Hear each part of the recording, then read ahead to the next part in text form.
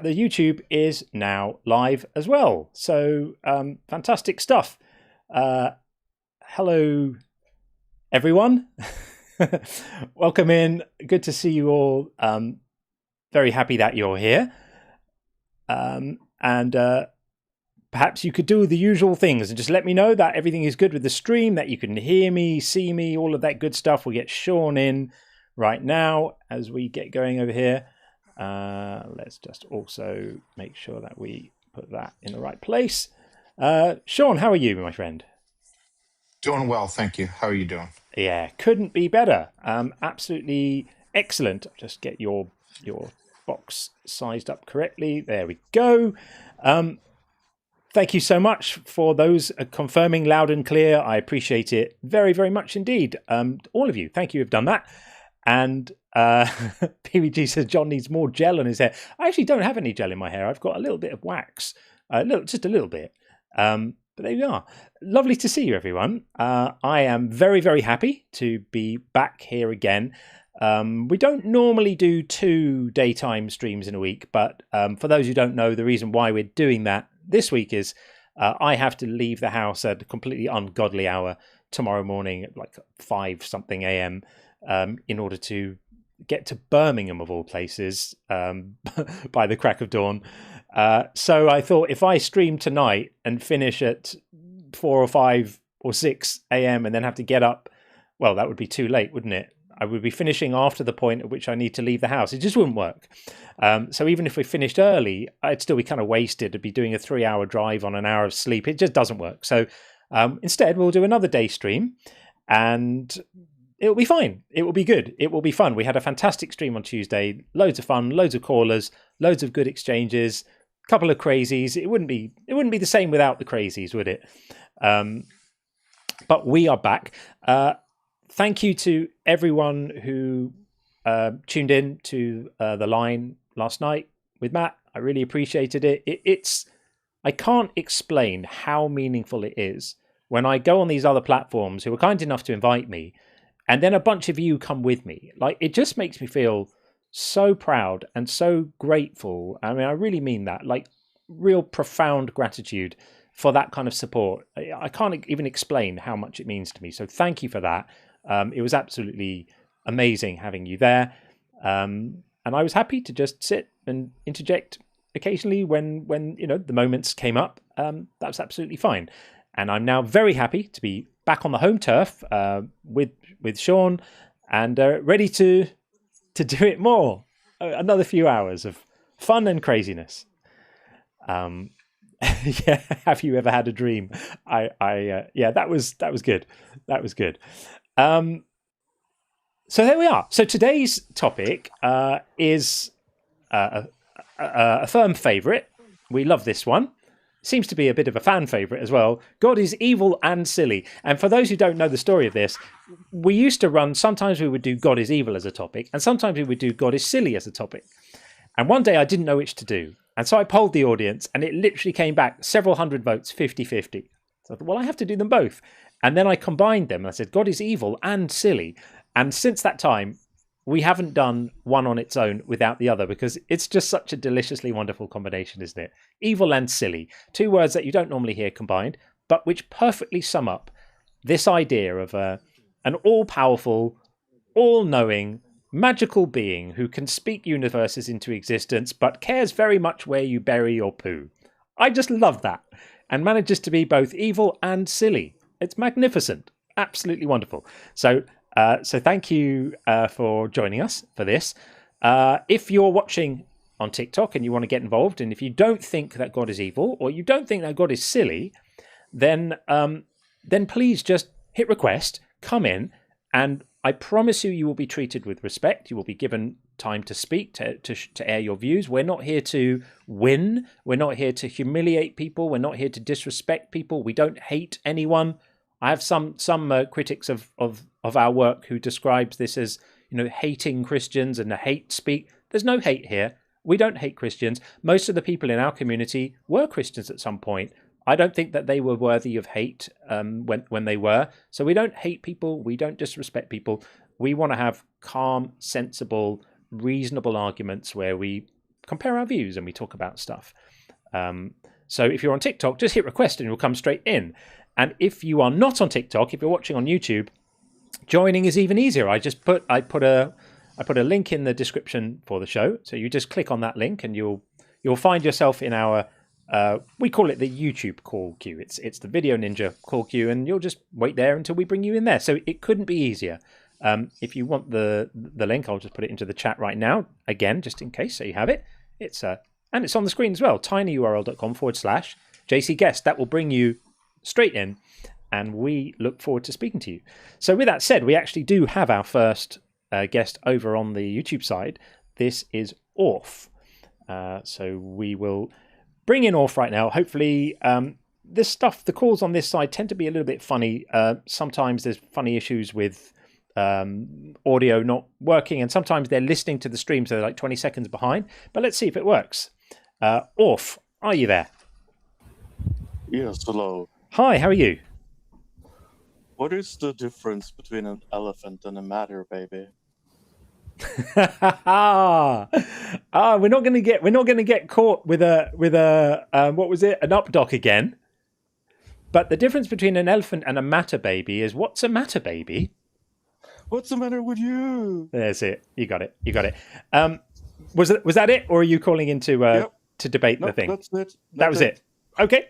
Thank you very much.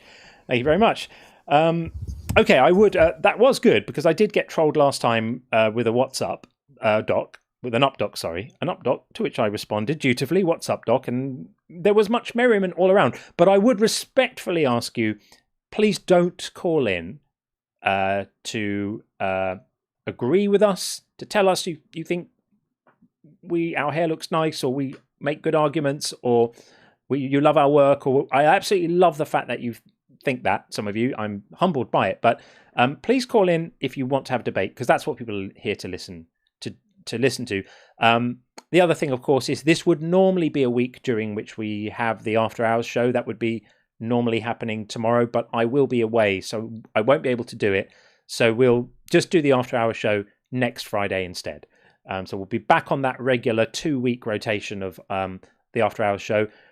And on that show, you're welcome to call in and tell us how much you like our smiles, and whether you think we're doing good things, and share your jokes and ask questions about anything you like. It's completely open. The After Hours show is the AMA. You can ask Sean anything, you can ask me anything, and we'll do our best to reply. And pretty much nothing's off the menu. So whatever you like, when that show comes around, go for it. But today, respectfully, please don't call in to tell us how much you agree with what we said about the guest 2 calls ago, or anything like that, because it just kind of disrupts the flow a bit. And it sort of doesn't. That's not what people are here to hear. Right. Well, while we wait for our next guest to load up, I have a couple of super chats that I can read to get us going. We'll start with that. So the very first one is from our very own and very wonderful PVG. Of course, huge thanks must always go to PVG, because he and an Espresso do the timestamps for all the live streams. And where would we be without those? If you ever find those not pinned, that's my fault, because my job is to just find all the hard work they've done and pin it. And sometimes the app is a bit funny. When I do it on the YouTube app on my phone, sometimes the pin works and sometimes it doesn't, weirdly. But huge thanks go to those two for amazingly diligent hard work every live. Massive thank you. And PVG says, John, if some ISKCON Gita Brahman reincarnation apologist shows up, I'll be happy to drop in and debunk. They always use Prabhupada's version of Gita. Well, if that happens, we can call on you, because that is so far outside of my realm of knowledge that you might as well ask my cat to talk about it. My cat would probably do a better job than I would there. So good to know we can call on you to debunk that particular type of silliness. So cheers that, PPG. Appreciate that. Appreciate that. And Buzz says, "What's up, dog?" Brilliant. What exactly is an up dog? Cheers, Buzz. And Sammy and Pickle, thank you for the super chat, says, your channel and this community has meant more to me than you and the chat knows. Thank you. It's been a struggle and it's easy to feel alone when deconstructing. So to have a community is amazing. Well, messages like this mean more than I can explain and express to you. It means everything to me, and I know to Sean as well, to know that the stuff we do here isn't just, shits and giggles. There's lots of shits, there's lots of giggles, there's lots of fun. It is a good laugh, and I there's a lot to laugh at, there's a lot to enjoy, but actually there is something deeper here. And for me, the two most important things are equipping people with some ways of framing these discussions that they may not have had before, so that in their own interactions, they've got some stuff to refer to. I'm quite happy to be copied. None of the things we say here are copyright or precious about, it's all shared. If you hear anything of value here and you think it's going to help you in your discussions, go for it. I've done that. I still do it. I hear other people make arguments and I think that's really clever, and I take it on board myself. So that's how we all grow and learn. So that's one of the things. And then the other thing is just create community, create a space where people understand what other people are going through and have gone through, and can be normalized and made to feel nothing wrong with you. You're just a human being. You're just trying to do what we all try and do, which is figure out what it's about and figure it out the best you can and not believe too much nonsense along the way. So if we can do anything to help people feel normalized in that way, then that's absolutely fantastic. So thank you, Sammy and Pickle, for that amazing validating message. Really appreciate that. And then Forge the Gods, thank you for this, says definitely wouldn't want to court with a matter baby. Yeah, right. You wouldn't want to mess with a matter baby. You wouldn't have anything to do with a matter baby. I'm sensing incoming puns today. I think there's going to be some wordplay happening today, and I'm frankly reasonably here for it. That's absolutely fine. And Buzz says, "Hey, leave it to the pros. Buzz has spoken." You're definitely a pro on that way. In that way, Buzz. Absolutely. And then the very wonderful Herbie Shine. Thank you, friend. Great to see you today as well. Having said that, John, can I phone in to agree with you? Yeah, anytime. Absolutely fine. Absolutely anytime. And next one is Danger Dave. Thank you, Danger Dave. God staging an epic cosmic unaliving mission against himself to fix the rules he made up in the first place. Make it make sense. It doesn't make sense. That's why we confidently say that this is silly. This theology is so silly. And it's this weird thing that when an idea gets baked into the culture, when it's been in there for long enough and it gets normalized and people are just used to it, no one realizes how wacky it is, how silly it is. It's just normal. It's like, well, this is what my parents believed it, their parents believed it, their parents believed it, loads of people's parents believed it. Well, there must be something to it. But if this were introduced into our culture now as a new set of ideas that no one had heard, imagine meeting someone at a party and you didn't know about Christianity. And you said, how are you? And you said, fine. What do you do? I'm a plumber. Fantastic. You're just having the normal conversation. And then they said, do you know, by the way, the entire universe was invented by a special ghost who impregnated his own mother so he could get nailed to a piece of wood to forgive everyone for breaking the rules he made. You'd just, you'd say, well, it was lovely meeting you, and you'd take your cocktail sausages on a stick and go somewhere else and speak to someone less bananas. But you definitely think that person was completely mad. And yet, when a couple of billion people believe this, suddenly it's respectable, and we must speak about it in hushed tones. And people wear particular hats when they're talking about it, and it's all very impressive and very baked into the culture.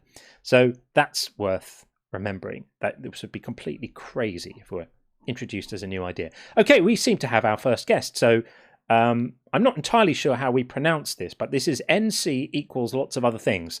So I'm going to bring them in right now. And for the name, I'm just going to say NC. Hi, NC. How are you? Hi, brother. I'm fine. How are you doing? Yeah, I'm really good. Are you happy for us to call you NC if we need to call you anything? Is that okay? Yeah, that'll be fine. I've just got two questions for you. Sure. Is that okay, mate? Yeah.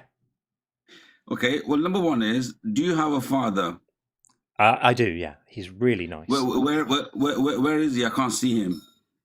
Well, he's not here with me right now. Well, that's what I'm saying. Where is he? I can't see him, so I don't believe you. Right. And does that strike you as an effective argument, given that most people have a father? Not all, of course. Yeah, no. I'm interested in your response. Please, respectfully, I'm not trying to say anything wrong here. Sure. I'm looking at your response here. That you said you got a father, and I'm saying I can't see him. Where is he? Yeah. Well, he's probably in his flat right now. I could arrange a video call if you'd like to speak to him. Can you do that with God?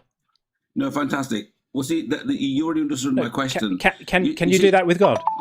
Yeah. 1 minute. Well, obviously, like I said, 20 years ago, 30 years ago, there was no cameras, so there was no video calls. I'm interested in what you just responded by saying he's in his flat, and if I be more pedantic and I say you don't have a father, prove to me, then you'd have to go with. I would just arrange a video call and you could speak to him. It's fine. It's not a problem. No. If you needed evidence. Video call still means because I could show you my father and he still could be somebody else. I could still be lying. Yeah, you get could. it. Yeah, you could. So if you showed me your father on a video call, I would have to leave open the possibility that the person you're showing me. Listen, you've asked a question. Okay, go on. You asked a question, I'm answering it. So if you showed me your father on a video call, or even in person, I would leave some conceptual space open for the possibility that you're not being honest and this person isn't your father. I would say the probability of that wouldn't be 0. It might be very small. I might put it at 1/10%, right? Because you don't have a particular reason to lie to me about that. But I would allow it, right? But we can't even get to that for any gods, right? This idea that you don't have to believe me because I can't prove I have a father, therefore something God. It's not analogous because there's no evidence of God, whereas I can give you evidence of my father. We could do a genetic test and I could show you that he's my father. Well, this is it. I'm glad you're saying these things because my whole idea was exactly this, and it's vice versa. I do the same. I'm saying that when we can't see something, we would go to lengths of reasoning. So, look, this is casual, right? Let's say if this was in a court of law, if this involved crime, if this involved police, if somebody had to be tested for. What I'm saying is that as humans, we go to reasoning to a length to prove somebody's existence. Great. Then let's do that. I get you. So we go to reasoning. So, for example, we know how sexual reproduction takes place and the fact that it's required for all of us to have like a sperm meet from a man's genitals or his testes, reach the egg of a woman, etc. All right. So we know all that. We can use reason to infer that somebody has a father, right? That everybody has a biological sperm donor at minimum, whether they're an actual father figure or not. We get that. Please provide that in equivalence to that for your God. Okay, fantastic. Thank you for that. I'm saying, first of all, that's the difference between animals and humans. We've got reasoning. So the very fact that somebody challenges you and I and says that you haven't got a father, we know that we're so satisfied with our reasoning that if our father could pass away, he could be in the grave, you're right? But we could still satisfy our intellect and their intellect. Great. Do that for your God. No, 1 minute. Let me finish now. 1 minute. Look, brother. We don't need the preamble. We don't need the preamble. Just get to the evidence for your God, please. You can contradict yourself all day long. I'm saying that I didn't contradict myself. The very notion that all of a sudden you've got reasoning to prove there's a father out there, but when you put the topic of God, you run away from the reasoning. I can talk about reasoning. Okay, what is your argument for God? What is your argument for God? Just break it down. Exactly the same argument. Don't contradict. Exactly the same argument. The way you prove a father, that's exactly the same argument. Okay, so there's a God out there. So the argument, my argument for to prove that I have a father is that biological creatures, well, not all biological creatures, but human beings, Homo sapiens, reproduce through sexual reproduction that requires a sperm from a man, an egg from a woman. And you said the exact same argument for your father, for your God. So the argument for your God is that biological humans reproduce through sexual reproduction. That's the argument for your God? Well, that's it. The same, because the intelligent design is one of the biggest arguments for God. Okay.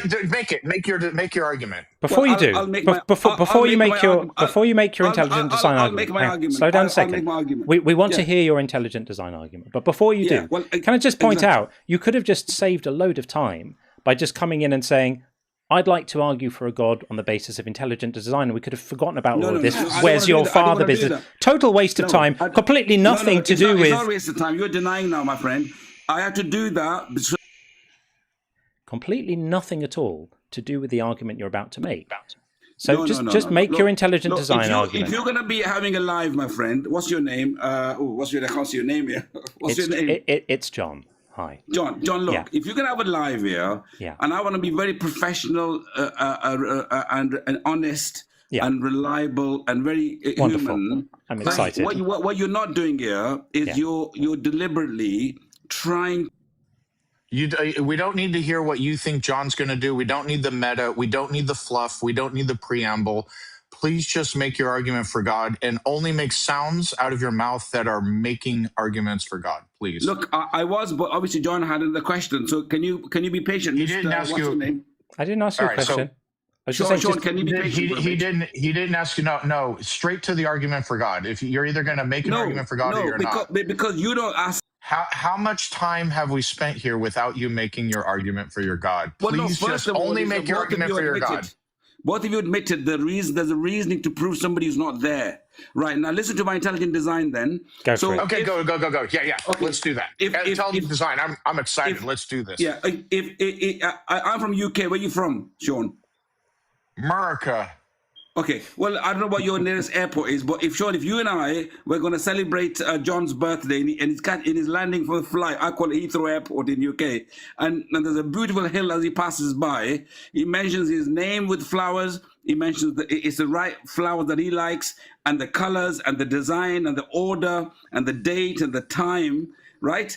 If be honest, John, when you pass by, and if there's some secret words in there that only we two friends know about you, what's the first thing you're gonna say? Are you gonna be pedantic by saying this is by coincidence? There's a welcome message, happy birthday to you, John, or somebody's been at it, somebody's been behind all this message writing? So let's try and encapsulate your argument correctly. Yeah. So your argument is. A special magic ghost invented the universe because if you were arriving on a plane from Heathrow and you saw a special message written for you, you would think someone had written the message. This is your apologetic today that you're offering us. Am I correct?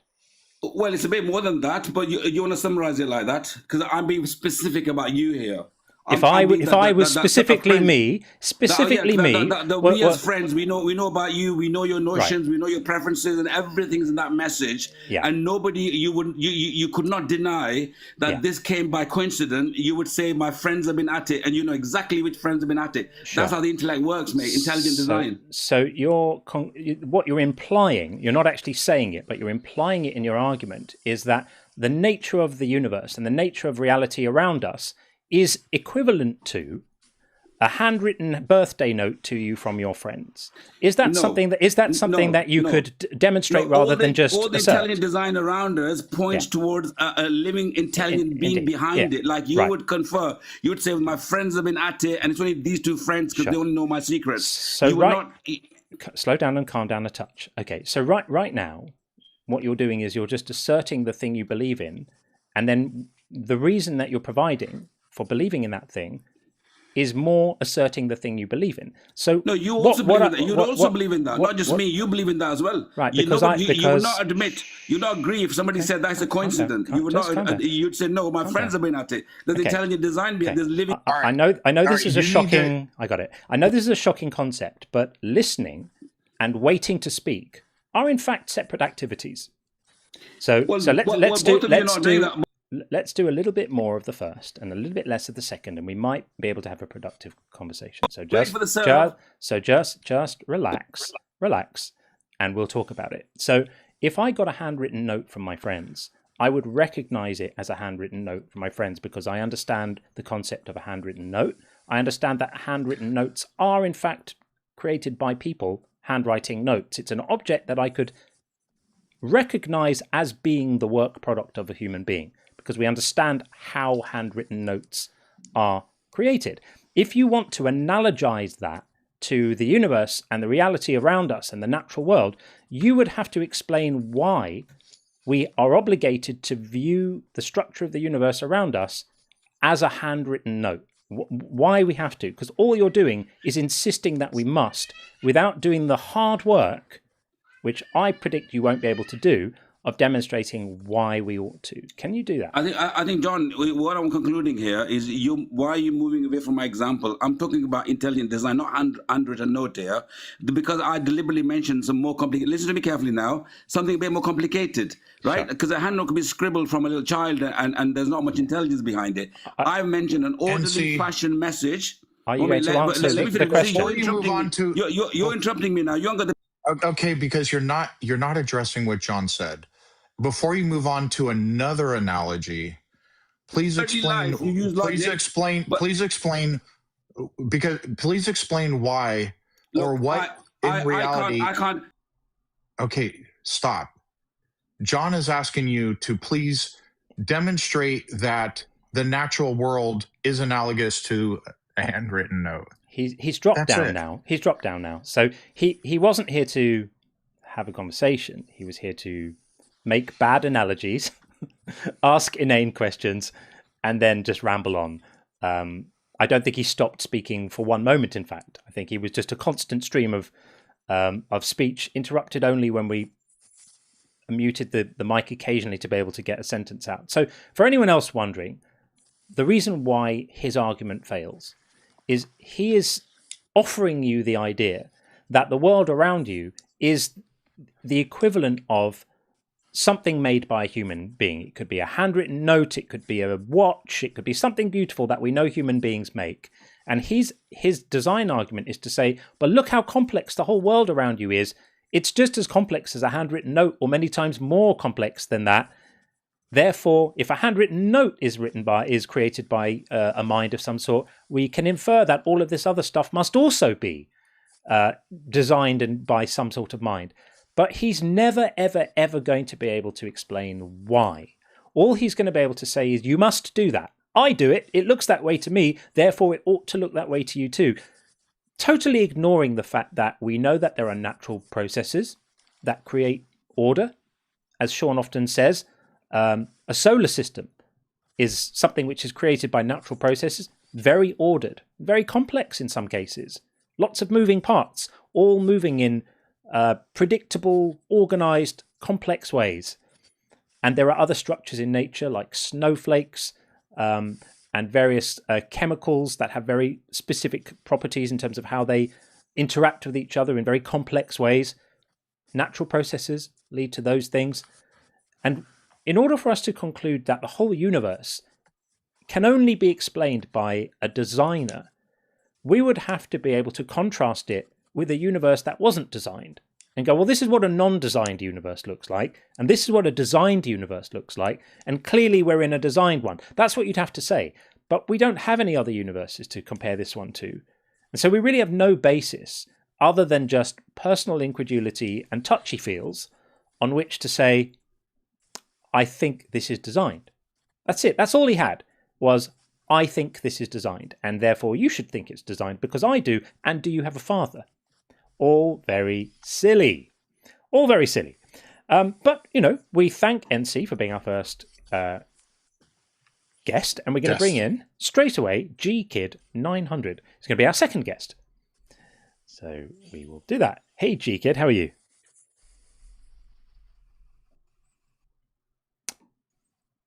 GKid has now gone, to be replaced almost immediately by Richard. I wonder if that was an accidental. We'll see. Bringing Richard in right now. Hey, Richard. Are you there? Hey, what's up? Hey, how are you? I'm fine. Good. Welcome in. God is evil and silly is what we are saying today. Yeah, I agree. You agree? Yes. Okay. Well, thank you very much for calling in. Okay, that was Richard agreeing with us. People, above my head are written the words debate stream opposition only. You coming in to agree with us doesn't contribute to the conversation because we're just going to go thank you and, have a good day. So please don't. Thank you. We love that you do. We're over the moon that you agree with us. The more people who agree with us, the more sensible the world becomes. Every time somebody goes, yeah, I see what you mean. The average IQ of the world, or IQ is a horrible measure, but the average level of understanding of the world goes up just a tiny bit. And we like that. So that's wonderful. But please don't make time in your calendar to come up and tell us how much you agree with us. Simbrushe is going to be our next guest. Hey, how are you? Just waiting for my mic to get turned on. How are you? You okay? Yeah, we're really good, thanks. Look, I completely disagree. Like, how is God evil and silly at the same time, right? Because there's always good and evil, and the godly force is the good force, and the evil force has always been like the devil's sort of like, what can I say? That other spectrum. So why are we putting God in the same bracket as evil? I just don't understand that. Sure. So we'll answer this very, very directly for you. But before we do, can we just check which God it is you believe in? Because there's so many to choose from. Which is your favorite? Well, yeah. So the one that I believe in, right, is the Yahweh, Yahweh, the God that Jesus preached. Okay, gotcha. The God of genocide and slavery. Got it. Okay. So the reason why we think that God is evil is because of all the absolutely disgusting things he does. I mean, the way that we would assess a person as being evil is we look at what they do, and if they do lots of things that we call evil, then we would say, traditionally, that person is quite evil. So, like, for example, an example would be someone like Stalin. Put loads and loads and loads of people to death, caused loads and loads of suffering and pain and misery and death.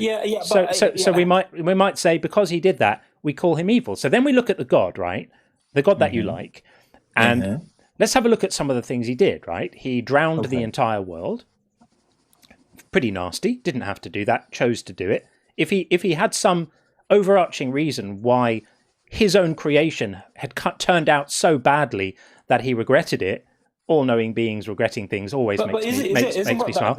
Sorry to cut you off there, but isn't that got something to do with free will, right? Because human beings are created. Human beings are created to have free will. I was coming to that. And when we start abusing that free will, we understand. We've heard this before 1,000 times. So what I was going to say is, if he had some reason why, he had absolutely no way of knowing that the free will was going to lead his creation into being evil and wicked and bad. I mean, he couldn't possibly see that coming, even though he apparently knows everything.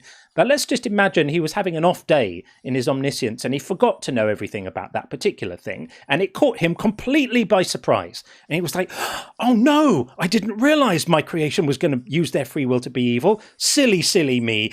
Now I've got to get rid of them all. He could have just clicked his fingers and uncreated them all, and they could have all just vanished. But no, he had to drown everyone. He had to drown everyone and submit them all to a painful, agonizing, traumatic death, including, by the way, all the animals, as Sean often likes to say, all the kittens. All the kittens had to be killed, and all the little puppies had to be killed, and the little baby kangaroos in the mummy's pouch. Death to all of them because they're bad, evil, naughty baby kangaroos, said the God. This is preposterous and ridiculous. And so there you've got God killing and drowning everyone for reasons.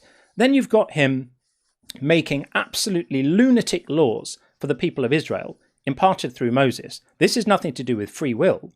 Right, you don't get a free will argument here. Okay, fair enough. I mean, I hear your points. I hear your points, but I just feel as if a lot of it has to do with maybe some misunderstanding and things that are literally based from a superficial level. What is your misunderstanding? What is your misunderstanding? I'll help you clear it up.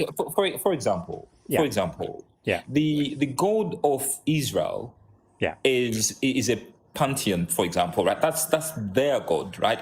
It's not the God of everyone, right? And the reason why we're having a lot of conflicts these days is because people are claiming their own little gods, and they appear to have made gods in their own. What does this have to do with cats? What does this have to do with cats? Sorry.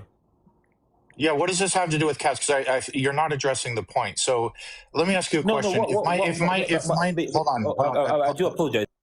Hold on. Let me ask you a question. If my neighbor drowned his cat in his bathtub to unalivement, would you consider that immoral? Yes or no? I would investigate first. Okay. What would be an appropriate reason for him? Let's say you know for a fact he drowned his cat in you investigated and he did it. Would that be immoral? Yes or no? What I'm saying is, Yes or no? But my investigation has not come to a conclusion whether it's the real God or it's the God that people have made in their own image. Please answer my question. The question's not going away, I promise you. I'm very stubborn. If my neighbor drowned his cat in his bathtub, would that be immoral? Yes or no? That's immoral. But we have to Okay, good. All right, good. Let's say he drowned 2 cats in his bathtub. That would be even more immoral, correct? That still stands, right? Yeah. Yeah. What if he drowned every single cat and kitten on the entire planet? That would be many multiples of more immoral, right? Okay, so was it immoral when God drowned every cat and kitten on the entire planet? How immoral was that? That's where the sticking point is, right? Because the investigations, we've not concluded that this is the real God or this is the God that people have just literally made in their. But you said you believe in Yahweh. You said you believe in Yahweh, right? And Yahweh is the God as depicted in the Bible. So are you just saying that you just pick and choose which bits of the Bible you personally like and ignore the bits you don't like, and that's what you think Yahweh is? That the properties of the God you worship are subject to your preferences about which verses appeal to you? Is that your position? No, my position is what I'm trying to say is, do we know which? For example, Yahweh is just an expression of life, pretty much. It doesn't mean anything. Yahweh is just an expression, or it could be interpreted as an explosion or the Big Bang. That's what Yahweh means. It doesn't really mean God. That's great, but you're the one who brought up the Bible, my friend. You're the one who brought up the Bible. So if you're going to bring up the Bible, let's just do a couple of quick questions to determine how valuable you think this book is, or collection of books. So when you talk about Yahweh, the God of the Bible, and then you mentioned Jesus as well, right? Do you think that the God of the Bible that you refer to called Yahweh is also Jesus?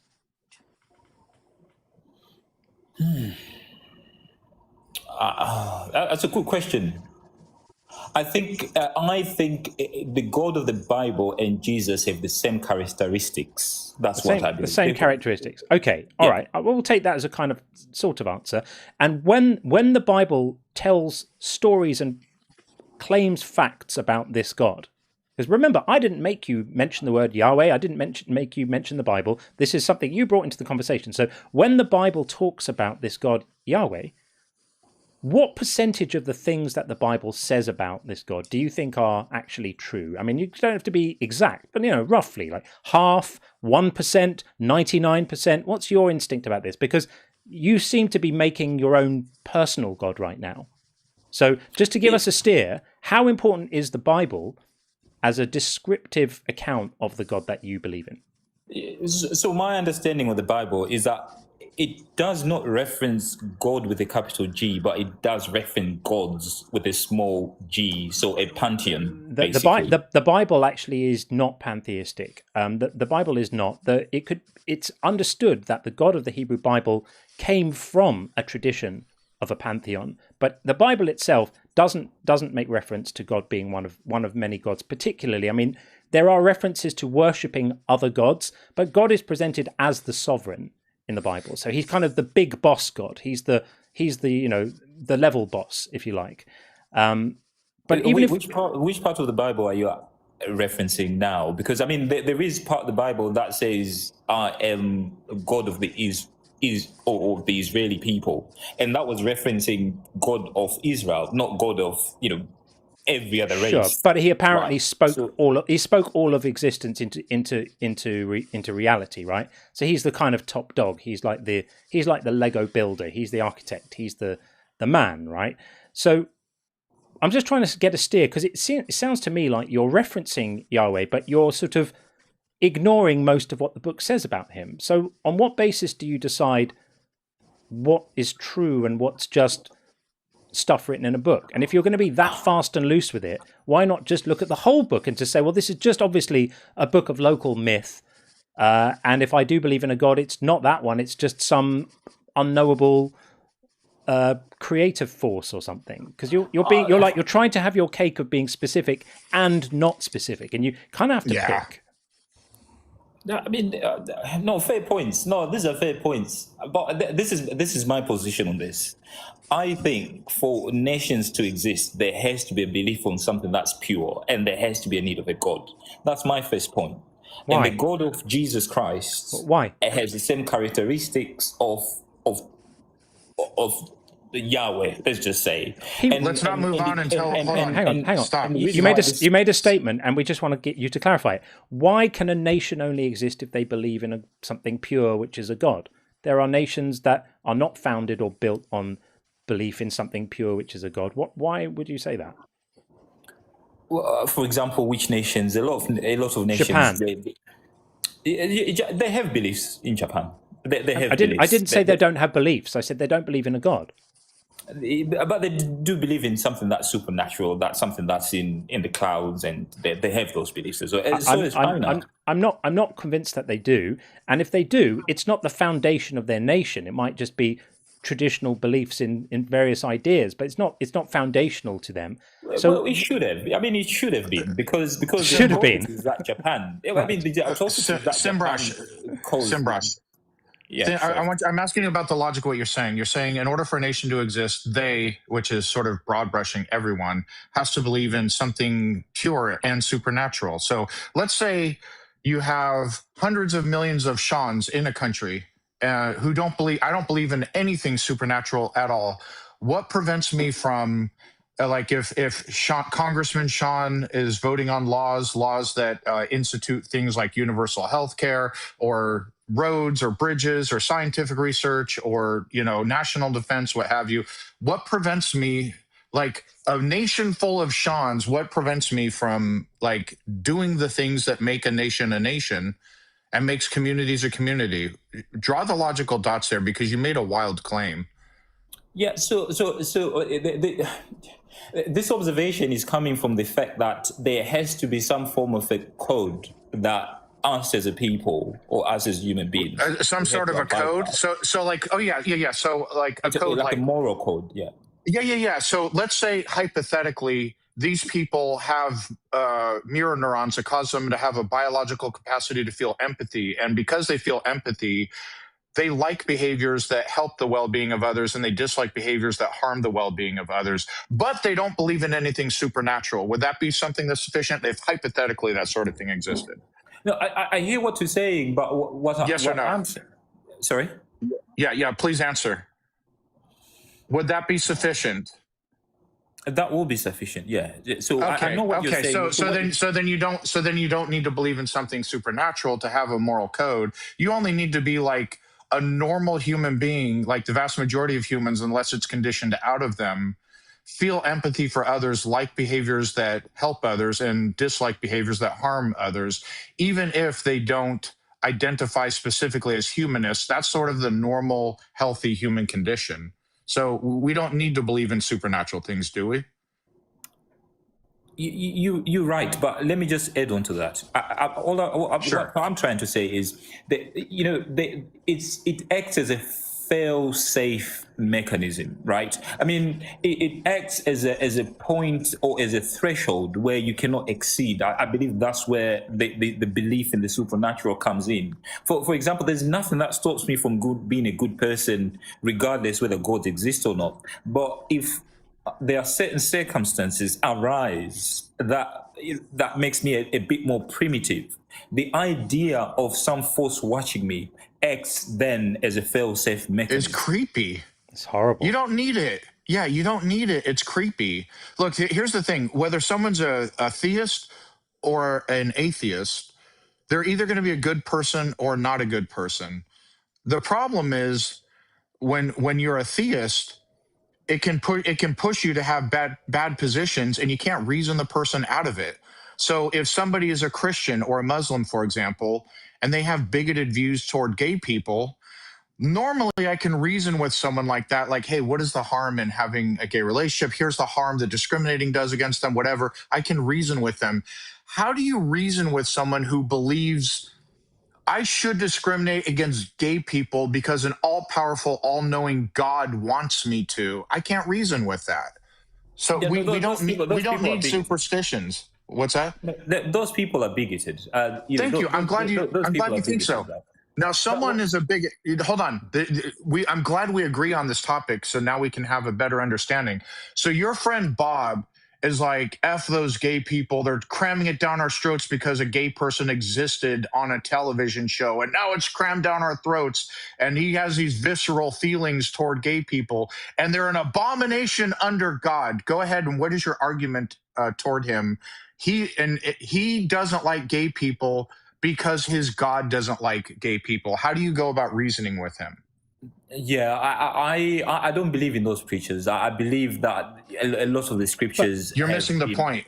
Yeah, but this is the problem. This is a problem. So you were the one who introduced the word Yahweh into the conversation. Mm-hmm. Well, the only reason we have that term in our culture is because the Bible makes reference to this God, which people call Yahweh. And we can read about this God in a book. And the book is called the Bible. And that God says that gay people are an abomination and need to be put to death. So what you're doing is you're saying, I like this God, but I'm just going to ignore what the Bible says about him here and here and here and here and here. I like this bit. He talks about charity and forgiveness. I like these bits. I'll keep those.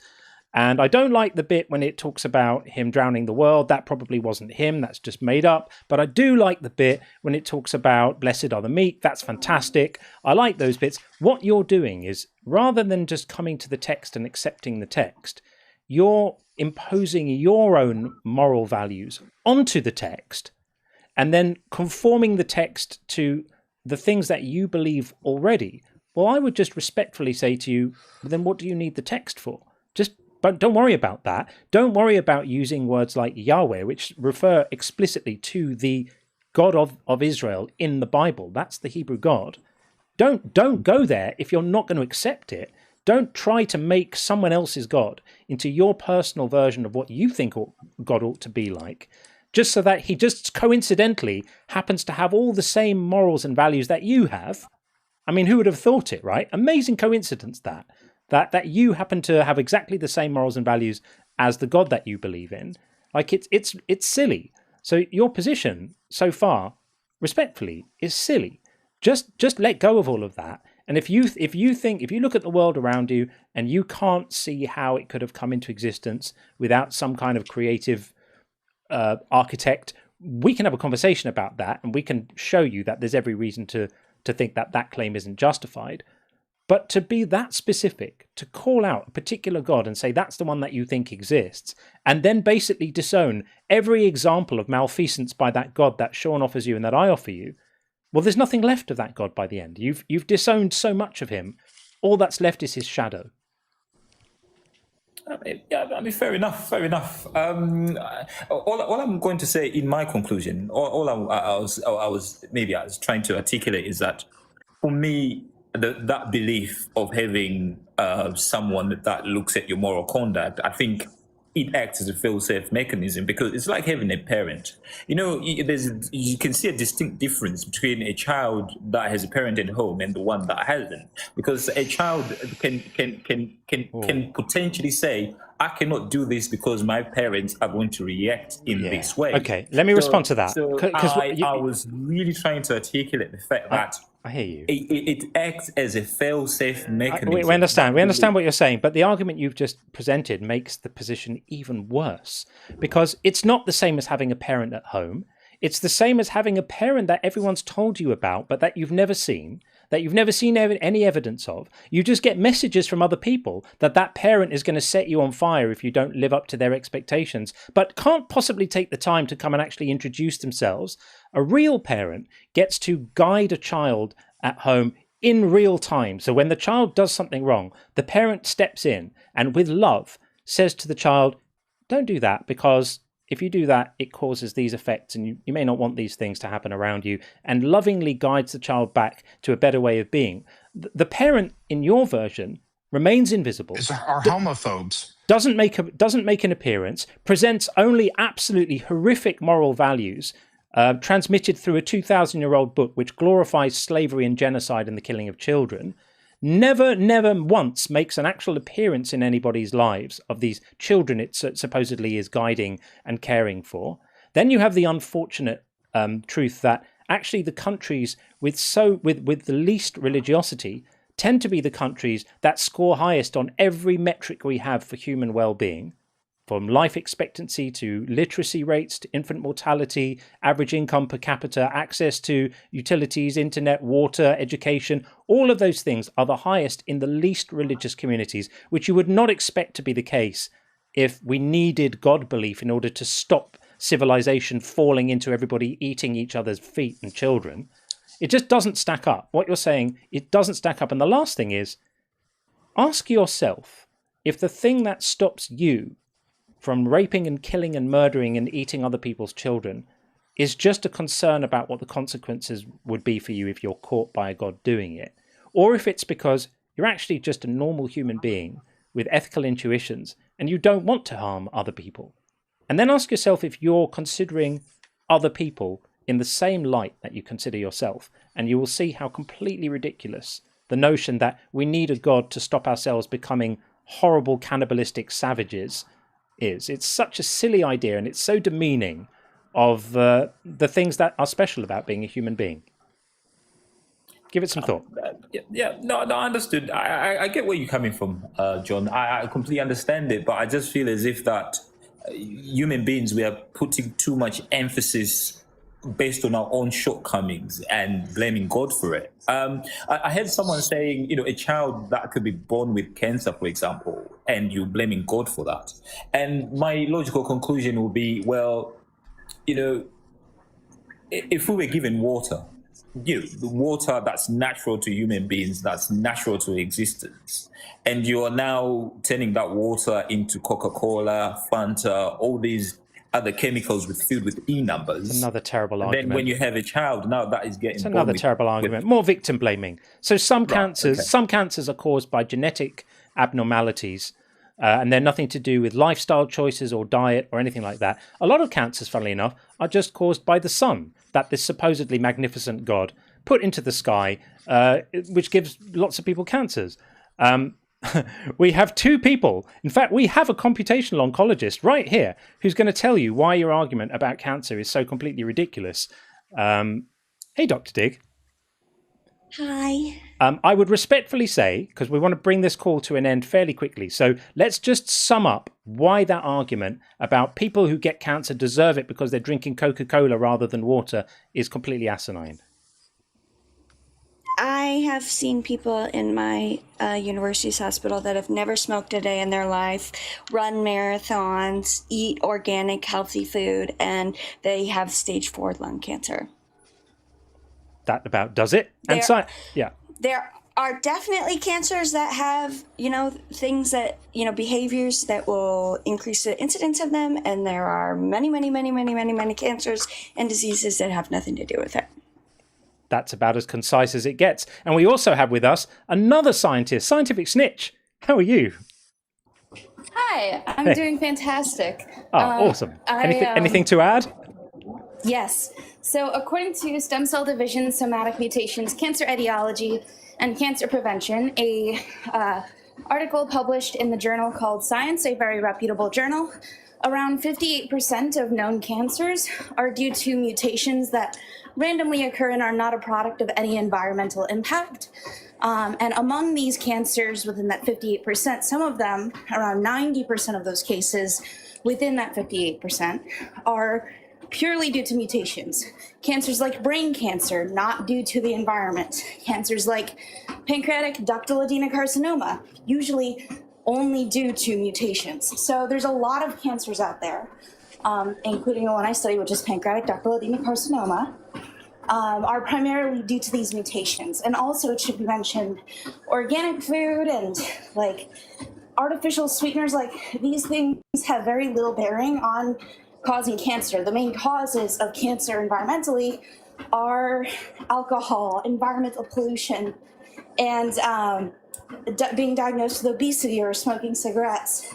It's not simple things like organic food or artificial sweeteners. Brilliant. Well, that puts paid to that argument, doesn't it? No, yeah, it's fine, John. I'll make way for other debaters to come in. All right.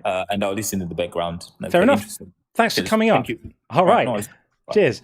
And thanks to our absolutely amazing panel of experts. I love having you guys around. I mean, this community is absolutely kick-ass. We've got Chase around when the physics bullshit comes up. Chase comes in and sets the record straight. We've got Scientific Snitch. We've got Dr. Dig.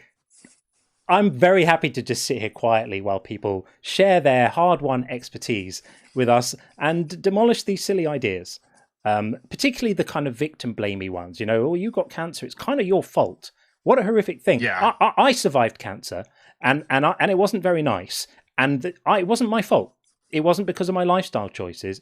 Just shit happens sometimes. So I find those arguments particularly offensive on a personal level. So, ladies, I'm very, very grateful for your incisive, accurate, concise, brilliant input. Amazing. Thank you so much. Thank you. All right. Thank you. Stand by. Brilliant. Okay, we are going to get our next guest in, who's going to be Dushex. But before we do, I'm just going to read 3 super chats, just so we don't get too behind on them. One more skateboarder said, "Hey, Nopers. Nopers. I'm loving Nopers. Nopers is definitely going to be a thing. We are Nopers now. That's a thing. Hey, Nopers, could you square doxastic involuntarism and stoicism? Choosing to believe in as few false things, can you hold off on belief?" Interesting thought. I'm going to say that doxastic involuntarism is the rule to rule all rules in terms of anything to do with belief. So if you're able to adopt a stoic view on things, if you're able to look at the world in a certain way and interpret the world a certain way, it's because your mind is able to be convinced that certain things are true, which is downstream of involuntarism. But I have a lot of time for the Stoics, and I think that's an interesting combination of ideas I haven't really thought about before. And I don't think you can when you choose to believe as few false things, you're not actually choosing your beliefs. You're just choosing your approach to assessing beliefs. So you're kind of choosing your method. You're choosing to try and employ good epistemology, and that intentionality can lead you to find things not persuasive that you previously may have found persuasive. That certainly happened to me. I used to buy into a whole load of nonsense and bullshit. And then I just learned to think better from people like Carl Sagan, taught me to think better. And as a result, because I wanted to believe as few false things as possible, I came to find myself not believing things that I previously may have believed. And the last one before we get Dushex in is November 1946. Thank you so much for this. Love your work, both of you. I'm in an interesting position as a Hellenist, where I fully believe and agree that my gods are both silly and evil. Interesting. That is an interesting position to hold. Fascinating. Okay, I'm not sure what to say about that, but that's fascinating. Thank you for the super chat. Okay, let's bring in Dushex, and then after that we've got Okorodogwu after that. That's a mouthful to say. Bringing in Dushex right now. Welcome in. How are you? Hey, hello. How are you? Hi. Yeah, good. How are you doing? So I'm here just to seek knowledge. I am an agnostic atheist, but one statement of one Christian made me question something. So I brought up the Deuteronomy chapter 21, verses 18 and 21. Yeah, the stoning. And yes. Yeah. And he asked me, do you think it's a good thing that evil should be removed from the world? And I said yes. And he said, so with that statement, you're saying that you agree with those verses. Yeah. Okay. So what we'll do is I have explicitly asked, please don't call in to have conversations. Those are the kinds of questions that we will be answering on the call in on the After Hours show. But as you've asked it, the response to that is very simple, is that people suspected of not being virgins because of a faulty virginity test are not evil. And to label them evil is to presume an awful lot without doing any of the work to demonstrate that they are. That's why that argument is complete bollocks and really, really offensive to all the innocent young girls who we know from rabbinical writings actually did get stoned to death because their parents weren't able to prove with some blood on a cloth that they were virgins. Absolutely horrendous. So I hope that helps.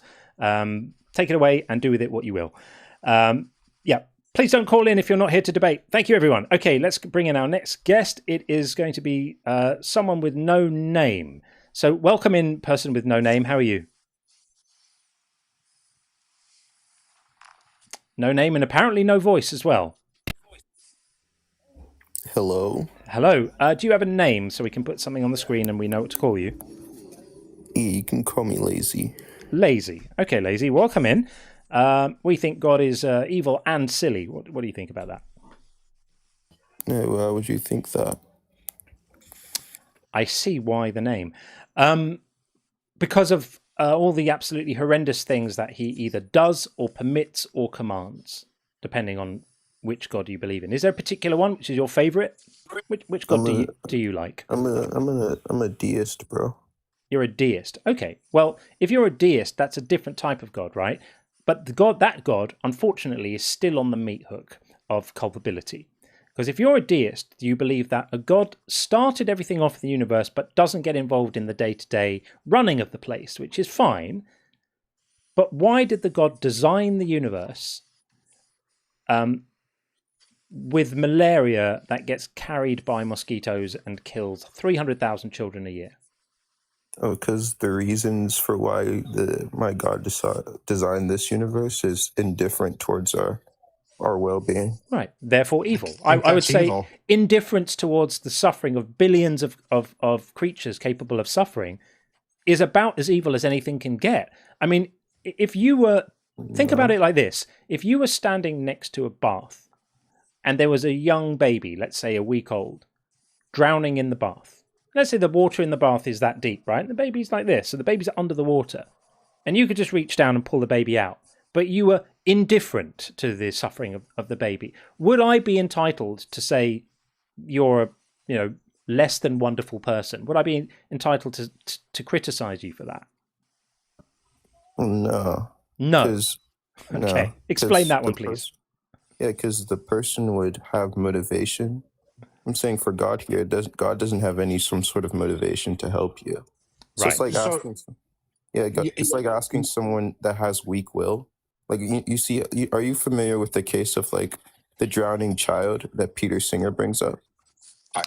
So it's just imagine that, and then someone is like, he has weak will, he has like no motivation at all, and then you're criticizing him for not helping the child. I would, you would think that is evil. Yeah, but that's obviously absurd. So if somebody just watched a baby, I just want to be clear, because I don't know if you understood the implication of what you said. I want to give you a chance to like clarify or what have you. Your position is that if John is standing next to a bathtub and sees a baby in the bathtub drowning, he could, with no risk to himself, reach in and save the baby and pull it out of the water. But maybe he doesn't enjoy the suffering of the baby. He's just indifferent to it, and he just decides to allow the baby to drown. In your opinion, that's not immoral? If John doesn't have the motivation to save the child, no, it wouldn't be immoral. Okay. Wow. Yeah, I think that's gross. And wait, why would that be immoral? Wait, why is that absurd? Okay, I'm going to read you the definition of the word psychopath. A psychopath is a person with a personality construct marked by a severe lack of empathy, absence of remorse, and persistent antisocial behavior. So the key there is a lack of empathy, right? Because if you watched a baby drowning, you would need to have zero empathy in order to remain, I can't remember what your word was, a lack of will or a lack of care or a lack of whatever it is that you're trying to... lack of motivation. A lack of motivation, that's the one. Thank you. Yeah. It's absolutely horrific to hear you saying these words. So for you to have a lack of motivation, for a God, for indifference, for a God to be motivated enough to create everything, but have a lack of motivation about the care of what he or she creates, is about as evil a thing as I can imagine. Well, no, because you can just look up. There's this medical condition. It's called abulia. You can look it up. It's when someone lacks like complete motivation to do anything. It's like complete bed rotting. The issue is that motivation is what drives us to action. Do gods suffer from medical conditions? No, I'm just saying for this, the way I understand God is that he doesn't have motivation in such a way that he would help us morally speaking. I think then I would think that I understand where you're going. You're trying to get to a point of evaluating God's inaction as being morally neutral. I just can't join you there, because depending on if you think your God is kind of a bit stupid and a bit lacking in insight, and just like willy-nilly created the universe without having any clue how it was going to turn out, maybe a roll of the godly dice, and then had absolutely no ability to fix it, fix his mess, make it a little bit less horrific, and just maybe was unaware of it or something, well, then maybe that's a kind of ineffectual, pathetic, silly God that you might spare from your judgment. But anything else, the God knows what's going to happen. The God knows that his universe is going to contain Ebola and Parkinson's disease and babies born with cancer. Doesn't give a shit. I think that's pretty evil. Well, that's not true, because under deism, God is necessarily God creates. Right? So that's not true for other like theistic views. Theism says that, it doesn't necessitate God to create. Deism is different. Deism says God necessarily creates. And God necessarily does not. Deism doesn't say God necessarily creates. The definition of deism is that God exists and he creates and he doesn't intervene. It doesn't stipulate that it's necessary. No, by definition, it would be necessary. No, a deistic God could choose not to create. Then that wouldn't be deism. That would be theism. You can just look this up.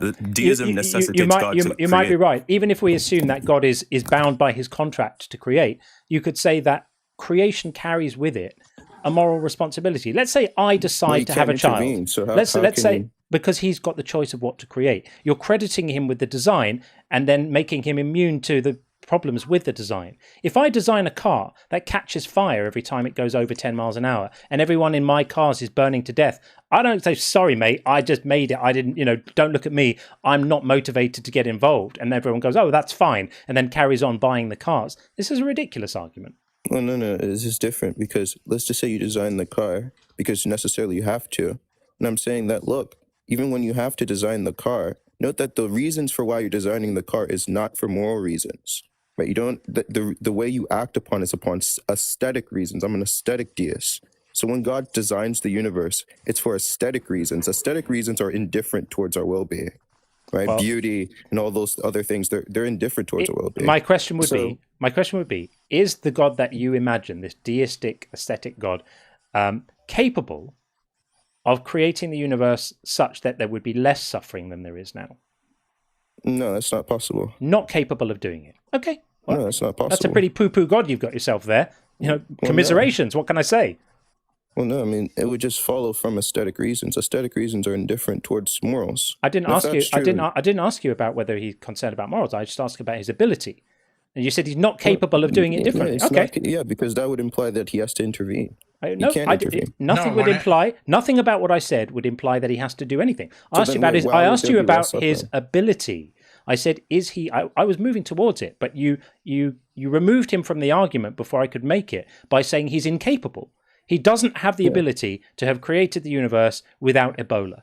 He would love to have done, or he doesn't care. But either way, he's not able to do it. Okay, well, that's a pretty crappy God you've got yourself there. I'm sorry. I don't know why you would imagine that such a pathetic being exists. But, oopsie daisy, this is the celestial Mr. Bean that we speak about sometimes. Made a universe, fucked it up, made it full of cancer and dying babies. But, I don't really mind. Cancer would follow. It wouldn't be surprising cancer exists under a universe that was created under aesthetic reasons. Like, I think you're too like conditioned under the tradition notion of gods that are all good. I'm not designed the universe for more reasons. No, I'm just looking at the ramifications of what you're saying, and that was why I asked you: is God capable of doing it another way? And you've said he's not. Well, okay, well that kind of ends that it's not possible. God is constrained by reasons that he can't create the universe without Ebola, just had to do it that way, couldn't possibly do it another way. He looked in the God book and it said you must create the universe with Ebola. Well, rules is rules, mate.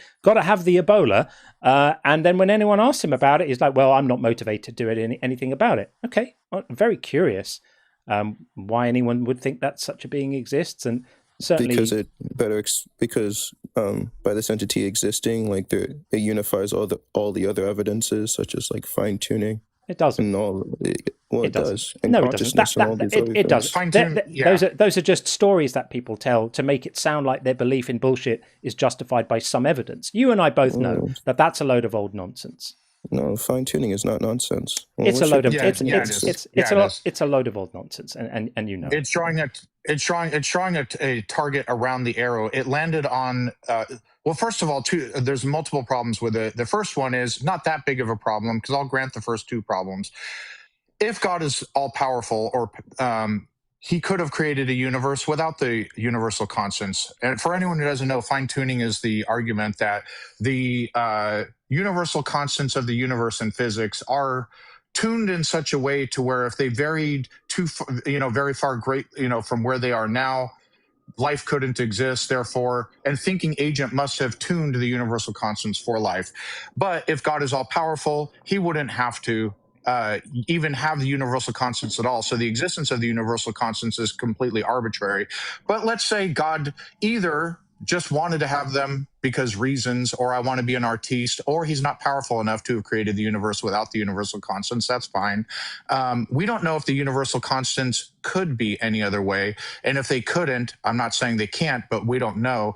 If they couldn't be any other way, the statistical odds they would end up where they are conducive to life is 100%, because they can't not be conducive to life. But let's set that aside and let me grant they could be anything you want. Like the statistical odds they would have landed on what they are, is very, very, very low.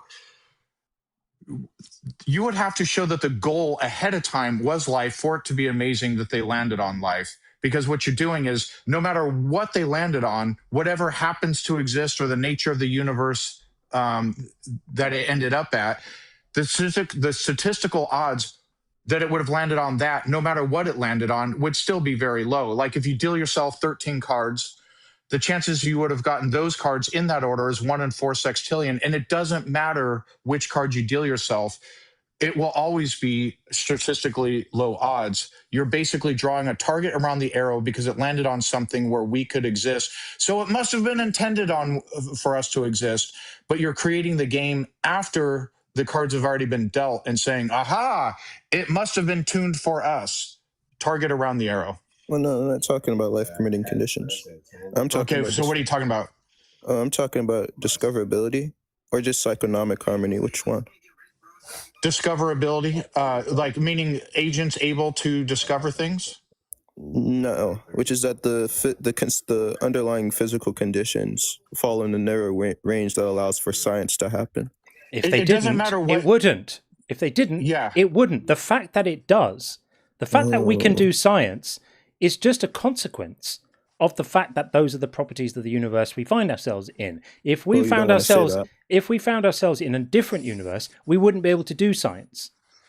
That'd just be it. No, you don't want to say the reason why we're able to discover entities is because they're discoverable. It doesn't matter what you think it's fine-tuned for. The card analogy, you're still drawing a target around the arrow. I don't care if it's life or it's fine-tuned for this other thing that are conducive to the current. Exactly. You're just substituting discoverability for life permitting. Whatever parameter you want to point at and go, isn't this amazing? This is just Douglas Adams' puddle saying this hole is shaped just like me. Amazing. No. It wouldn't be the same as the puddle analogy. And the reason why this would be different is because we recognize there are entities that exist that are not discoverable and merely are detectable. Whatever it is you think it's fine-tuned for, whatever it is you think it's fine-tuned for, can you demonstrate that was the goal ahead of time? Yeah, sure. I mean, the point is to show that the existence of certain things is just unsurprising given my hypothesis, which is... I'm going to put this super chat on the screen. From Sean Hansen, explanatory power doesn't make something true. The fact that you could say this is unsurprising given my hypothesis, if my hypothesis is that universe creating fairies made everything, then I can also point to things and go, look at all the discoverability. This is powerful evidence that we have a universe creating fairies. This is nonsense. The issue is that you don't have independent motivation for that. It's irrelevant. For that hypothesis. Irrelevant. No, that's not it. No, the problem is that if your hypothesis doesn't have independent motivation for it, then it's ad hoc. And then you lose on that. What do you mean by independent motivation? The issue with that kind of hypothesis is it's blatantly ad hoc because he constructed it on the spot. So is your God claim. No more than yours. Aesthetic deism has had historical fantastic for you. People have written books about it. People have been writing creation accounts and having creation accounts in their own cultures for a lot longer than your deistic God has been around, right? So there are people who are scrawling paintings on the walls of caves 100,000 years ago. Do they suddenly now have the grounds for saying that their dung paintings on the caves of walls are now powerful evidence for the God because it has explanatory power? This is very, very silly. No, So we obviously you would need independent motivation as to why their God would have this more explanatory power over mine. I love all the special conditions you're allowing yourself in this conversation. It's not special conditions. Delightful. This is how we You're analyze so special. You're so special with your Gremlins have explanatory power for why I have a hypothesis. Like it's Gremlins have explanatory power for why my window is broken. It's certainly Really? if Gremlins actually exist, they're destructive. I'm talking about the green ones, the ones that were fed after midnight. Those absolutely, by their nature, they're very destructive and they break windows and shit all the time. If you watch the issue is that like Gremlins restoring. No, number one is that your hypothesis would lose on unification because the point of the God hypothesis is that once it's established for fine tuning, it would also establish for nomological harmony. No, you haven't established it. You haven't established it for fine tuning. You haven't done that. So hold on. You haven't done that because I asked you to show that whatever I asked you to show earlier, and then you skillfully talked around it and didn't actually meet the challenge. Can you show? But because you said fine tuning, so now we're going back to fine tuning because you think you demonstrated fine tuning and we don't think you did. So we're going to circle back to what I asked you. Sure. Whatever is the thing that you think the universe is fine tuned for, can you demonstrate that what you think it's fine tuned for was actually a goal in the first place by a thinking agent? Can you show that to be true? Wait, why do I have to fulfill that? Because you're claiming that's what you're claiming by fine tuning. The universe is structured in such a way that it's discoverable. It narrowly is being fine tuned for this. You're claiming there's a goal ahead of time for it to be tuned for that thing. That's not what I'm claiming. Okay. So how does it demonstrate a thinking agent how to fine tune the universe for a thing? You haven't demonstrated that. The way you demonstrate that is by showing that the evidence is unsurprising given the hypothesis, and then you establish, by looking at the hypothesis, you establish the intrinsic prior probability, and then obviously you establish. Do you think? So please do it in words where you're trying not to make it well understood. Okay. So use plain language. I'm going to put this in layman's terms. We're going to look at the evidence, and there's going to be two competing hypotheses, right? Only two. Two. One is my imaginary friend, and the other is everything else. The hubris of this type of argument is completely ludicrous because we could substitute the cave paintings on the wall for anything you're positing now. And you have no more standing for your silly ideas than they had for theirs. The problem is that the issue with that is that the hypotheses have intrinsic prior probability, meaning that the hypothesis is going to be less or more probable depending that's upon circular. what the hypothesis That's circular. is. You've just awarded yourself that intrinsic probability as if you've earned it. No. You're just claiming it, my friend. We don't give out credit here. We don't give credit here. Defend it. Because the fact that the claim that your hypothesis has intrinsic probability is the idea you're trying to defend. You don't get to use it in its own defense. No, I'm showing to you why specific hypotheses would be more probable than the ones of the quote unquote cave dung writings of gods that's in the cave. What makes it more probable? Yeah, so what makes my hypothesis more probable is that, one, I'm positing fewer fundamental entities, and the fundamental entity that exists does not have arbitrary limits. Fewer than what? Fewer than the rival hypotheses and fewer than the other. How the hell do you know? There could be cave paintings on the wall that posit one entity just like you, so the same number of entities, and that in their minds have exactly the same limitations as yours. Who the hell are you to decide what limitations and number of entities everybody else's favorite creation stories have? Just to be clear, if they're just saying the entity doesn't have as much limitations as mine, then they're just saying bare theism. Because bare theism is just an entity, a really powerful entity without arbitrary limits, right? And that's just bare theism. It's such a silly argument. This is such a. This is why the fine tuning. It's all my fault. I just don't understand it. The fine tuning argument, as Sean said, is always going to take the form that the universe has certain properties, either which can only be understood if we infer a designer, or the even more pathetic version, which are consistent with this made-up story that I found in a book somewhere, or that I imagined, or that I pulled out of my backside, which magically perfectly describes everything that I see in the universe. Anyone can do that. Anyone can do that. No, and you know what the best bit is? The best bit that is, would be less likely. Of course, the best bit is that it's totally, deliciously, wonderfully unfalsifiable. And therefore, completely useless. So anyway, thank you for coming in. We're going to move it along. I think people are getting a little bit bored of that one. Round and round and round on the merry-go of fine-tuning. Total nonsense. Nobody takes these arguments seriously because they're rubbish. Complete rubbish. Okay, we are going to get Bones in next. This over on the YouTube side, and then Rich after that.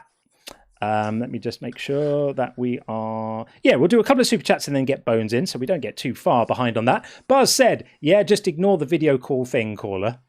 That was when we were speaking to NC. There we go. And Forge the Gods, Daddy is already on the live, just as to Sean. He's the daddy now. And the Kennedy boy, thank you for the super chat. Guest should ring God now then, if he exists. Yep, that's when we're talking to NC as well. Yep, God is apparently there. Not taking incoming calls though. I've tried, goes straight to voicemail every time. But I said, yo, God, tinyurl.com/JCguest or join on TikTok. Easy. God, if you're listening, we are here. We are ready to take your call. My incoming calls are not going to go to voicemail today, unlike yours, Mr. God. Mr. Unspecified Deity. Call in. We will convert on the spot. All of us. The whole audience too. We will all become missionaries for your work. If you call us today, demonstrate your presence, we will all have no choice but to be believers. And finally, Todd says, speaker of fathers, I was going to share a dad joke, but I don't have one. It went out for a pack of cigarettes and never came back. Boom, boom. Boom, boom. I think the correct response to that is that one. Okay, let us get in Bones next. Hopefully Bones will hear us. Hey, Bones, how are you? Always the delay. But hopefully we're going to come in. Can you hear us, Bones? Hey, Bones. That doesn't seem to be working. So I can hear you, Bones. Are you able to hear me? Yeah, I can hear you. Yeah, we got you John, now. We got you. Him? Yeah, we got it. All in now. Hey, John, hey, Bones. I'm going to leave video and come back because I don't hear your voice, but I hear Bones. Yeah, you do that. You do that. Welcome in, Bones. How are you doing? I'm good. You're good. Good. Are you at least 18, Bones? Yeah. Okay, good stuff. So our claim is God is both evil and silly. What do you say about that? I think that it's all subjective when it comes to believing he's evil because it's imposing human views onto it. Yeah, I think you probably can imagine we've probably heard that before a few times, right? So what do we mean when we say evil? We're imposing our views. Every time you make a judgment about something, you're imposing your view. You're appealing to your own moral sense. So obviously it's going to be human, right? So if I see someone doing something evil, I'm going to assess it. Let's just make sure, Sean, are you in okay, Sean? Yeah. Can you guys both hear me? We've got you. So if I see someone behaving in a way which is horrible, I'm going to respond to that and I'm going to judge it to either be morally acceptable or morally not acceptable. So what I'm saying to you is, when I see the behavior of pretty much any god you can imagine, if it's got the properties of being all powerful and in charge and all clever, and the Bible God is even worse, is that the God that you like? Do you like? Is that your favorite God, the Bible one? I'm still sort of figuring out like which one I want to follow. Sure. Because I used to be an atheist. Right. Well, we'll talk about that perhaps in a minute, but when we look at the God and we look at all the absolutely horrendous things that God permits, orders, commands, depending on which God you you think about, I don't see that there's any way to come to any conclusion other than that this God either enjoys the suffering of conscious beings or doesn't care about the suffering of conscious beings, could do something about it, but as our previous caller said, just can't really be asked. And I think that's pretty evil, don't you? No, because I mean, a God is an all-powerful being. He could have his own reasons.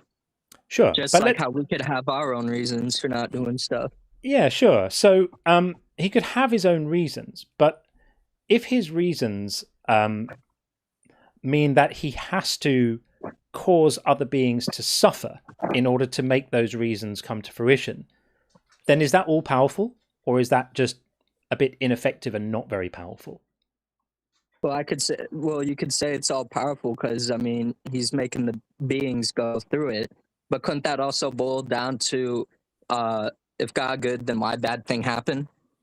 Well, it does basically boil down to that. And that argument is extraordinarily powerful evidence for the non-existence of a good God who's also powerful and all-knowing. Because let's take your argument to its fruition, right? You say God has his reasons. Let's imagine that's true. God does has his reasons, and his reasons are very godly. We can't understand his reasons because we are just simple worms, compared to the magnificence of God's wonderful mind, right? So he's got lots of very impressive godlike reasons for why children have to get cancer, for example. We just can't understand them. If we call his reasons X, right? X is the future state of reality that God wants to be true, for which he is required to make cancer in babies happen, right?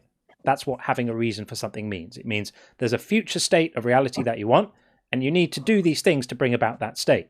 I would ask you the question, is God powerful enough to bring about that state without causing the cancer?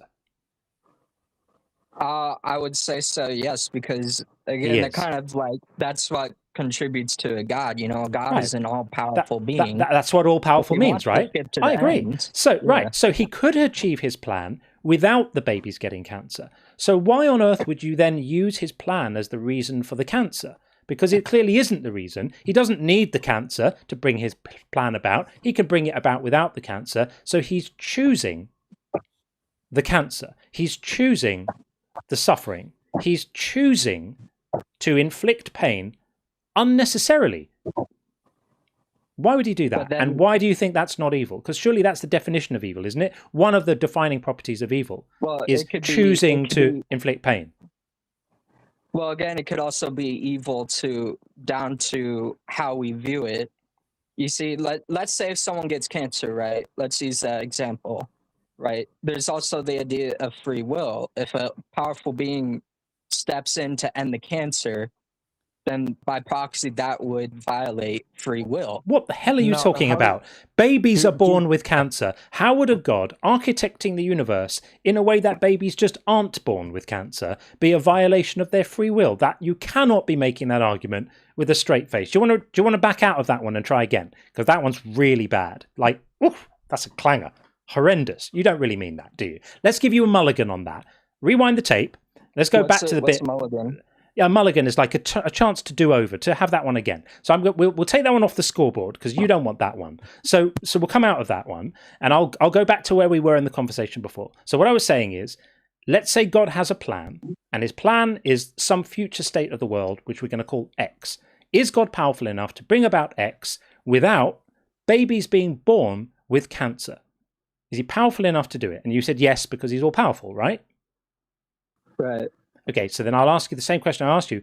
Then why would he create the cancer? It must mean that the thing he wants isn't the plan, because he can have that without the cancer. It's not X. He can achieve that without it. It means he wants the cancer. He wants the children to suffer. He wants them to die. He wants their parents to have to select a small casket from the children's range at the funeral place and bury their children in a small box and have agony for the rest of their lives. That's a thing that God unnecessarily inflicts on those people, and you don't have a problem with that. I would say, how would you know that's what he wants? Because he's making it happen. Again, it could just go down to just letting things take its course. Can Is he powerful enough God to ever Yeah. Could an all-powerful God ever do something he doesn't want? No. No. Okay, so that's how and he's all-powerful. That's how we know that's how we wants. know. Everything that happens must be definitionally according to the will of an all-powerful God. Because if God wanted it to be different, it would be different. And you know what the special magic part is? He could do that without even messing with anyone's free will. He could just make the universe a different way. Everyone would have all the same lovely free will that they had before, and free will has got absolutely nothing at all to do with babies born with cancer. So you're postulating right now a God that you don't think is evil, who decides to make children suffer and die and inflict grief on their parents for the rest of their lives. Does that not strike you as a bit odd? I mean, no. I mean, again, no? It comes down to just letting things take its course. I mean, letting things take its course. That's what happens. Right. The chaotic nature. The chaotic nature that God knew beforehand was going to happen, because he's all-knowing, could have changed to a different chaotic nature. Nigger. Yeah, there we are. Thought it might come. I thought it might happen. There's always one, isn't there? Anyway, the good thing is we got some value out of that conversation, because what I'm going to do is when I clip this, we'll clip that bit out, and we'll just say, Bones seems to have dropped out. So I'll leave out that last little entertaining bit. I'll say it again. Oh, Bones seems to have dropped out. Anyway, I hope that the learning from that account of dealing with the theodicies for the problem of suffering is helpful for some people. Bones was struggling to understand it, but maybe on reflection, he'll think about it some more and come to see the value in it. And hopefully someone else will. Anyway, thank you, Bones, for calling in and being such an honest interlocutor with us. We appreciate that. Okay. And that was Bones. Imagine doing that.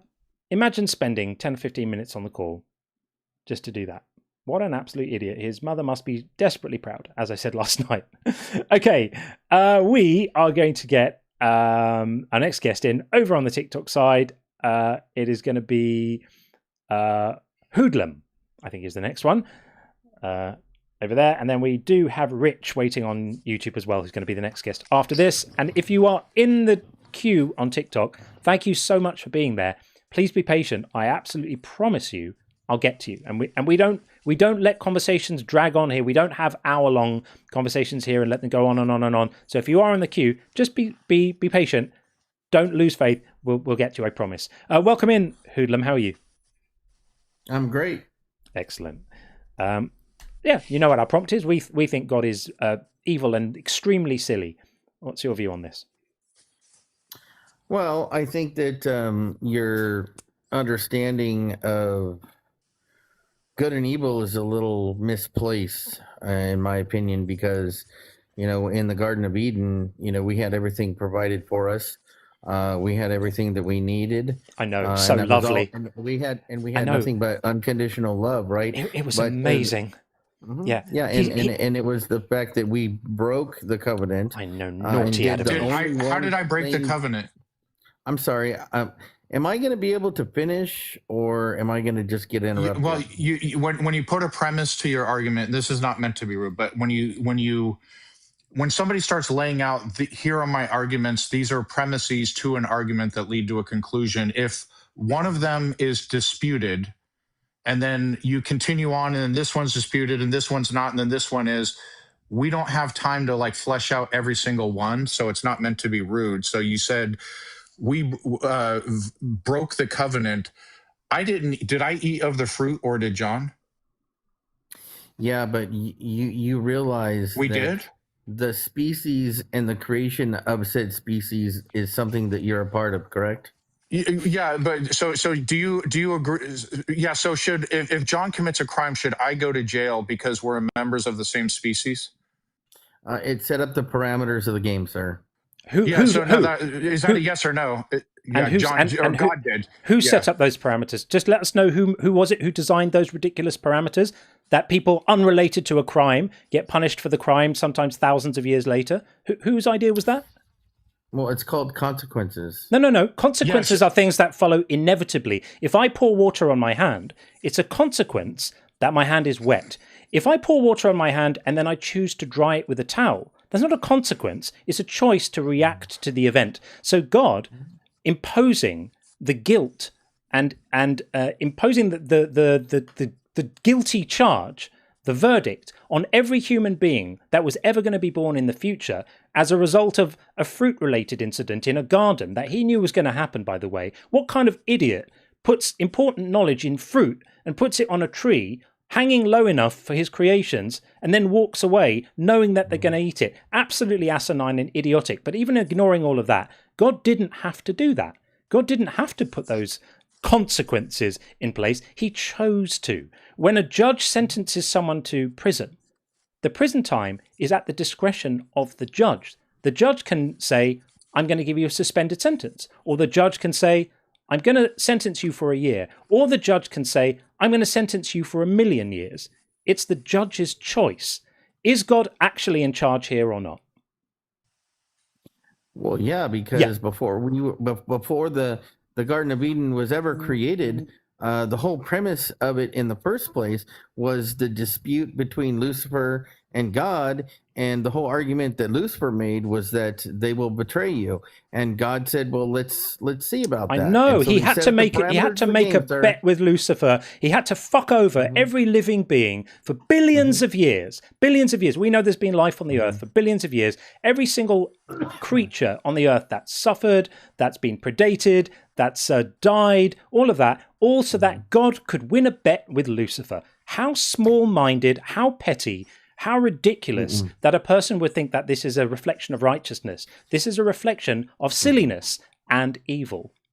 So I think that I definitely reject your premise entirely, because clearly in kind, he lets Lucifer be the god of this realm, right? Oh, that's so and nice so when of you him. start talking, when you start talking about like bad things happening, right? Like that isn't at the hand of God. It is. Like, that's at the hand. I'm sorry. If the boss of a company employs a psychopath to be a middle manager in the company, and then psychopath runs around killing everyone in the company, does the boss go, "Don't look at me, it was him. You appointed him"?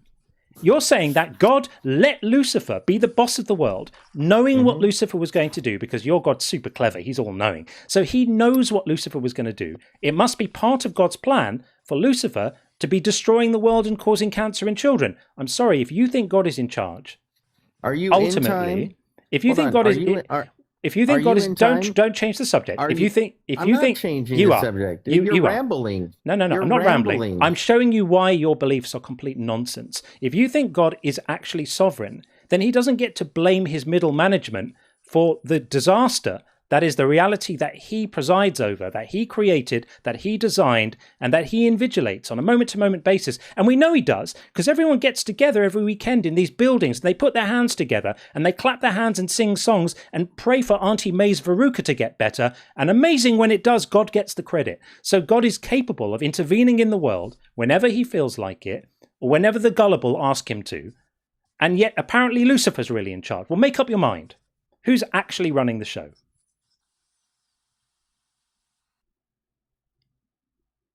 Unmute button, you have to press. There you go. Yeah. Are you done? Because I don't want to be like you and keep on interrupting. I asked you a question. Who's running the show? There was a long pause, and then he was staring at you. That's a social cue. That I didn't realize that you guys speaking. were muting people. Okay. Yeah. When people talk over us, yes. So go ahead and answer John's question, please. Who's running the show? It's clearly God. Clearly God. Right. Right. Yeah, I ask you a question now, okay? Because I answered yours. So what makes you think that the logic of you, mere man, is superior to God's will? I haven't asserted that the logic of a mere man is superior to God's will. If God is sovereign, then he's completely in charge and nothing is superior to his will. That follows axiomatically from him being all-powerful. Nothing would be sovereign beyond his will. I'm just saying that if that's the case, he's just a nasty dictator who doesn't care about his creations because he leaves them in the hands of Lucifer, who he knew was going to mess everything up. What a complete idiot. Why would he do that? Lucifer hasn't messed everything up. Oh, right. Okay. So childhood cancer is not Lucifer's fault. It's God's fault then. Back to God we go. No, Who's actually in charge? I would say that scenario is more environmental. It's not. We've already had two scientists up here. It is. We've had two scientists up here who can show you that that's bollocks. Bollocks? Yeah, it's a technical term. Yeah. Yes. I used it for the first time the other day. It's a great word. So it was so awesome. How do we have? Yeah. For the first time. That's funny. You have a new word. Congratulations. Okay. So why did dinosaurs have cancer tens of millions of years ago? Actually, about 100 million years ago, for the example that I read about.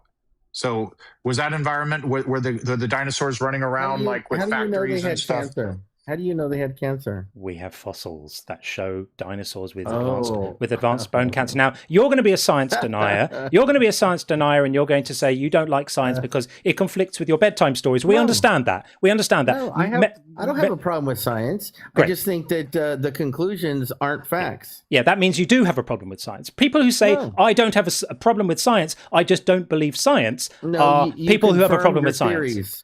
You confirm your theories, right? Sure. You don't know what you're talking about. Of your observable existence, yes. Let's stick to your God's moral malfeasance. Yeah, you don't want to go down that road, do you? Well, you don't want to. Let's go on your little ramble. Sure. So let's stick to what we were trying to say before. So everything you've said has confirmed my claim that the state of the world right now is what it is because God chose it to be that way. So you're still stuck with responsibility for hurricanes that kill people, tornadoes. We had a mudslide yesterday.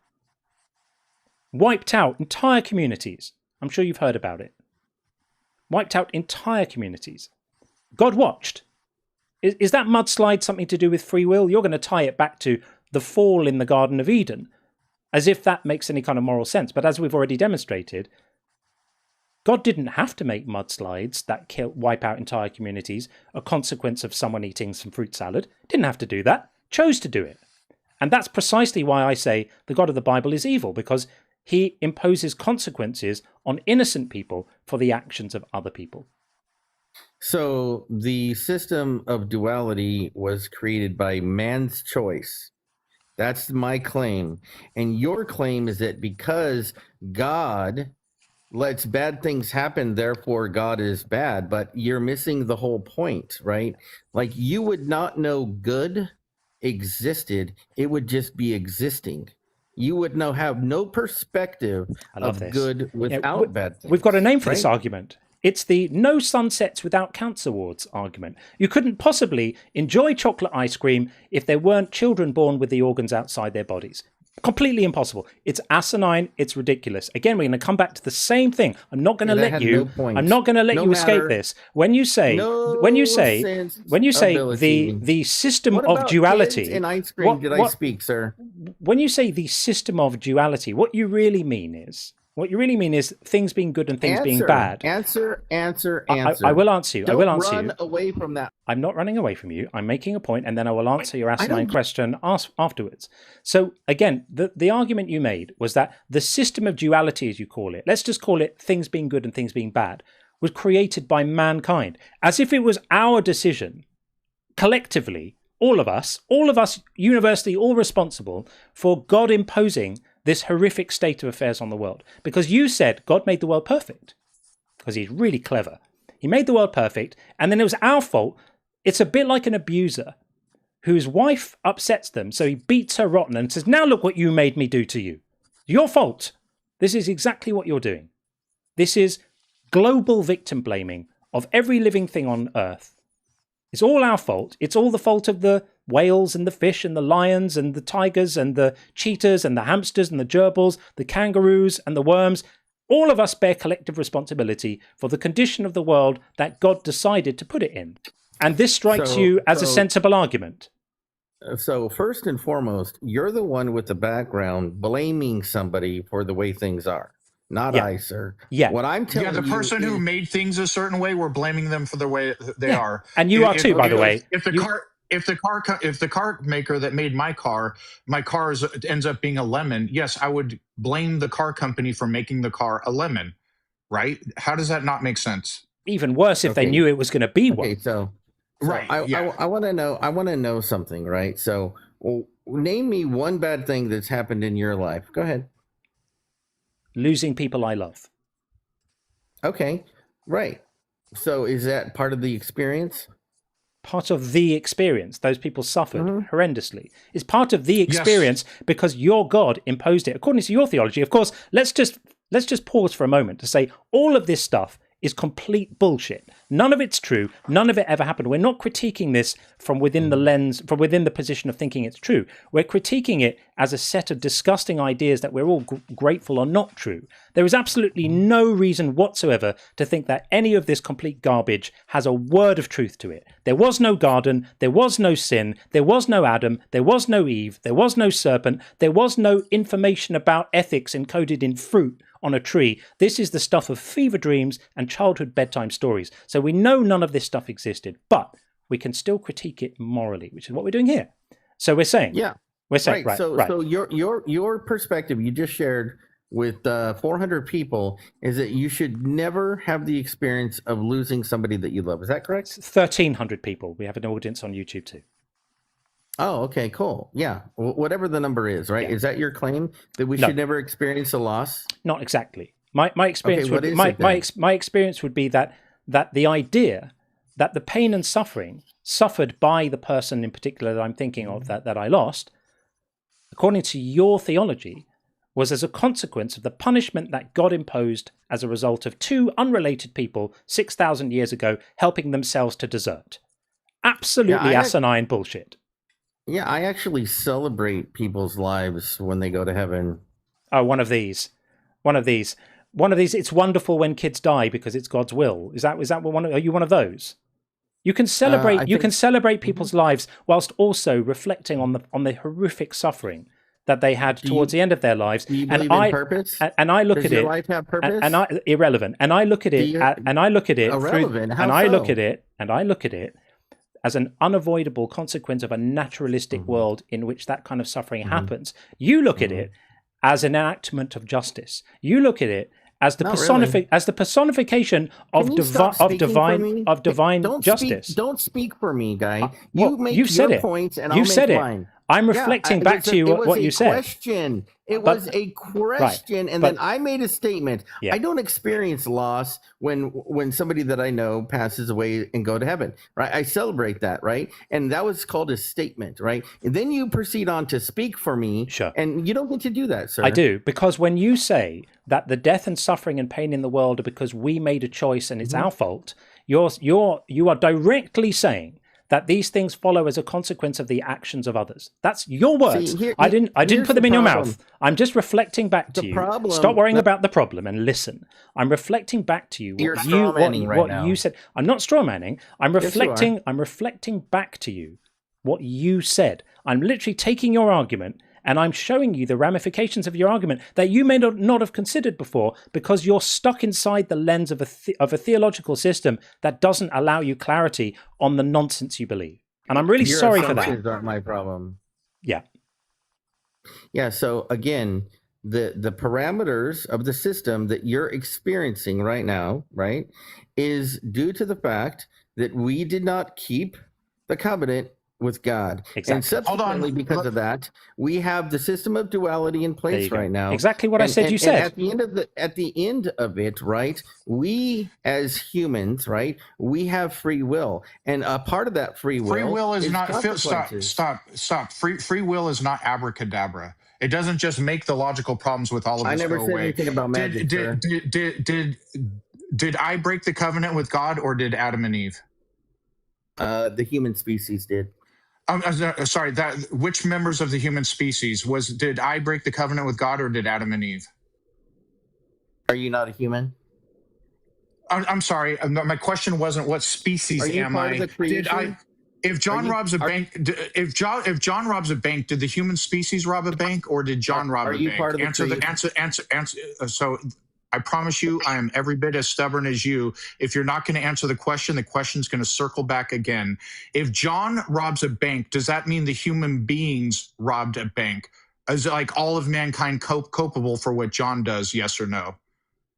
Not in the context that you said no, but okay. So in what context am I morally culpable for what Adam and Eve did? What is the context that makes me personally morally culpable for what Adam and Eve did? Yeah, because the knowledge was forbidden. Okay, so what is the context Yeah, knowledge was forbidden, and Adam and Eve broke a rule that was only really told to Adam, by the way. How am I morally culpable for that? Because of the knowledge being given, therefore the balance of the creation was disrupted. Moral culpability requires somebody to be responsible for an action that they took. Did I eat of the fruit? Yes or no? Yeah, but you're given I knowledge. ate of the fruit. I ate of the fruit. Did I eat the fruit? Yes or no? You're living in the existence that came therefrom. Is that a yes or no to my question? You're not engaging because you're a dishonest interlocutor, and I think I don't know. I don't know what the fuck you. I don't know what you ate today, my guy. It wasn't the naughty fruit that God told me not to eat. I can tell you that, and that's the whole point of this whole thing. So, very good, sir. This whole thing about like mankind is responsible for what Adam and Eve did. It is morally nonsensical to punish other people for something someone else did. There's no other context where you would accept that. What God did is John robbed a bank, and then he decided to punish all of John's offspring, which if John was the top of the pyramid, would include all of mankind. So billions of people, generation after generation after generation, not only get punished with things like women having pain in childbirth, but he decided a consequence of that would be like his genetic code is rewritten to where every single future generations would have a propensity to want to rob banks that is so powerful that every single people in this bank fallen world would feel compelled to rob banks. None of it makes any freaking sense. It is both silly and evil. Yeah, and by the way, just for clarity, are you wearing clothes right now, sir? Are you wearing clothes right now?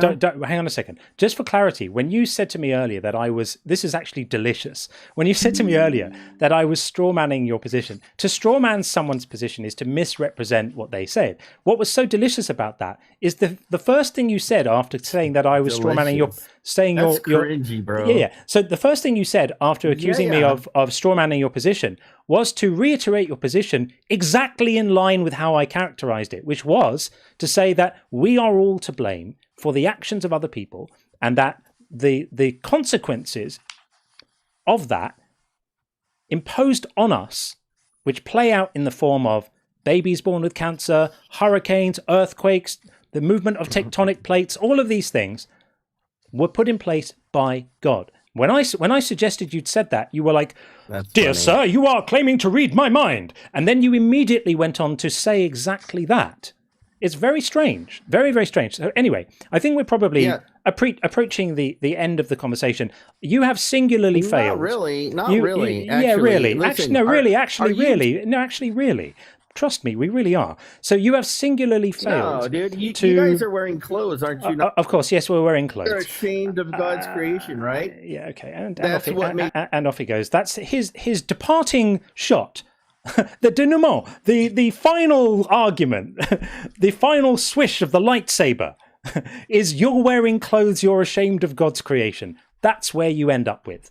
20 minutes of completely failing to defend God morally, and he pivots to you're wearing clothes because you're ashamed of God's creation. And interestingly, John could theoretically have an OF account, which would indicate he's not ashamed of his creation or what have you. Some people are shy, some people are not shy. There's not some universal thing to where we're all.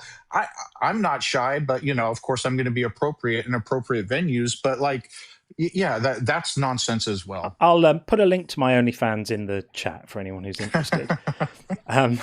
Okay, we are going to get Rich in next over on the YouTube side. But first, we're going to do some of these wonderful super chats that have come in, so I don't get too far behind again. Buzz said, imagine being this fucker's partner when we were speaking to NC earlier. I'll try and catch up. It's hard sometimes when I fall behind, so I'm really sorry. And Chris said, in the movie Liar Liar, Jim Carrey tries to believe a blue pen is red, and no matter how hard he tries, he can't. Would be cool if you could use that clip. I didn't know that. I remember that film. That was like I remember that scene. There was a period where Jim Carrey made loads of films. There was The Face, and there was the Liar Liar, and there was a few of them. He was really quite sort of prolific for a while. I don't remember that at all, but I am absolutely going to look at that. There might be kind of funny copyright issues about using that in a stream and stuff, but I'm definitely going to have a look at that. That sounds amazing. Thank you so much for that, Chris. And Game Shark, great to see you, said, but God gave us free will, stroke God's ways are higher, stroke non-understandable equals cop-out. It absolutely does. It's post hoc excuse when they get cornered. Every time. They should just get special flags made. On one side it says free will, on the other side it says context. And just wave the one you like in any given conversation and you'll be fine. It will be okay. You'll be fine. You'll get through it. And Buzz said, not only do those nations exist, this was someone making the claim earlier, I think it was Simbrache said, that every nation is based on pure reasons and gods or something. They're the world's leaders in happiness and overall social welfare when we were saying nations that aren't based on that stuff. Absolutely. Absolutely. Well said. And 46 Strings, where do I apply for a passport to Seanland? That was when you were explaining that as well on that call. Absolutely right. We would all want to live in Seanland. Okay, I will move things along and get Rich in. Rich, are you there? Hopefully. Always that pregnant pause, right? Hang on a second. Actually, that one might be my fault. Bear with me a second. Let's try that again. Rich, are you there? Still not. Damn. Let's see. We cannot do anything about your audio. Rich, we can't hear you right now. So you might need to go out and come back in. It might be a thing your end, or it might be a Video Ninja thing, but right now we cannot hear you. How about that? Are you there, Rich? Seems not. Okay. Well, we will move on. I think I've just seen Rich drop out, so maybe got the message and is coming back in. We'll give Rich a few seconds to do that. And failing that, we will get Messiahs in next. But it looks like maybe Rich is not coming back. So we'll bring in Messiahs, and then we've got my YouTuber after that. Bringing in Messiahs right now. Sorry about that, Rich. Hi, Messiahs. How are you? I'm doing okay. How are you? Yeah, very, very good indeed. Having a lovely day. Messiahs, there we go. Up on the board. Welcome in. So, yeah, God is just very, very evil and extremely silly, is our view.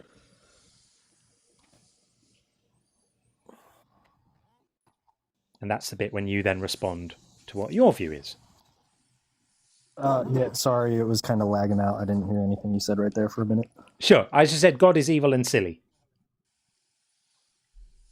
Oh, right. Okay, so I see that. That's your claim up there, your statement up there. Uh-huh. A lot of people say that. Yep. Can you imagine why?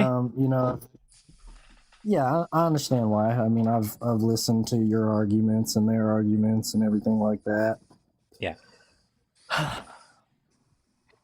Now, let me ask you this, okay? Let's say that your great-grandfather had a bunch of money, built you this awesome house and castle, and gave you this awesome piece of land, right? And he left it to you in his will. Mm-hmm. For you to inherit. Yeah. But you came into life, say, 2 generations after he died, right? Mm-hmm. And in the time that you came into life, there were other people who took over that property and inhabited it. And now they claim to own it, even though your great-grandfather left it specifically to you. Mm-hmm. So if those people were inhabiting something that belonged to you and they were denying your ownership of it and your right to it, would you be upset about that? Yeah, I'd probably hire a lawyer or something and we would litigate it. Right. So in the same way, like, imagine this God that they talk about is somebody that they prophesy to come someday. They say it's the day of the Lord, right? And that specific God is the person that they built the kingdom of Jerusalem for and said, this is your kingdom, we built this for you. Okay?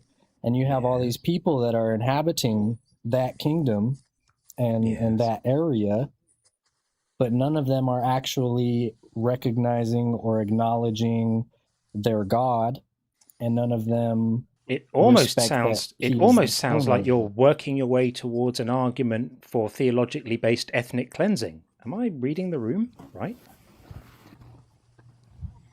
Are we moving towards justifying the genocide of the Canaanite people? Is that what we're getting towards? God promised us this land, therefore we get to genocide all the people on it, just like our God told us to. Is that what we're heading towards at the moment? No, that's not what I was going to say. Okay, just making sure. Great. So I'm just saying, let's imagine that God is that rightful owner of that kingdom, and all these people are, going into his kingdom, and they're taking his stuff, and then they're not giving him the credit or the recognition or the acknowledgement, so they're effectively stealing it from him. And whether he decides to genocide them according to your narrative or not, the fact would remain that, is he justified in being upset that other people... Justified in being upset. But what... Okay, let's say in your analogy, somebody's on my land illegally and they don't have a right to be there. If I go on and unalive every man, woman, child, baby, and including their pets, would that be... would you be okay with that, or would that be immoral? I mean, that'd be kind of gruesome. It wouldn't be the immediate path that I would say you should take. Would that be acceptable to you, or would that be immoral? And it's even worse, because it's not God himself doing it, by the way. It's God telling other people to do it. And it's exactly as I read. I thought you were making your way towards theologically based genocide, and you are, which is great. That's wonderful. So it's not that God himself goes, look, guys, I'm the landlord, I'm here to reclaim this land, and then clicks his fingers and they all disappear. No, he has to get prophets to tell kings, to tell soldiers to go and murder children. And your justification, I presume that I'm imagining 1 Samuel 15 as I'm hearing all of this, or even worse, the other commandments. Actually, that's not about land.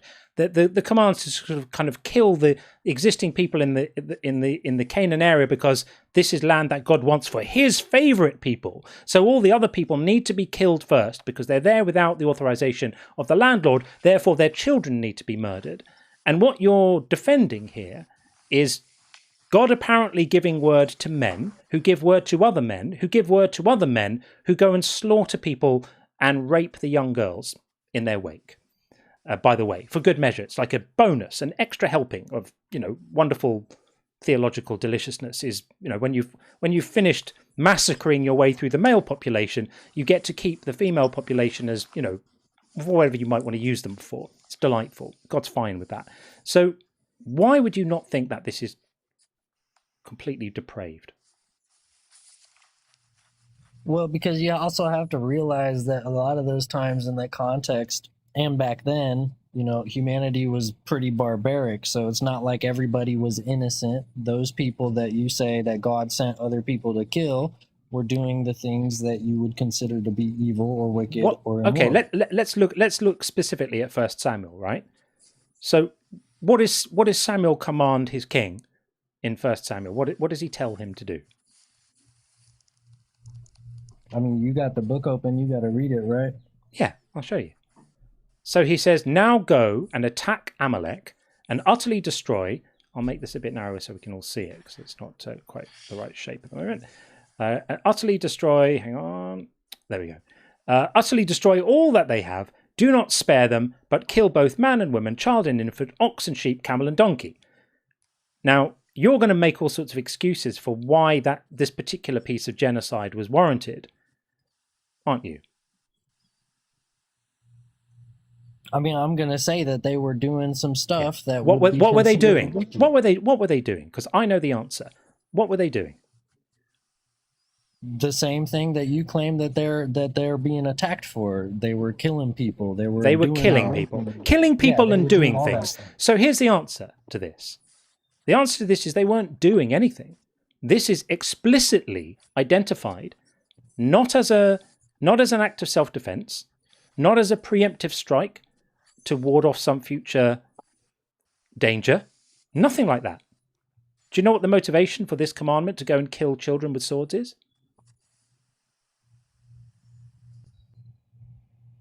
For their land, for their goods, for everything like that? That's your answer? Nope. Even worse. What's the motivation? Revenge. This is a revenge killing for the fact that the ancestors of these people, hundreds of years before, had done something to the ancestors of the Israelite people hundreds of years before.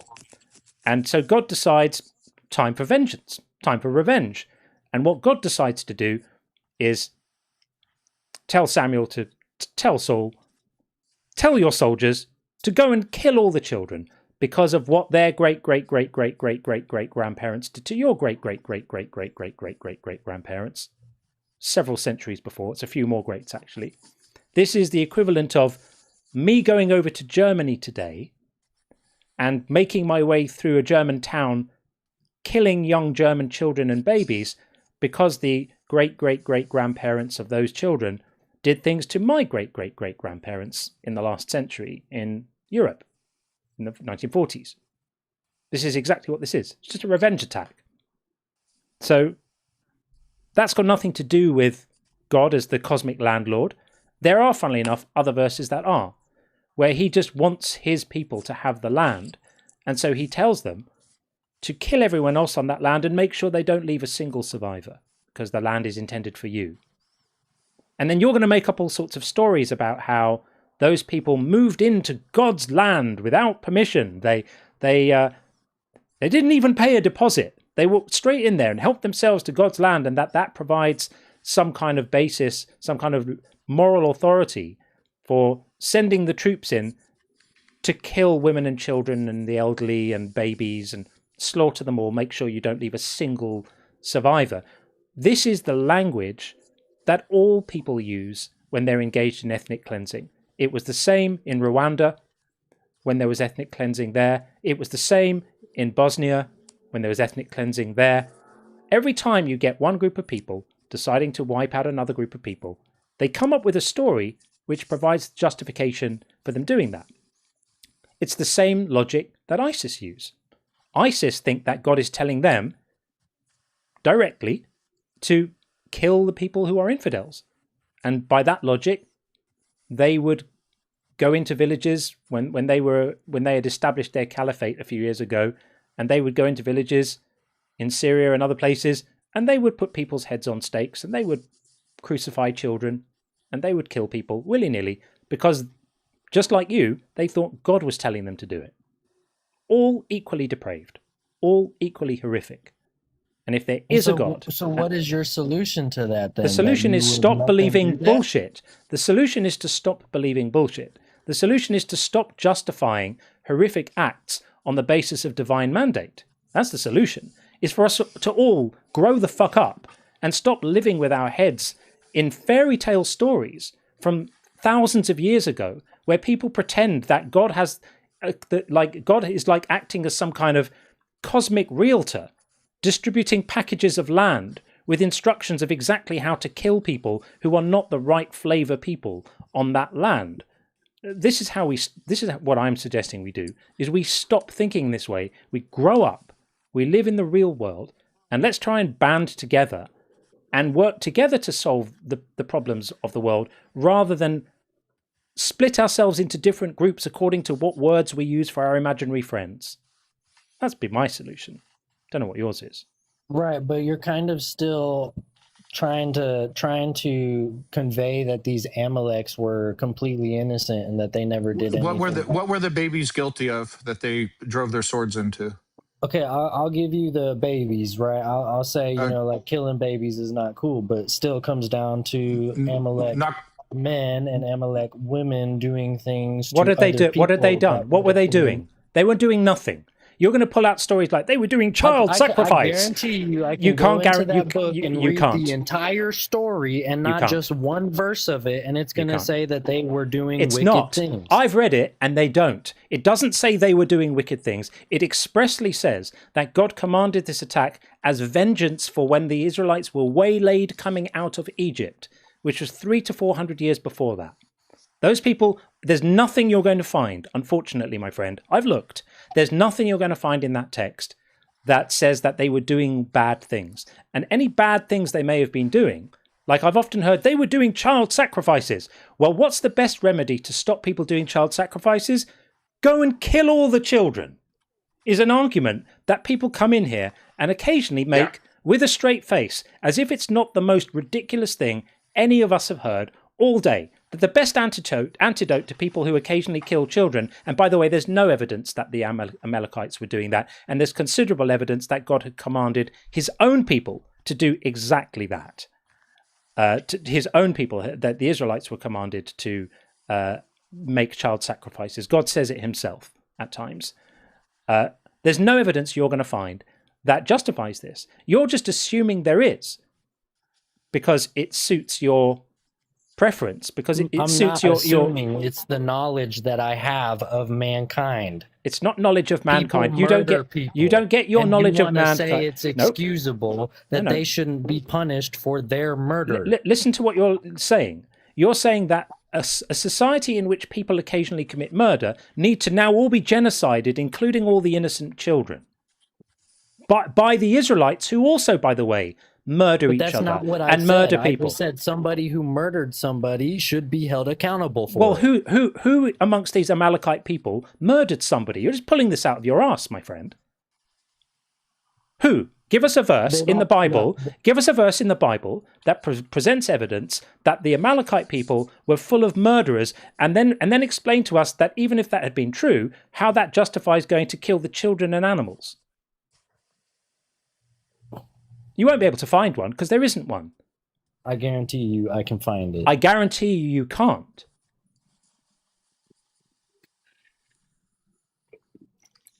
I guarantee you wish you could, because it would suit your narrative. But there isn't one. It was a revenge attack.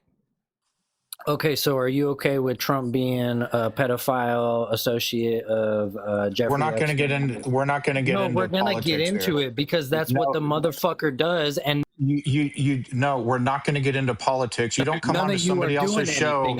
You don't come into somebody else's show and then tell them what they're going to get into or what have you. Yeah. The other thing is, I'm a British citizen living in the United Kingdom. I'm not sure exactly what you imagine I can do about Trump and his predilection for young children, which is, in my view, unquestionable.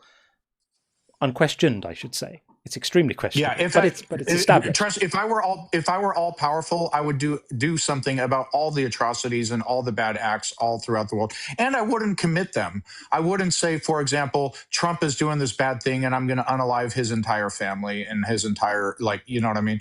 So, what is the justification for going in and unaliving every man, woman, child, baby, and animal of the Amalekites? You admitted to yourself, okay, babies, I'll give you that. You should concede to more than that. But even if we're just talking about the babies, you recognize that's immoral. And it's a contradiction that if God is all good, he would tell them to do an immoral act, correct?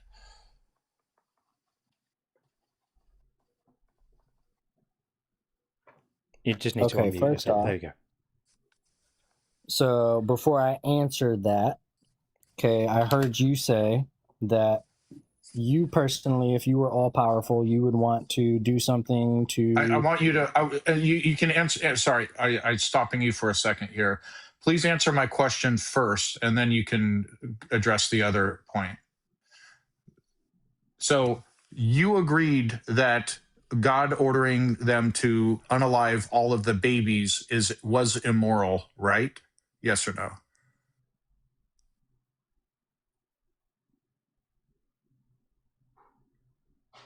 You can unmute now. I said I would say that generally killing people and murdering them is immoral, yes. Okay, so was it moral or immoral to have them unalive all of the children and babies and animals? Was that moral or immoral?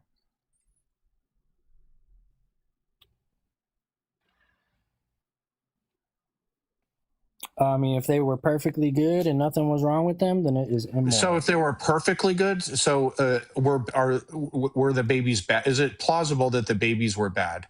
Is it plausible that the sheep were immoral? And how bad must the people have been to have their children killed? Have their children? Let's say they weren't perfectly good. No people are perfectly good. So let's agree. Let's grant you that The Amalekites were not perfectly good. By the way, if you were wondering about the genesis, for want of a better word, of this commandment, I can show it to you right here. So this is in the same place where the details are given. Just before it, it says, "Thus says the Lord of hosts, I will punish the Amalekites for what they did in opposing the Israelites when they came up out of Egypt." And then he gives the command, right? So this is directly God giving this command through the prophet Samuel. He gives the command to the king, and he explains why.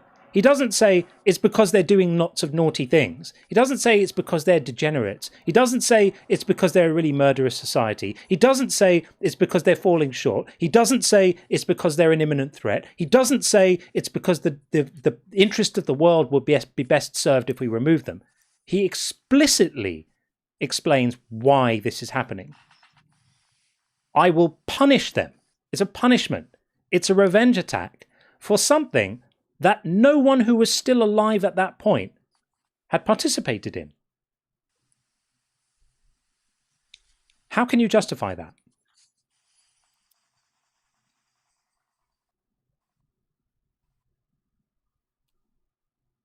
I'm reading it. Hold on. So, I mean, what we have, okay, I'll read it back to you. The same thing you read. Thus said the Lord of hosts, I shall punish Amalek for what he did to Israel, how he set himself against him on the way when he came up from Mitzrayim. And he said, now go, and you shall strike Amalek and put under the ban all that he has, and you shall not spare them, and put to death from man to woman, from infant to nursing child, from ox to sheep, from camel to donkey. Yeah, how can you read that and not throw up a bit in your own mouth? It's absolutely disgusting. He's going to punish the people, and when he says Amalek and he, that's just poetic language. It's the tribe. It's not a person. That person's not there. It's a tribe. It's a people. It's ethnic cleansing. It's genocide. It's killing people because of what their ancestors did. You know, we don't need to go round and round this again. I think we've established that there is no legitimate moral reason for this act of mindless genocide. What the hell did the animals do? Okay, but if you want to ask God why he said he did it, his reasoning, what he says, is because of what he did to Israel. Yeah, it's a revenge attack. It's a revenge attack. John covered all of this. On people who didn't do the crime. It's a revenge attack on people who didn't do the crime. That's currently what you're defending. Can't say that they weren't doing crimes against the Israelites in that day, because they were not. He explicitly says, I'm punishing them for what they did when they came out of Israel, which was out of Egypt, which was centuries before. You can't make shit up and then decide that your made up nonsense provides a moral foundation for genocide. That is absolutely preposterous. You cannot be seriously doing that. You've just decided in your head that they must have been doing bad things as well, even though it didn't say it in the text. Therefore, that particular genocide is justified, even if it had been true that they were doing bad things. And there's no reason to think there was. Then genociding children and babies and animals would still be unacceptable. But the fact that even that is not established leaves you in a terribly, terribly weak position morally for what you're arguing for. And if I were in your position right now, rather than doubling down, which is what you're doing, I understand you feel defensive about this, but rather than doubling down, cut your losses. Just say, I see what you're saying. You've given me stuff to think about. I will look into this further and evaluate it and see what I can find out. That's what you ought to be saying, rather than continually making it worse for yourself by pulling stuff out of your own backside to try and justify this stuff, making yourself look like a genocide apologist. Why would you want to do that? Terrible, terrible, terrible behavior. Don't do it. Look, I get your point, but still, I'm just going to stand and say that in those times, those people were attacking each other. There you go. Messiah, yeah, in those times, those people were attacking each other. So, okay, so I'm going to defend what the Germans did, in the lead up to World War II and during World War II. Well, in those times, people were attacking each other. That's not a justification. Right, you probably love it whenever a Jewish person gets killed, right? You probably love it whenever... No, that's disgusting, and how dare you? Yeah, So I think we're done. I think we're done. I yeah. don't think this guy is serious. I think you've disqualified yourself from the conversation by some of your responses, frankly. I understand that it's difficult and it's Would you triggering love it when if you're... God was killed? Be quiet. I understand that it's... Messiah, I understand that it's difficult and triggering. Because it sounds when you're making an argument and the facts aren't like you there would love to support the argument you're making. I'm just going to drop him down for a minute. In fact, forever. Because you don't need to go there. You don't need to accuse people of being sympathetic to exactly the kind of thing we are arguing against just because the discussion isn't going well for you. You ought to aim higher than that. Think about it. Think about it. My advice to you is read the entire book. Read all of 1 Samuel. And then come back and show me the verses where it says, and the Amalekites were engaged in such horrific behavior that it warranted going to kill their babies to stop it. Find that for us and come back and we'll take it on board. Until then, you're just making stuff up to justify the unjustifiable. That's what you're doing, thereby proving that God is indeed evil. Okay, there we are. Who needs a palate cleanse? I do. Right, Rich is back, so we'll try to get Rich in. We were unsuccessful last time, so we'll try and get Rich in next. I will read a few super chats before we do, because they are mounting up more quickly than I can read them. I'm so sorry. Okay, so while Simbrashi was on, Forge the God said, Simbrashi, the doctor will see you now. That's true. I love that. And Scaddy Music said, I read the news that sadly the great actor Tim Curry died on the 25th. He'll live on, not in heaven, but in our hearts and through his legacy. He was a great actor. Great actor. Hard to believe that Rocky Horror was like, it was like 1972 or 4 or something like that, so long ago. But yeah, R.I.P. Tim Curry, brilliant talent. Anony said, cancers because of what humans do. How about the transmissible cancers in dogs and Tasmanian devils? God especially hates those. Yeah, again, all these arguments based on complete nonsense. And Mediocre Thoughts said, in honour of the late, great Tim Curry, can we introduce any PhD on the panel as Dr. Frankenfurter today? We could do that. Anyone who comes up with a doctor before you can be Frankenfurter. I love that. And Mike, thank you, Mike, says, with or without religion, there would be good people doing good things and bad people doing bad things. Religion makes good people do bad things. And in fact, it's only religion can make good people do bad things. And I think it was Steven Weinberg is credited for having said that, and it's a brilliant and insightful thing to say. We'll just do a few more of these, and then we'll get Rich in. And if you are Diamond or my YouTuber waiting on TikTok, please stand by. We'll get you in soon, I promise. Thank you for being there. And Jean-Luc says, cheers, blokes. Can't hang out because I'm at work, but I'm listening intently as usual. No quips today, just appreciation, thoughts, and no prayers. Thank you so much for the thoughts and the absence of prayers. I always appreciate an absence of those. And Christian, thank you so much for the super chat. John, since Donna is still recovering from that botched exorcism, can you please host the parish bake sale? If you're not doing after hours, I'll try. A botched exorcism is never pretty. And Garbage Man says, does the golden rule imply that it would be good if a Muslim person who wants to believe in Allah converts Christians to Islam? Interesting. I guess it would kind of be implied by that, wouldn't it?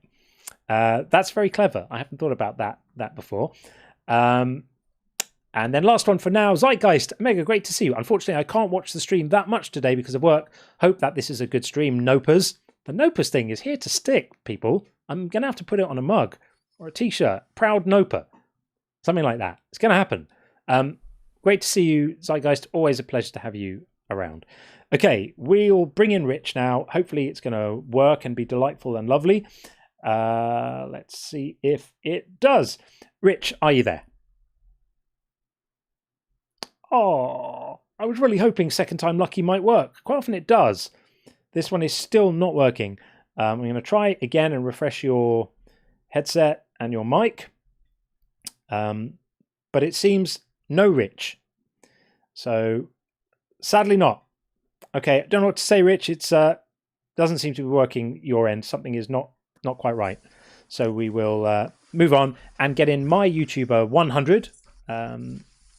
Did have another guest there, but my YouTuber is next, coming in right now. I'm so sorry, Rich. We are trying. Feel free to try again. Right, my YouTuber, how are you? I'm fine. Good. Welcome in. My YouTuber, I'm just going to put your name in there like that. YouTuber like that. Okay, what would you like to say? Okay, so you're saying God is evil and silly. But Yeah. I'm going to prove to you that he's not. Oh, I love this. Okay, how are you going to do that? Well, God is all knowledgeable and all knowing. So all those things you're saying he does, he has to have a reason for it.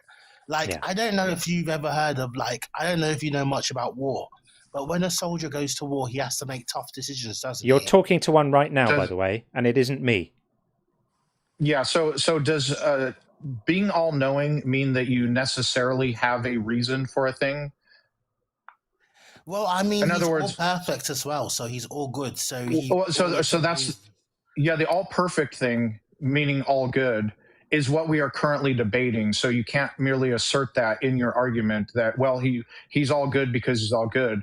So what we do is we look at what people do and why, and then we assess, like, this person committed this G-side, this person did this virtuous thing.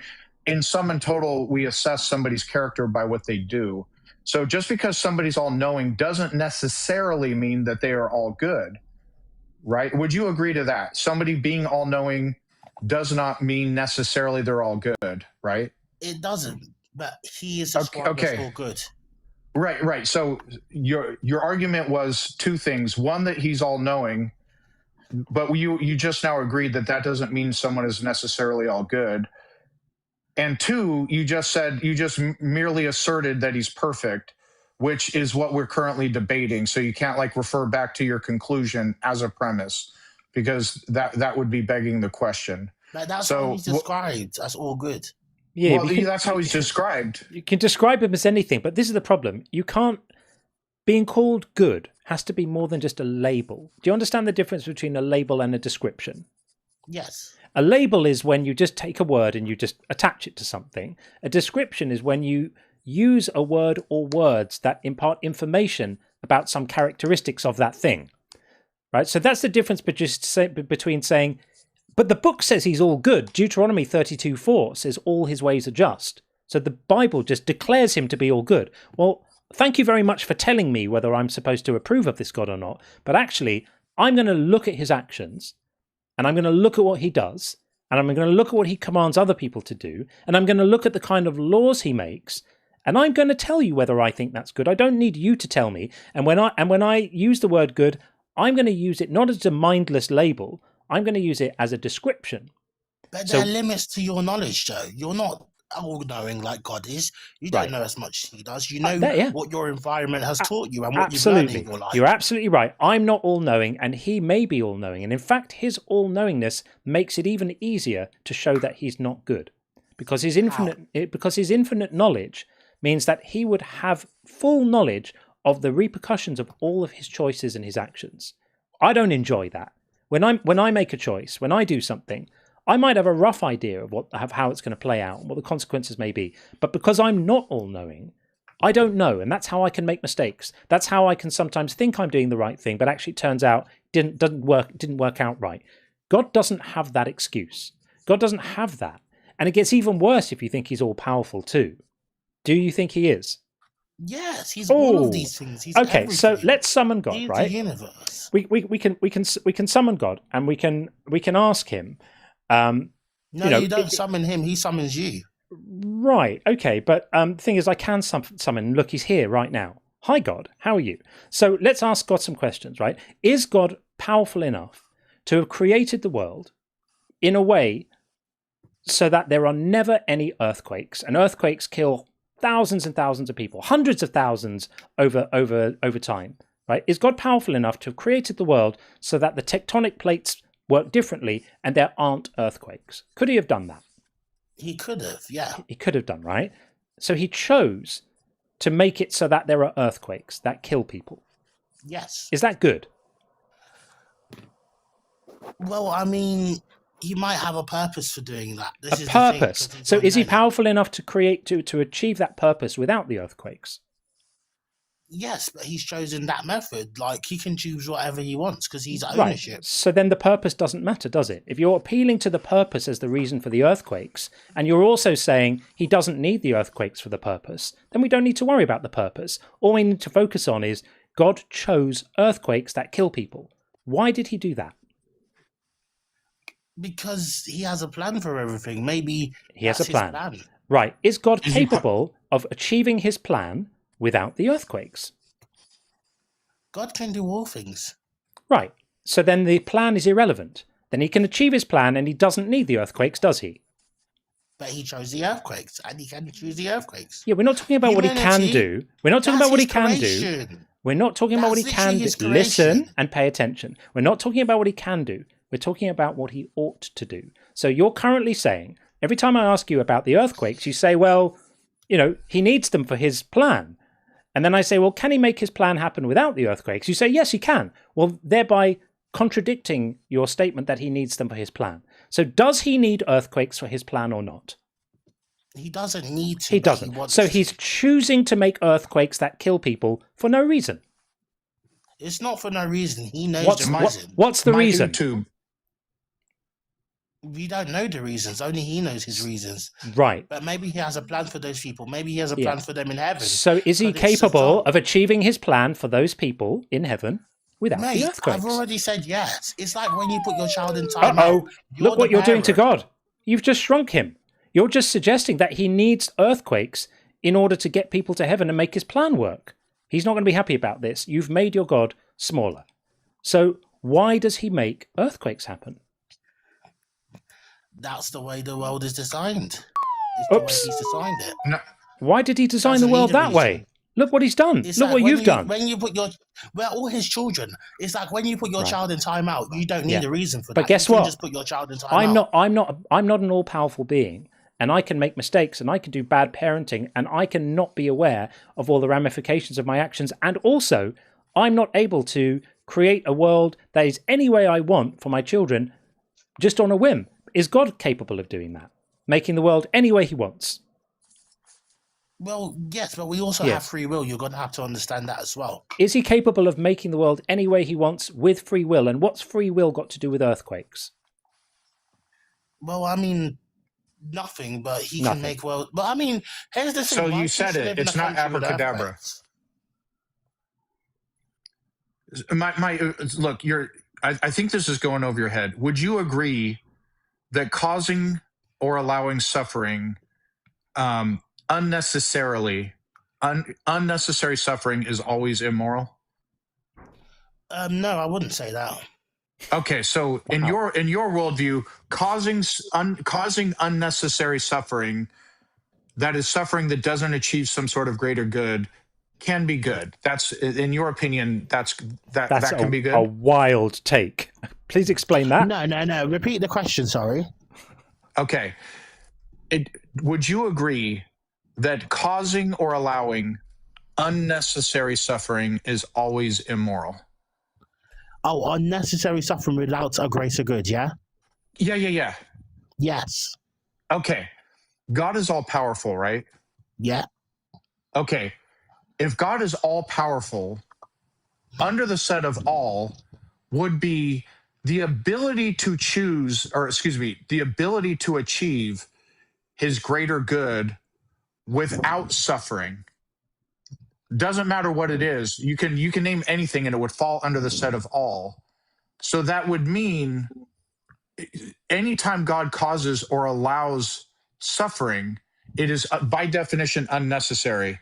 Because if you try to claim God needed to do that, it was necessary to do that in order to achieve X, it doesn't matter what X is, you've now reduced God and he's no longer all powerful. Look what's happened to him. Can I blow your mind with something? I have an analogy that will just blow your mind. Yeah, I can't wait. Can I do it? So excited. Yeah, I'm ready.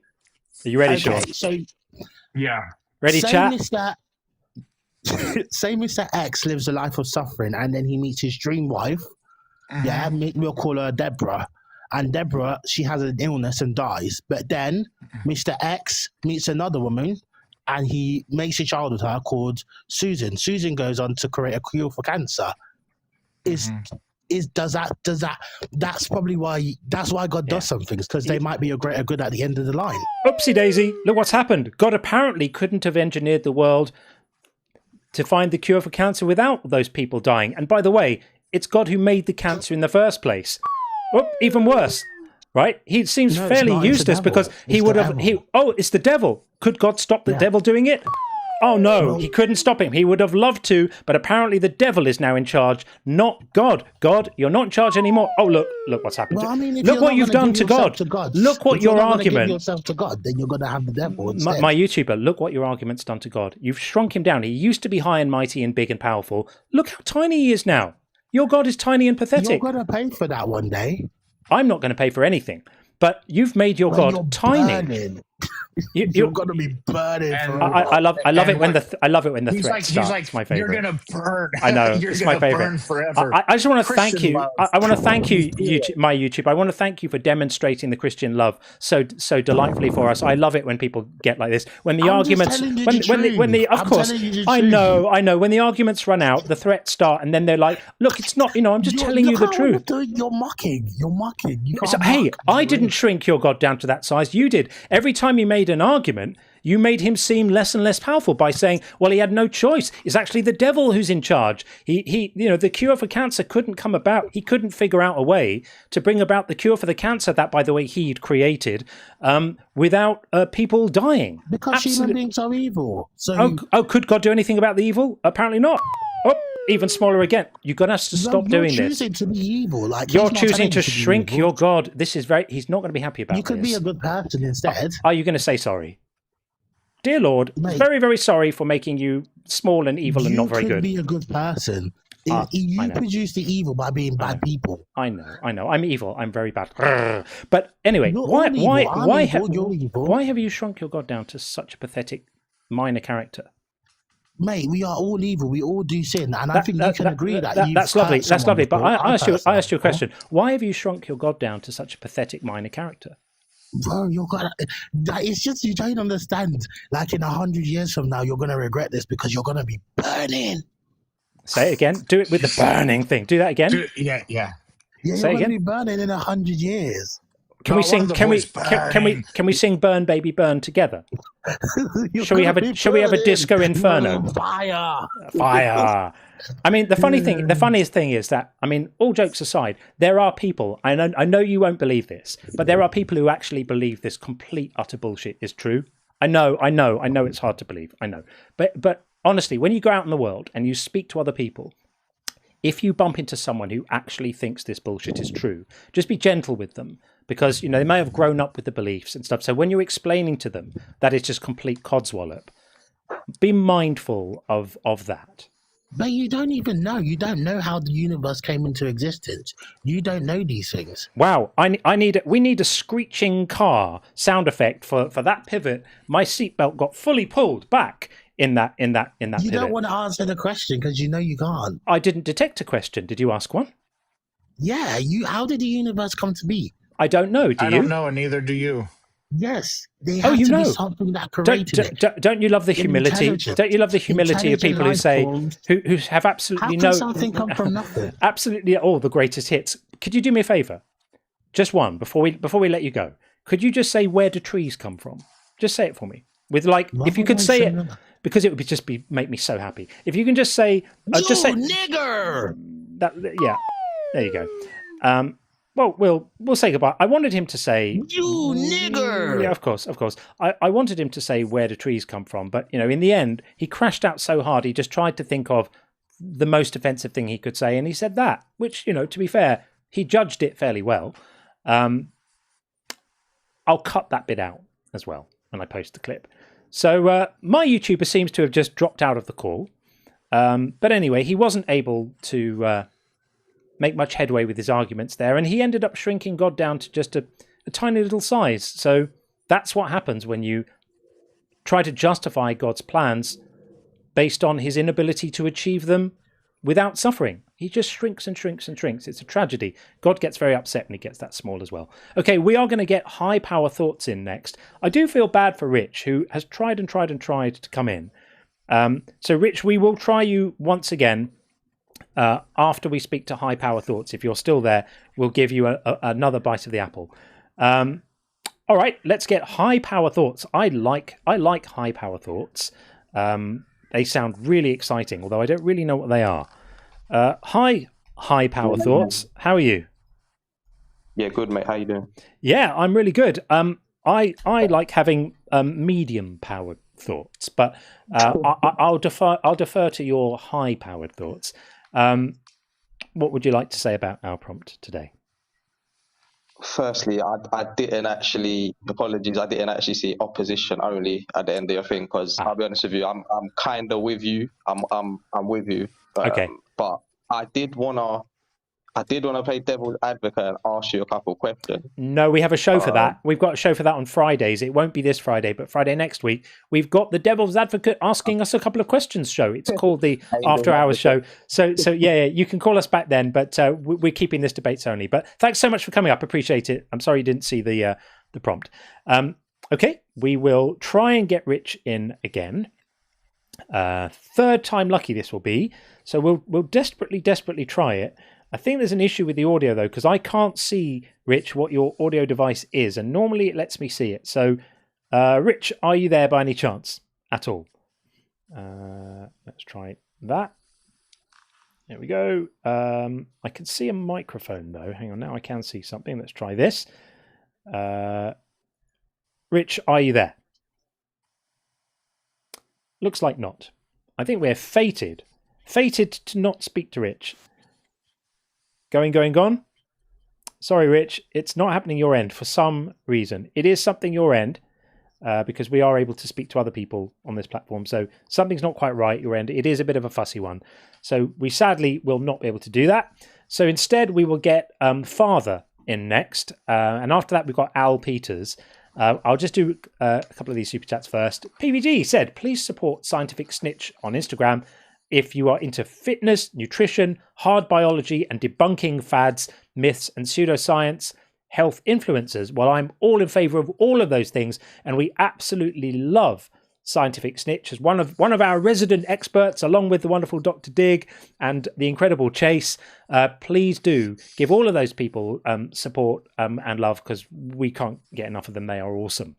And Zakiah said, any idea when the kill switch will be working again? Yes, it's going to be it basically is working. It just needs a final bit of testing. The wonderful person who's been building all of this stuff up did some testing with some volunteers last night. It's all basically in place. I need to have a bit of a session with them, making sure my end of the software is working properly with what they've built. But I'm going away super early tomorrow morning. If I was not, we would probably have it up and working at the weekend. So unfortunately, I'm going to be away for the weekend.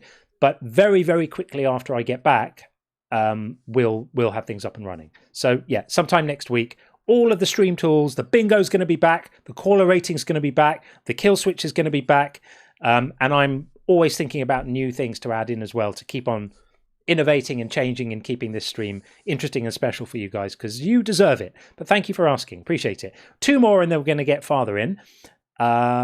The not operator said, L caller, Philbro tact is cringe. That was when we were speaking to Lazy earlier. That was pretty lazy Philbro stuff delivered in a very lazy tone. It wasn't your finest moment, Lazy. And Game Shark, said, how do deists learn anything about a god that is impossible to experience? Yep. Not great. I think that's absolutely right. There's like an event horizon, isn't there? You can't really glimpse it. All you can do is dream about it and then come and present it to us as if it's something you've actually established. It's quite funny. And then last one for now, Forge the God said, who the hell are you, petulant child? I'm so tired of the slow bros. Yep, lots of those. Okay, let's get Father in. Coming back. Joining us for the first time. Hey, Father, how are you? Great. How are you? Yeah, couldn't be better. Welcome in. Our idea of the day: God is evil and silly. Got to admit, it's a winning combination. Right. I could say he's definitely capable of doing a lot of stuff. But I want to ask you a personal question. Oh, my favorite type. Okay. Have you ever been in a fight? Have you ever had to lay hands on somebody else? Funnily enough, not in anger. I have done martial arts in the past where I had to lay hands on other people, but I've managed to live my entire life without ever getting into a genuine aggressive fight with the intention to harm another person. Okay, that's awesome. That's commendable. I've never been in a fight. I've never done any of that either. Great. I have when I was younger, and yeah. So what does that have to do with anything? Well, it's just I'm trying to gauge, how you are as a person, morally. Well, how we are as a person morally is not germane to the conversation of whether God is silly. So so God being evil and silly. I have a verse that pertains to the question you asked us that actually demonstrates that God is both silly and evil. So here we go. Deuteronomy 25, 11 and 12. If men get into a fight with one another and the wife of one intervenes to rescue her husband from the grip of her opponent by reaching out and seizing his genitals, you shall cut off her hand, show no pity. So in my opinion, it's silly.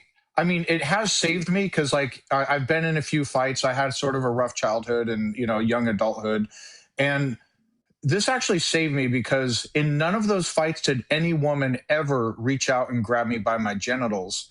And so this is actually, so maybe it's a good law, but when we set the tongue in cheek aside, it's silly for this to be like a concern. Like somebody was so concerned about this that it became a religious law. Was there an epidemic of men getting into a fight and the wife of the other one reached out and grabbed the other person's genitals? Was that someone cared enough about that to have God write this down as a law? God was really concerned about that. I think that's silly. But then when we get the silliness and the funniness aside, chopping off a woman's hand because she was right or die and wanted to help her man and try to defend her man, that's crazy. That's evil in my opinion. So what do you think about that? I mean, for sure, I could agree that chopping off of somebody's hand because she wanted to help her man is, objectively evil, right? Yeah. So, but this is God's law. So, and you just said it's objectively evil. So, yeah. So, are you agreeing with the prompt now? Not exactly, because it still comes down to who was in the right and who was in the wrong in these altercations. Does it really? It comes down to God making a law to chop off the woman's hand for helping to defend her husband from physical violence. Yeah, that's evil. You said it's evil. That's a concession. Can I just clarify something? Did you just say that depending on who was in the right or the wrong in the altercation would determine whether we ought to chop the woman's hand off for reaching into to try and help her husband? Really? No, that's not what I said. Okay, that's what I read because you said it depends on. You said who depends on who's right in. Okay, can you clarify? Can you clarify that? You said depends on who's right in the altercation. What does that mean? Okay, so imagine two people are fighting, right? Yeah. Okay, one of them did something bad, and the reason that they're fighting is because somebody saw that and approached them and confronted them about it. Right. Or maybe they started a fight because they were angry at a person, right? Yes. His signal is going. Am I going to agree with because he's angry or because he wants to harm somebody? Or am I going to agree with the person who generally didn't want to do any of that, but is now being forced to have to fight because somebody's attacking him? Right, but this isn't a law about passing regardless judgment. of how many people join in on that fight. I'm still going to side with the person that didn't want to. I'm still going to side with the person that didn't seek that. Of course, as would we all. But the point that's being missed now is that this law wasn't about which one of the two parties fighting do we deem to be morally superior. This was about how we punish the woman who reaches in to try and help her husband, whether he's in the right or the wrong, that she should have her hand chopped off for grabbing the junk of the other man. I mean, I don't think demonstrations of simultaneously evil and silly come any more beautifully refined than this. The idea that somebody thought to make a law to enshrine this ridiculous piece of thinking is absolutely laughable. And the moral status of the two men fighting is surely irrelevant when it comes to how depraved it is to propose cutting the hands off women for trying to support their men in a brawl, no matter who's in the right or the wrong. I mean, if it was Bill or Bob who was in the right or in the wrong, is it your contention that under one of those circumstances the woman's hand should be cut off? And if not, then the moral status of the men is irrelevant. Yeah, I'm not going to say that the woman's hand should be cut off. I'm going to look at it metaphorically and say that it's right for that woman to be stopped if she's jumping in on an attack against another person that's innocent.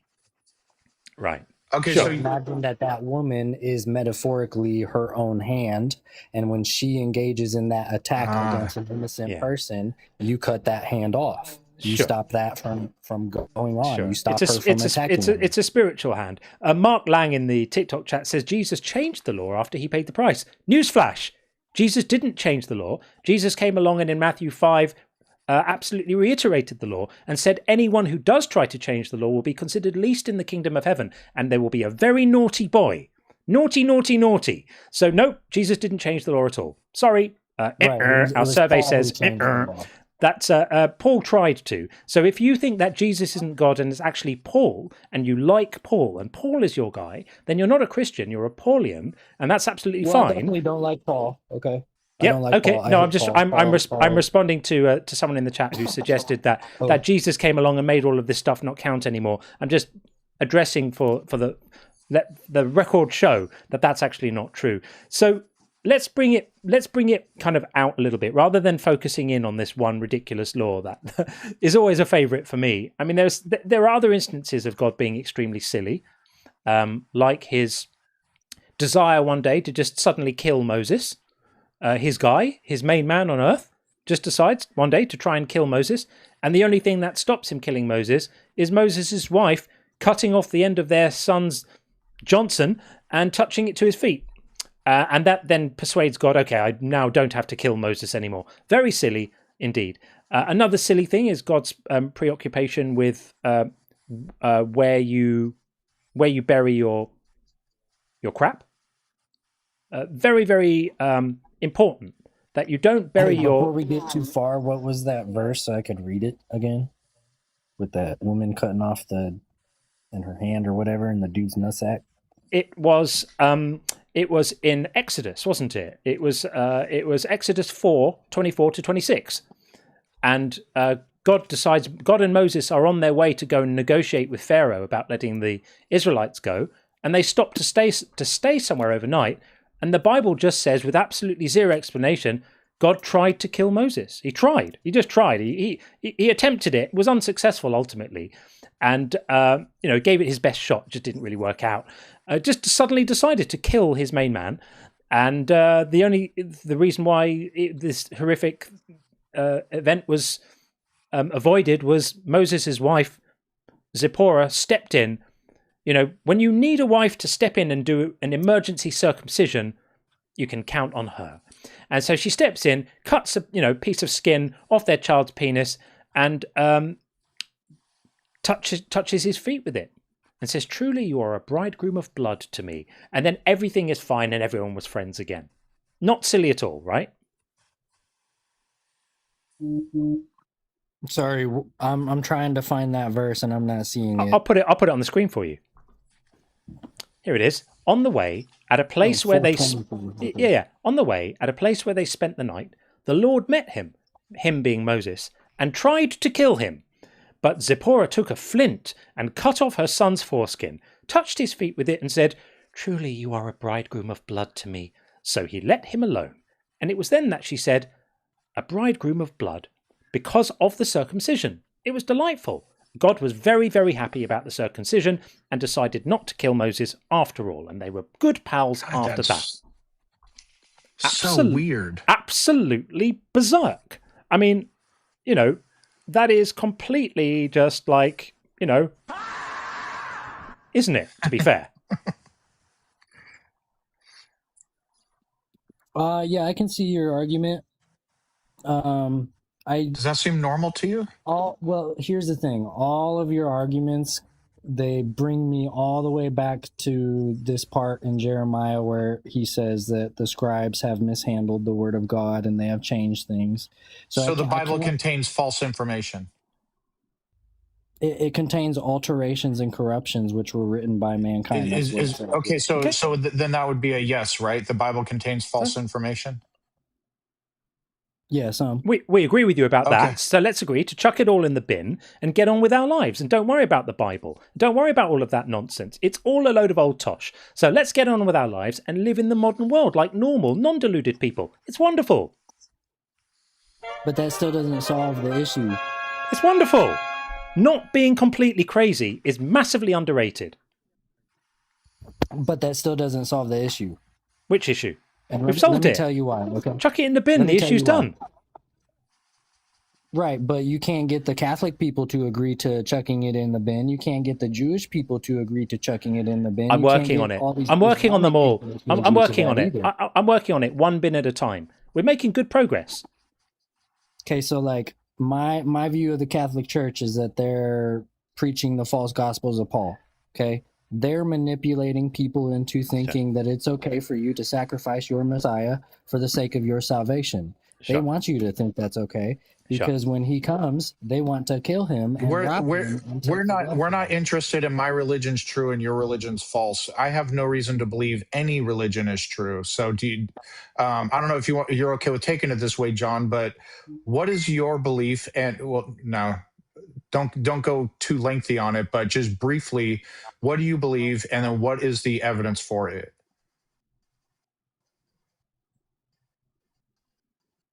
Are you asking me or John? No, you. Sean knows what my beliefs are. Okay. What do I believe specifically? Yeah.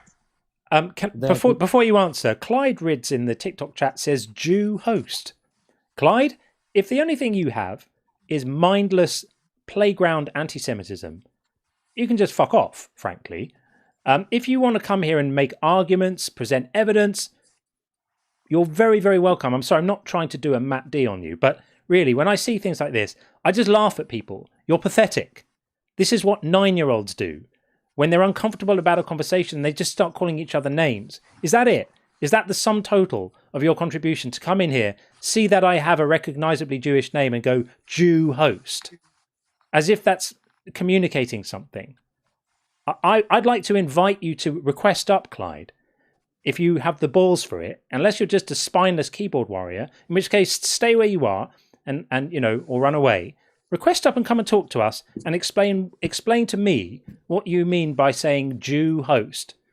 I'd love to know. So sorry, Father. Please carry on. I apologize for interrupting you. It's okay. Okay, so you asked me what I believe, right? Yeah. Yeah. Okay, so please give me 5 minutes to explain. No, that's way too long. That's way too long. We just want to know, like, not too long. No, honestly, if you speak for 5 minutes, we won't have an audience anymore. So we don't do 5-minute long monologues here. You should be able to say, this is what I think, and broadly here's why, and then we can have a conversation about it. I'll tell you, but you're going to argue with me right away. Yeah, I go for it. You're going to argue with me right away. All right. Okay, this is what I believe. This is what I know. This is what I've experienced. This is what my knowledge dictates. Go for it. I am the King of Kings and the Lord of Lords who is prophesied of in the Bible by Jesus. Okay? That's the truth. That's where I'm at in my mind. Okay, so you believe in you believe in the Christian God. That's a good summation. What is the evidence that should convince any rational person that your God exists? Sorry, did I hear you say that you are? Hang on a second. Did I hear you say I am? Exactly. As in you are. What is my evidence that I exist is that I fucking exist. Okay? No, hang on. Let me just clarify again. I'm genuinely asking this out of curiosity to make sure I'm tracking you, because I'm not sure if either I misunderstood you or Sean did. Did you say that it's your belief that you personally are the God? That's my knowledge. Yes, that is who I am. Right. I thought he was quoting the Bible, that I am in the Bible. Yeah. So you yourself actually are God. We have God on the line. Amazing. Ladies and gentlemen. You called out to me. You said, come and call me God, and that's what I did. This can't be real. Your opportunity to speak to God is right now. That's amazing. God, please could you present a proof of Fermat's last theorem? I've always wondered what it is. Would you say Fermat's? Fermat's last theorem, yeah. Well, you're going to have to explain to me what that is, because that's usually something you're all knowing. No. You would know what it is. You would know what it is. So please present us. But what if I don't care about what it is? You have to think that it's not. I'm asking you. I'm asking you to demonstrate your infinite. My time thinking about that. No. I'd like you to demonstrate your infinite knowledge by providing a proof of Fermat's last theorem. We will all very much appreciate it. All right, well, I have to figure out what that is first before I can tell you what I know about it. An all-knowing being has to figure out what things are. Because I've never heard that word before. Okay, this is the first time I've heard that word. It's a conundrum in mathematics. But I've always wondered. Apparently there is a proof, and this famous mathematician scribbled something about it in the margins. But I've always wondered. So if you could just clarify it for me now, that'd be awesome. Thank you so much, God. Your Highness, Your Majesty, Sirness, Lord. Okay, how do you spell that first? Is it thur or fur? You know how it's spelled. Anyway, all right, I'll check it out. I'll see if I'm. I think we should get on to a serious caller. We're going to. Anyway, there we are. I don't like to stigmatize mental health, so I'm not going to. Right, we are going to. We'll try Rich again. This will be the fourth time we try Rich. There are a few in the queue. If you're waiting in the queue on TikTok, I deeply appreciate that you are. I promise we will get to you. And you'll see calls don't really go on beyond half an hour here, so you won't have long to wait. If you're waiting, I promise, if you're patient, we will get to you. We'll do a couple of super chats, and then we will try Rich again, just to see. I suspect it may not work again, but we'll try. GameShock said if things were different, they would be different, equals fine-tuning. That's it. That's all it is. Every single fine-tuning argument boils down to if things were different, they would be different. It's very, very underwhelming. And Calacia, great to see you, Calacia. Fantastic. I appreciated watching you mod on the line last night. It was great to see you covered in blue, as they say, for having to mod Buzz on the line last night. Brilliant. That was good. Good. Buzz was a superstar on the line last night. I think Matt really enjoyed that. And Tim said, due to tariffs, Canada will no longer supply the long-distance, totally real supermodel girlfriends that you wouldn't know. I love it. You guys are great. And Forge the Gods says, Joel's response to I used to be an atheist is brilliant. What was your favourite atheist argument? How did you get around that argument? Forces the conversation into their own ring of silly versus them. That's brilliant. Joel is so clever with stuff like that. He's such a brilliant mind, Joel. This goes without saying. If you don't follow Joel Reads Bible, follow Joel Reads Bible. It's just a requirement. He is among the best people in the world doing counter apologetics right now. You won't find anyone funnier, sharper, more talented, more brilliant. I learn from watching Joel, and he's a good friend, and he's quite often in here. So I'm not just saying this to butter him up in case he is, but genuinely, Joel Reads Bible and Mezzo are absolutely fantastic, top-notch guys. Two more, and then we'll try Rich. Buzz says, I'm in favour of doxing people who use that word. Yeah, I know what you mean. We won't do it, of course, because we don't break the terms, but I know exactly what you mean. And Requisen says, good morning, John and Sean. Hope you are both doing well. Very well, thank you. Thanks for giving me background noise for work. Do you guys like board games? I'm really dull. I don't really do board games. I've got good friends who love board games. They go to the conventions and the fairs and the stuff, and they know all the things. I don't. I know you're a sort of D&D person, aren't you, Sean, or have been? Well, I haven't played D&D in quite a long time now, but I was super into it. And I don't know if that would classify as a board game, but it's not. Yeah, I am an avid chess player. Very into chess, play it frequently, study it, watch chess videos, follow it, etc. no one will be surprised to hear that you're an avid chess player, Sean. With a mind like that, no one is remotely surprised to hear that. I'm not clever enough to play chess. In fact, I actually really enjoy chess, but I haven't played for years. And it's one of those things, if you don't do it, you kind of lose it. You lose the patterns of thinking. I often wonder if I could get them back, and I'm almost too scared to find out that I can't. Right, let's try Rich. The last time, we will do our very, very best to get Rich to be super persistent. Rich, are you there? Still not. We tried and tried and tried and tried and tried again. I've tried refreshing your mic. I see you have a headset WH100, which is a Sony thing, but it doesn't seem to be happening. So sadly, Rich, we're going to keep on moving on. You're welcome to keep on trying, but that is still not working, I'm afraid. Okay, so we are going to get JPM in next over on TikTok. Hi, JPM. How you doing? Very good. How are you? Good. Now, something got my attention, though. Who said they play chess? Sean does. Me. Yeah. Yeah, I'm one of the world's greatest chess players myself. Amazing. Oh, great. What's your ELO rating?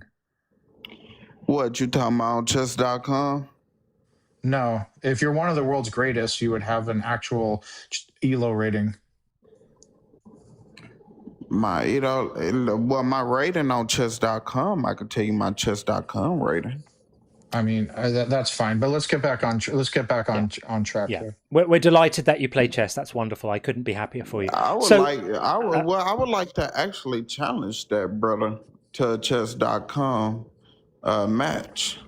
Sure. So you can reach out to Sean on TikTok. He's Sean James P. Yeah, DM me and I'll play you. And I'm not one of the world's greatest. So if you're one of the world's greatest, I wouldn't stand a chance. And if I lose, that's fine. Do you play 1 minute? Nah, that's too. Yeah. Anyway, let's get back on the topic. Oh, you don't play bullet chess. Okay, that's lovely. Okay, so we're talking about. Okay, you're not on my level. Okay, sure. Yeah, we're not on your level. So, God is evil and silly, and silly is our claim. So, what's your view on this? Well, I am a witness of two angels. Jesus is real. The things that you're doing, brother, is real rebellious against the Father that's in heaven. Oh, is he going to be cross? Is he going to be cross? Huh? Is he going to be cross?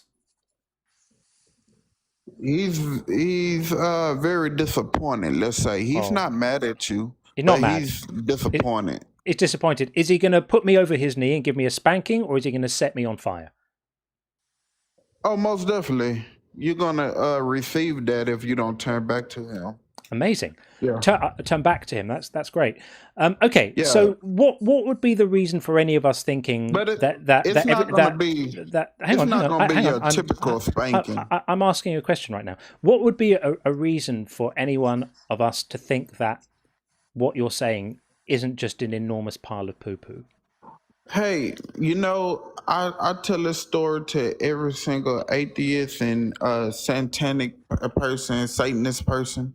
I tell this story to every single one of them. Hey, none of you all believe me until the day of judgment. Is your story until going the to? day of you close. We're delighted that you've got stories and threats, but is your story going to answer the question I asked you? No, until the day you close your eyes and pass away. Yeah, sure. Then you're gonna actually believe. We've all heard the threats before. So what I'm asking is, why would anyone It's think? not threats. It's the truth. Of course. Why would anyone think that everything you're saying isn't just like delusional rantings? Because that's all we're all hearing. We're all just listening to a person delusional ranting.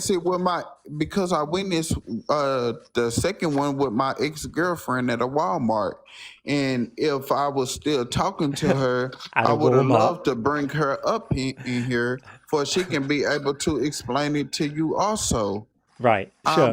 Yeah, at a Walmart, the guy disappeared right in front of our eyes. Amazing. That's great. I'm having a hard time taking this seriously. Yeah, so you am I. don't have to believe it. You don't have to. You have the choice. You have free will. You see what I'm saying? Sure. And this is what Jesus wanted me to, let you all know. Oh, you have free will. Are you here you on can his? choose. You can choose to either go to heaven or hell. Oh, great. If you choose to not believe. If it's a choice, that's fantastic. We'll all choose to go to heaven then, please. Unless it's full of sanctimonious Christians, in which case we'll go down to hell because that's where the cool people are going to be. Carl Sagan's going to be there. Einstein's going to be there. Jim Morrison's going to be there. I reckon Dolly Parton's going to be there because she's pretty cool. It's cool. They've got barbecues going on. They've got a free speech library there. They've got all sorts of good stuff. Up in heaven, up in heaven, they're just like singing hymns all day long. And oh Lord, you are so wonderful. We love your support of slavery and genociding, ethnic cleansing. It's going to be like that. All the worst people, the worst, most irritating, sanctimonious, puffed up, bigoted people I've ever met in my life are all going to be up there in their heavenly mansions, parading around, not caring about all the fine people, the aid workers, the doctors. It's going to be weeping and gnashing of teeth. The aid workers and doctors and all the wonderful people who just happened not to share your personal theological convictions, who Jesus is going to be, who Jesus is going to be making weep and gnash their teeth. It's going to be a fire. You're agreeing with me. You're agreeing with me. Real dark fire like lava. Yeah, so you're you're basically agreeing with my prompt right now. You don't realize it. It's going to be demons that rip your body apart from limb to limb. That's lovely. And you're going to feel this pain. And you're going to feel this pain. He's not listening at all, is he? He's just on his monologue, completely broadcast, no listening whatsoever. So as a last chance, a last-ditch attempt to see if we can salvage something that remotely looks like a conversation out of this train wreck of garbage ideas, do you think it's good for God to send people to all of that delightful hell and torture that you think he has in store for us purely because of what they believe? Say it again.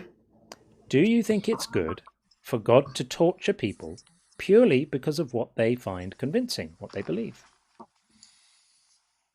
Yes, most definitely. If you feel like that you want to be rebellious and turn away from him. I didn't ask you that. Listen again to the question. It's very simple. I didn't talk about turning away and being rebellious. I said on the basis of what they find convincing. That's what belief means, and that's what the test in the Bible isn't if you're rebellious. The test in the Bible is if you believe or not. So for someone who's just not convinced and they don't believe. No, because God teaches you to believe in certain things. So not off of what they believe, but if you want to be rebellious and want to turn away from God, then hey, you're going to the hellfire. You're going to the lake of fire. We understand the mindless preaching, but again, what you're not getting, and this will be the last time we'll try to do this bit, is you can say God teaches you whatever you like, but if you don't believe that the Bible is true, if you're not convinced, if you just haven't been persuaded that it's true, then you can't take all of that stuff on board. You're not going to be persuaded it's true. And God would know that you're being intellectually honest and just not being persuaded. So why would it be okay? Why would it be okay? I'm asking my question and then you can speak. Why would it be okay for God to punish people just for being sincerely unconvinced of these things?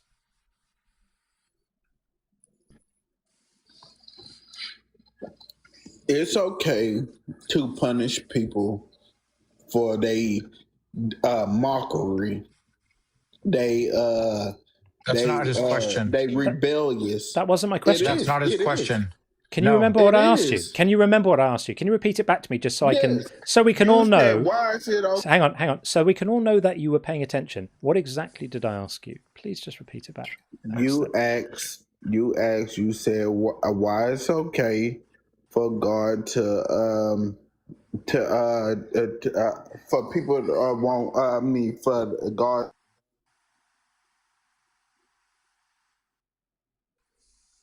I haven't done anything. That wasn't me. We're just waiting for you to get your words out. And I was getting a phone call. My bad. Okay, that's all right. I was getting a phone call. All right, let's try again. So do you want me to repeat the question because you were struggling to remember it? I'll repeat it one last time. I was getting a phone call. Okay. Now you said man, just repeat the question. Okay. For the last time. if someone is just honestly not convinced of this stuff, they're not turning away from God, they're not rebelling, they don't hate God, they're just not convinced, right? I hear lots of things that I'm not convinced by. People tell me that they've been abducted by aliens. I'm not convinced they're telling the truth. People tell me they saw someone disappear in a Walmart. I'm not convinced that that's true. There are things that convince me about reality, claims, and there are claims about reality that don't convince me. So if I just find myself honestly unconvinced about the claims of the Bible, why is that something that deserves punishment? Okay, so you saying you don't believe in anything that you don't see, right? That's no, I didn't say that's that. not what he said at all. I believe in lots of things that I don't see. I just said that there are some things that don't convince me. You don't believe in God? No. Correct.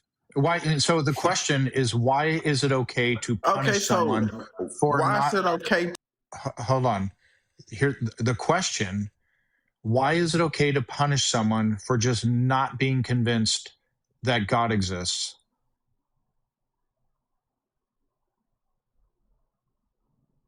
You can unmute and answer the question. Do you believe God exists, James? Okay, so no, I don't believe God exists. The question again, why is it okay to punish someone for not being convinced God exists? Okay, so I make a deal with you. If I beat you 10 out of 10 in chess, would you believe God is real? He's sorry, I just got rid of him, John. Yeah. He's just wasting time. Yeah, fair enough. I think we probably extracted as much value from that interaction as was likely to be extracted. So I'll read a few more super chats and we'll get our next guest in. Buzz said, Bones' entire self-value rests on actions like that. Imagine being that fucking pathetic. Also, Hoodlum, I don't remember getting to be in Eden. Yeah, because none of us ever have. But your deity is still going to hold us all morally responsible for the actions of other people who we had nothing to do with. Absolutely crazy. Coffee Mum, lovely to see you. I can't take anyone seriously if their worldview hinges on a magic garden being real and must justify torture for all humans over blind disobedience. Yep, absolutely. Well said. And Forge the God said, God is responsible for the entire universe except that thing you said. Right, exactly. So much special pleading. It's absolutely amazing. Do we have special pleading on the bingo? If we don't, I'll put it on. Once we've got the bingo up and running next week, if special pleading isn't on there, I'm going to make myself a note now to remember to do that if it isn't there. And one more skateboarder said, why didn't God do an undercover boss episode? Could have done. Just come down and check everything out and then do a big reveal at the end. It would have been awesome. We could all have enjoyed that. And Bjorn said, sorry, I didn't know clothes was mandatory. And Buzz said, you apply at the local Sean Sillett. Why is my... I think maybe we didn't have a guest on when these comments were coming in, and that's why they're not linked. Normally it tells me who was on when the super chats came in. And Forge the God said, I'll post a link to my OnlyFans in the chat. We're going to get rich in next. Sublimely compelling my financial choices is devious, John. Subliminally compelling my financial choices is devious. Yes, I was just trying to manipulate you into joining my OnlyFans. It's worth it, people. Do it. You'll love it. I don't really have an OnlyFans. The Devil in the Circuits, thank you for the super chat. What are you wearing? Lights up cigarette. Brilliant. And Bethos said, Hoodlum seems to be unable to listen to any word. Hoodlum was not... The strong suit was not listening. Broadcast, all working fine. And then lastly, Buzz said, Hoodlum can't even fucking spell hoodlum. That's true. I did notice that. Very good. Okay. Next in is going to be Michael J. Is going to be up next. Here we go. Michael J coming in right now. Hi, Michael. How are you? Michael J, this is your moment. Are you there? Maybe not. Teacupped? How long do we give him? Are you back? Michael, are you there? Back. And teacupped again. Maybe it's a signal thing. We'll give him 5 seconds. Last chance. Michael, are you there? Michael. No, not there. Okay, that doesn't work. Michael, if you want to come up, feel free to rejoin when you've got better signal. Next is going to be Burke. Burke Warman coming in next. Hey, Burke, how are you?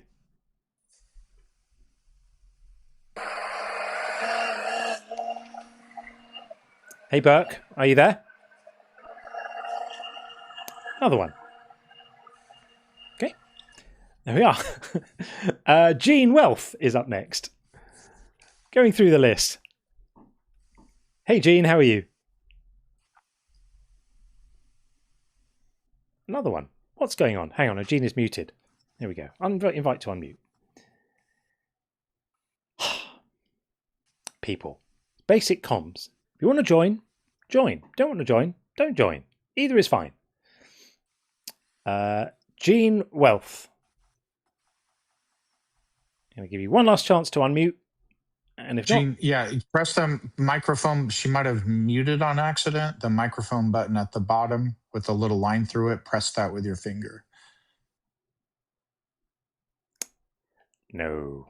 Looks like not happening. Some weirdness going on. It is, isn't there? Yeah, I mean, hopefully TikTok's all right. I mean, you're okay, Sean. That's working. Yeah. Okay, well, we will move on from that. And we're going to go, looks like Bolly Cruise. Bolly Cruise, we'll try that. Hey, Bolly Cruise. What is going on? Something weird is happening, isn't it? Because none of these calls are actually connecting. That is a strange thing. Hello. Oh, there we go. There okay. we go. Okay, I thought something was up with TikTok. How are you? I'm good. How are you guys doing? Couldn't be better. Good. Couldn't be better. Welcome in. You know what our prompt is. Would you like to respond to it? Yeah. I just want to start off by saying I'm not the most knowledgeable person about the Bible, right? And you guys probably know more than I do, right? You guys are probably more knowledgeable than me anyway. So I'm going to go based off common sense, I would say, Common sense. And We like common sense. That's good. yeah. So I wanted to go back to an argument that you had earlier about God sending Saul to Saul. yeah, Saul to to the Amalekites. I don't know how to say it right, but to the Amalekites and unaliving everyone there and all that stuff, right? Yep. So and all their animals. Yep. So you mentioned there's no contradiction to that, right? You said you can read the whole verse, right? And you said you guarantee that there's no contradiction to that. We didn't talk about contradictions. What I said is there's nothing there that justifies that genocide on the basis of what they were currently doing. That attack is explicitly framed as a revenge attack for having waylaid the Israelites as they were coming out of Egypt several centuries earlier. Okay. So what I think about that, right, is that God, right? Okay. You might have got a call. Boom. Come on. If you go out of the app to look at something or do something else, no one can hear you. So just stay focused and talk to us. It will all be good. Oh, okay. Yeah. I didn't know that. My bad. That's okay. So, you mentioned something saying that it's a revenge from what happened 100 years ago. So 400. Close to 4. Trying to say that at that time the Amalekites who were living there did not commit anything. They were not doing anything bad. So God just chose to put suffering on them for no reason. Right? It's not for no reason. We've already told you what the reason is. It's not for no reason. Yeah. God says explicitly revenge, right? what the reason is. Do you remember us showing that? It's 1 Samuel 15:2, where he actually says what the reason is. He gives the reason. He doesn't. It's not left open to debate. There's no conversation to be had about it. God says that this is the reason. Unless you think God got the reason wrong. Is that your position? So, okay, let me just make sure we're on the same page, right? Sure. I think the reason why he, had Saul go to destroy everything there was because of what they did to the Israelites when they left. Who's they? I'm talking about the Amalekites. Yeah, which one? Did any of the Amalekites who were alive at that time that the attack happened, did any of the Amalekites do anything to any of the Israelites? Because it was revenge for what had happened 400 years earlier. So were any of them responsible? So so I'm trying to get to that, right? So, like I was saying, right? Can we agree on that?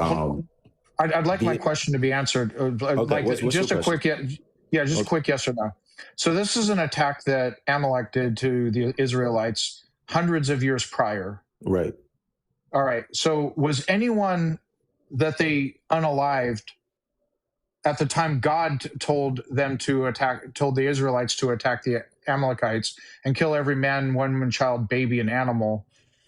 Were any of the Amalekites part of the attack on the Israelites at all? No, because it was hundreds of years ago. Yeah. Right. Exactly.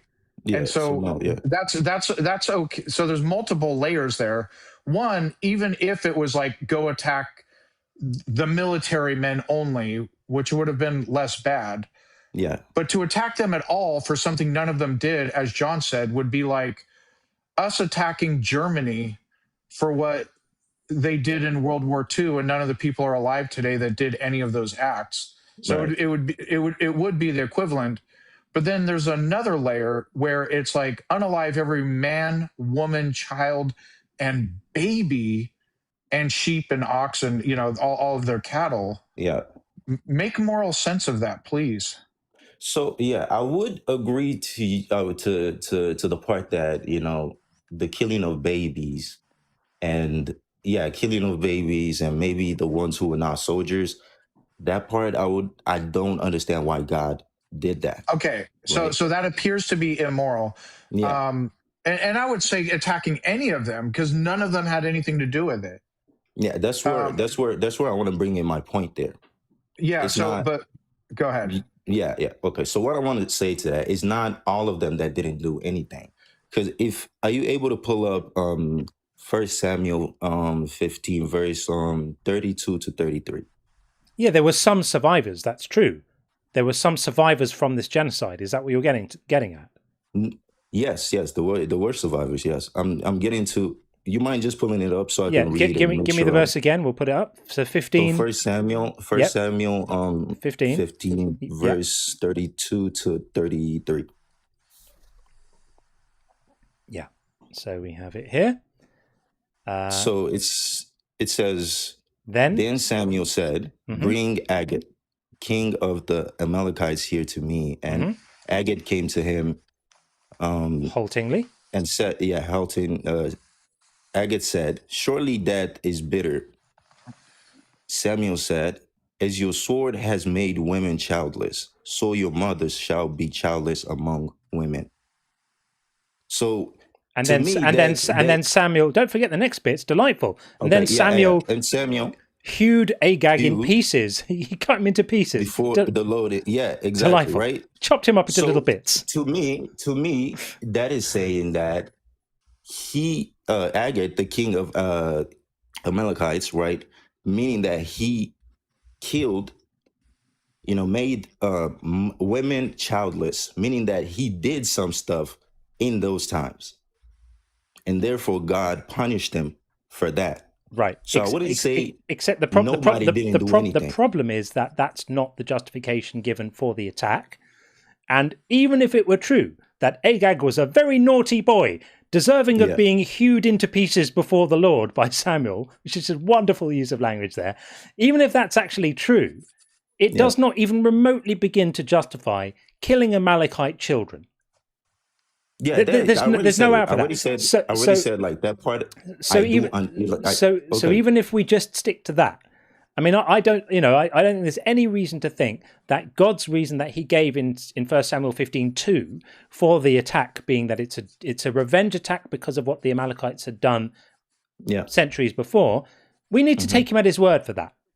We need to take him at his word. If he had said it, and also it's because Agag is very naughty and he does lots of other things, well, then that would have been the justification. But this is later on, further down the line, and we have no reason to think that anything here was the motivation for the attack. And even if it were the case, we could grant you that Agag is a terrible person and the Amalekites contained terrible people. that still doesn't provide a justification for telling the soldiers to go and kill everyone, including the kids. That's it. You know, it could be said that there are wars fought that are just. I mean, I think we should always try to avoid war because war is a terrible tragedy for everyone. But it could be said that occasionally a war needs to be fought. But nobody who isn't a complete monster fights a war and says, make sure you don't forget to kill the babies when you come across them. Kill the suckling babies, kill the infants, kill the kids. That's completely crazy.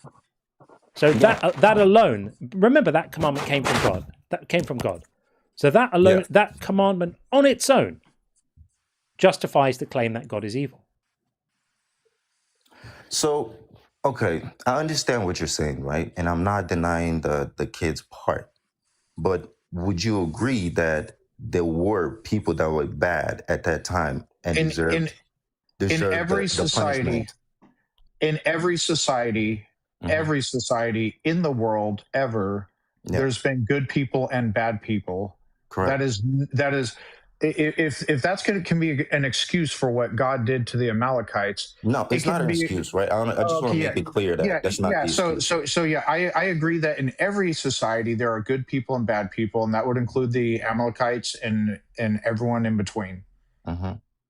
But I don't see how that gets us to this not being an evil act.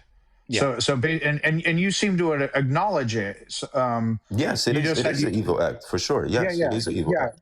And we judge moral agents by the actions that they do. And so we don't just have this example. We have example after example after example of God doing evil acts. And so as we would, if anybody else did the things God did, we refer to them as evil. We refer to him as evil. Yeah, I get your point. And okay.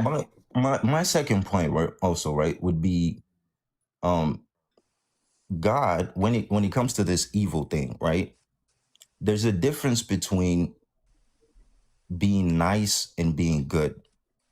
I believe God is a good God, not a nice God. So if we were to put it in context of a nice person and a good person, a nice person is a person that is going to be polite. There's going to want to have this type of image towards other people, to be seen as the perfect person, right? To be seen as they don't have any evil in them. But being good means you have to take difficult decisions to get the right thing. Meaning that some bad things are going to happen. There's a contradiction in the long term of getting something good. There's a contradiction there. If something is harmful but it's for a greater good, then it's not evil. You agreed that. Yeah, that's what I'm saying. God is not evil. Hold on. So are you going to take back what you said, that when you agreed that God ordering them to kill every man, woman, child, baby, and animal of the Amalekites, you agreed that was evil? Are you taking that back now? Yeah, I agreed that was evil, but I don't agree that God is entirely evil. Okay, so do you think, is God partially evil, or is God all good? No, I don't think. Is God all good? I don't think that God is all good. Like I think that God would do certain things, right? Let certain bad stuff happen for the greater good. That's what I believe. Is there a greater good God is not powerful enough to achieve without doing harm? Can you say that again? Okay. Is there any greater good? Because you said it was for a greater good. Is there any greater good that God is not powerful enough to achieve without causing harm? He's capable of achieving something greater good without causing harm. Yes. Yeah. Okay. So what that means is that any harm, including the unaliving of all the babies, is unnecessary. God is doing unnecessary harm. Is unnecessary harm ever good, or is it always bad? So I wouldn't say it is unnecessary harm, because God, I'm pretty sure you're familiar with this term. He's all knowing, right? Okay. You probably heard this. all a lot. But I'll Yeah. use that again. He's all knowing, so we wouldn't know his line of thinking in that But time. here's what you're not missing. Okay. If God can achieve, you're basically trying to argue that it's not unnecessary because there could be some greater good where it's needed. If God is all powerful, there is no greater good that God cannot achieve without the harm. So the harm would always be unnecessary, meaning not needed in order to achieve a greater good, because if God is all powerful, he could achieve that greater good without the harm. So I think also, right, is that God would work within. Am I right or wrong on that? No, I think you're wrong. Okay. All right. So does achieving any greater good without the harm fall under the set of all, meaning God is all powerful, can do all things? Yes. Okay. Then what I said is necessarily true. If you can come up with any greater good, that the only way God can achieve that greater good is to do harm, he is not all powerful. You can't have it both ways. So God has to work in the nature of the world. He wouldn't like, let's say, okay, you're going somewhere, right?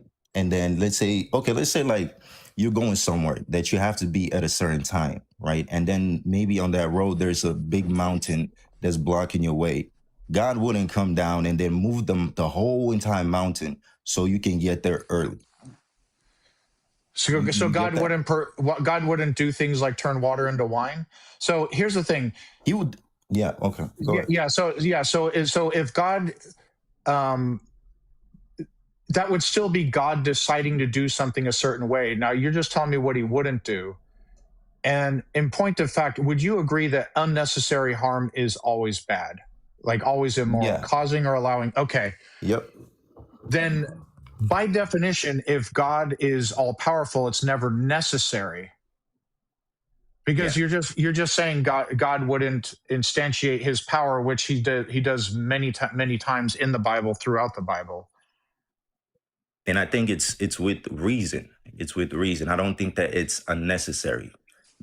I don't think that it's unnecessary just because you and I don't understand the thinking behind it.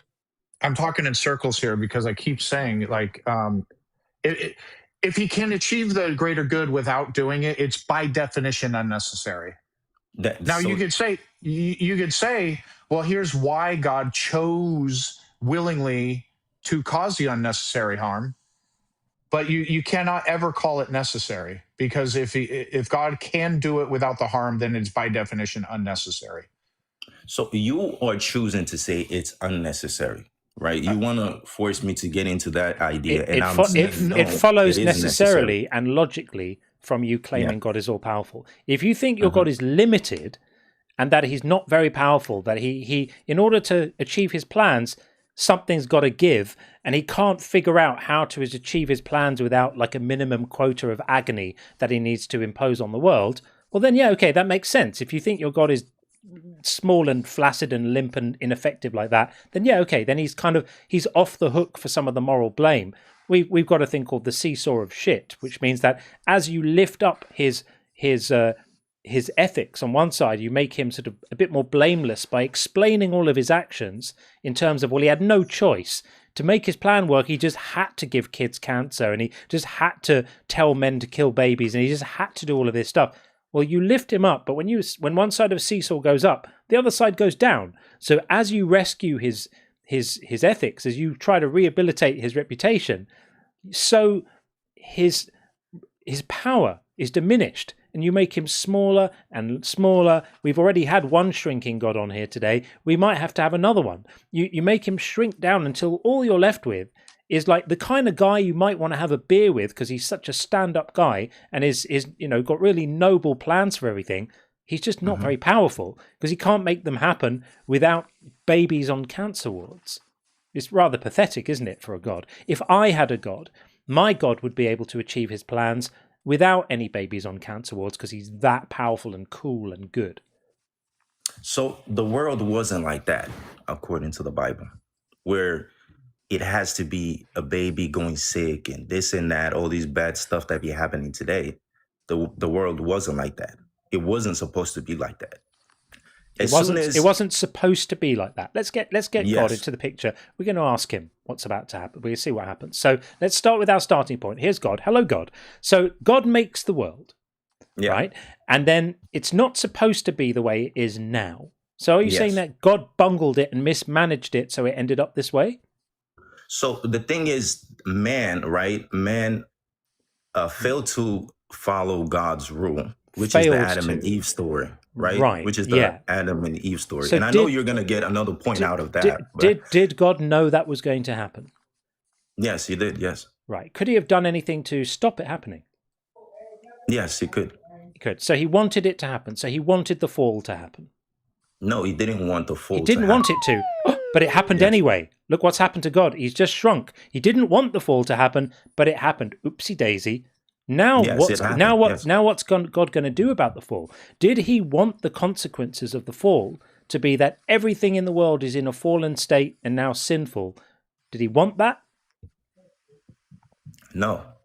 I would say no. Oopsie daisy. It But seems to have happened anyway. What God is thinking. It right? seems to have happened anyway, though, because, he didn't want it to happen, but it has happened. So look what's happened to him now. He's got even smaller. Did he want the consequences of Adam and Eve's fruit theft to involve children thousands of years later dying of painful diseases? No, he didn't want that. Oopsie daisy. God screwed up again. He didn't want that. Therefore. Oh, dear. So he didn't want that, right? Therefore. So before I move on, right? He didn't want that, right? Oh. And every time you say that, he shrinks. That's from me. He didn't want that. But I don't know what he's thinking, right? I don't know what he's thinking, what he's planning for. He's going to be cross now. Look how tiny you've made him again. Look what's happened to him again. It's terrible. Right, as the world became the way it became. Yes. God gave us a second chance. Oh, so nice of him. His son. He sent his son. I know. To save I know. us. Could God not just have fixed it without sending his son to save us from himself? Could God not have come up with a better way than that, or was he able to? Or was that the best he could manage? So if he came with you were suggesting that he should have gone on his computer and then hit a factory reset, and then everybody would be. Here's a better idea. Again. That's what you're trying to say. Here's a better idea. God could have made. That's what you're trying to say. No. God could have made a version of Adam and Eve who have free will, but would not choose to sin with that free will and would not eat of the apple. Was God powerful enough to do that? To change their will?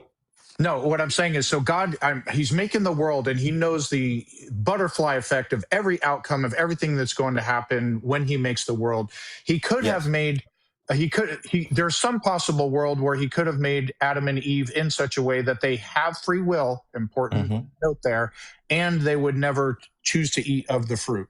Correct? So I don't think he would have made a world like that, because if he would made a world like that, then we wouldn't have this world. Okay, so he would prefer a world with children's cancer wards instead of a world without it.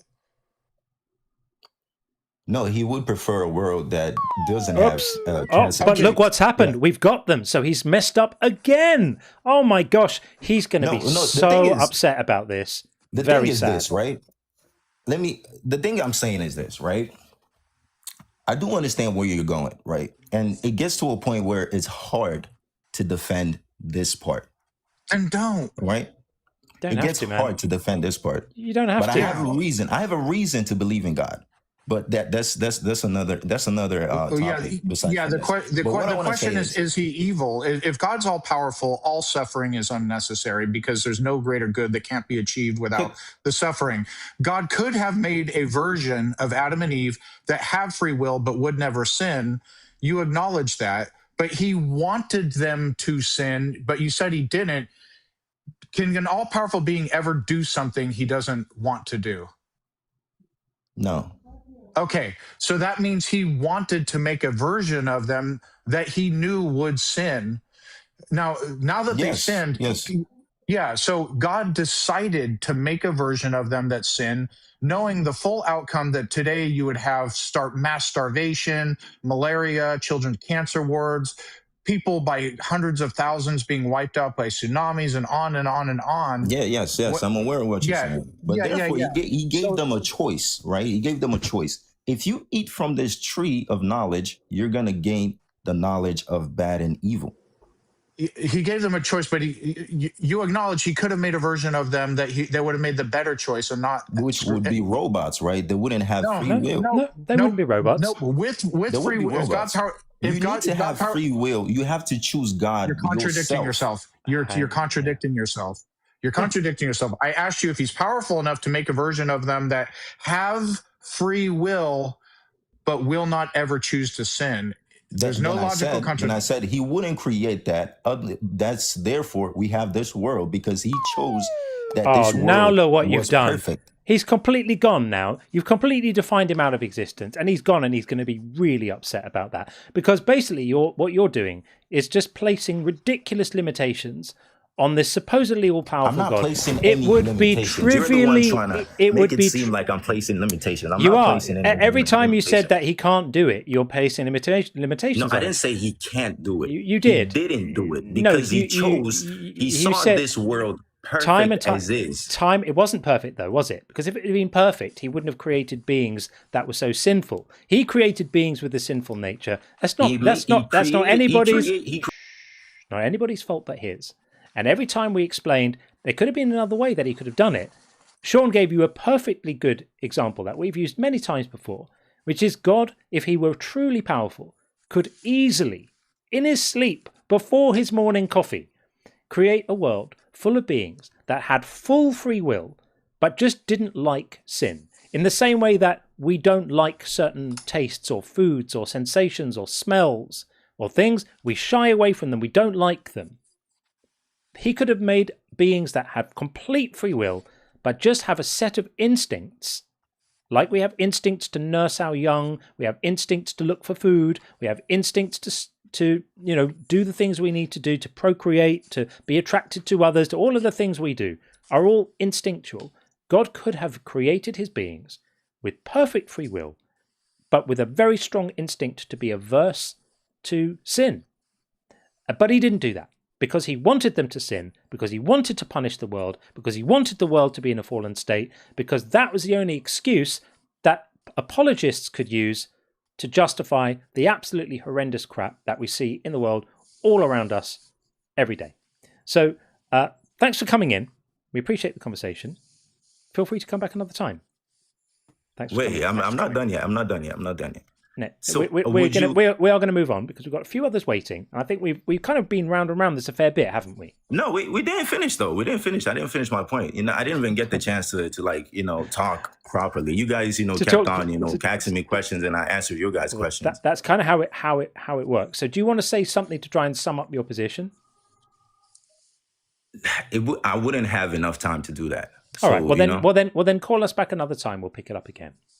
What time do you guys go live? We generally stream. Normally, we stream Tuesdays during the day from 10 a.m. Eastern for a good few hours, and then we normally do Thursdays and Saturday nights from 5 p.m. Eastern time. This weekend I'm away, so the next stream won't be until Sunday night. But there is a possibility if I get back too late for my trip that the Sunday night stream won't happen. So if you want to, just give me a follow. I always announce it when the streams are coming up, and we stream 3 or 4 times a week. So we're always here, and we're happy to carry on the conversation. But we just, we're approaching the half-hour mark, and I don't tend to let any conversations go on beyond that because it gets dull for the audience. But, so, would you just do me a favor and give me maybe 15 seconds? Sure. To say, see if I can fit something in there. All right. So, God created the earth, right? I mean, God created, the universe, whatever, right? Brought 2 people. They failed to follow God and gained the knowledge of sin, gained the knowledge of bad and evil. Gave them a choice to turn back to God, right?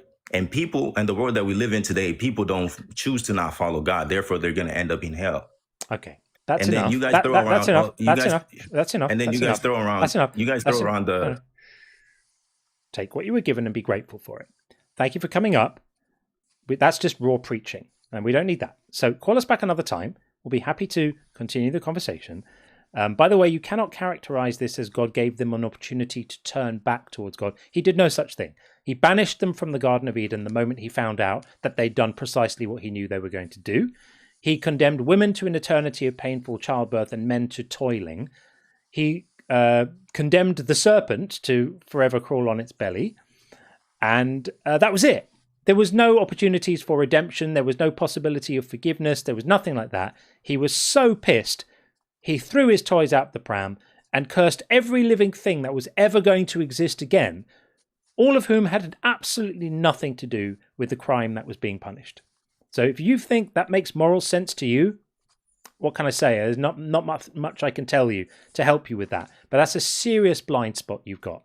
The ultimate collective punishment. Every living creature in the world gets punished because two people helped themselves to some fruit that God knew they were going to do. He didn't have to put it there.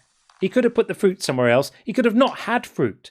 God could have encoded the knowledge of good and evil somewhere else. And by the way, you said it yourself, before they ate of the fruit, it means they didn't have knowledge of good and evil, which also means they were naive, that not following God's commands was bad. They didn't know this. They were like babies because they hadn't eaten of the fruit yet, which means that they cannot meaningfully be punished for something if they didn't even have the concept at the time they did the act of wrongness. They didn't have it because they hadn't eaten. All of that is extremely silly and evil. Okay, we are going to go over. We've had Mr. Ping Pong has been waiting very, very patiently over on the YouTube side for an absolute age.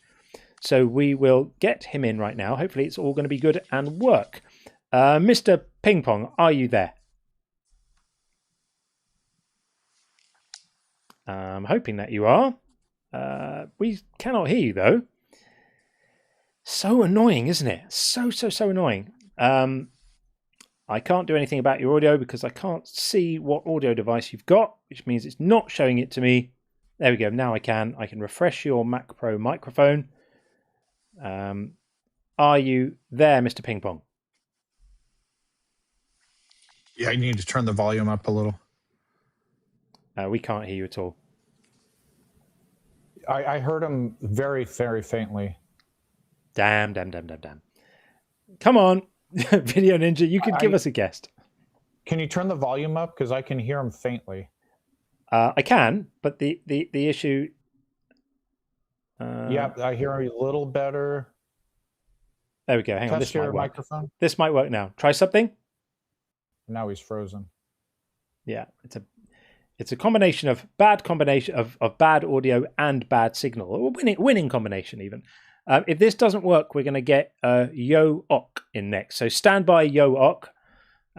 We'll give Mr. Ping. He's been waiting, to be fair, about 45 minutes. So I really want to give him an opportunity to get in, but it doesn't look like it's happening very well, does it? Because it's dropped out now.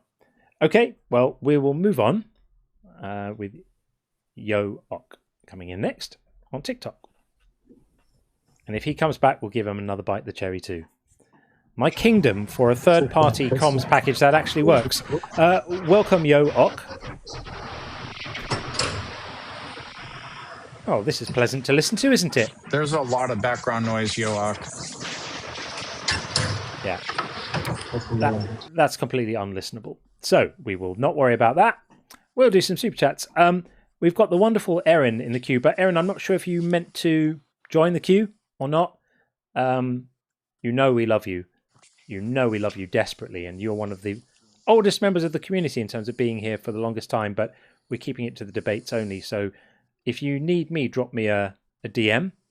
But otherwise, we're trying to keep it focused, as you know.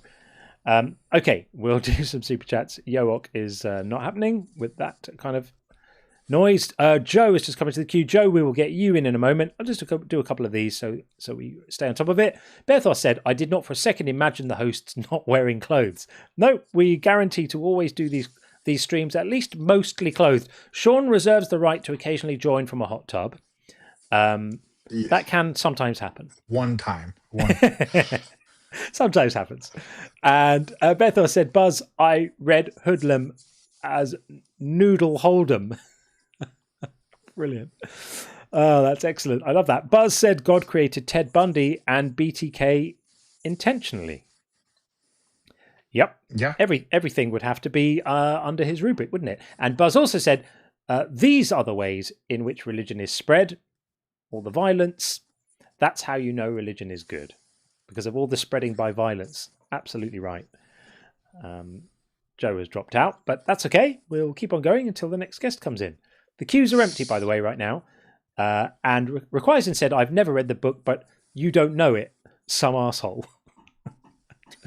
Oh, yeah. Everyone, all the time, every day. Yeah. And Forge to God says, genocide is totally not cool, but I can't believe they kicked him out of art school. I'm not sure what the reference is to art school, but yeah, lots of genocide apologetics going on. Every time we do this, it's wild, absolutely wild. And Buzz said, God makes Hitler look like a bitch for body count. Absolutely. Oh, yeah. And well, any of them, all of them combined, like still pale in comparison. All of the ruthless dictators, genocidal maniacs in the world combined don't hold a candle to God's atrocities. Not even orders of magnitude. I mean, it's like by millions of times. If you think that, if we're expected to believe that God is responsible for having brought death into the world as a punishment for something or other, well, there have been billions and billions of life forms that have lived and died and suffered. Billions.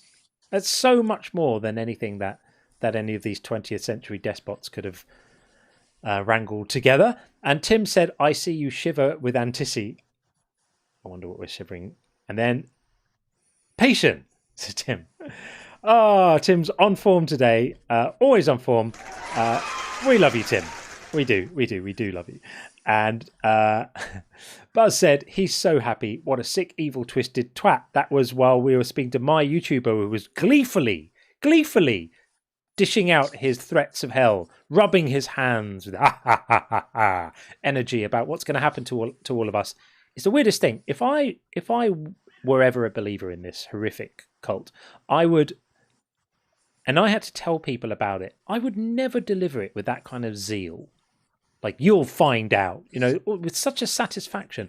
I would say, like, if I really thought that was true, I would say, like, I'm genuinely, like, upset and heartbroken at thinking about what could potentially happen to you. It's horrible. It troubles me so much to think about it. Please consider it, or something like that. There's no way I would do that. It's almost like a Bond villain. That's the energy they bring to it. It's idiotic. It's crazy that people are like that. Absolutely wild. That's the fruits of the spirit, apparently. Gleeful delight at the prospect of people who have different views to you being tortured forever by the God you worship. What does that say about you? If you find yourself in that position of doing that, it's time to stop. Like, check yourself. Like, just stop when you become that person. It's absolutely mad, isn't it?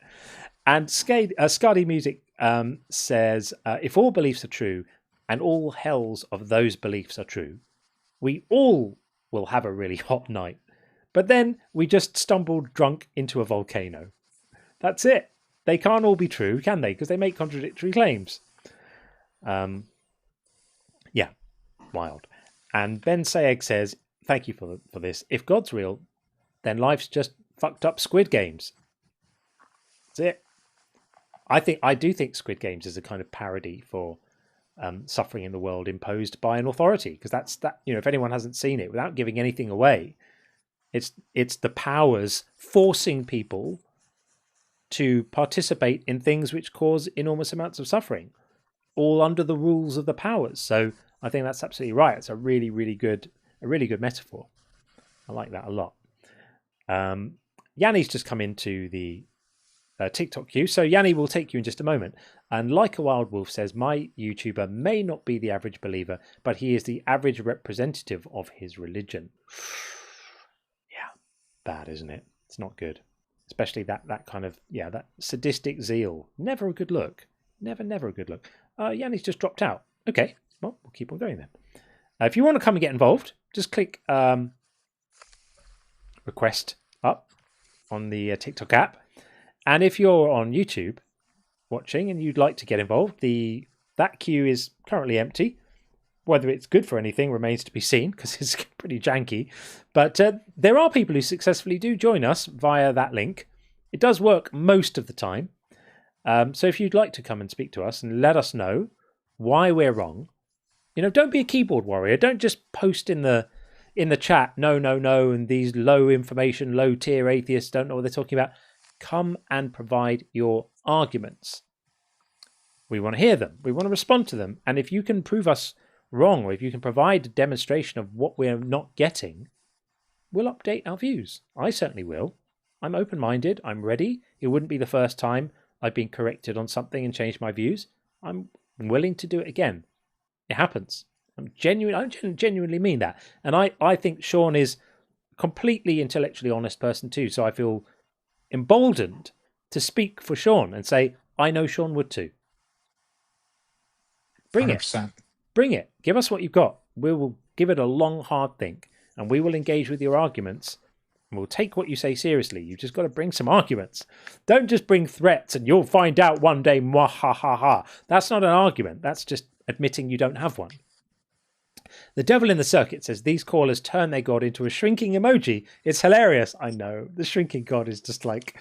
I was so happy when I thought about doing it this way because it always comes up in the arguments. And I always have this vision in my head of every time they say, but God has to do this in order for, the God shrinks. And I thought, let me actually have a visualization of it on the screen. And then when I found the slide whistle sound, that was it. I was just in heaven. I couldn't wait to share it. I was literally chomping at the bit to get the God out of the box. I'm going to plan a few more of those kind of interactive animaty things. Might do the seesaw of shit, otherwise known in more polite circles as the seesaw of suffering. Might do that as well.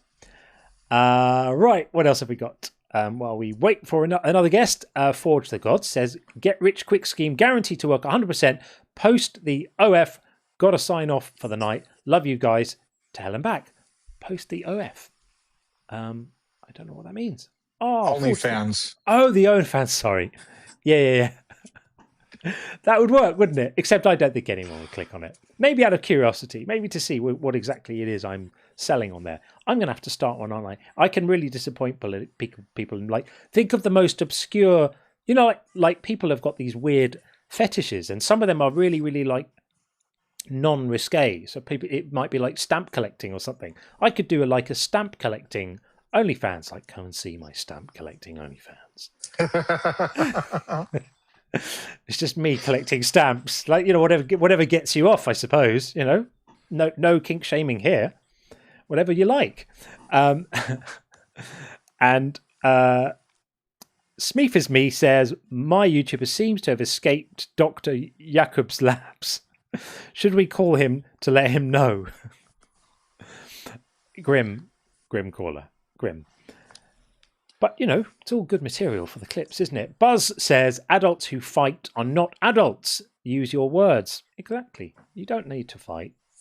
There are very, very few situations that you can't negotiate your way out of. I have been in situations a couple of times in life where I thought, if this goes really badly, I might need to defend myself physically. But I've always managed to talk my way out of it somehow, for some reason. Maybe that's just luck. Could be. He's right. And I say that as someone guilty of it, was young and immature myself. Of all the fights I've been in, I can't think of any. Actually, there was one. There was one where I genuinely had to defend myself. But everything else, it was my ego versus their ego. And, completely unnecessary. Yeah. And as a general principle, physical violence wants to be avoided whenever possible. So yeah, you nailed it, Buzz. Yeah. And you, Sean, of course. Ways to keep the stream entertaining. Every 10 super chats, John or Sean removes a piece of clothing. Strip chat. We could try it. I remember the fundraising stream that Justin did recently, where for every target reached, they cut off a a V strip from his shirt till eventually it was like cut down there. It's one way of doing it. One way of doing it. I thought it was fantastically innovative. Okay, Debbie, we are going to get you in right now. Let's bring in Debbie Rathbone. Looks like, yeah, Debbie Rathbone coming in right now. Hopefully. Coming in on TikTok. I need that drum roll sound, don't I? Because it's taking a few seconds. It's doing the TikTok thing. Hopefully we get there. It's taking quite a few seconds. I wonder if TikTok's being a bit funny today. I wonder. We are trying to get you in, Debbie, but it's failing at the moment. We'll give it another few seconds, and then we'll drop Debbie down and then try and hopefully she can rejoin. Yeah, Debbie, that's not working. We would love you to join us, though. So we tried to get you in. Just request up again. Sometimes that genuinely just needs a second try. So if you do want to come in, just request up again. We'll bring you straight in now. If you would like to. And if not, that's also okay. Sometimes on these day streams, there's a bit of a lull where it goes a bit quiet, and then it tends to pick up a bit as it gets on, and people in the US are freeing up. Okay, well, Debbie didn't come back, but we've got Dylan Price, so we will try that. We'll bring in Dylan next. Hey, Dylan, how are you? I'm good. Excellent. Welcome in. Dylan Price. There we are. Dylan, are you the Dylan I spoke with on your live recently? Yes, lad. How you doing? Dylan is actually an honest interlocutor. The last time I spoke with him, so this should be a fruitful conversation. Fantastic. Welcome. We're happy to have you here. I don't have that long because I'm just walking my puppy, but okay. I want to pick your brain real fast. Okay, is that fine? Sure. So, why do you think that we are given the ability to understand our reality, and then react in a way to make our reality true? So, like, let me give you an example. So, if you're driving a car, right? Mm-hmm. We can see something in the road, and then we can use our observation of reality and swerve to the left or the right to not hit said object. Yeah. Now, me, I'm sorry, Sean, you're good. Yeah, no, I was just going to answer your question, but if you want to continue, do you want my answer? Because I don't want to be biased by yours. All right, so. First of all, I just want to be, I try to be careful with words, and you said we're given. I don't think we were given that ability, period. It's a event that was caused, and it was biological evolution over time. In point of fact, our ability to perceive reality in such a way that you just said, that we perceive an object on the road, and so we swerve to avoid it. That is a survival technique. That is a survival trait, the ability to perceive reality and react to reality. And so it would be for the same reason a cheetah can run 70 miles an hour, or other species of life have different survival traits. The ability to perceive reality is a survival trait and completely consistent with and would make sense under biological evolution. I mean, I get that, but then that would mean that everything in biology would is explained, which during our conversation, Sean, we kind of went down the rabbit hole of the biggest questions in life, and at some point you have to presuppose something. So what I'm saying is this is I think because we have the ability, and every single thing in nature has the ability to react to situations around them. Mm-hmm. I think points more towards complexity / a creator than of everything just being random. Well, you said complexity / a creator. Complexity does not necessarily mean a creator. So what you can't do is look at so human beings make some simple things, some complex things. And because we make some complex things, derived from that everything out there in the universe that is complex suggests a creator, because you can't look at one category and say that automatically applies to the other. We see complex things happen in nature, such as solar systems. And by the way, included in that is biological life, because we know we have a mountain of evidence that biological evolution explains the diversity of life and it explains the complexity of life in and of itself. So if you can't just assert that complexity means a creator. Well, I mean, like obviously, yes, like on paper, that does not mean that like absolute truth is like a God. But what I'm saying is that, I mean, even like what you said, we have the ability to like understand reality and like give like definitions. Right. It's a survival trait.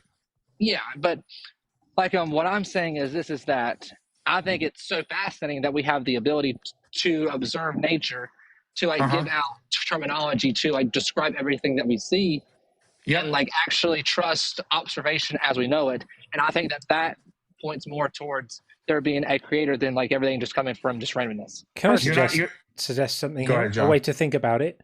We are the descendants of the creatures that evolved that ability. The creatures that didn't evolve that ability didn't leave descendants because they got selected out of the gene pool because they weren't as good at surviving. It's really, really simple. So if you have a filter, think about it as a genetic filter, right? So some genes tend to lead to properties, right? Like they lead to features of organisms, right? So some genes lead to helpful features and some genes don't.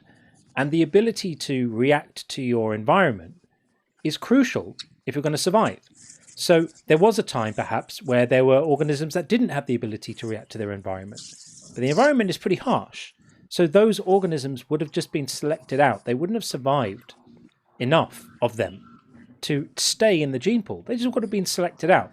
Just like if some of the organisms didn't have the ability to move, well, they would have been selected out too because they wouldn't have been able to hunt. They wouldn't have been able to avoid predators. So what you're left with, this is the beauty of evolution. This is why it's such a powerful explanatory framework, because you only need to assume a couple of things. You just assume variations in the genes, and we know that variations in the genes happen. So they didn't. All members of a species would be identical. So you get variations in the genes, and some of those variations are going to be helpful, and some of them aren't. So the fact that we are able to discern our environment doesn't point to a designer. It just points to the fact that the genes for reacting to your environment are the only ones that would be likely to prevail. But I think you got to be careful because, I mean, I think personally Darwinism falls apart at the origins of life. That's a different issue. You have to presuppose something. That's a different issue. That's got nothing to do with our ability to discern our environment. That's giving up on that question, respectfully to you, and pivoting away to where did life originate, which is a totally unrelated question. It's a good one. We can talk about it. The reason why I brought up was because you mentioned evolution.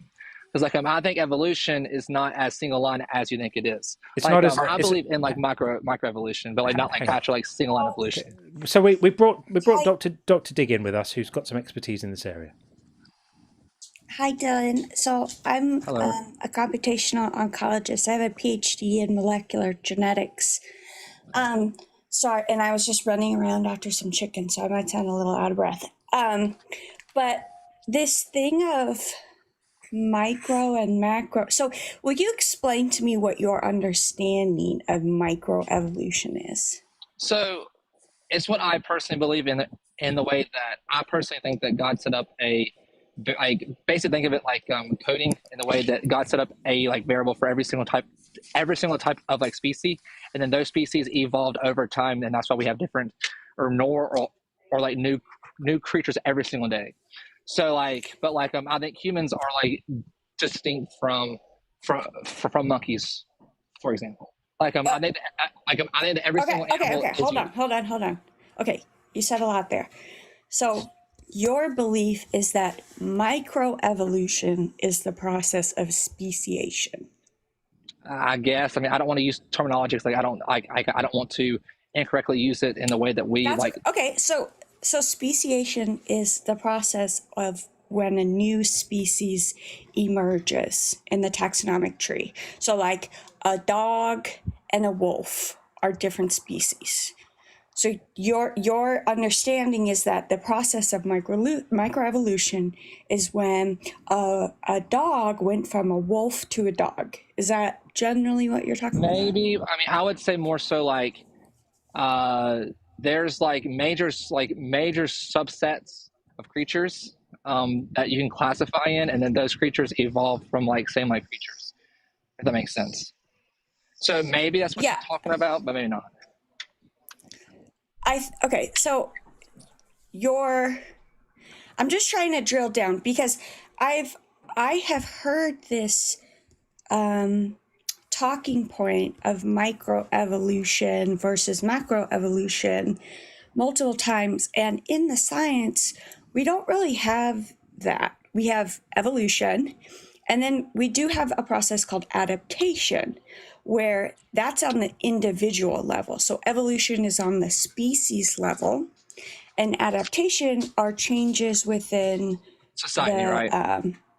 No, not society, within individuals. Yeah, I mean, like, I would definitely agree with that. Like, I think that you were definitely shaped with like whatever culture that you're in. Like, and that's why I think that everyone kind of that's not. That's okay. I think so. With all due respect, I think that you have sort of conflated and mixed together this soup of kind of science, a little bit of conspiracy theories because you're talking about us living in a simulation, and society. Can I explain that really quick though? So like the reason why hold on. What does the hold on. The simulation I don't think has anything to do with getting the definitions of evolution correct. Yeah, so the reason why I'm using simulation is because like wherever you live in your culture, you are taught in your culture about like holidays and traditions that you would celebrate in your certain society. That's why I use the word simulation in the way that it kind of works with adaptation because like wherever you live, you're going to be grown up in that. Now, like you don't have to believe it over time, but like you're going to grow up with like whatever simulation that you live in your culture.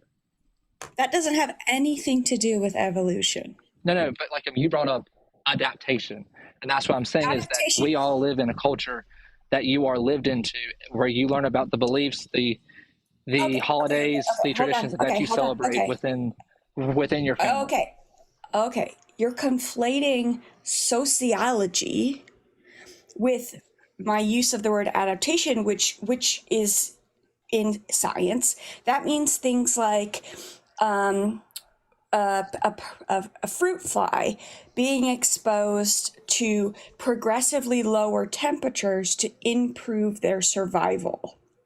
That's what adaptation is. You currently, with the simulation and the holidays and everything, that's more in the realm of sociology. That doesn't have anything to do with evolution or adaptation. So what would be considered like the current science terminology for like Darwinism? Like that's what I personally disagree. For what? For like single line evolution. Where like everything evolved from like a single cell. Like that to me breaks down at its origin, and you have to presuppose a current theory out there, which is which is fine. I mean, like if you believe in that, like that's fine. Dylan, can I give you a quick pointer? Forgive me, Dr. D, just a quick one, and then I'll hand back to Dr. Dick. Be very, very careful to not mix up origins with evolution. They're completely different. To say that you have problems with the idea of biodiversity, with evolution being the thing that explains common descent, for example, and that your problems with that are to do with, well, what's the origin of the first life, is to be confused about both of those things. They are completely separate fields. They're related in that they're both life sciences, but they're completely separate. So it could be the case that evolution absolutely is a valid model, and we know it is a way of explaining biodiversity. I agree. But that we still have absolutely no idea about abiogenesis, or it could also be the case that we completely nail abiogenesis, but that our attempts to explain evolution by natural selection are mistaken in some way. Now, we know they're not, because the amount of evidence for it is just absolutely gargantuan. You have to be such a science denier at this point to not accept it. So I want to hand it back to Dr. Dick, but to not accept evolution at this point. I want to hand it back to Dr. D, but I just wanted to say that keep those two things separate. They are totally separate subjects. Well, the reason why I bring that up is because I mean evolution in like life has to be answered at the like origins of life itself. Dylan, but it's a separate question. What you said was, you said it earlier, is that the problem you have with evolution is how did life start? Those are separate questions. Even if God miracled the first simple life forms on Earth, they still evolved into what they are today. Yes, So you're saying biological evolution as a phenomena that happens with already existing life. It does not explain how the first life got here. So not having an explanation for A isn't a problem for Y. Do you understand that? Because okay. Yeah. So like I totally agree with like evolution to an extent. I just have a problem, or like I guess I have a different belief system regarding the origins of the actual evolution. Yeah, separate conversation. But this whole thing came up because you're asking why we should trust our, like why we would have brains that are able to perceive reality. Biological evolution fully explains that. So let's not, if that's your problem, let's not talk about how life started, because that doesn't answer the question for why we have brains that are able to perceive reality. Our brains are able to perceive reality because that is a survival trait, just like a cheetah being able to run really fast is a survival trait. But then, Sean, we would have to know the answer of the origins of consciousness, which we don't know yet. No, we don't. No, we don't. Well, we do, though, because consciousness helps shapes our decisions, which helps shapes our observation and our reactions. That doesn't mean... Okay, so you've said so many things that I want to address. You're fine. Number one.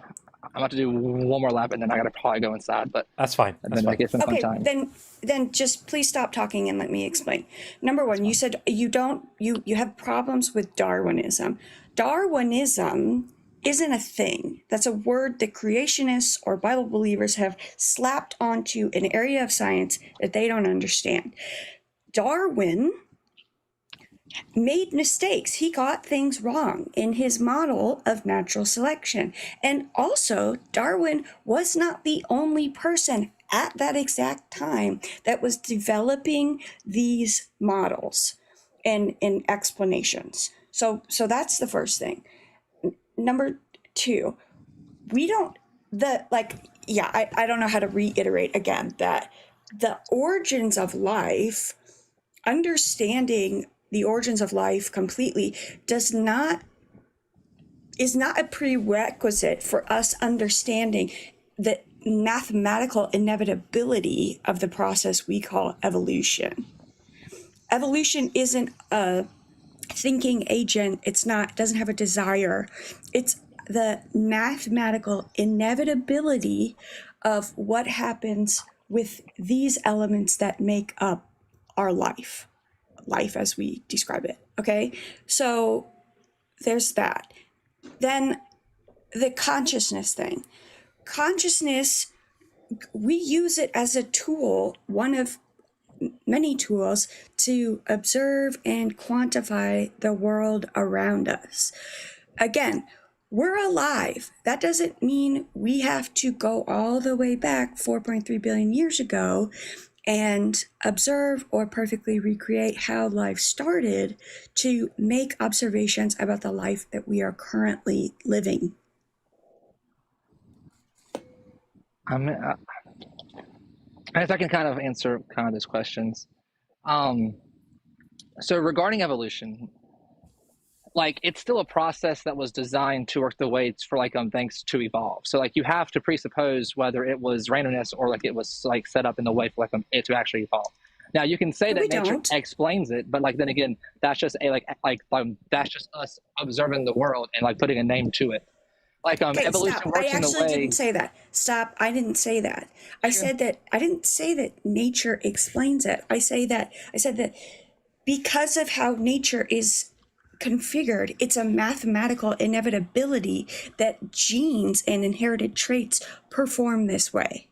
And that's what I'm saying is that you would have to, going back to the origins of everything, if that's set up by a creator or like it's set up by just randomness. Which like I would personally put a creator behind the explanation regarding the process of evolution. Like cool. So let me ask you a question. That's my belief. Stop. Let me ask you a question. So before you learned 1 + 1 = 2, did you learn about the history of the Arabic numbering system and the history of their like astrological observations and things like that? Did you learn all of that before you learned that 1 + 1 = 2? Well, I think that everything that you believe is simply beliefs, but like I think that math is one of the only things that is like actually absolute truth. But like everything evolution that you believe is math. Evolution is math. I mean, it's a process. It's a mathematical process. It's more than just math. Dylan, have you ever heard the phrase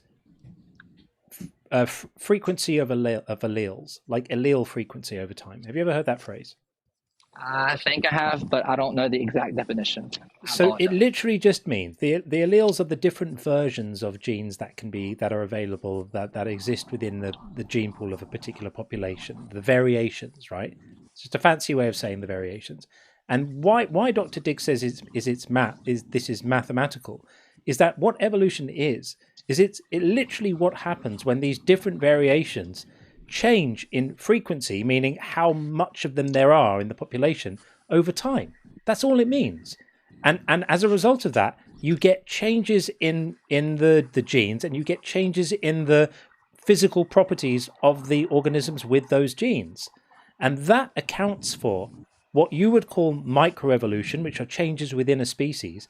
And it also accounts for speciation events, which is what you might call macroevolution, which is when a population gives rise to eventually to ancestors who are so genetically different that they couldn't mate anymore with members of the original species. And we call that speciation. And that there's no force in nature that acts to limit the amount of change that can happen there. So this idea, when people say, I believe in micro but not macro, it's like saying, I believe you can walk half a mile down the road, but you can't walk a mile. It's silly. Okay, I mean, like, I think I can definitely attest to that. Maybe like the like simple concept of like evolution could be like absolute truth. But I think when you get into like the like weeds of it, some things you have to presuppose for like both sides, whether you are a creationist or you believe more towards a natural explanation. You don't have to presuppose anything. So we have an understanding of what causes evolution. It happens in a logical way. There's no goal involved. It's just different members of the population, we're all unique in our own way. Some people inherit traits that are conducive, not even necessarily inherit, have unique traits to themselves that are conducive to survival. Some traits are not conducive to survival. The ones that aren't get weeded out because they don't live long enough to procreate. The ones that are conducive to survival are more likely to be passed on to the next generation because the member of the population that has them will live long enough to procreate, to pass on those genes. It all happens in a perfectly logical manner and in some ways predictive manner. And you're saying there's a thinking agent behind it, and you haven't provided any evidence. You have not provided any evidence that that's the case. Well, I mean, I think at the end of the day, it's like there's never going to be enough evidence to like fully support a like full truth. Like at the end of the day, yes, there is. That's not true. Yes, there is. Everything is beliefs. Do you believe that the sun that we go around the sun, or do you think the sun goes or orbits around us? We were taught that in school, so like yes, I believe that. Why do you believe that? You're not born and you're thinking that. I mean, like you get taught that in school. So yes. Oh my God. Okay, your inability to like the connections that you're making. I'm just saying. I mean, everything that you learn from the time that you're born to the time that you're now, you get told stuff every single day that you either believe or you don't believe, and that's what forms your beliefs. That's why I say that nothing is absolute. Except in science, we can give you the exact steps, the exact directions for you to go and do those experiments yourself. You don't have to take our word for it. You can go and get a population of fruit flies or caterpillars and do experiments that will prove evolution to you yourself. You haven't done that, and therefore you think that you're in the right to be incredulous about it. You're not. I never said that evolution was not true. I'm just saying that I probably have a different minor definition of like evolution. Like I don't personally believe that we came from apes, and you might disagree with that. And it's you know what, as we draw this to a close, because we're approaching the time and with other people waiting and all of that, it does make me sad to hear adult people saying things like that, because honestly, that's no different to saying I don't personally believe that babies are produced by humans mating and having sex. I prefer the stork theory of babies. It's literally the equivalent of that. The evidence for common descent is as strong as the evidence that human beings make babies and not storks at this point. I mean, it's so beyond any question that the fact that there are multiple different converging lines of evidence for this from multiple different disciplines, the genetic evidence, the fossil evidence, there's so many different lines of evidence that support this. It makes me sad to hear people who say this, because you've got all the information in the world on a device that you carry around with you in your pocket, and you don't need to remain so ignorant of what we actually do know. This is stuff we know. This is not controversial. This is why I don't give flat earthers the time of day, because they're keeping themselves completely stupid. And you would agree with me that these people are idiots because they're buying into stuff that we just know is not the case. What you are perceiving as a controversy that's yet to be settled is not a controversy that's yet to be settled. It is settled. We know that common descent is true. If we had more time, and I am going to move it along now, but we could talk about what some of those bits of evidence are, some of those lines of evidence, just in the genetics alone, just the endogenous retroviruses alone, with nothing else, prove common descent. Just that. But if you ignore all the other evidence, just that alone proves common descent. But John, the only thing is that, listen, I would just love to see a monkey build a 4x4 house. But a monkey can't build a 4x4 house, and no one is different. No one is suggesting. Every single species is different. But that's fine. You might as well say, "I'd like to see a human being run at 70 miles an hour because a cheetah can and we can't." It's called that we can build stuff and then do that. We have a car, but that's to miss. It's to miss the point that different species have different qualities, and the qualities we have are the ones we evolved because they were the best adapted to our environment, right? So it's not a surprise that humans can build a 4-story house and a monkey can't. That's perfectly what evolution would predict, given the size of human brains, the size of monkey brains. This is exactly consistent. Everything you're saying is exactly consistent with the phylogenetic organization that we see in the animal kingdom, where you would expect mollusks to have different physical properties to dolphins, that have different physical properties to badgers, that have different physical properties to parrots, that have different physical properties to elephants and humans. None of this is surprising under a view of this. And, it's just a shame. In a way, I don't know how to say this without sounding disrespectful. I'm not meaning to. Your beliefs. I know, but your beliefs are keeping you. But your beliefs are keeping you ignorant. Your beliefs are keeping you ignorant. You think that, man? Again, it's just beliefs. At the end of the day, I could be wrong. You could be wrong, and we're gonna continue searching for the truth. Well, we can all be agreed in that's a worthwhile endeavor, can't we? Thanks for coming up, Dylan. Appreciate your call. Of course. Keep well. God bless y'all. See you, bud. Bye-bye. Dr. Dig, thank you very much. We tried. Yeah. All right, keep well. Thanks a lot. Okay, it was. bye. Yeah, take care.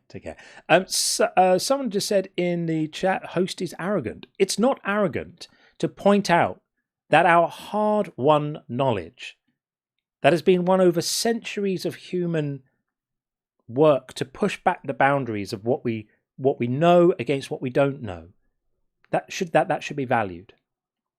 and not devalued by being cast aside. It's not arrogant to say that. It would be arrogant to claim certainty over things of which we can't be certain. That would be arrogant.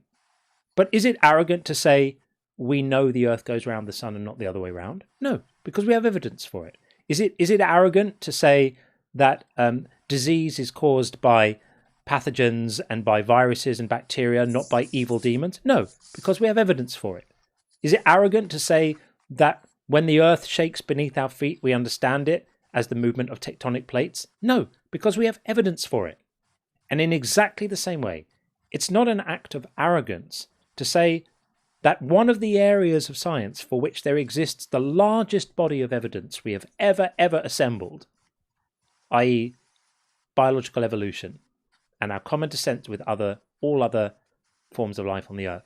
It's not arrogant to just recognize the hard work that thousands and thousands of people over the last 150, 180 years have put in to advancing this understanding of ourselves. And by the way, many of those people are Christians. Francis Collins, the head of the Human Genome Project, understands all of this stuff. Devoted Christian. He just gets the science. Jerry Coyne is the other one. Devoted Christian, but he gets the stuff. He gets the science. He understands it. This is not atheist science. This is just science. It's what we know. And we make ourselves stupid when we deny and are skeptical about things which are established knowledge. It's stupid. We shouldn't do it. Not arrogance. Okay. Sermon over. We will try to get in over on the YouTube side. It looks like Mini Toad. We'll try that, see if it works. If it doesn't work, then our next guest will be Chadwick Owens on TikTok. But we'll try to get in Mini Toad. If for no other reason, then it's a fantastic name. Mini Toad, are you there? Seems not. No, Mini Toad dropped out. Okay, well, Mini Toad vanished, hopped away somewhere else, and we will get in Chadwick Owens on TikTok. Coming in right now, we hope, anyway. Come on, TikTok, you can do it. There we go. Hi, Chadwick, how are you? Chadwick, you're up. What do we think? Accidental call? Okay, we will say goodbye to Chadwick. That sounds like an accidental call to me.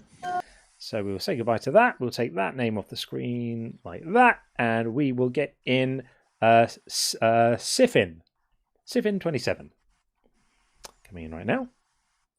Hey Siffin, how are you? Hey, so I have a question for you, right?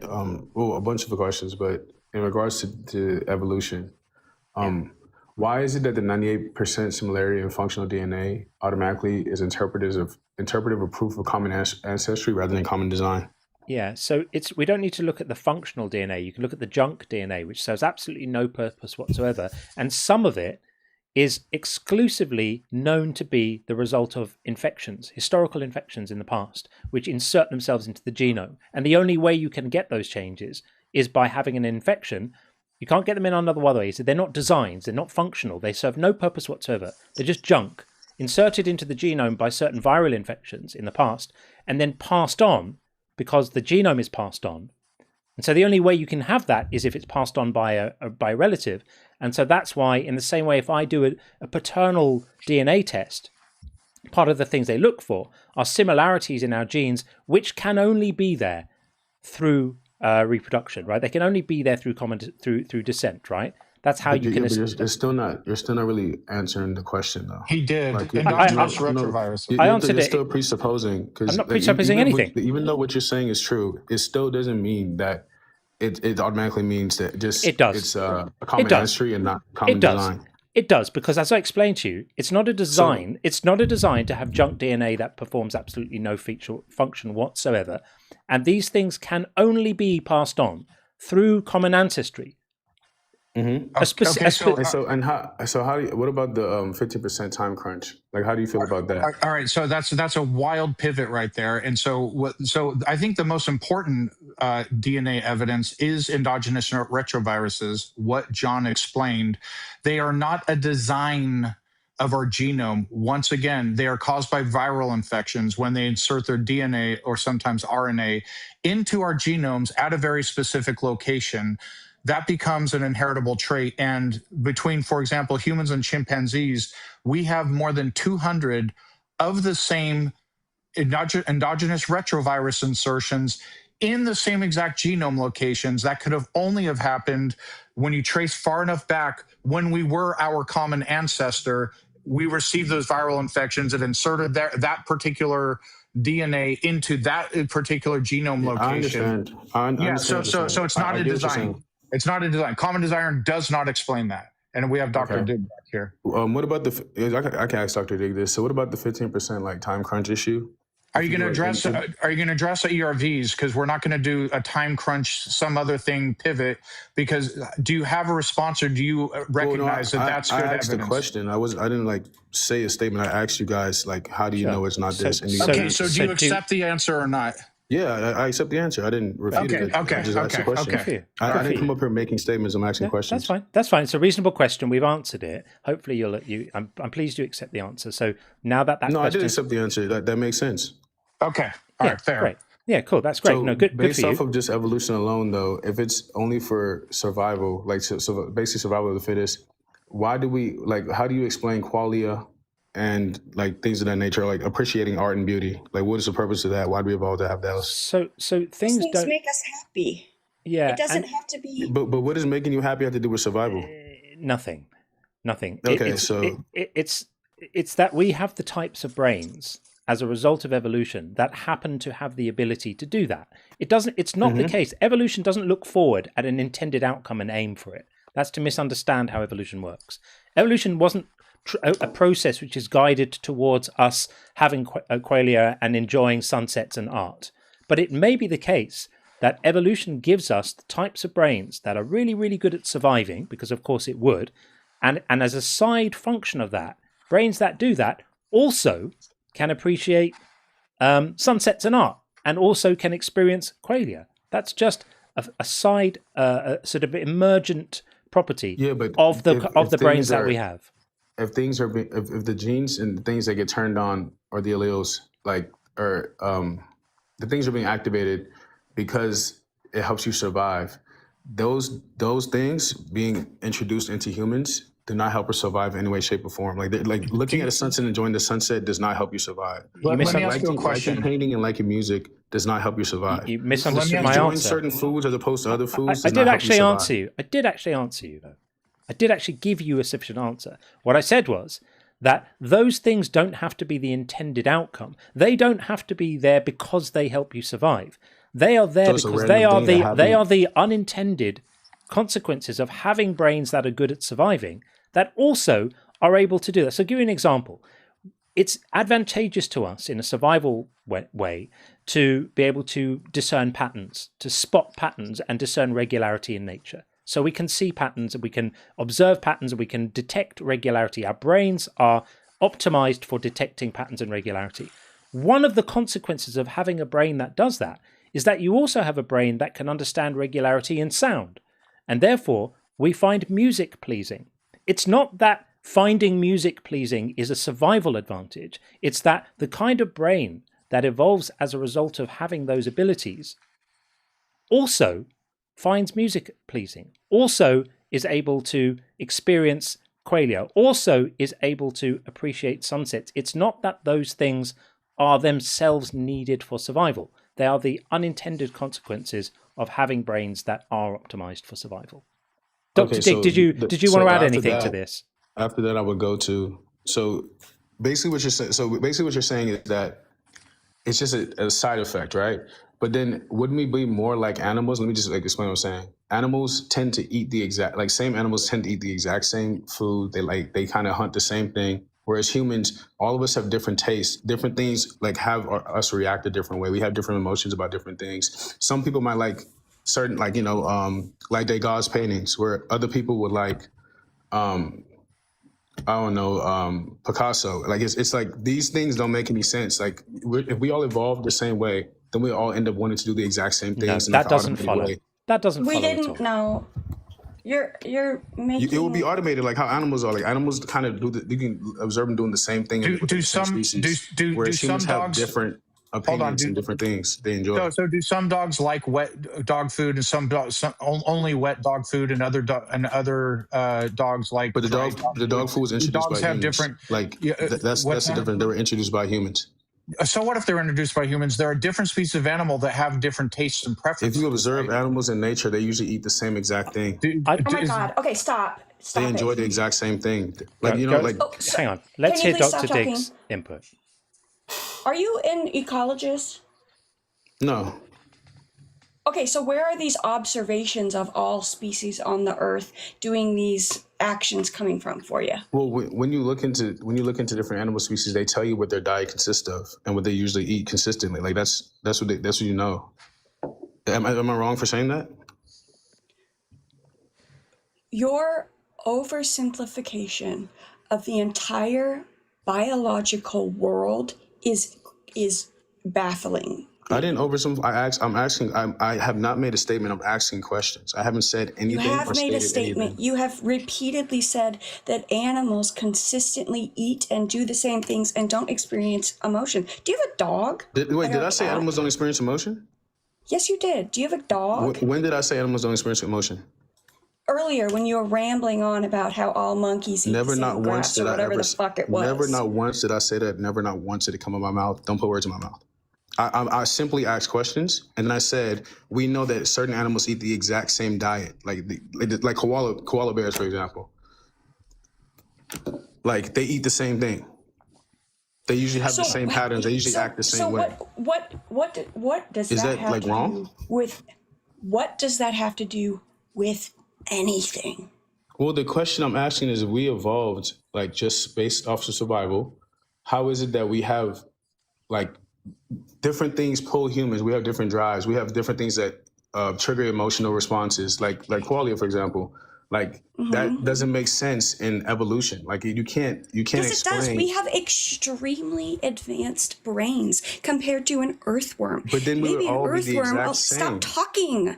We have extremely advanced brains. We grow up in diversified environments. We all have different families. We have different family structures. We have different educations. We have different experiences with the world. We have different experiences with non-living, non-thinking things in the world. People are different in the same way that dogs are fucking different. This is not difficult, and this is not an indication that evolution doesn't work. God forbid somebody likes pizza and somebody else likes lasagna. This is ridiculous. Your incapacity I'm trying to figure out why you do this. expand your brain. Did I say evolution doesn't work? About other things. Yes. When did I say evolution doesn't You work? said that it doesn't make any sense. I said evolution doesn't make any sense, or I asked questions. Okay, so let me ask you a question. Do you accept biological evolution as an explanation for the diversity of life? Yes. I'm not even denying that. Okay, got you. All right, so let's say you ask a question that no one about, like, why do humans have this trait? And we don't know the answer. Let's just say, I don't care what it is, we don't know the answer.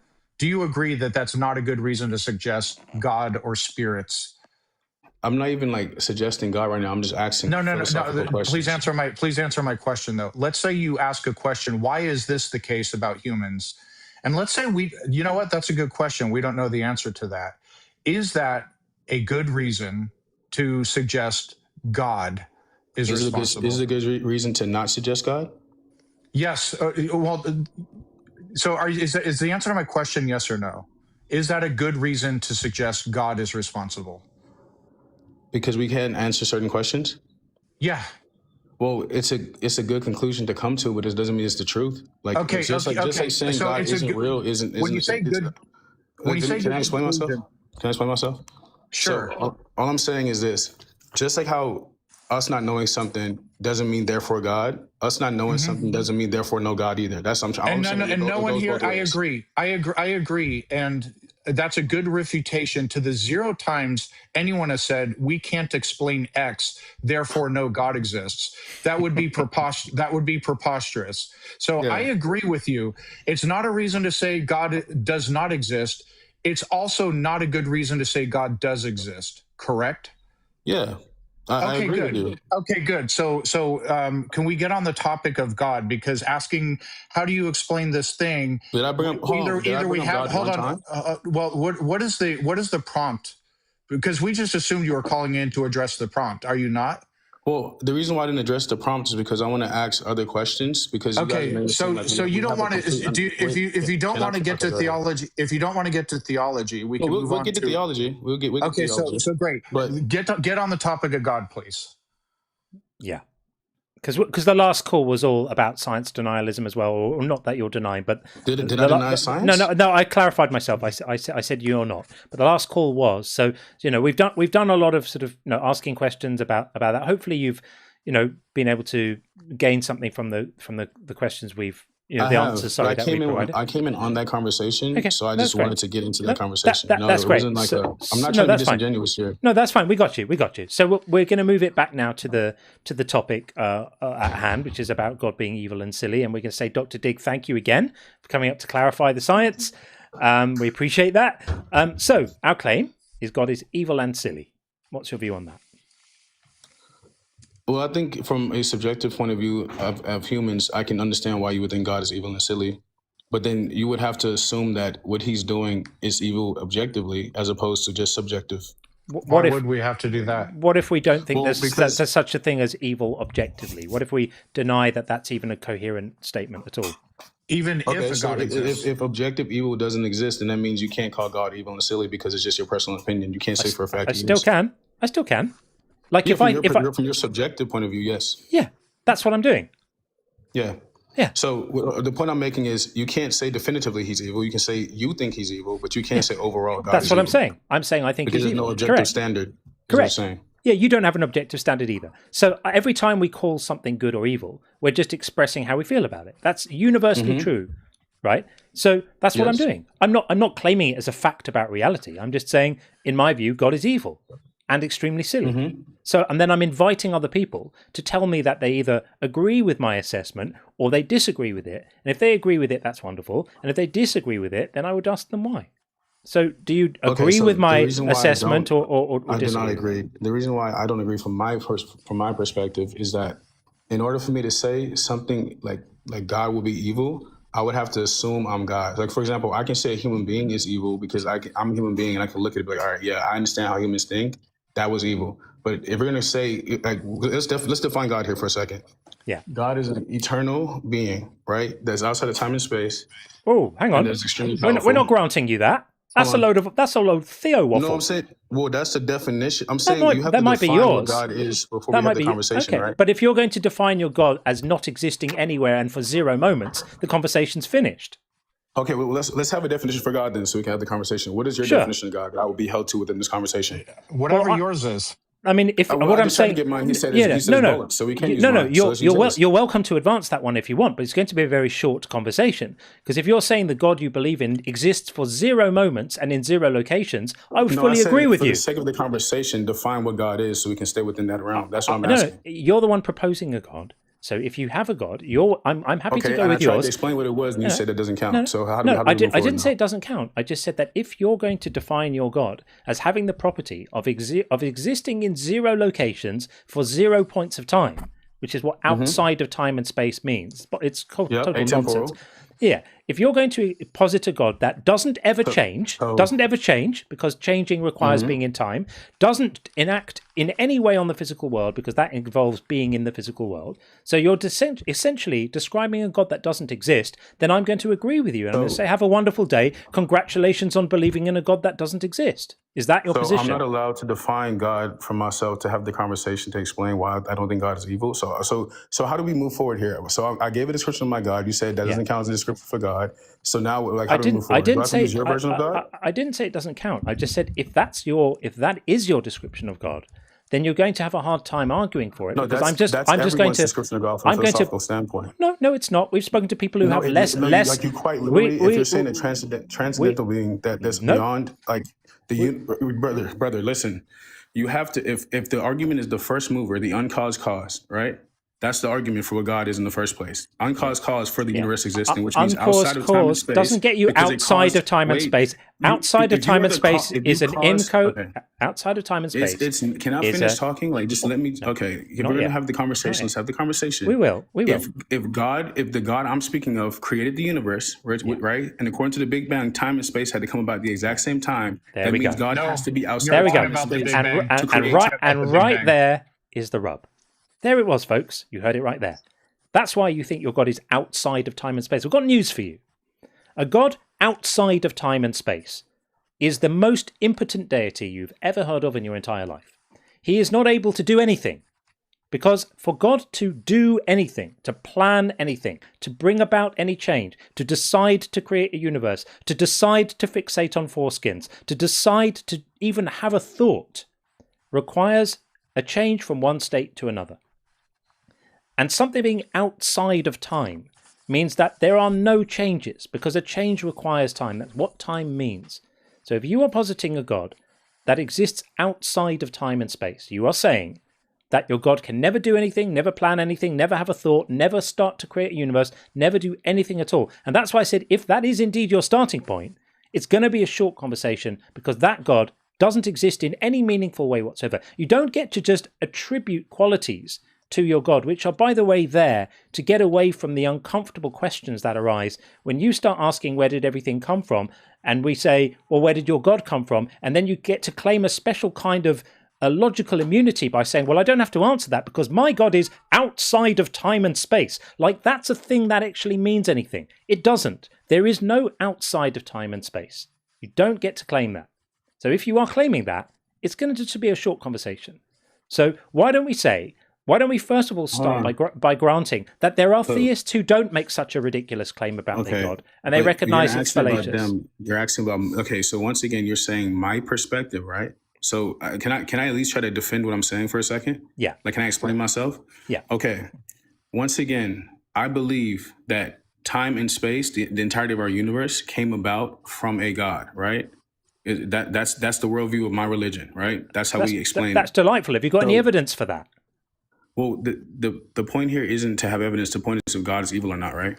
No, I'm saying if you're proposing that, because the other thing you said was that, hang on, you said you thought that the Big Bang represented the beginning of time and space. That's a very old view. 60 odd years ago, people used to talk in that way. Cosmologists generally don't anymore. So you've got to update your views a little bit. There's a new consensus theory? Yeah. Yeah, give it to me, please. I would love to hear this. Oh, sure, I'll be happy to. Hang on one second. Hang on. Are you going to use the Wheeler-DeWitt equation as like your... No, I mean, so you have to use quantum a couple of things. So the Copenhagen. You asked for data, and we had Chase teaches physics up here before explaining the same thing. So this is a Copenhagen survey of physicists, 151 different physicists on the topic, and the question is they asked a variety of questions of things that are like unknown in physics and where do they lean or what have you. So. In your opinion, how should we understand the Big Bang? The first two answers, an absolute beginning of time with a singularity at its start, an absolute beginning of time but without a singularity. In combination, those two responses had 17% of respondents. 68% was a theory that says the universe evolved from a hot, dense state that says nothing about whether there was an absolute beginning of time or not. That was 68%. Then I can go to, if you want to know like what individual very well-known renowned cosmologists say, Alan Green, no one knows what was before the universe. One possibility is the universe always existed. When it comes to the universe, it may be that the universe didn't have a beginning, it always was. Dr. Sean Carroll, Dr. Alan Guth, Dr. Brian Cox, Neil deGrasse Tyson, and on, all saying we don't know whether the universe had an absolute beginning or not. Okay, so that explanation does suffice. Now, this is my next question based off of that. If we don't know if the universe came about or if it always existed, so are you proposing that the universe is eternal? No, I'm saying it may be eternal. We don't know. Okay, so you don't know if it's eternal, but now the singularity still exists. No one's refuting the singularity, but they're saying that. Well, no. Because one of the leading theories. No, I got to correct you. Yeah. So with the singularity, let me pull it up right now. Beginning of time, with the singularity at its start, 11% said with the singularity. So there's no consensus on that either. Okay, so cosmic inflation, how does that come about without the singularity? And Chase, you're welcome to come up. We see you in the chat. The quantum fluctuations and the quantum fluctuations. Fortunately, we actually have an expert. We expansion. actually have an expert on this here with us. Funnily enough, Cool. Chase, it would be awesome if you could come up, buddy. Hold on, 1 second now.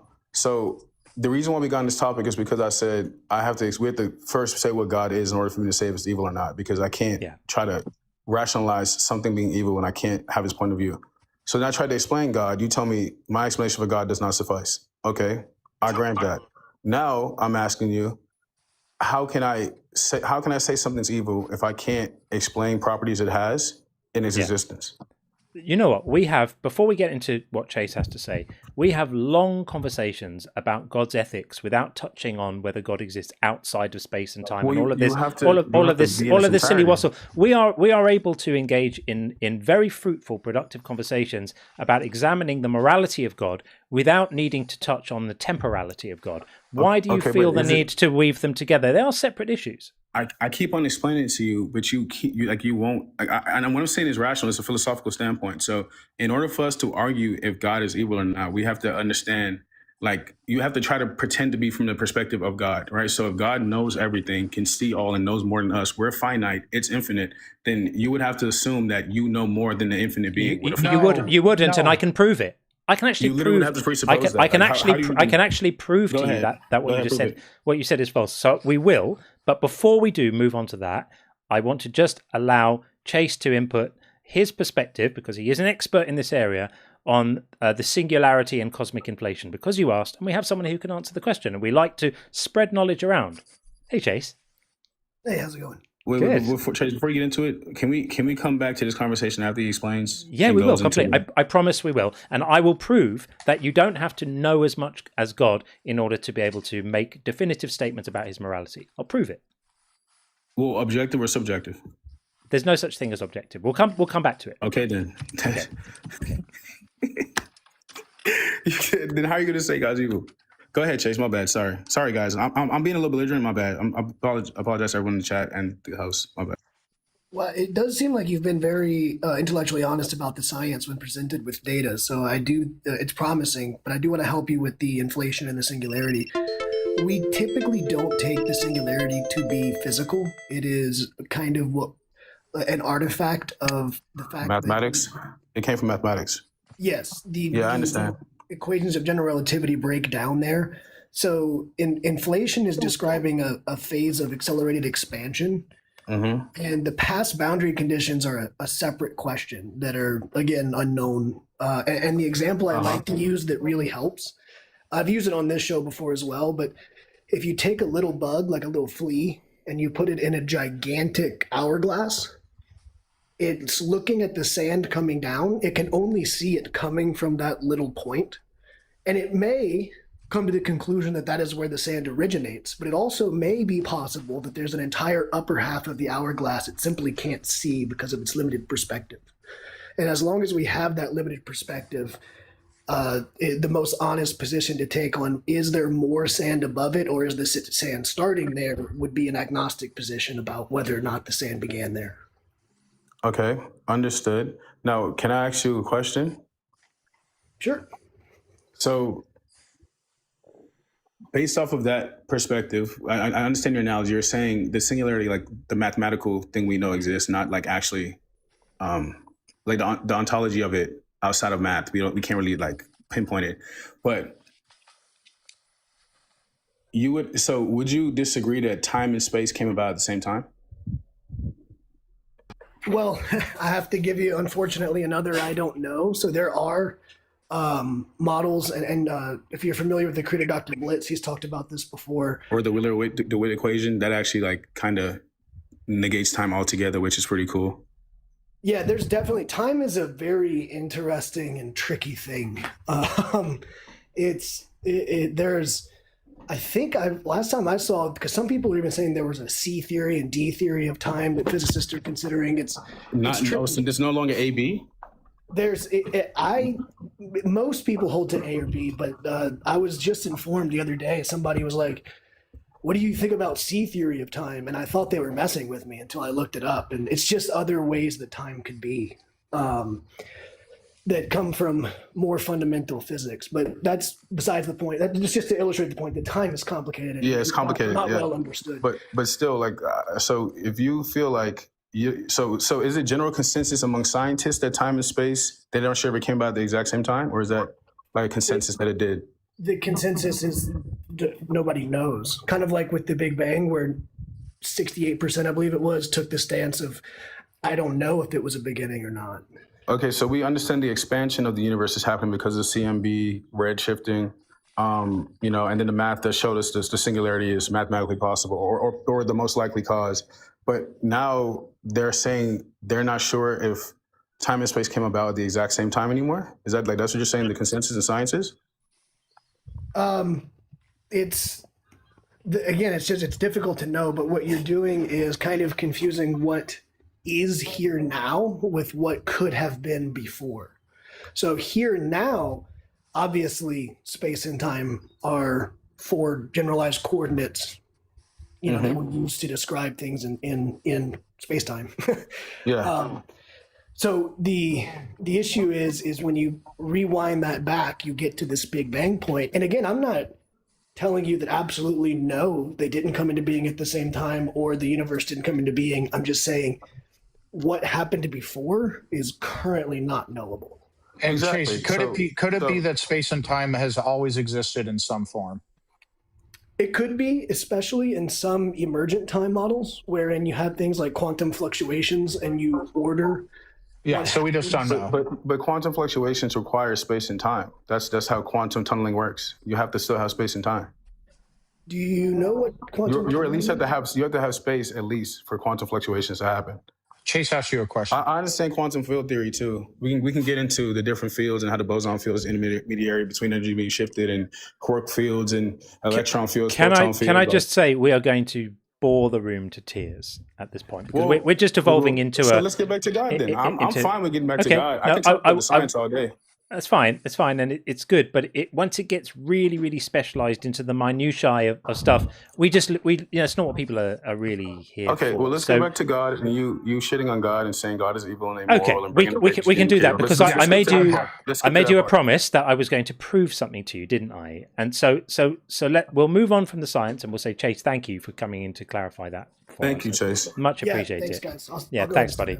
Okay, so the promise I made you was that you don't have to have the knowledge that God has and the understanding that God has and the infinite knowledge, wisdom and understanding that he has, even as us, far inferior creatures with far inferior minds. Our minds to God's are like an ant's minds to us and all of that stuff. The promise I made you was that I could prove to you that we can still make comments about God's morality, even with that difference in understanding. Yes. So define God. I agree with you. Now I need you to define God first. Define what God is. Well, it's not for. I just think this applies to any God. I don't have to define God. So if you want my God, right? You're saying my God is evil, right? There's many different gods, right? Sure. John is saying it applies to any God. God. It doesn't matter. Any all powerful, any all powerful being. But you guys said earlier, my God. So I'm not trying to be disingenuous. I want to have a real conversation. Well, then let's try and pin down some qualities we've got. What restricts the power of your God? Nothing. Good. What restricts? I love this. What restricts the knowledge of your God? Nothing. Oh, it gets better and better. What restricts? Okay, that's fine. That's all I need. That's all I need. There's no restriction on God. Great. There's no restriction. Lovely. I'm delighted. You couldn't have gifted me of course, all the things. So you couldn't have gifted me a finer answer. So with that in mind, we can prove. There isn't. We can prove that your God is not all good, because even if we grant that God has a level of understanding which is 1 billion times more than ours could ever be, 1 billion, billion, if you want, I'll give you any number of billions you want, times cleverer than us that God is, there are still some logical inferences that follow deductively from what we can look at about his behavior and the condition of the world. And they continue to follow deductively, inferentially, even if we don't understand anything and God understands everything. I'll give you an example of one, right? It must necessarily be the case that if God is doing things and allowing suffering in the world for his own reasons, that there are only two possibilities. One is that he wants to achieve things that can only be achieved if he imposes that suffering. And the other is that he can achieve those things whether or not he imposes the suffering. Now, there are no other conditions that pertain. Only those two are possible. There's no third option. So the gap in understanding and the gap in the ability to know stuff between us and God is irrelevant because there's no third branch. There's no third. That is a true dichotomy. He either is doing these things as an option or he's doing these things because he has to do them given his plan. So here, right? Are you with me? Do you agree with that? I'm understand what you're saying. Hold on. First, I want to say, some people are saying I'm being rude in the chat, so I'm sorry. So I'll mute up and actually listen. Stop talking over you. Just want to apologize for that off rip. All good. Second, so once again, I have to go based off of my theology, and it's not that God's allowing suffering. People are choosing to do evil things. No. Let's talk about an instance of suffering which has got nothing to do with what people are choosing, right? I used earthquakes earlier. We can use earthquakes again if you want, or we could use mosquitoes carrying malaria and killing 300,000 children a year. Whatever you want. We don't have to talk about people doing things. That's a tiny subset of the human. Malaria is an organism which, if you believe God is the creator, God created. Yeah, but how did it come to how did it transfer to humans? What's wrong with talking about earthquakes? We can talk about earthquakes. I don't want us to get caught up in the details of one particular example gets chosen, because we're going to miss the principle. The principle is whichever example you want to pick, it must either be the case that God wants this stuff, that God needs this stuff to happen for his plan, or that he doesn't need the stuff to happen for his plan. There's no third option. So which one is it? God does not need this stuff to happen for his plan. Right. So that means I agree. I agree.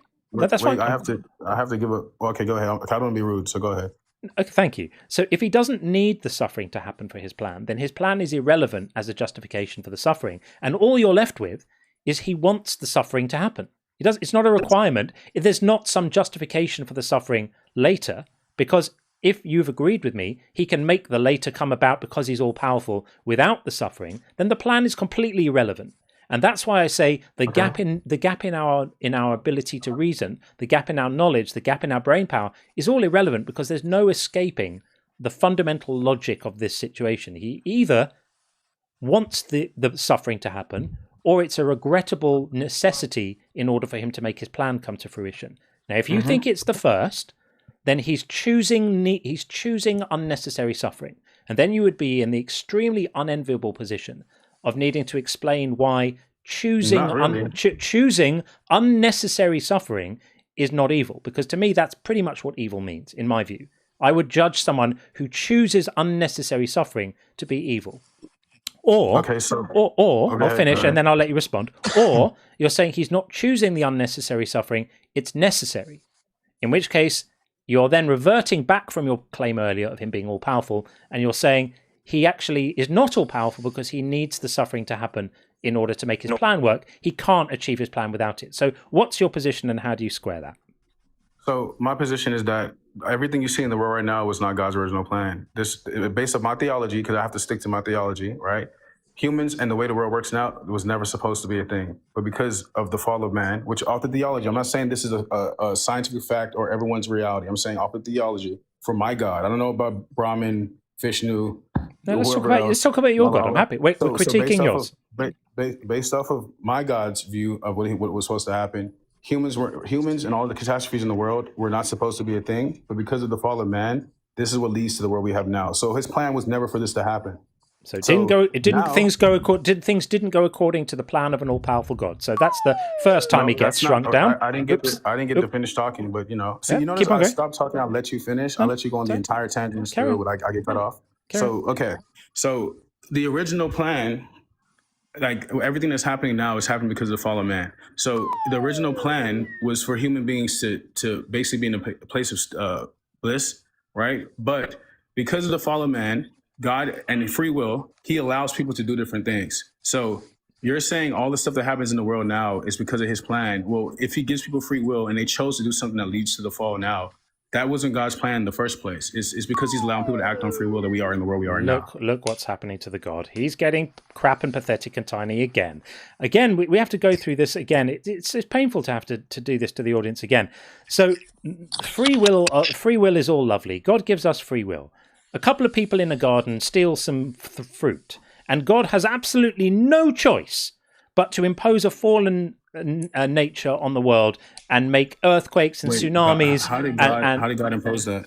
Because you're saying it was that was the consequence of the fall, as if he was forced into that. God had absolutely no choice. Oh, look, he's shrunk down again. He would have loved to impose a different punishment, but the rules are the rules. He had to impose that one. No power to have imposed a different punishment, which didn't involve fucking over every other living organism for the rest of history. Let me ask you a question. Poor old God. Okay, so based off of earthquakes alone, you're saying that because earthquakes happen and kills people, that was God's plan. He's not powerful enough to stop it. Okay, so if the original plan was for humans to live in certain ways and be in communion with him, wouldn't he put them in places where earthquakes wouldn't affect them? Is he powerful enough? Is he powerful enough to just not have earthquakes? Yeah, but okay, so if he built the creation a certain way, wouldn't it be better if you're in communion with him, you will be navigated into places where it's safe because the creation has to work a certain way? Like, doesn't tectonic plates moving have to be a part of Earth? Like, isn't that like a main proponent of Earth? It has to be. Not if he's all powerful. Oops! Oh, look, he's shrunk again. God would have loved to have built the world with tectonic plates that didn't cause terrible earthquakes, but he just couldn't figure out how to do it. Again, you make him smaller and smaller. No, you're proposing that. Once again, you're trying to drag us into a certain area, but you're forcing opinions. You right? said it. You said it. I said if God. So, for example, I believe God created everything, right? So the way the earth is the distance from the sun, that had to be a certain way. That's why life came about, right? Had to be. Sorry. It had to be this way. God couldn't have made it another way. If he designed things a certain way, right? He designed things a certain way. The whole fine-tuning argument. He's going to be so upset with you. Why would God be? Because you're denigrating him. You're saying God couldn't have made life if the constants were different. He couldn't have done it. Again, he shrinks. Did I say he couldn't? Yeah, you did. You implied it. You said it had to be a certain way. So from your perspective, I implied something. Did I actually say that? Yeah, it was implied by your words. We are able to make inferences from what you say. If you say that the world had to be a certain distance for the sun, you're suggesting that God couldn't have created life for if life the to earth. Come about, yes. Does Earth have to be a certain distance from the sun for life to come about, according to science? It depends if God's all powerful or not. But okay, so how does that mean he didn't do that on purpose? That's the way he wants it to be designed. Like your argument doesn't make sense at this point. You see what I'm saying here? Just because God powerful enough? Way doesn't mean he couldn't do it another way. Maybe is God powerful enough for us to walk on the sun and be that close to the sun and still be alive and have no problems? Yes, but why would he do that? Okay, hold on. Wait, you said you guys don't let me talk. Go ahead.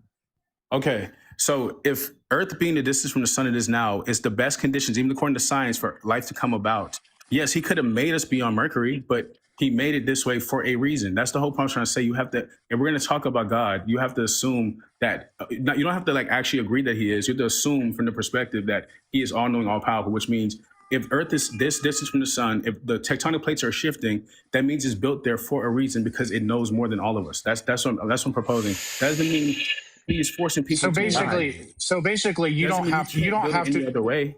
So basically, you don't have to account for any atrocious act or any logical contradiction or anything, because when it sounds like bullshit and you don't have a good answer, you can just say, well, God's ways are higher. So it's sort of a heads I win, tails you lose. How is it bullshit that the Earth is a safe distance from the sun and that's why life came about on Earth? Well, how is that bullshit? No, he was addressing for you saying it had to be a certain distance. If God is all powerful, it didn't have to be any good. We wouldn't even need a sun. But that's sort of a separate that's sort of a separate conversation here.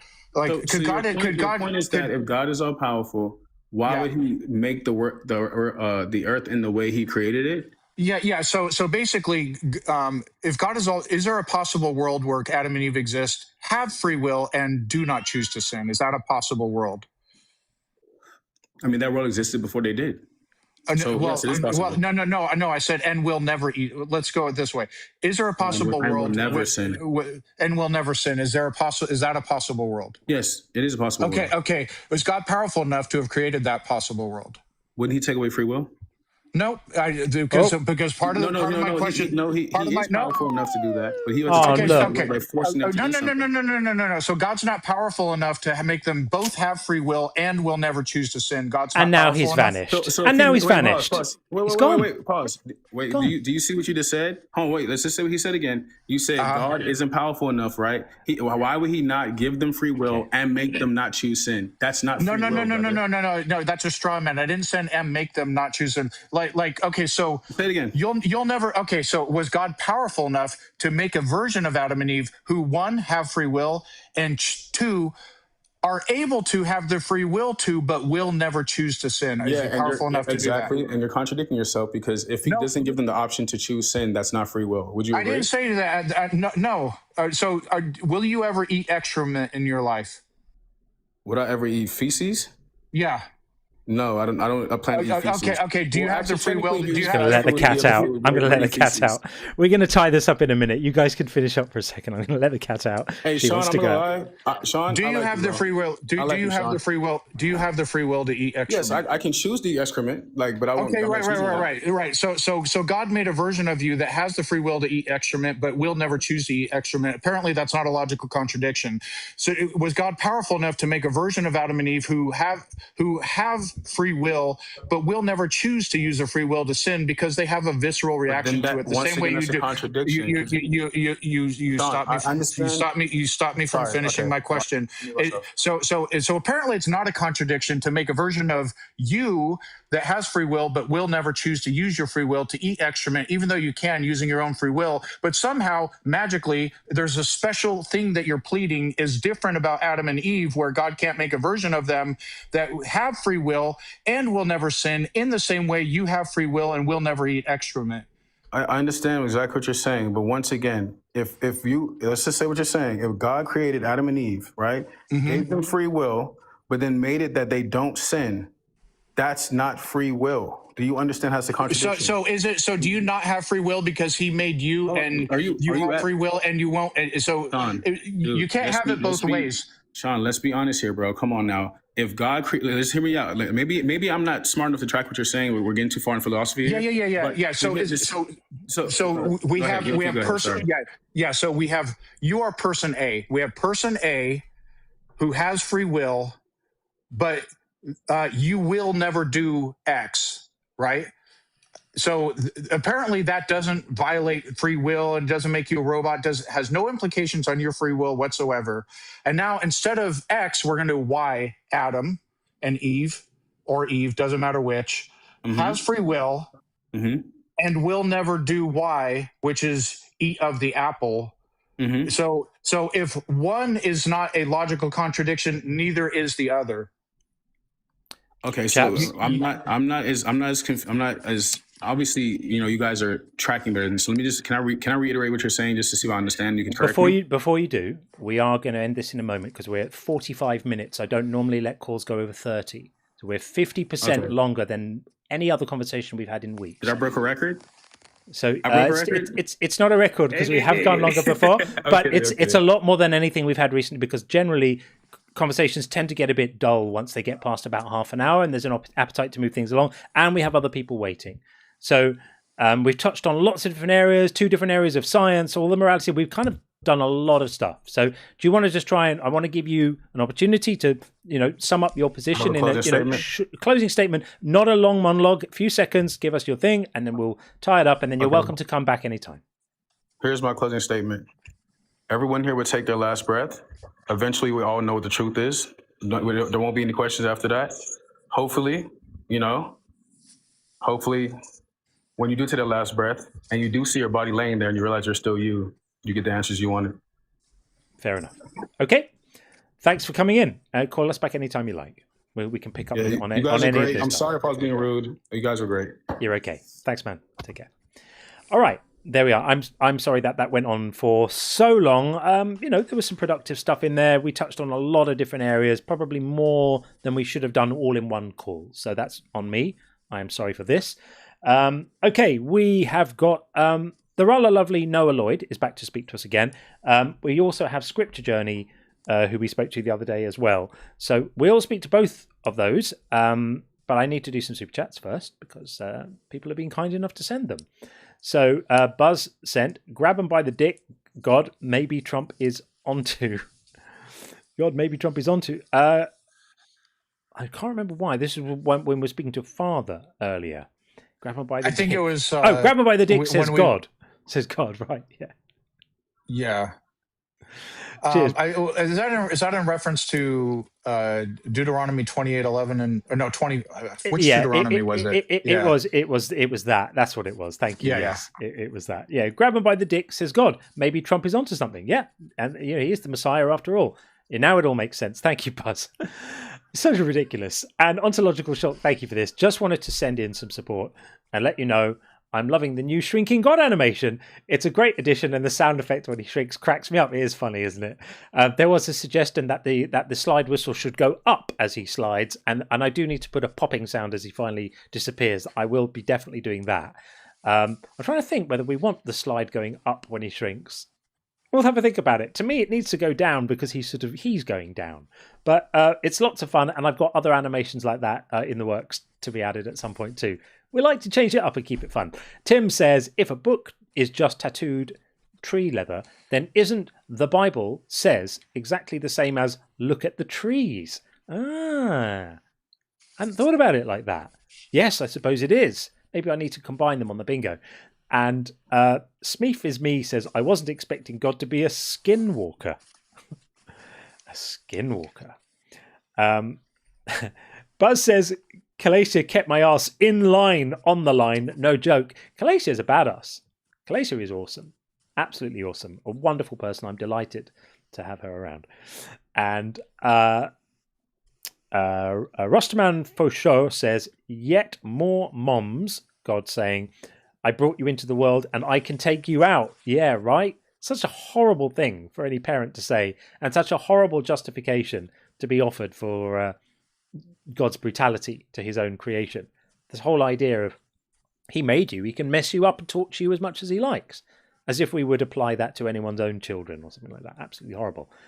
And Kathleen says, I'm a proud satanic noper. I love the noper thing. That's going to be a thing. And Karis, thank you for the super chat very much. Hey, JPM, I have a witness for you. It's from my moral source, Barney the dinosaur. And he's very sad. And he says, you're going in the internal timeout corner if you keep threatening people with burning them and pulling hair. Pulling hair. I love the pulling hair edition. Yeah, absolutely. It's always a wonder to me when the threats start coming out. It's just, I love it. I consider it a personal gift because it shows how bankrupt this whole system kind of is in a way. It had to result to threat. You'll find out one day. And then finally for now, Tim says, once you go dragon, you'll know you are lacking. Once you get dungeoned, you'll soon find the fungeon. I'm saying D&D is fun. Thank you, Tim. Thank you, Tim. Okay, let us get in. I think Noah Lloyd was first. So stand by, Scripture Journey. We'll get you in after this. Welcome back, Noah. Hi, how are you? Good, how are you? Good, good. So I believe last time we left off, yeah, and I want to kind of continue that because I've been digging into it myself. Sure. And I want to see if we can get anywhere with it. Yeah. But we were talking about Matthew 24, because I was talking about how do you have certainty about God not existing. You brought up the idea of the Bible having all sorts of unfulfilled prophecies, and you brought up one specific one, which was Matthew 24. So if we can dig that up and look into it, I would really like to ask you some questions about it. Yeah, sure. And I will qualify this by saying I'm no expert. I've just looked at this stuff and sort of thought about what it says. And as far as I can see, that the conversation we were having was, I said, I don't know if a God exists, but I think that the Christian God almost certainly doesn't, because Jesus didn't fulfill the messianic prophecies, and then he made a load of prophecies to his own followers, which didn't come true. That was the context of our previous discussion. So here's Matthew 24. Talking about the coming of the Son of Man, which I believe is a callback to Daniel 7. So here it is. Immediately after the suffering of those days, this is talking about what's going to happen when the Son of Man comes. The sun will be darkened, the moon will not give its light, the stars will fall from heaven, the powers of heaven will be shaken. Then the Son of Man will appear in heaven, and all the tribes of earth will mourn, and they will see the Son of Man coming on the clouds of heaven with power and great glory. And he will send out his angels with a loud trumpet call. They will gather his elect from the four winds, from one end of the heaven to the other. And then he says, from the fig tree learn its lesson. As soon as its branches become tender and puts forth its leaves, you know that summer is near. So also, when you see all these things, you know that he is near at the very gates. Truly I tell you, this generation will not pass away until all these things have taken place. Okay, so what makes you think this is a failed prophecy? Well, these things haven't yet taken place. Would you agree with that? No, not really. Really? Have the stars fallen from heaven, and the angels come out with a loud trumpet call, and all the people in the earth all gather together, and the righteous be judged, and the non-righteous sorting the sheep from the goats, and the moon losing its light, and the sun be darkened, and Jesus coming like a superhero on the clouds? Did I miss that? Has it happened? Well, what does all that mean? It's apocalyptic visionary about the return of the Messiah, about the end of the world, when everyone is going to be judged. The world will essentially end, and some kind of new age will begin. This is it. This is the big show. This is the one they're all waiting for, and they're still waiting for it. Which is why a bunch of lunatics every so often get together and say, the rapture's coming, it's going to happen soon. They're talking about this type of thing. This has not happened, my friend. Clearly. Okay, so here's the thing. So as I'm just looking through this, I'm noticing a lot of callbacks to Old Testament scripture. And, Jesus does this frequently. And this is obviously no exception. I mean, the sun being darkened, the moon will not give its light, the stars will fall from the sky. All of this we can also see in Isaiah 13:10, of the stars of heaven and their constellations will not show their light, and so on. You can see this also in Ezekiel 32:7, and we get another mention of stars darkening. And so it's just a repeated sequence here. And I find that very, very interesting, because we have to dig into what exactly the Old Testament is getting into there, and why is Jesus calling this back? And the more I look at it, the more I see that, this seems very symbolic, this language. And I think that once you dig into the symbolic language of what's going on here, a lot of what's being addressed or portrayed becomes a lot more clear, I think, especially in this passage. So it just makes it seem less and less certain that a literalist interpretation is actually appropriate here. And yet so many people have read it as Jesus actually meaning what he said, and that the Son of Man coming is understood to be the end of the world as we know it. It's the apocalyptic end of the world, and a transition into some new age where things will be different, right? Where the righteous will be separated from the wrongdoers. There are other allusions to this in the book of Matthew. I can't remember exactly where now. I can find them for you if you want to, talking about that happening. And this process of a final judgment and the world as we know it ending. And this has not happened. If you're going to sort of define it away and saying that it's just symbolic of something else, then what's it symbolic of? And why have millions and millions of people all got it wrong and thought that actually he was talking about what he was saying? Well, what is the apocalypse? Well, in this eschatology. It's the end of the world. It's the world as we know it now ending. Yeah, that's what it's commonly understood to be. But in Matthew 23, we obviously see how Jesus is talking about Jerusalem. And he's really talking down on the hypocrites of the Pharisees and so on. Yeah. And then then we get Matthew 24 following that up, and then of course we get the disciples asking him, when will we see this coming, or something like that. What are the signs here? Yeah. And so it seems embedded within that historical context, but at the same time, it seems like he's making a repetition of what the Old Testament described as apocalyptic towards different sorts of nations like Babylon and what I think he's doing is saying the same thing. It's not limited to this, but I think he's saying the same thing about what's happening in this period with Jerusalem and the temple. So and you think how it will be destroyed. All of these big promises about the people being gathered from all corners, and the angels and the trumpet calls and all of that just means it's just a focus on local regional politics, essentially. Well, true history. Like the disciples do all go out to the four winds, let's say, and we do see how Jerusalem falls, Rome falls, but of course Christianity remains. No, let me ask you a question. If all these things, if it was worded exactly as it is now, and all these things actually happened literally in that sense, would you still be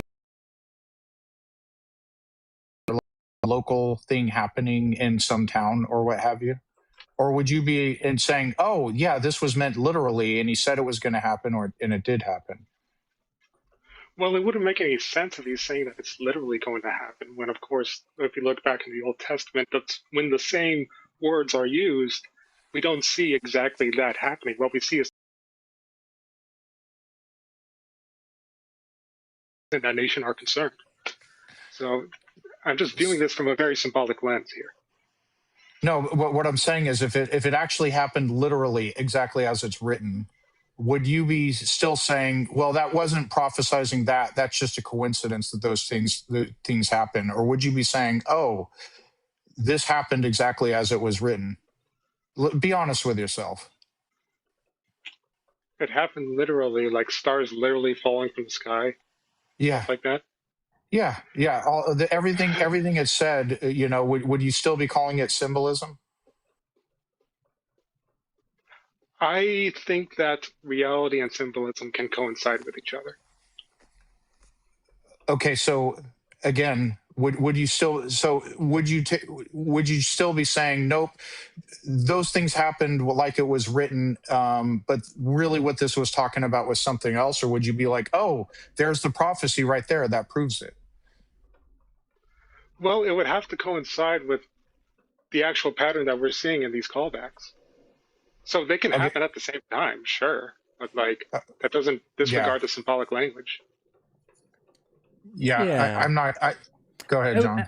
Well, it also, the reason these verses came up was in the context of, describing this God. Well, if this is just a bloke talking about what's going to be happening in the local regional politics in the next few months or something like that, or years, that's a lot less impressive than this, Messiah figure who's come to fulfill all of these prophecies about the apocalyptic end of the world, of Jesus returning as the savior of man, and the sovereign, the anointed sovereign, and the true king, and all of this. All of that goes away, and it's just a bloke talking about what's going to happen in the local elections or something. It all shrinks down, and it loses the grandeur, doesn't it? Well, it can be both microcosmic and macrocosmic. That's to say that this is just a repetition of what happens. We see it throughout history, and we see it happening now, and it will happen again. It's that sort of thing. So just because he can locate it within like a local time frame, that doesn't mean it won't ever happen again in a similar vein. The pattern remains, I think. Yeah, that's what just feels a little bit. It feels a bit word gamey. Like he made these promises to his disciples, and then they didn't happen. What do you mean didn't happen? Well, he made these promises of this sort of second coming. This this wonderful, glorious event, and that stuff just didn't happen. So well, I still according to think Christianity, the resurrection happened. Well, no, he wasn't prophesying the resurrection. He was prophesying his return. He was saying he's going to see the Son of Man coming on the clouds.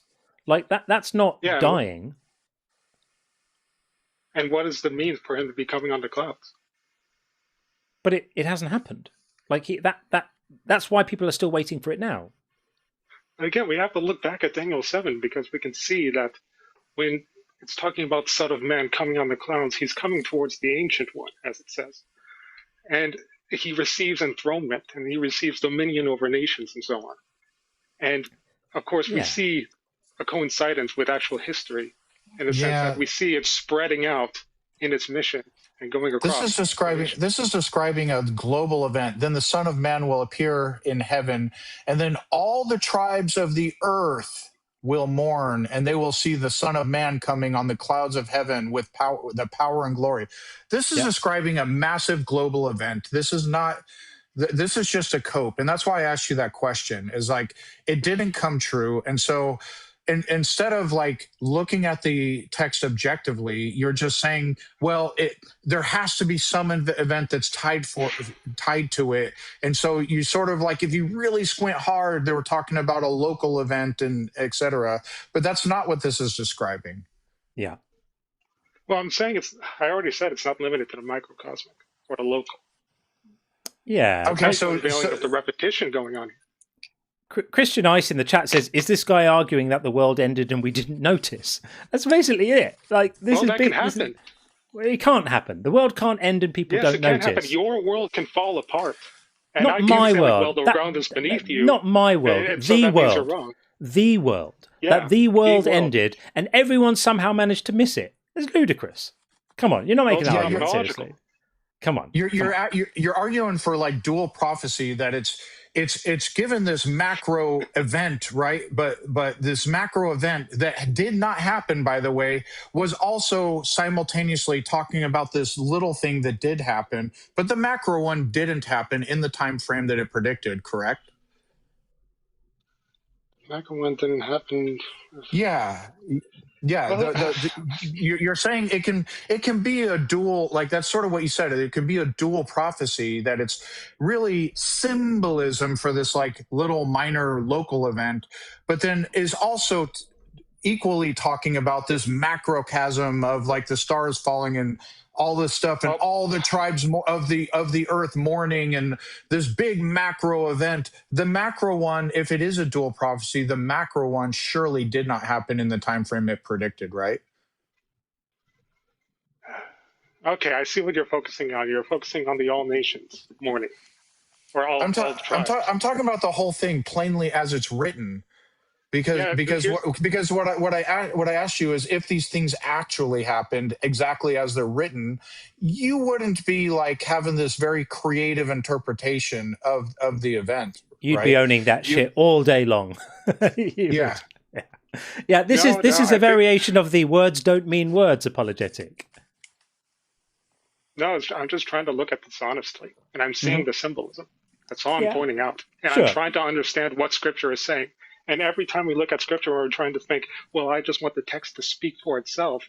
I'm very suspicious of that because we're always entering into a hermeneutic that can obviously be examined and criticized. And that's what I'm doing. Yeah, I appreciate that. I'm criticizing the literalist interpretation. I know, but it looks a little bit like the reason you're doing that is because the interpretation of the words as they actually stand is embarrassing because they didn't happen, right? So rather than just going, well, maybe this is just a load of old nonsense, it's what can we do? How can we reinterpret these words to mean something else that they would never, ever, ever be interpreted as meaning if you didn't know that it hadn't panned out very well. You know, and so you sort of twist yourself into, well, if we just imagine that this actually is symbolic, and when it says all the tribes of the world will mourn, it doesn't actually mean all the tribes of the world will mourn. It means all of the tribes won't mourn. It means some other thing. It's like, well, okay, well, if you're going to do that, then you can kind of make anything mean anything and anything not mean anything. But at that point, you're not really. It's not possible. You're not really doing hermeneutics. Then at that point, you're just kind of trying to make things mean what you need them to mean. No, I'm trying to apply a good criteria here. And if I was making things up, if I was just saying, well, in here it mentions a camel in the Old Testament, therefore the camel represents this, but the context is completely taken out, I see apologists doing that. And I think it's a wrong move. And what I'm trying to do is trying to honestly see the direct patterning here and trying to transfer that meaning from the original pattern into what Jesus is saying. That's all I'm doing with this passage. I'm trying to gain understanding via that method. And so let me ask you this. When it says, and then all the tribes of the earth will mourn, and they will see the Son of Man coming on the clouds of heaven with power and great glory. What is that symbolism for? What is it actually saying? Well, it's essentially a call back to Daniel 7, as we keep saying. And it's essentially pointing out how when it's about the Son of Man, or someone who's like the Son of Man, coming to the Ancient of Days and receiving enthronement, so it's about a retrieval of enthronement, of being over the nations, or something like that. So we can see clearly the pattern here. It feels a bit typological to me. It feels a bit like just being able to interpret what symbolism could possibly be crowbarred into the words is not, in my view, the way. That's how it feels to me. Maybe I'm wrong. Callback, though. Yeah, but it's still making claims about things that are going to happen that didn't happen. So we could keep on going round and round and round this, but I don't buy it. Maybe you do. Maybe that's convincing to you. If that's the case, good for you. But it doesn't work for me. I have to say, I'm going to take the words at face value. He said those things. They didn't happen. It was a failed prophecy. And there are many other failed prophecies, by the way. It's not like these are the only failed prophecies in the Bible. The Bible's full of failed prophecies. Prophecies about what's going to happen to Tyre, prophecies about what's going to happen to Egypt, prophecies about what's going to happen to Damascus. All of these things, confidently made, just didn't happen. Prophecies about the Messiah coming from the seed of David. Jesus wasn't from the seed of David. Prophecies about the Messiah being a king in Israel. Jesus was never a king in Israel. So all of these things just don't add up. And then, yes, if you squint at them and look at them like this and say, well, when it says this, it actually means something else, then you can pretty much make anything mean anything you want. But I don't find it. I'm not meaning to accuse you of it, but that's just how it looks to me. So anyway, Noah, we're going to move it on. Thank you for calling us back. It's always a pleasure. I just want to say that symbolic language is just integral to understanding the biblical corpus. I just can't let it go. So I'll leave it with that. Okay. All right. Thank you for that, for making that point. Have a good day. Thanks for having me on. Sure, of course. Anybody who wishes to interpret Jesus' words as being symbolic language and not actually meaning what he said, fill your boots. Okay. There we are. I promised we would get Scripture Journey in next again, and then we have after that. So we'll do Scripture Journey and then I will just do a few of these super chats first. Me, voice ogre artist, says Jesus is God doing undercover boss. Talk about what that would look like, I beg you. It does look a bit like that, doesn't it? Going into the workplace and milling around with the hoi polloi. It's exactly what it looks like. With the big reveal at the end, that where everyone's still waiting for, right? I love that.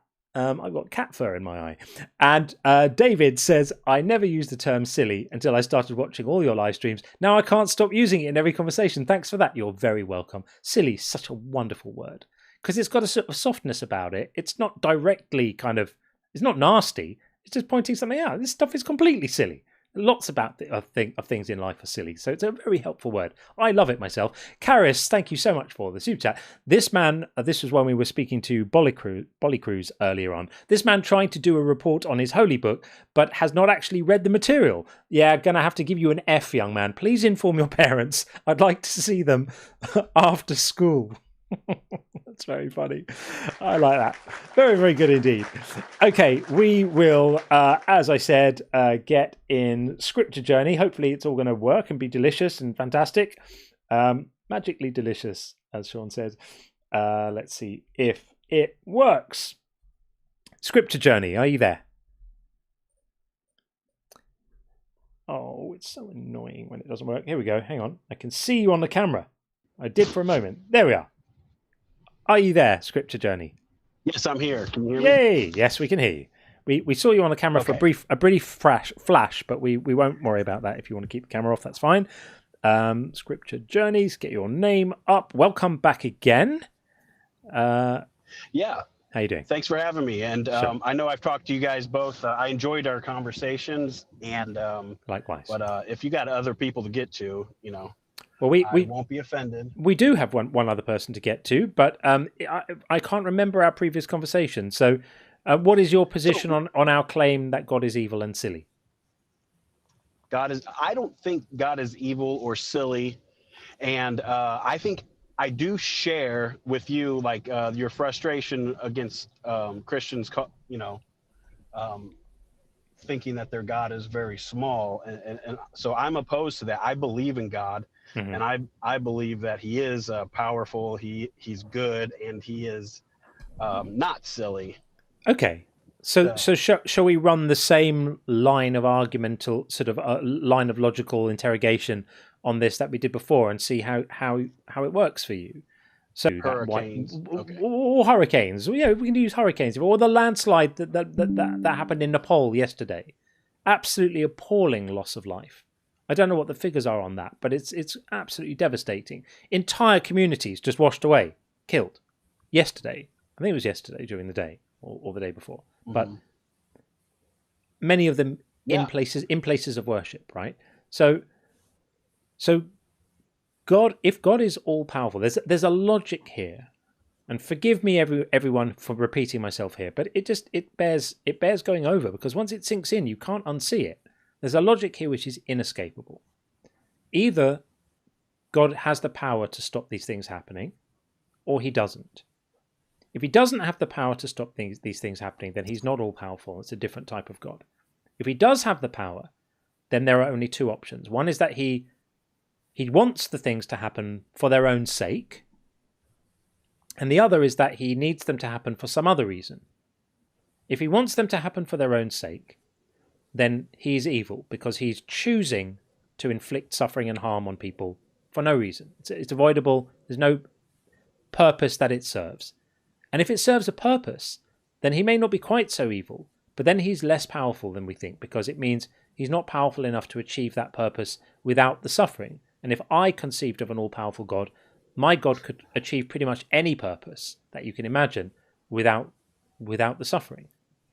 So how do you deal with that? I guess I would say I kind of think of maybe a hospital, maybe a child's wing of the hospital, children's hospital, let's just say that. And these children are maybe talking to themselves, and they say, hey, this doctor guy is pretty evil. He cut me open. And another kid is like, yeah, you think that's bad? He grabbed my arm and he twisted it. And so maybe these children are talking to each other, being like, this guy is actually really evil, and he's inflicting harm on us. And we should do something about this guy. He's wicked and evil. But what the kids don't know is that he's actually doing these things for a greater purpose. The problem is the doctors are all powerful. If they're all powerful, they wouldn't have to poke them in the arm to give them an inoculation or the medicine or what have you. They wouldn't have to cut the child open. They wouldn't. There would be no unnecessary harm whatsoever, because He can instantiate all of those goals without inflicting any suffering on the children at all, right? Well, that suffering is, okay, I'll give you that. I'm not saying that this is a perfect example. I'm just trying to say, for the kids don't quite understand why the doctor is doing. Maybe they're too young to understand. Because the problem is there's no conceivable. If God is all powerful, there's no conceivable greater good that would require Him to have a mudslide wipe out however many people, I didn't read the story, that unfortunately perished. If He's all powerful, there is no greater good that He would need a mudslide in order to achieve, and a mudslide to wipe people out. Now, I think mudslides. The Bible talks about time and chance happening. Like that's just part of this life, is that time and chance happens. But that's the point. But that's the point. It doesn't have to be part of this life. If God is all powerful, he could make this life so that random weather events that orphan children and cost people their limbs and kill them don't happen. The fact is, any way you slice it, there is an unavoidable logic here, as I said to you at the beginning. I covered, by the way, the example you gave, I covered it when I first laid out the argument. And your response to it was the story about the kids in the hospital and the doctors needing to do things that appear to the kids as evil, but the doctors have a sufficient reason for doing them. The problem is that an all-powerful God could never have a sufficient reason for imposing suffering on beings, on his beloved creations, because whatever the reason is, he could achieve that aim without the suffering, unless you think he's not all-powerful. And that's the problem. That's the problem you have. It's unfortunate because it comes with positing an all-powerful God. The moment you posit an all-powerful God, you've made a rod for your own back, because then every state of reality must be according to the will of that God, because if God wanted it to be different, it would be. Okay, can I throw something else out there, and you can critique this? How I know some pretty wealthy people, and they have children, and these children kind of grow up, and they can afford anything that they want. They can, they're taken care of. They don't have to actually get a job, and they This sounds like soul building to me. Are you building towards God gives us these challenges because they give us opportunities to build our resilience and our character? Is that where you're going? Forgive me for preempting if I've done that wrong. Yeah, I guess maybe I'm heading in that direction. So God could achieve all the soul building without the children's cancer wards. God could achieve all the character enrichment without kids being raped by their adult carers. God could achieve all the character building in the world without animals needing to tear each other's windpipes out just to survive and feed themselves. All of that is God's design. It's his choice. And again, if you're saying the only way that these things can be achieved is with immeasurable suffering, then that speaks to God's limited power. And again, I'm not going to bring up the shrinking God for us now, because I've brought him out twice already today. I don't want to do it on every call, but it really does illustrate the point. Every time you make an argument that is of the form, God had to do this to these people or these animals or these creatures in order to achieve X. You're saying, he's limited in power. I don't think he is doing it. He says he gives us a choice. We can choose life and blessings, or we can choose. What choice do we have when there's an earthquake which kills hundreds of thousands of people? What was the choice there? The choice is to live outside of his hedge of protection. Really? So all the people who died in an earthquake, when 100,000 people die in some terrible environmental catastrophe, earthquake or a tsunami or something like that, it's because they all made a choice to live outside of his protection? You're not making that argument seriously, are you?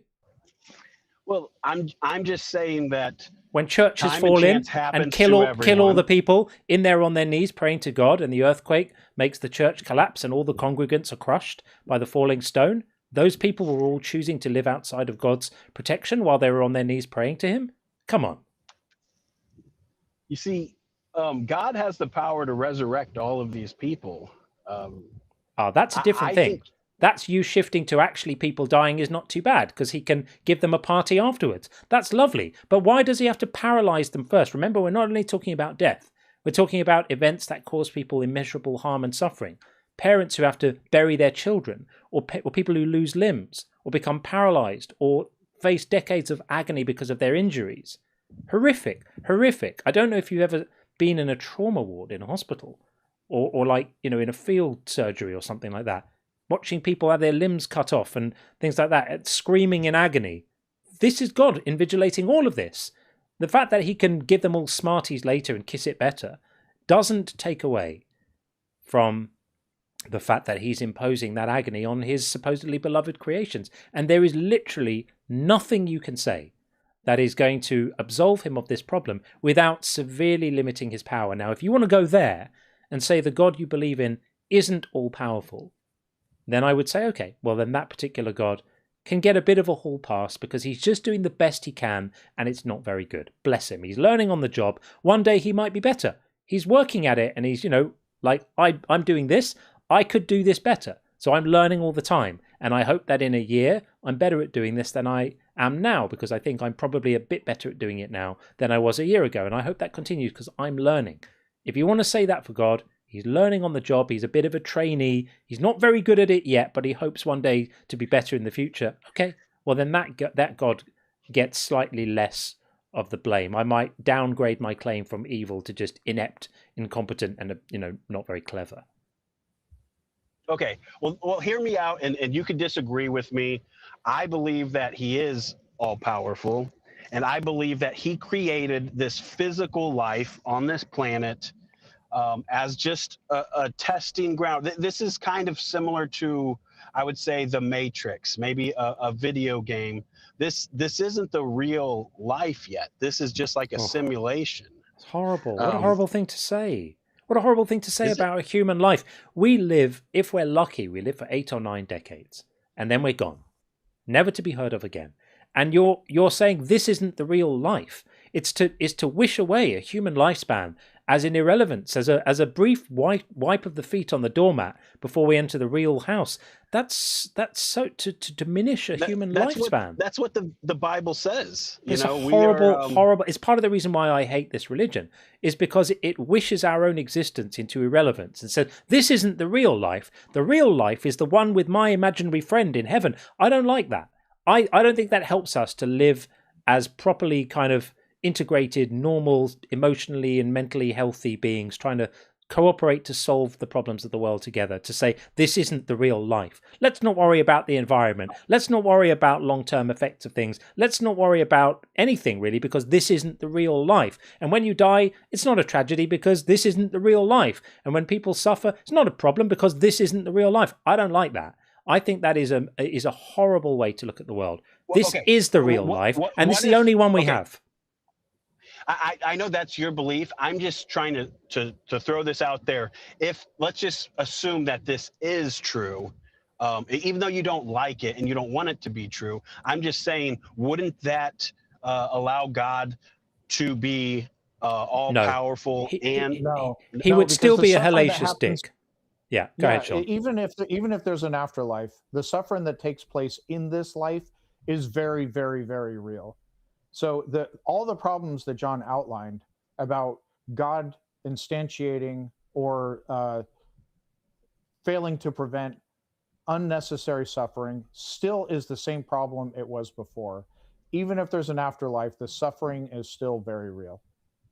So there's a Bible verse. I'm in my car, so I can't really turn there, but it says the sufferings of this world are not to be compared with what we will receive in the next life. That's just a code. That's just a code, because you could receive all of that good stuff in the next life without people having to bury their kids. Exactly. And it's to diminish the suffering and agony of millions of human beings into irrelevance because everything's going to be so lovely at the party in the sky later. I can't accept that. I just have to read the super chat that's come in about our conversation. I just want to share it right now rather than later. So Karis said, John, please inform this man. Your logic would only work if the doctor, in your example, also caused the injury. He said called, but I think Karis meant caused. And if he was to cause the injury to then cut them open, yes, he's still evil. So that's a good point, right? In your hospital analogy, the doctor himself would have had to have caused the injury of these kids to happen. I guess. I mean, I disagree, but but how can you? This is the boss. You've said you think he's all powerful. For an all powerful being, allowing something is not different to causing it, because an all powerful being can stop it happening. So it only happens if that all powerful being grants it permission. A little bit like legislation that needs a sign off. In fact, it's even worse than that because there's no other beings necessary. So everything that happens must definitionally be the will of an all-powerful being, because if the being desired it to be different, it would be.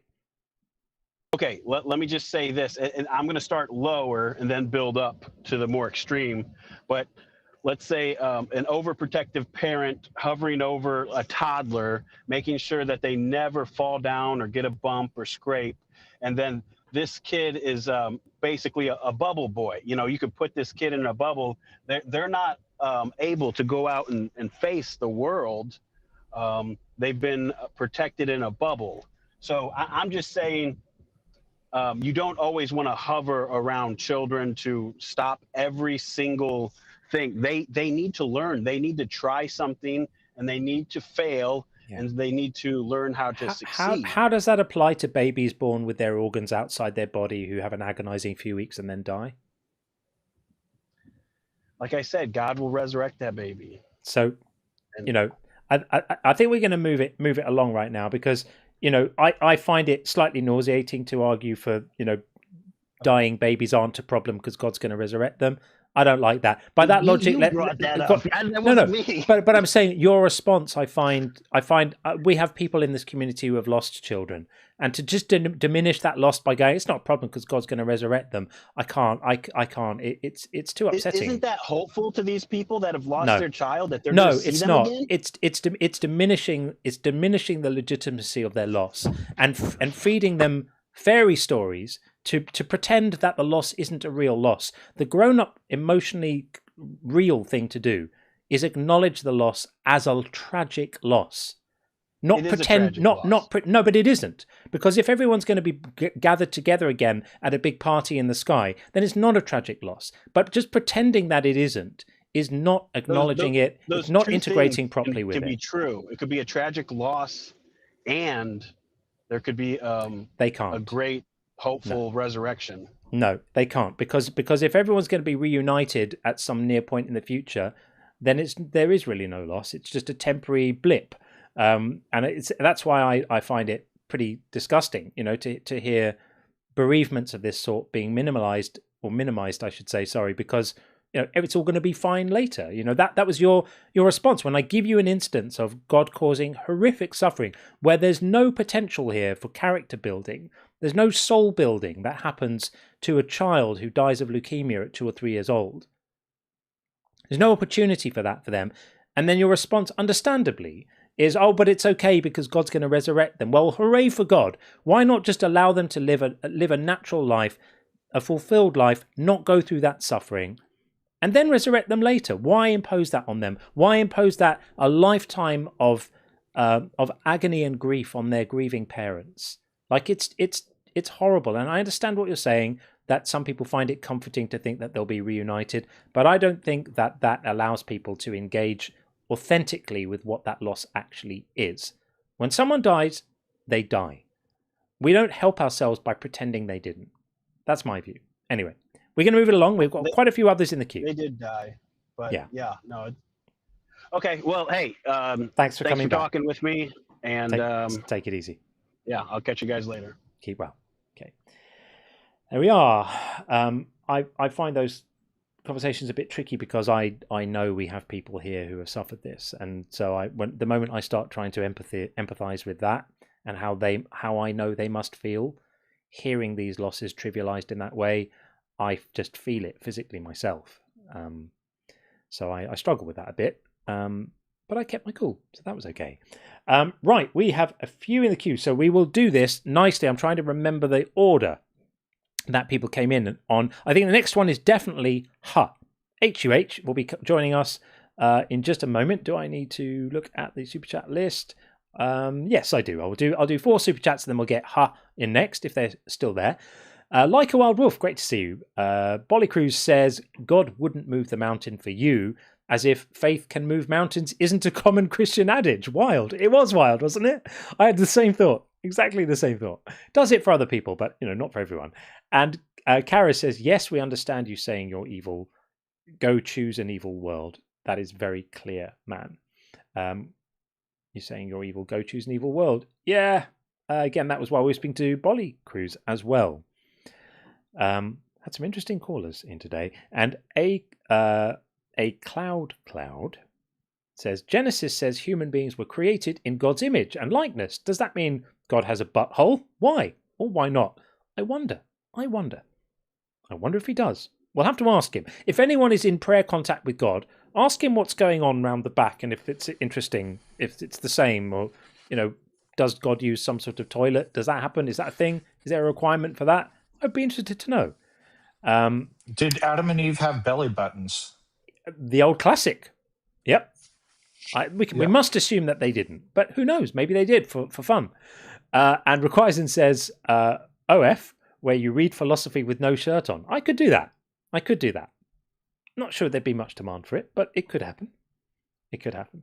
Okay. Let us get Ha in as promised. Let's see if Ha is still there. Hey, how are you? Right. He's like, so I don't know if you know, but there's like multiple different views on this. Like, and there's multiple ways that they can break down depending on what's like. Right. Are you? Is he inaudible? Yeah. Are you speaking normally? Because we can't hear a word you're saying. I would say if I was talking to a honest interlocutor, that's what I would say.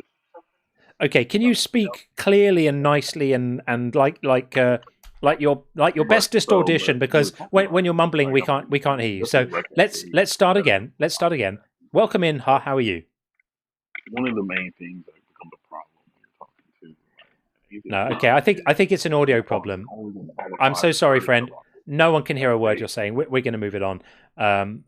He became audible briefly for a few seconds and then retreated back into the myrrh. So is that a word? The myrrh, the myrrh, the mire, the thing, the stuff. No one could hear a word. So with that said, we are going to get 9090 GAT in next. I wonder what that means. 9090 GAT. There we are. Hey, how are you? Hello. Hi, can you hear me all right? Really, really well. Yeah, how are you? All right, so why do you think God is evil to begin with? Because he's such a hellacious dick. I mean, have you seen the things he's done? Like, he just... That's not exactly necessary. And what things has he done? Well, it depends which God. Let's clarify that first. Which is your favourite God? My God is the Christian God. Oh, that one. He is on the hook for all sorts of nonsense. So, I mean, I don't know where to start. It's sometimes I'm so overwhelmed by the amount of horrific things he's done that I find myself almost paralyzed and not knowing. So maybe we could start with one of my favorites, which is after the slaughter of the Midianite people, Moses, acting on God's authority, tells the Israelite army, he's very cross that they didn't completely finish the job and they allowed some survivors from that. So he tells them to go back and finish off all the remaining survivors, but not quite all of them. Can you remember what his stipulation was? Sorry, what was that last part you said? Yeah, so when Moses got very cross with the Israelite army after slaughtering the Midianites, and he was cross with them because they had allowed some to live, and then he told them to go back and finish the job. But by finish the job, he didn't mean kill all of them. Can you remember what he said they should do? You'd have to remind me. I don't have the best of memory. Yeah, that's fine. So what he said was, now therefore, kill every male among the little ones and kill every woman who has known a man by sleeping with him. So they have to somehow determine which of the women there are virgins and which aren't. I don't know how they would determine that. But all the young girls who have not known a man by sleeping with him, keep alive for yourselves. So this is God's man on earth who speaks with God's authority, passing on the will of God.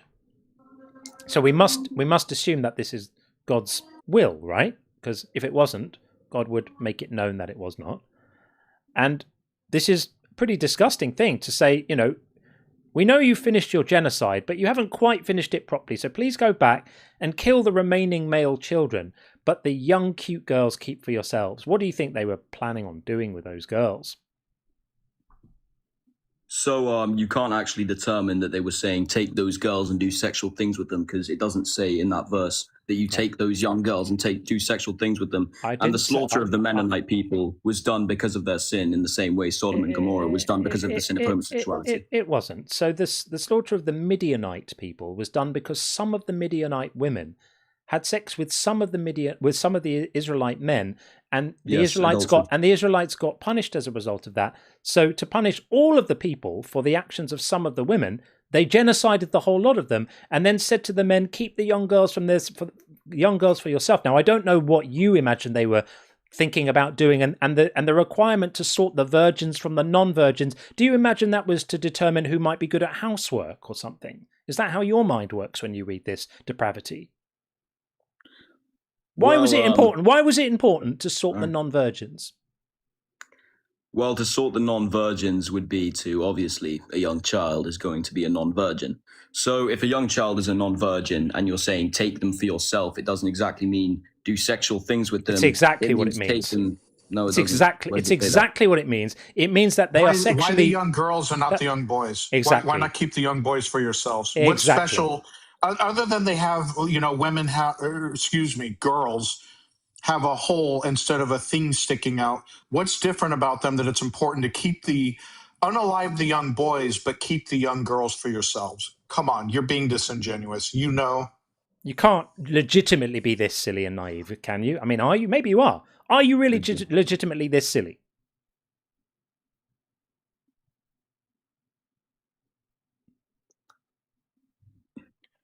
Sorry, give me a second.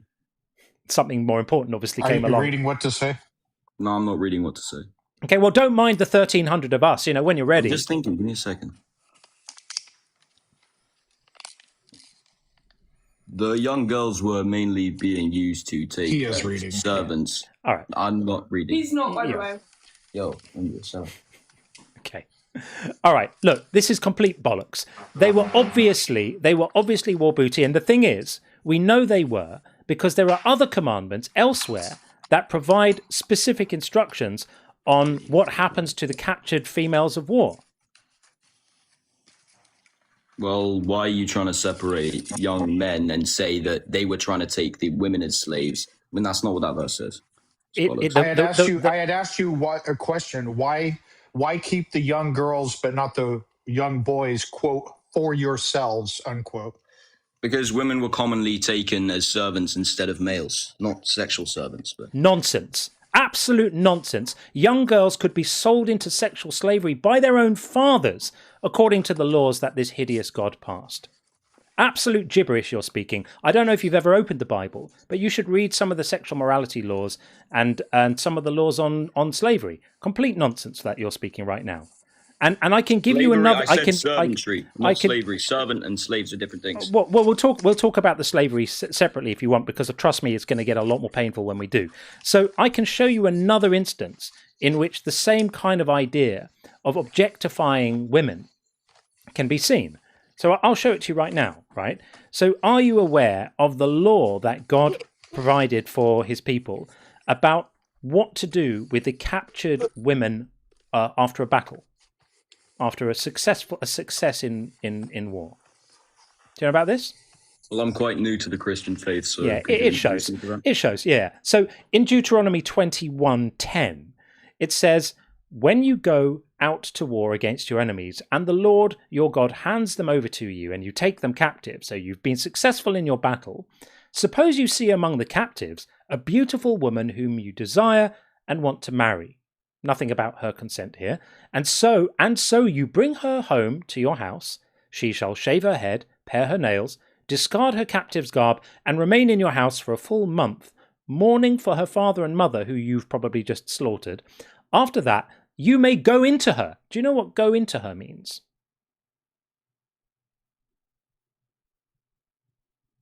Are you looking it up again? Okay, well, I'll tell you. It means you may have sex with her. You may go into her and be her husband, which means marry her without her consent. And she shall be your wife. And then it says, but if you're not satisfied with her, if she's not pleasing to you, then you shall let her go free, and certainly not sell her for money. No, that would be awful, wouldn't it? You must not treat her as a slave, since you have dishonored her. So he's just dropped out because he's a new Christian and he was not remotely prepared for this conversation. Not remotely. I don't blame him for running. I would run too. Absolutely disgusting So just recap on what that passage means. You've had a victory in war, and you're surveying the captives of that war, those who are left alive after the slaughter, who are mainly going to be women and girls. And you spot one you like.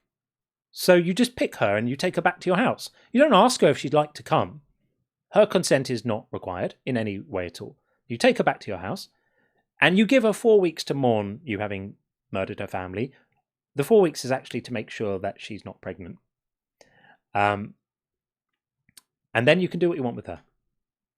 It says it. You may go into her means you may have sex with her. Not if she's willing, not if she wants you, not if she's remotely interested, not if she's not too horrified that you're the guy who slaughtered her family. You may go into her and marry her. Disgusting. Absolutely disgusting. What kind of creature could legislate like that? And what kind of person reads laws like that? He's never heard it before, of course, but reads laws like that and thinks, yeah, that's good. This is my guy. This reflects the values. I mean, we should bring those laws back into play right now. We should do that. Absolutely depraved. Okay, we are going to bring in Crying John Boy, because I like the name. We'll do that next. Crying John Boy, coming up right now.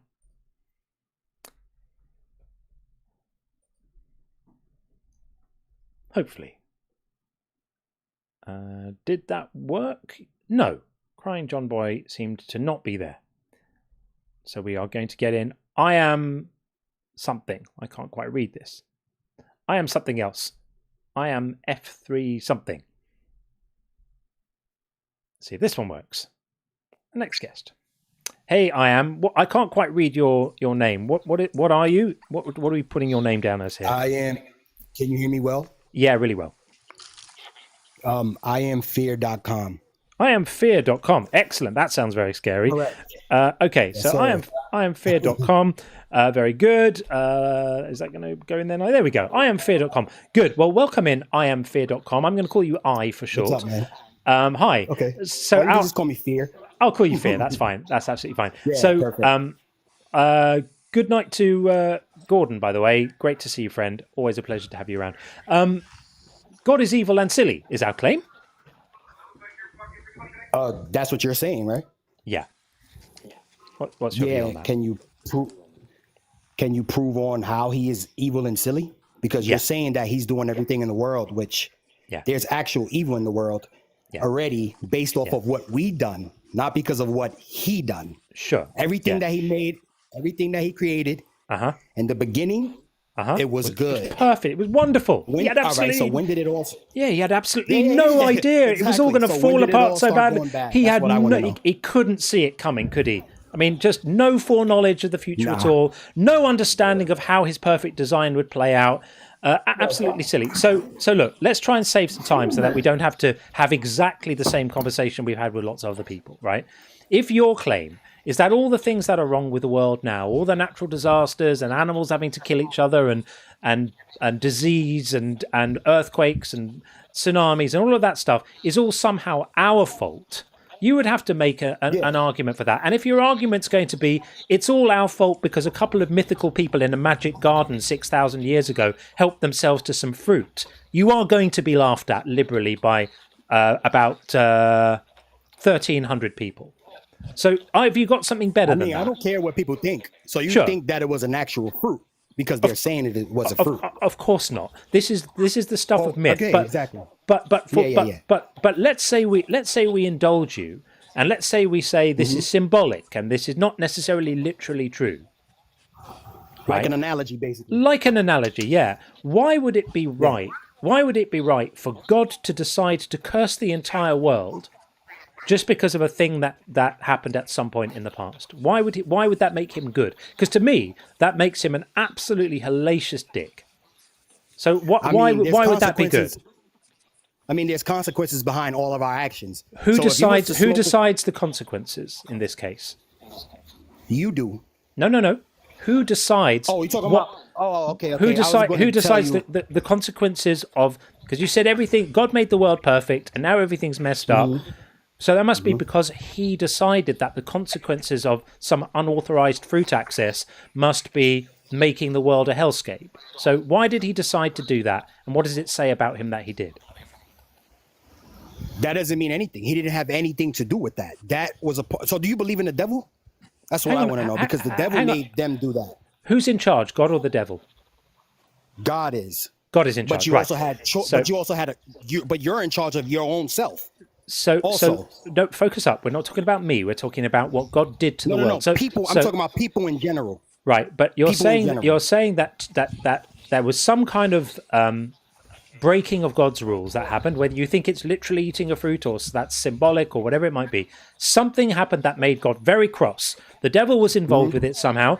God could have stopped the devil, but apparently was unable to, or he wanted to, but he couldn't, or he didn't want to. However you want to make that make sense in your mind, you good luck with that. But the devil came in to mess everything up. God let him do it. So then the devil messes everything up with God's permission. The people are fooled by the devil, and in order to punish them, God punishes everyone else, and that makes moral sense. How exactly?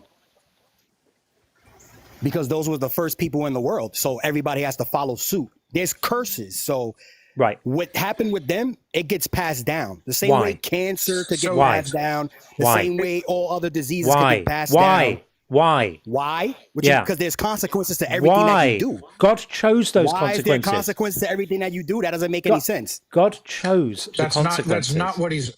That's not what he's asking. Look, does it ever make sense to punish somebody else for somebody else's crime? In your view, is that ever just? You have to unmute. The pause. The little microphone at the bottom. How did I get muted? I had my. There you go. Because yeah, I got you. So okay, there you go. Does it ever make moral sense to punish someone else for a crime a different person did? I mean, it's not, but it's not. So okay, so as a result of whatever the incident was in the Garden of Eden, God decided all women will have pain in childbirth, right? Mm-hmm. Did any of those women who had pain in childbirth commit the crime? No, but this was at the beginning. Okay. Yeah, but let me explain. Let me explain why. I understand. No, but at this point of time, So you agreed it never makes sense to punish someone else for a different person's crime, and you acknowledge that God decided to make all women have pain in childbirth who didn't commit the crime. That is punishing someone else for a different person's crime, which you already agreed is not good. So are you going to stick with that? Go ahead. Yeah, all right. In the beginning of the time, everything was being placed right then and there. So all the decisions was going to happen in the future was right there. That was a test, basically. So whatever happens now, of course not nobody's going to get punished. If somebody else murders somebody and then they just come lock me up, and then it's like, why is it okay to punish? Why is it okay to punish all future generations, billions of people, for the actions of somebody else? Because this is the beginning of time, sir. This was the test. What do you mean, so what? This is the beginning of the time. The test of who you have. All right. So if it's the beginning of time, it's okay to punish someone else for someone else's crime. But if it's not the beginning of time, it's not okay to punish someone else. It's just punishing people in general. Yeah, and that's just what your mother did. So you can't get punished from what your mother did, and you think that doesn't happen? Yeah, no, it happens, but it doesn't make moral sense. Kim Jong-un does that, and it's not good, right? It's never good. I mean, what is special that you are pleading about punishing everyone else for what Adam and Eve did versus any other case? It is the beginning of time. So fucking what? What does that have? Yeah, they had a choice. So if you punish me for what John does, if John robs a bank and you punish me, I can make the same argument because he had a choice. You can't make that same argument because we're living in a different world with different laws, sir. All right, hang on. You can't do that. We're not living in a different world with different laws. Yes, we are living in a different world. We're talking about a moral principle here. Talking about a moral principle. Of course, I understand moral principle, but at that time, this is when morals actually I'm speaking right now. So we're talking about. Sorry about that. Okay, all right, we've got it. So the moral principle here is that people should be responsible for their actions, but other people shouldn't be made responsible for the actions of other people. And your appeal to say, well, it was the beginning of time, doesn't change the moral calculus. It just relocates it to a particular point in history, which is completely irrelevant as regards the ethics of the situation. So Why should it be the case that just because it was a long time ago, supposedly at the beginning of time, why should it be the case that this God chose to impose a collective punishment, right? Collective punishment is when innocent people are punished for the actions of the non-innocent, rather than just punishing Adam and Eve for their transgression, or if you think it's symbolic, whoever it was, whatever it was, rather than punishing everyone else. Why should I be punished for something that someone I didn't know, and has no connection to me, did in a magic garden 6,000 years ago? Why does that make moral sense? Moral sense. Don't just say it was the beginning of time, because that's just you showing us you don't have an answer. Give us a reasonable answer based on ethical considerations. Explain why that makes sense. What I believe is it was a test. I'm gonna go back to that. It was a test. If they would do it, what makes you think people after that won't do it? He's just testing flaws in human beings in general. Is God all-knowing? It's not it's just you.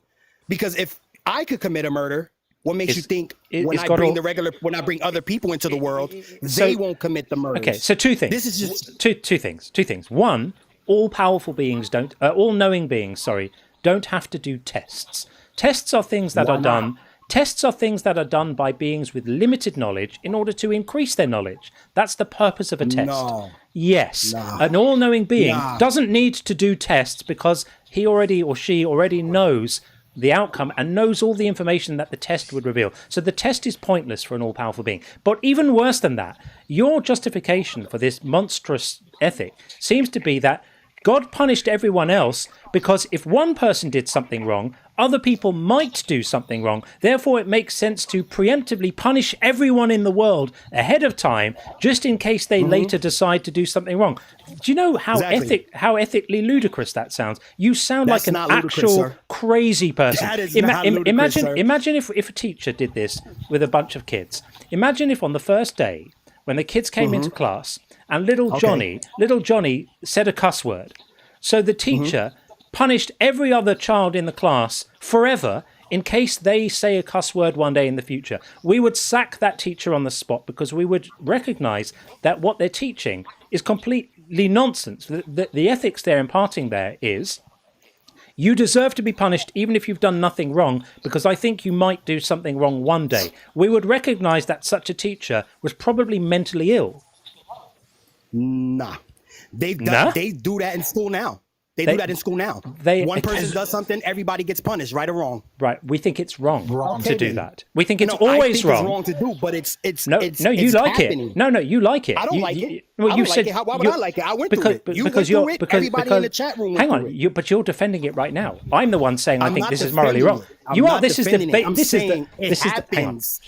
That's not defending it. But go ahead. I'm sorry. Go ahead. Yeah. Okay. You are defending it because I'm saying God is wrong for doing it, and you're explaining why God's not wrong by saying it happens. So your claim that it happens is by implication you saying that you think it justifies the action, which it doesn't, because collective punishment is not acceptable. And you said you don't like it yourself, so you agree with us that God was wrong to do it, correct?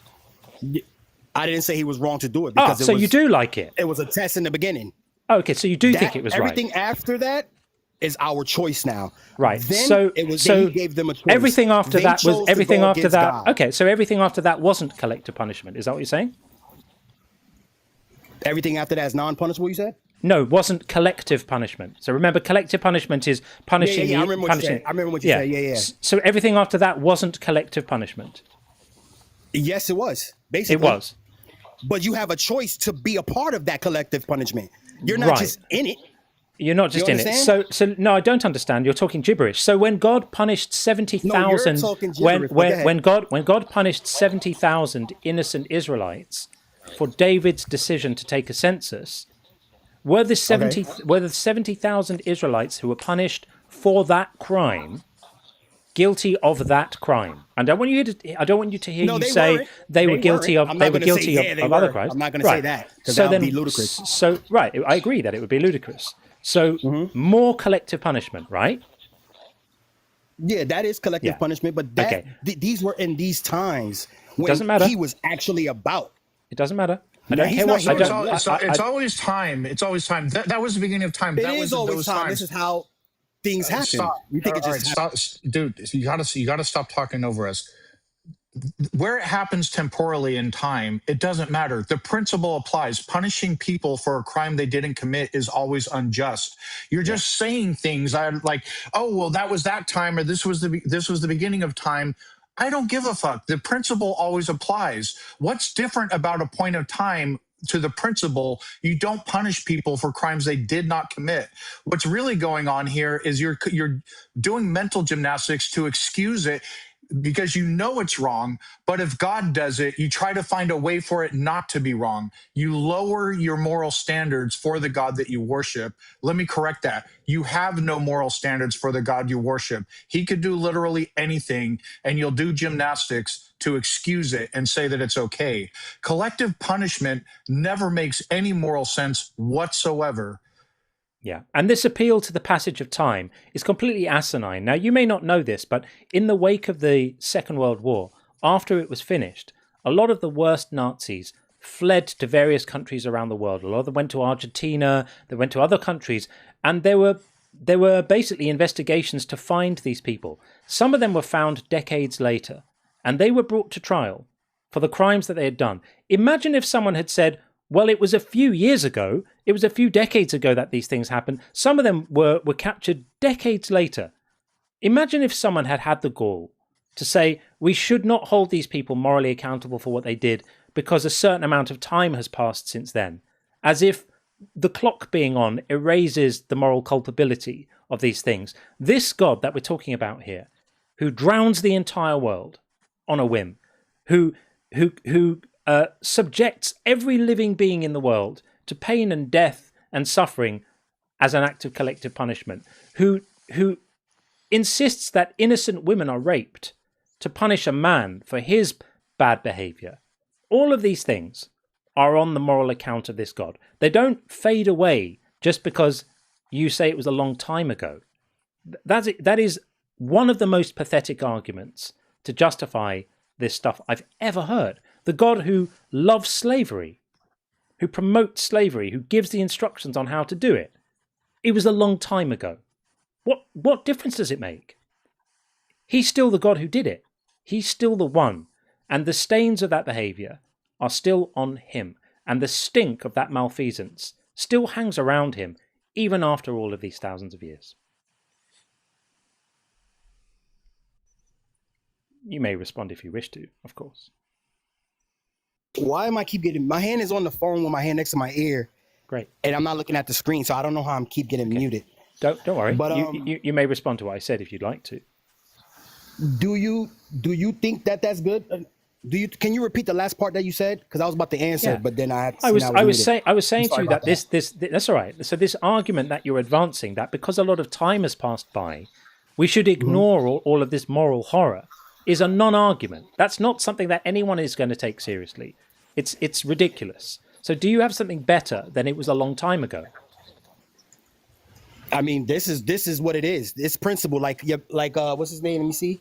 Sean said it's principle, so it doesn't change. So the first person that dropped principle, the very first person that dropped principle was him. So why would it change? Like you just said, principle don't change. So this it is what it is, basically. That's your argument. That's your argument. It is what it is your justification for the slavery, for the genocide, for the killing of children, for the killing of... They're choices that God made, and those are the choices we're holding him accountable for. You read this in the Bible, right? Yeah. They say that the Bible is tampered with, right? Don't go there. So now you've gone from... No, I'm asking you a question. No. I'm asking you a question. Do they say that the Bible was books removed and it was tampered with? Yes or no? It's irrelevant. It's irrelevant. It's not irrelevant. Because I think all of them. The people that run this world is about slavery and stuff like that. Okay, well that's what made you think they can't put that? The people of this world. This is all non-responsive. Yeah, this is all bullshit. You're now just going to the Bible doesn't say what it says. It means something different. It's tampered with. There's a non-argument. We are addressing the God of the Bible based on the contents of the Bible. If you don't believe the Bible's true, fine. Then don't come in and argue for the Bible God. Don't come in and argue for that God, and then when things get difficult, to say, well, they've tampered with it, obviously. Fine, let's agree they've tampered with it. Nothing in the Bible makes sense, holds zero authority. Then we have no need to argue for this God. This was a wild shift. This was a wild shift from collective punishment is okay because XYZ to that's all falling apart and unraveling. Well, the Bible's been tampered with, and none of this shit's ever actually happened. Yeah. So are you now agreeing that collective punishment is never okay and there's never an excuse for it? No, I don't. I'm not going to say that. So collective punishment's okay if God does it. There you go, folks. No. Don't do religion, people. This is what it does to you. Your brain becomes mush. It don't do nothing. Thanks for calling in, man. What it's doing to y'all, is insane because you think that is, he's just evil. Everything that he does is evil. I didn't say everything he does. I didn't say everything he does is evil. Yeah. I didn't say that. He's made some genocide, slavery, stoning women to death. Yeah, he's made some lovely sunsets, but not everything he does is evil. I'm sure he's done some wonderful things in amongst all the evil. Yeah, and the evil is what? Saying people could take slaves? That's what you're saying? That's some of it. That's pretty bad. And rape. He said that people could rape people. That's what you're saying? He not just said that they can, commanded it. Yeah, he put that in there, right? Yeah. Yeah, he said he was going to make it happen. Just rape them. Yeah.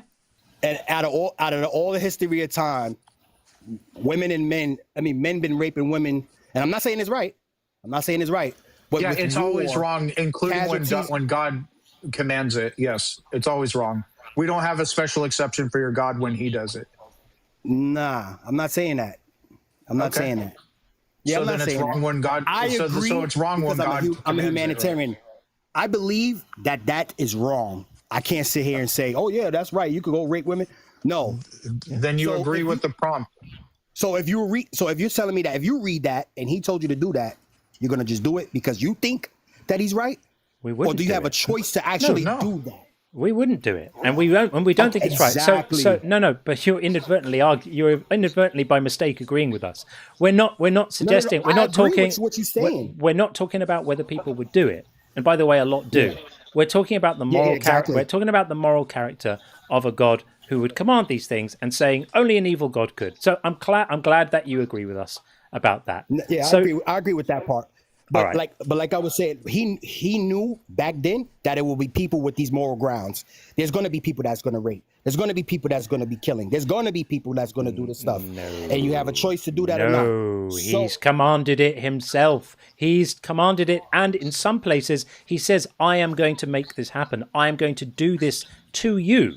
When he's talking about having people raped, that he's saying he's attributing the act. He's attributing the action to himself. He's going to do it.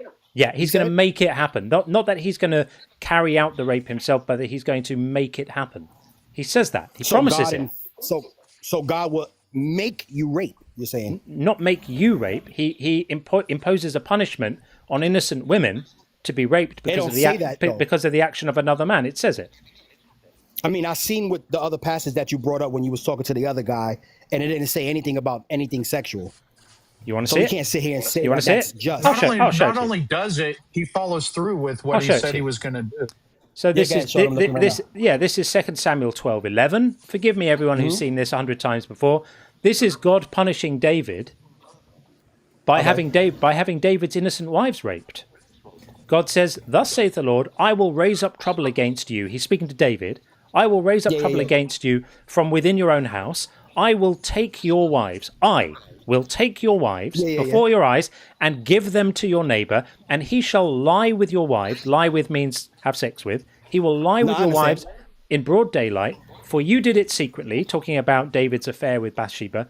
You did it secretly, but I will do this thing before all Israel in broad daylight. And then a couple of chapters later, you get it happening. Yeah, Absalom, Ahithophel says to Absalom, who's David's son, "Go into your father's concubines." Go into means have sex with. Go into them. I understand. The ones he's left to look after the house, and all Israel will hear, blah, blah, blah. So they pitched a tent for Absalom, and Absalom went into his father's concubines in the sight of all Israel. So God promises that he's going to have innocent women raped as a punishment, and then it happens. And what he just did it to David for nothing? Or was it a consequence? No, David's wives.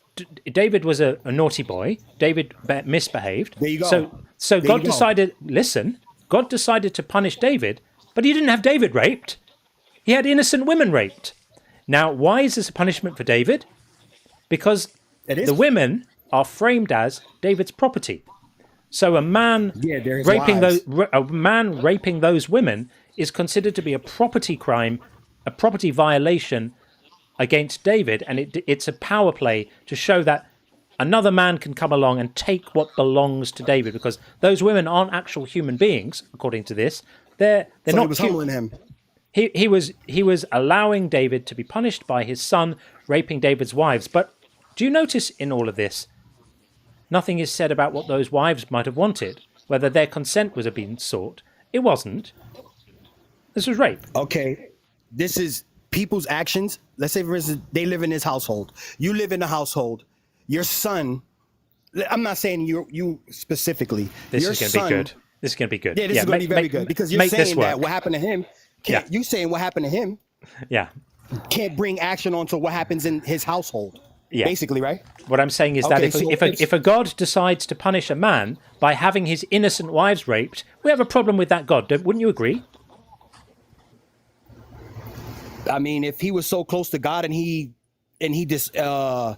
I asked you a question. I asked you a question. I'm answering. Do you agree with me? I was going to say, yeah. If he did what he did and God told him to do and he didn't do it and he had to humble him that way, it is what it is. Oh, that's sick. Put it like that. That's sick. Yeah, major life. Red flag. Okay, well, you can go. That's life. You can go. It is what it is. Yeah, and off you go. It is what it is. And another disgusting, misogynistic rape apologist says it is what it is. If he had to humble David by having innocent women raped, it is what it is. What an absolutely disgusting piece of shit. I'm sorry. Check yourself, my friend. You should be ashamed of yourself. Imagine if one of those women had been your sister or someone close to you. Would you be saying that? Appalling. Appalling. How little thought people give this stuff. Really. Absolutely disgusting. Disgusting. People, I say it every day, don't do religion. It turns you into a moral vegetable. It turns you into an ethical cripple. It is what it is. Shocking. And yet, amazingly predictable too. Right, we had a couple of guests in the TikTok queue who just scrammed. That's really funny. Right, I'm out of here. Shit's getting real over here. I'm going somewhere else. Let's go to Blitz. We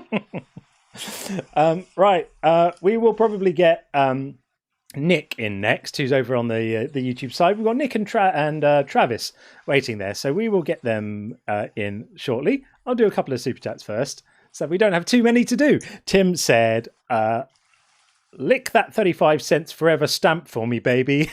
That's about my stamp collecting OnlyFans. I should do that. And A Cloud says, Genesis says humans were created in God's image. Oh, we've had this already. We've had that one already. I read that one already. Does that mean... Yeah, I wonder why we've had that one already. I thought I'd read it. I'm sorry. And then Buzz says, the only time I thought I'd get in a fight as an adult was when a dude made fun of my daughter's passing. Oh, my God. Oh. I threatened to kill him. Yo, I'm not surprised. I would probably do the same, Buzz. Yeah. There's a line, isn't there? There's a line where you just see red and you don't necessarily act rationally at that point. We all have that line, of course, because we're all human. But that totally makes sense. And Ish again, great to see you. Thank you. Dog and wolves are the same species, for your information. Variations, I guess. I guess that's true. They can be interbred. And Logical Apostate, great to see you. I love watching your live streams. And today, look to see how long it's been going. At 4 hours, I usually figure it's over. Praise Puff for your marathon streams. Thank you very, very much indeed. We love our marathon streams. 4-hour streams are for weaklings, I say. Let's do it properly. And Gabrielle says, Sean, Dylan was cool. Dylan, hold my beer. I took a lot of heat in the chat as that went on. Oh, So here's the thing. I kind of stopped for the most part going into Christian spaces into their lives because I'm usually shouted over, muted, and then kicked, and it happens very promptly. He actually allowed me to speak, listened, and responded. I don't think he has a very sophisticated way of like addressing these issues. That's a different thing from somebody refusing to answer questions or lying or what have you. And we could have differences of opinion about different people, but yeah, I did take a lot of heat. This is the one that Sean said was an honest interlocutor, and then hey, it is what it is. Yeah. Okay, we are going to get Nick in just a moment over on the YouTube side, and then we've got John waiting in TikTok. We will get in after that. Let's keep this going. Okay. Wow, we've still got a few of those, but okay, we will move on for now. We'll move on for now and get Nick in. Nick, are you there? Yes, I am here. Thank you for having me. Of course. Welcome in. Thanks for joining us. Our prompt for the day is God is evil and silly. What's your view on that? Well, I do believe that God is evil and silly. Although I came in here to not to troll or anything. It was to give a bit of I don't want to say an errata because that would imply that you're doing it, not me. But I saw your video recently about therapy and how that you had a therapist on your show and how she did something very strange. You titled it in your video how she basically said, well, if there is a problem with religious trauma, that they should go back to their pastor or to a pastor they trust, I think is the word that they put it. But your response to that later down the line. I'm so sorry, Nick. This is a debate stream. We're just looking for people to debate today. And it sounds like you're not here to do that. So, it's kind of, I did want to push back on a point that you made in that video. Okay. And I think that is relevant to this discussion. All right. Which is, you said that the proper response to having a person or a therapist in the session who is confronted with religious trauma is to, quote, throw the book right out. And I took some issue with that, and a therapist friend of mine took some issue with that, because we were concerned that by throwing the book right out, and both of us are not pro-Christian, we are not pro-theists, that it would damage the client-therapist relationship or the therapeutic relationship. I'll tell you what, in a situation like that, there isn't a client therapy relationship. In a situation like that, when a therapist has got religious commitments and actually believes that the person who's worrying about going to hell is going to go to hell, the only thing to do is for them to refer that patient to someone else who is less conflicted and to say, I can't have these conversations with you because I'm not going to be able to balance my religious convictions with my clinical obligations. And so I'm going to refer you to a secular therapist who isn't going to be similarly conflicted. And but you're right that throwing the book out in itself is not the move. The move is to take yourself out of a situation like that. And what I was so appalled about is that her response was to say to someone in that situation, I would refer them back to a pastor. It's the absolute last thing you do in a situation like that. And it made me think that she was singularly unqualified to be counselling anybody. I was completely appalled. I list that video and that conversation as one of the most troubling, upsetting conversations we've had on the channel, possibly ever, even though she was perfectly lovely, perfectly calm, very friendly, nice to talk to. But when I was reflecting on it afterwards, I was just thinking about how dangerous a person like that is, who has to, is trusted with the mental health of young people. And so, yes, you're right. Me saying throw the book out is not necessarily an adequate response, but I can't remember where in the conversation that fell. I certainly wouldn't say throwing the book out is the response. The response is to not get into a therapeutic alliance with someone who you think is going to go to hell if you give them proper clinical advice. So that's the situation there. That is where we agree completely. I think that's an awful, like, the fact that she was saying that, I am willing to hold on to these religious commitments about hell and then still do practice therapy, I think on its own is just terrible, because how can you establish a client therapy, like a therapeutic relationship, when you have the idea that some people are going to go to hell? You can't. I was just concerned about literally that one problem, because we sort of rationalize that it would cause perhaps the person to retreat into their theology more and reinforce religious trauma. Granted, I'll take that on board. Thanks for calling in. Yeah. All right. That's about all I wanted to say. Thanks, Nick. Have a good day. Okay. Bye. All right. There we are. Okay. For anyone who hasn't watched that video, watch it. I posted it, I think, yesterday or the day before. It's called something like "Therapist Said What," something like. Absolutely shocking conversation that we had. Sean, you remember it, don't you? Oh, you're muted, buddy. Yeah, sorry about that. I do, and I suspect, I could be wrong. I forgot all about that conversation, but I suspect when you said she needs to throw the book out, what you meant was set that book aside, set aside your religious conviction.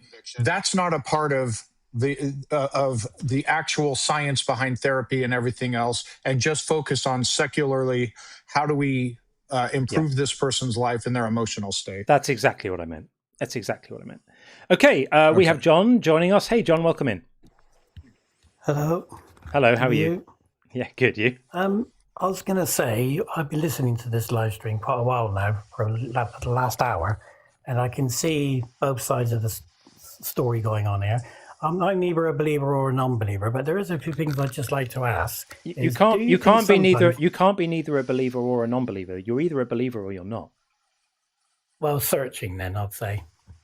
Yeah, if you're searching and your search hasn't got you to the point of being a believer, then you're currently a non-believer, but you're open to having your mind changed. That's okay. Yeah, but I was going to say, do you believe in that saying, sometimes you have to be cruel to be kind? Not if you're an all-powerful being, no. Well, if there's a reason, like I've got Christian friends who tell me things like, like people say like Noah's Ark, all the flood and all those people being killed in the flood. And they say, oh, God's evil for doing that. But there was a reason for it. It was because the prophesied Messiah was going to come, and they have to have a pure bloodline for him to be born. Yeah. So, like I said, cruel to be kind. This is all gibberish. I answer that by saying an all-powerful being never has to be cruel to be kind, because the all-powerful being can reach his prophesied bloodline or his Messiah to come or his lovely dinner party in the sky or his whatever it is he wants, whatever the future state of reality that he wants to bring about, he could bring that about without, to quote my dear friend Sean James, having to drown all the kittens. Yeah, I mean, I'm not taking sides. I'm listening to what you're all saying, and I'm taking it all on board. And so if anyone says that to you, your response to them should be, what would it mean for an all-powerful being to have to do things in order to achieve a kind aim? Yeah. I mean, there's another one they use on me as well. They say, the absence of light is... the absence of light is darkness.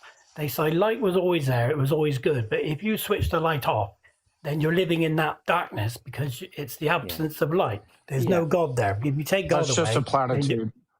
That's just meaningless deepities, they call them. Sort of cool-sounding things you can say to make it sound like you've actually thought the shit through. It's just meaningless twaddle. Right. It's a bit like I said, like they're saying, like, the light's there, God is good, but because you switched off the light, you're now living in darkness because you chose to switch off the light, and it's the absence of light. Living in evil. Who switched off the light? Who switched off the light and created earthquakes and tsunamis? Yeah, I know. I get it. I'm listening to them. I'm just taking it all in what's going on this live. Listening to people's arguments, listening to your responses, and I think actually after listening to all, I think you've got the upper hand by a long way. I'm with you. Thank you, John. Well, good luck in your search. Stay intellectually open. And don't believe things for bad reasons if you can help it. I'll stay on the live a little bit longer to hear what anyone else has to say. But as I see it, so far, you're winning hands down. Thank you. I mean, we're not trying to win, but I appreciate your sentiment. No. We're just trying to have sensible conversations and promote reason and critical thinking. But thank you, John, for calling in. We appreciate it. Yeah, thanks for that. Thank you for having me up. Thanks. Take care. All right, there we are. I'll read some of these messages because the list is not going down, which is, of course, wonderful. Thank you so much for everyone who is supporting in this way. Fliberty Giblets said, I wish more people enjoyed finding out they were wrong because it means they've learned something new and that should be celebrated. I couldn't possibly agree more. That's exactly right. And Liberty also said, more stalk slander from John the Sophist. I won't have it. Oh, I love that. And John the Sophist, of course, is referring to one of my biggest fans in the YouTube comments, John TZ. I always forget his name. TZ something or other. I can't remember exactly. Who calls me John the Sophist? I love it. It's hilarious. He's like my dedicated little YouTube comments puppy. He obediently posts 5 to 10 comments under absolutely every video I post, thereby boosting the content in the engagement algorithm every time. John, if you're listening, I love you more than life itself, my friend. Please don't ever stop. He basically works for me for free now. It's wonderful. It's fantastic. So thank you for that. And Danielle says, let's puffing go, Dr. Dig.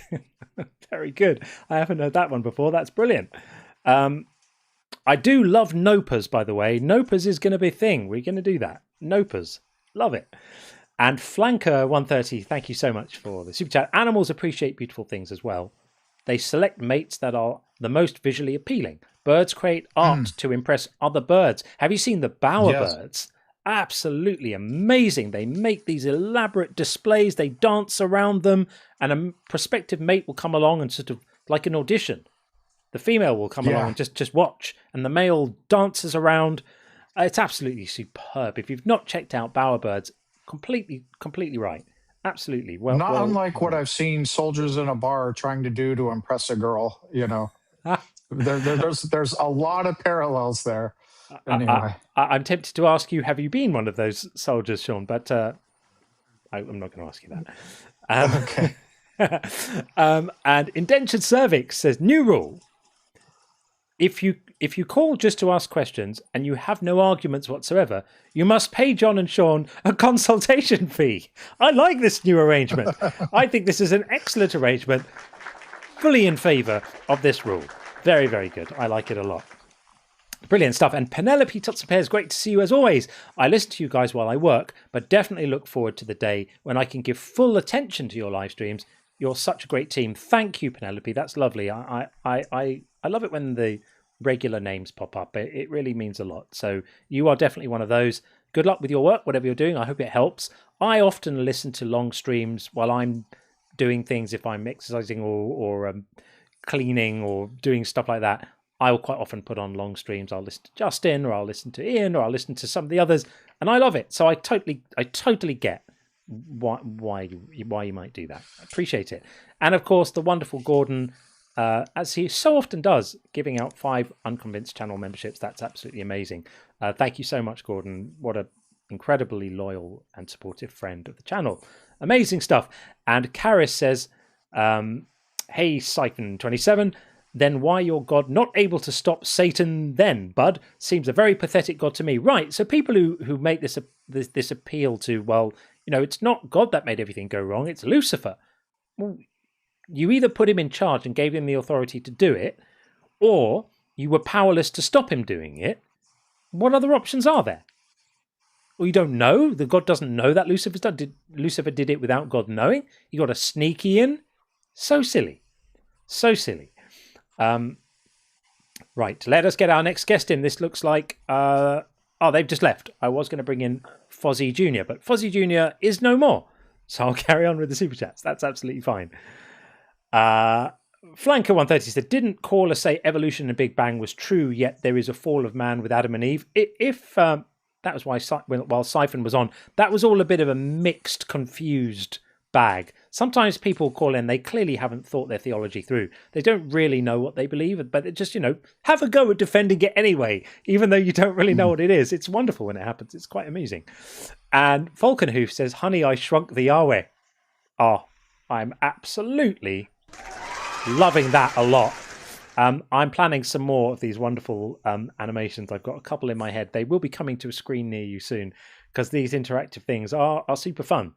I love it. I love it. So thank you for that. That's brilliant. And Penelope again, a cat would swipe that tiny god off the table. Yep, a cat would. The wonderful shrinking god. And Truman 3347, doesn't the fall take away our free will to not sin? I guess if it was part of God's plan all along, which people say it was, because if it wasn't, then oopsie daisy God, then what would have happened? What would have become of God's plan? In fact, this is a really profound thing. If the fall is part of God's plan, then what would have happened to God's plan if Adam and Eve had not sinned? Right? His plan would have been frustrated, destroyed, lay in tatters on the ground.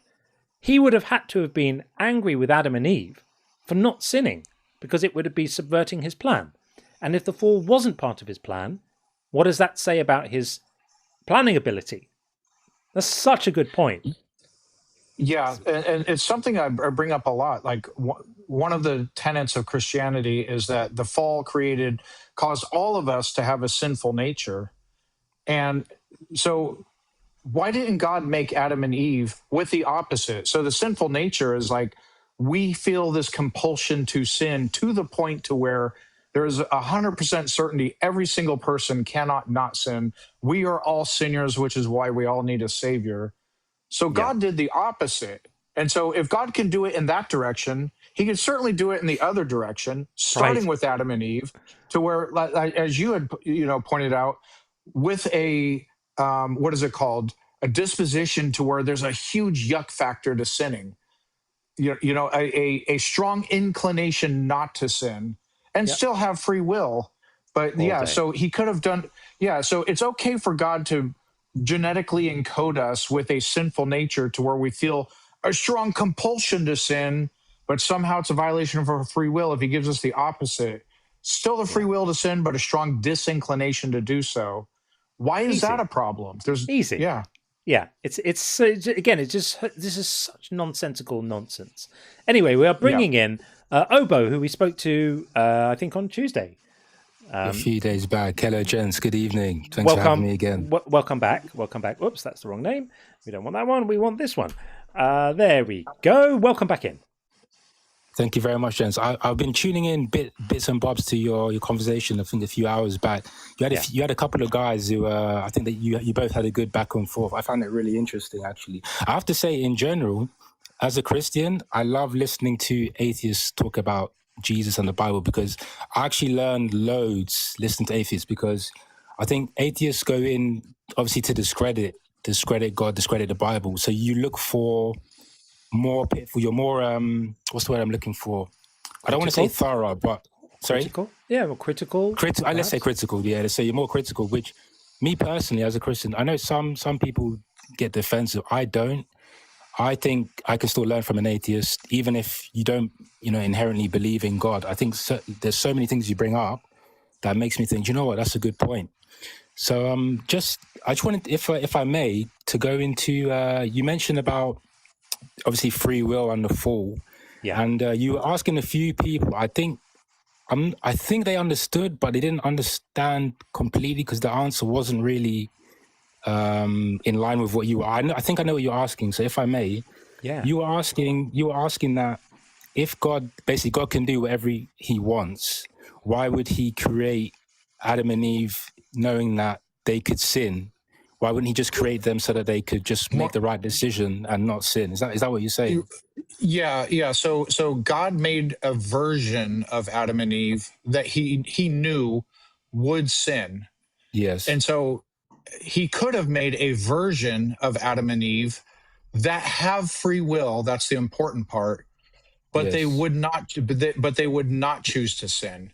So if he sees the future, knows all possible outcome, it was his. It had to be, if he's all knowing and all powerful, his intention that they would sin. That would be part of his plan. I hear you. So my answer to that my first part of the answer to that would be that. So yes, I believe he could have done that. I understand what you're saying. Yes, he could have just said, look, why would I want to create a male and female and let them fall into sin and create this whole bloodline of chaos and destruction. Yes, I understand what you're saying. So what not I just think, let them, yes, not just yes, let them, yes, knowing with 100% certainty that they would. that they would. His intention, Yes, his intention was that they would sin. I hear you. So what I think, I'm still working out. I thought I'd have the answer, but I'm still working out. Sure. If he created Adam and Eve, they were tempted by the enemy. They did not falter. They stood strong. They resisted. So basically, what he's doing, I believe he'd be creating perfect beings. I think that would be it. That would be the point. That's why it wouldn't be, because they'd be perfect. What's wrong with Why would they be perfect? Yeah, I mean, first of all, why would they be perfect? They could still be flawed. They could just be flawed, but with a distaste for sin. They could still make mistakes. They could still make mistakes. They could still, that's mistakes fine. in what sense? Well, they could, like maybe they could not doing farming properly. Like they could make They could make errors. They could be imperfect. Okay. We don't have to. I'm hearing you. To be perfect. And let me just offer you a way of thinking about this. So when I think about the fall, I think about two levels of if you want to call it cosmic malfeasance, right? There's two levels. There's two ways in which God catastrophically fails in this story. The first failure is setting up the whole thing in the first place because he knows it's going to happen, right? Putting the tree right there, deciding to put this important knowledge in a place where they can get to it, even though apparently they're not supposed to. All of these things, like the whole setup, is itself a moral failure because he, as we were saying before you came on, it's either part of his plan, that all of this is going to happen, in which case he's pretty evil for setting them up in that way, or it's not part of his plan, in which case he's a fairly ineffective planner, and he's got a plan for the universe, and it's immediately gone wrong. He's a bit incompetent. So neither of those is a great look for him. That's the first level. It's like the fact that the fall happened at all is on him, squarely on him. And then it gets even worse because in the wake of this thing happening, in the wake of Adam and Eve being fooled by the serpent, and in fact, the serpent tells them the truth. It's God who lies to them. God says, if you eat of the fruit on the day you do it, you will surely die. And the serpent says, that's not true. You won't die. And the serpent's telling the truth, and God's not telling the truth, right? Sorry, John. Can I interject you just there, just so I don't forget what the point? Of course. So I think when God says you will die, we're talking spiritually, though, isn't it? Spiritual death. It doesn't say you will have a spiritual death. It just says on the day you will surely die. And they didn't die that day. They went off somewhere else after being banished, and they did the deed and got jiggy with each other and had kids. That's definitely wasn't dying. So I hear you. So going with your line of reasoning, he didn't say you will die today. He didn't say you will die in 20 minutes. He said you will surely. He said, on the day you eat of the fruit, you will die. Okay. That day. So that's what I'm saying, though. So the way I see it is it's a spiritual death, not the physical death. Okay. It's spiritually, they're being separated. Do you see what I mean? I do, but I mean, that's still a bit of a cope. But let's come back to what I was saying. So the first failure is God allowing the whole thing to happen, setting it up, essentially, to happen. But then it gets even worse because they do this thing. They eat this fruit. They're manipulated or fooled into doing it. And rather than just punishing them, he punishes everyone else also.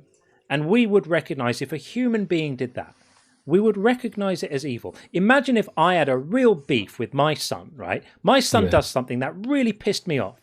And so as a result, I punish my son in a way that's going to give your children a terrible sickness. Would that be all right? Do you know what I would say? So obviously, I don't like that. Even as a Christian, I believe in the Bible, I believe in God, but I don't like that. But you know what I would say? Because we're told that we're made in God's image, right? So there's certain things that we do, God does. So you know how criminals, if they were going after one person in a gang and they couldn't get that person, they usually go after their family, isn't it? I agree. Like either a son or somebody in that family to hurt them. So I'm thinking I'm thinking it's basically a curse, isn't it? Because you've brought this person negativity to your family, to your bloodline. So now, even if the son wasn't involved, the other family member wasn't involved, because you were associated with them, however they can get to you, whether it's you or somebody in your bloodline, that's how it's. That's I how you're going agree. to be God affected. is like a gangster. You see what I mean? Yeah, I agree. God is like a gangster. This is horrific. So What you're saying, what you're saying is horrible. No. Do you know what the thing is? The thing is, like, the way I see it in the Bible, God is especially in the Old Testament, God is just showing that because of his perfect state, he cannot be around any flaw. Is essentially. So he just is. I know it sounds horrible, and but that's just showing that his fear. Because it says we should fear God. That's the whole point. That's just to let us know the levels that he can be if he wants to be. Do you see what I'm saying? No, how horrible. Do you get me? I do get you, but it just makes it sound absolutely horrific. He's this being It is horrific. that he creates us in a way that he can't bear to be around. Like, that's just absolutely disgusting. It's not that. It's not that he's still even. It's just that it's because we can't exist in his presence. It's not that he doesn't want us, but by his nature, we can't even. He's so perfect, even to stand next to him. Do you see what I'm saying? No, to stand next to him. I don't see what you're saying. He's so perfect that he creates beings that can't even be near him because he's that perfect. Can I make a If I made a god, right? If I invented a god, let's say if I had a god, the god in my mind creates beings who he loves, who he can be in fellowship with, and he loves them so much. He loves them so much that he accepts them even with their imperfections. And he loves them so much that he accepts them even though they sometimes make moral mistakes and they do actions that they regret. And he helps them to learn. He does. He does show that in the Old Testament. He doesn't. He condemns the entire human race and all animals to an eternity of suffering, pain, and death because he has such a massive hissy fit about the fruit thing that he knew would happen. This is not the actions of a perfect God. This is the actions of like a psychopathic, thin-skinned, emotional child. Can I respond? Yeah. Can I imagine? Can I just give you an example? Say you created something, a piece of artwork, or okay, fine. Did you say you have a son, or was that an example? Am I allowed to ask? You have a son. I have a son. Yeah. Okay, that's great. So, for example, you want him to do certain. I imagine there's certain things in life you'd want him to do, but if he wouldn't do it, and even though inside you'd want him to do that, would you forsake him for not following in your suggested pathway? I would never never forsake him for anything. And if he was on the wrong path, I would make myself maximally known to him, and I would gently correct him with love and with explanations of why I'm doing things. And I would never say, "Get away from me! I can't be near you because I'm too perfect and you're broken." I find all of this stuff really sad. No, I'm listening to you. I hear what you're saying. So what I'm saying is, even though, so let's say your son, you didn't agree with what he was doing, and every fiber in your being, you hated it. But obviously you love your son, like you said, you're not going to forsake him. My point is, if you could force him to change his way, if you had the ability to force him and he would do it, would you do it? If that makes sense. Does that make sense? If I had the ability, and the analogy is starting to slip because, of course, I'm not an all-powerful being. I'm not saying that. Right. Just in the sense that, let's say you could physically say, no, son, I want you to study chemistry instead of maths, and I'm going to do everything in my power to make you study chemistry. No, I would never. I wouldn't do that. No. Okay, so that's the line that I'm trying to thread into.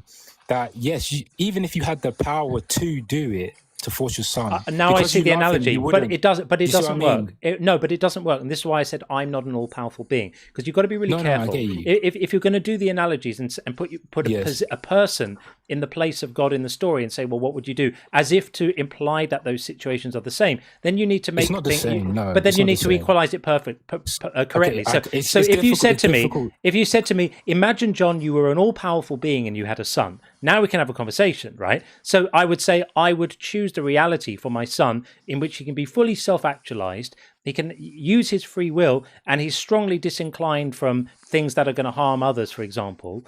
then I would definitely do that, and I would enjoy watching him. How would you control that? But how would you control that? Because I'd be all powerful, so I could give him a certain nature. Beg your pardon. Sorry, I'm just still going on that line.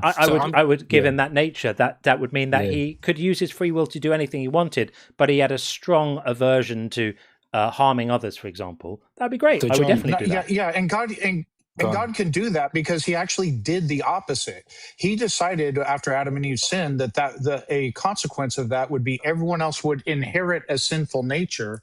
So God made us in a situation to where we have such an inclination to sin, i.e. our fallen sinful nature, that we cannot not sin. And then he wants to punish us because he decided to make us that way when he could have went the other direction. We still have free will, but we have a strong disinclination to sin.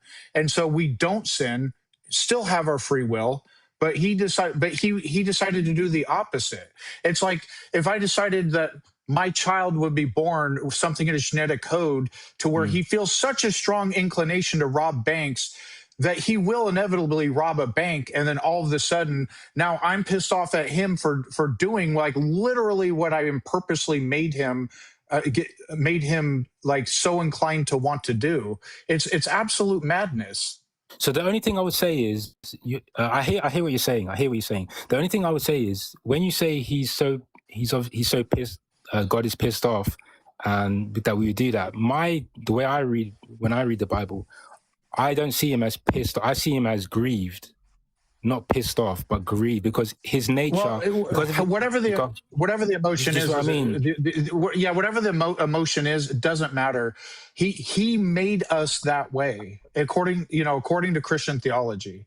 He decided we would inherit a sinful nature to where we cannot not sin, and now we need a savior. And now, depending on your health theology, something awful happens in the afterlife because so basically whether he's grieved or angry or whatever his emotion is, a consequence is billions and billions of people will be suffering for all eternity because God decided to make us in a way to where we cannot not sin when he could have gone the other. Why didn't God make us morally, maybe imperfect beings that are morally perfect? What would be the downside of that? I hear you. So one thing you mentioned, Sean, one thing you mentioned was that we're suffering for eternity, but that's the point. Because we're just passing through, so that's how I see it. Because we're passing through, it doesn't matter. To God, it doesn't matter about the suffering now. Please answer. It's temporal. It should, and I think that's awful because the suffering that people go through when they're losing children from cancer or whatever is very real. It's horrible. But I appreciate you admitting that it doesn't really matter to God. That's part of the problem. What's that? Sorry, please repeat that for me. Please, yeah. I appreciate you admitting that it doesn't matter to God because we're just passing through.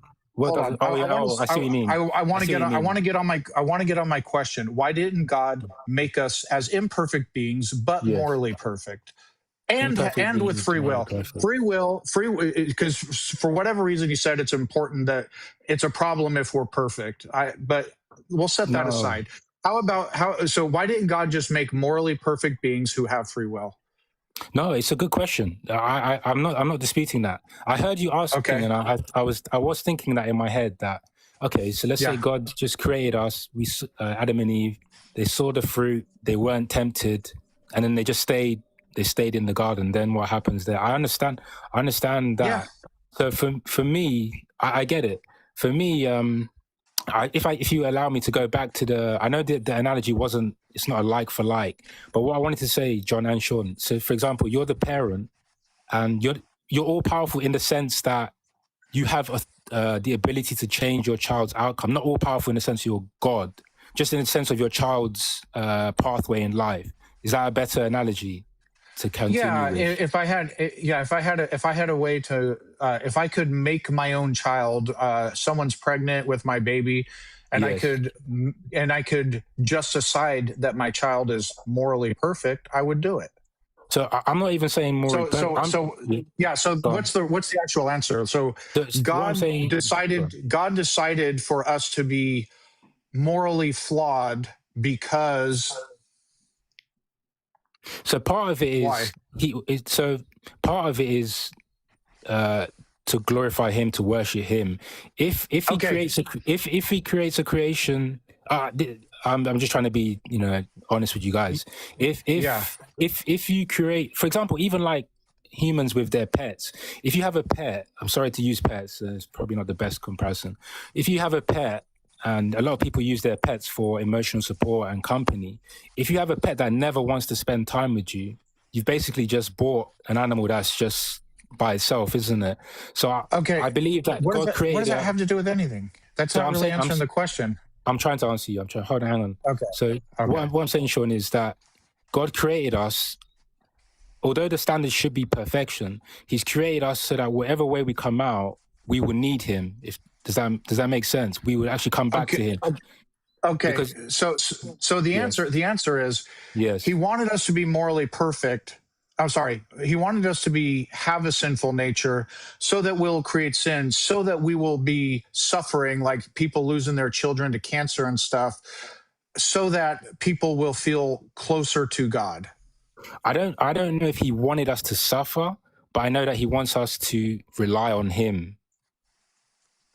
So He wanted us. So that's your answer for why God didn't just make us morally perfect. It's not my complete answer. I don't have a holistic answer, but that would be my instinct. Yeah. You can be. Go ahead, John. Sorry, Sean. I didn't mean to interrupt. I wanted to offer you something to think about. Go for it. So you said before that God allows suffering on earth because it's temporary, and that the fact that it's temporary means that we shouldn't consider it with the same seriousness because everything's going to be good later, and the fact that no, not completely that. So the thing is, like for me, I suffer as a Christian, of course, and although I can't prove it to you, spiritually, when I read His word, when I pray, when I spend time just meditating on His word, there's a peace. There's a peace that I feel. I feel great.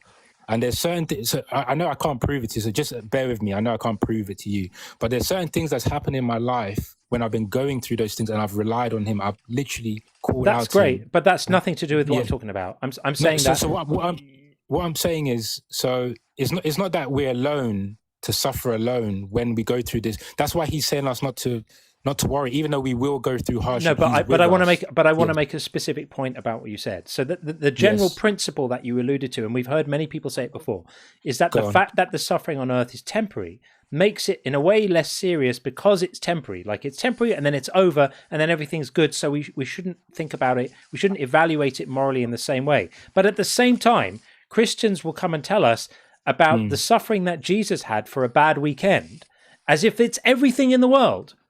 We're not allowed to use, can we use the same argument back and say, well, Jesus' suffering was temporary and over now and finished and everything's going to be okay one day. So should we dismiss it in exactly the same way? You see what I'm saying? There's a double standard. There's a double standard. Yeah, there's a double standard. If you could address that would be good. And then we'll probably tie it up because I want to get R&R Ministry in who's been waiting for ages. Okay. I think the wait too long. The suffering, but the suffering you're speaking of physical suffering, right? You're speaking of the suffering. Physical, emotional, all of it. Whatever you think Jesus went through, if we're allowed to write off human suffering on the basis that it's temporary, we must also be able to write off Jesus' suffering because it's finished, it's over now. Why should we worry about it? It was just temporary. Bear with me. But that's exactly it, though, because that's why He came down in human form, so that whatever we go through, He has a full understanding of it, not as God, but as man, spiritually, physically, emotionally. He understands what we're going. So when He's telling us to do certain things, He's saying, look, do this, do that, because I've been there, I know. And what I would just add quickly is that He didn't just suffer for that weekend. He suffered beforehand when He was even years before, knowing what He would come and do. He suffered. Even afterwards, even now in His glorified But it doesn't matter. It was temporary. Temporary. It doesn't matter. It is temporary.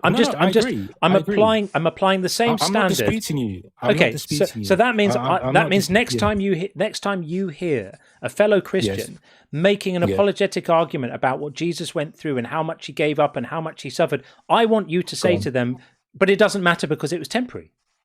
No, so the point is, it's not that it's how long He was suffering. It's the fact that because of that, we don't have to feel, it's the guilt. People are feeling guilt because normally, as you guys know, you guys are well read. Old Testament, you have to make a sacrifice, you have to pray this, you have to do that, you have to do that. Jesus is saying, forget all that. It's important. It's good to have that sense of guilt in your conscience. But Jesus is saying, forget all that. Just come to me. When you've made a mistake, come to me. When something is troubling you, come to me. You're not addressing his point. Yeah. Can I be dismissive of Can I be dismissive of Jesus' suffering in the same way you were dismissive, or at the very least, sort of reducing the severity of the suffering of others because, hey, this world is only temporary? Can I in the same way? Can I respond? Yeah, so just yes or no. Can I be as dismissive of Jesus? No, I'm not being dismissive. I'm just to make that clear. I'm not somebody suffering from cancer and how the family have to watch them suffer. That is horrible. I'm not dismissing that at all. I'm not saying because it's temporary, you're only going to live 120 years or 100 years, whatever. So you should just grit your teeth and soon you'll be with Jesus. I'm not saying that at all. I'm saying from God's point of view, from Jesus' point of view, it's a short time is different for him. It's very short. Do you see what I'm saying? I'm not dismissing it. We do, but I want you to own the double standard there. So, friend, look, you've been nice to talk to, Obo. Come back and speak to us again, and we can maybe we can look into more of the specifics about what Jesus did and said. So, good. We'll be very happy to talk to you. We'll be happy to talk to you again. So, thanks for coming up. God bless you guys. God bless you guys. Honestly, one day, I believe you guys are going to come to Jesus. Oh, I wish you hadn't said that. I wish you hadn't said that. No, don't say that. Oh no, I don't mean to insult you. No, I'm not trying to insult you. I'm just saying, in terms of your knowledge, I'm sure you know more than many Christians. So that's not the issue. Extremely unlikely. I've been looking at this stuff for 30 years. It's extremely unlikely that one day I'm going to suddenly forget all the reasons why I think it's a load of old nonsense. It's not that. Do you know what the thing is though? Because the thing is, when you have so much intelligence, sometimes it blocks you from seeing things differently, if that makes sense. I'm not saying you don't see things objectively. I'm not saying that. I'm just saying it puts you in a one particular way of thinking. Do you see what I'm saying? But honestly, guys, it's a pleasure to talk to both of you, and I hope to speak to you again. When's the next opportunity? Not sure. It might be Sunday night if I'm not too knackered from my weekend of traveling and being away and stuff. So keep a lookout. I always post it on the day. So yep. Thank you for having me, guys. I appreciate it. Cheers, everyone. Thank you. Appreciate it. Bye. All right. There we are. So R&R Ministry has been waiting very patiently. So we are definitely going to get them in next. Just do a few of the super chats. So we make sure we get through the list in a good time. Rich Screaming Silence says, if God is outside space and time, what image are we made in? Right. Yeah. Apparently he came in on a temporary basis for us to be made in his image. And Meek said, you can manufacture any meaning when you look at it symbolically. At that point, it's their word against yours. Yeah. This is when we were talking about, we're talking to Scripture Journey about how to interpret all of this stuff. Once you get into typology and symbology, you can make anything. Sorry, symbolism. Forgive me. You can make anything mean anything, and I don't think that really makes sense. In fact, that might have been when we were speaking to Noah. I could be wrong. That was when Scripture Journey was on, but who knows? Right, let's get in R&R Ministry. I always get excited when a guest account has the word ministry in the name. I get all excited. Hi, R&R. How are you? I'm very well, thank you. How about you? Couldn't be better. Thank you for waiting patiently. We appreciate that. It's late in the United Kingdom. It's late. I've got to try and be a little bit quiet. Yeah. So what have you got? So basically, obviously, I'm struck by your title, God is Evil and Silly. Yeah. By my R&R Ministries. Basically, all that stands for is Root and Return Ministries. So my question really is, why is God evil and silly? Just to start the ball rolling. Yeah. So I presume it's the Christian God that you are interested in here.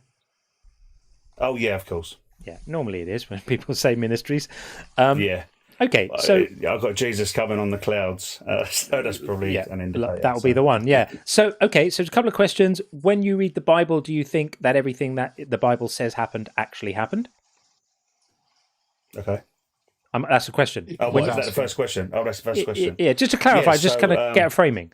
Is the Bible true, what it says? I believe it's God breathed and it's inspired by God. Inspired. Okay, and any contradictions or mistakes or inaccuracies or anachronisms in there that we should know about, or is it all absolutely true?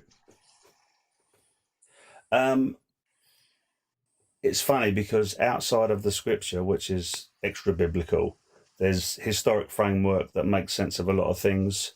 With it being an historical document, there would be misprints, and let's look at Genesis, for example. Just before it speaks about Noah and the flood, there is a verse where it says, and it was from then on that men started to praise God, or to that effect. Can't remember what it means verbatim, but if you look at the bigger context, it would have made more sense for it to say it was from then on men started to blaspheme God.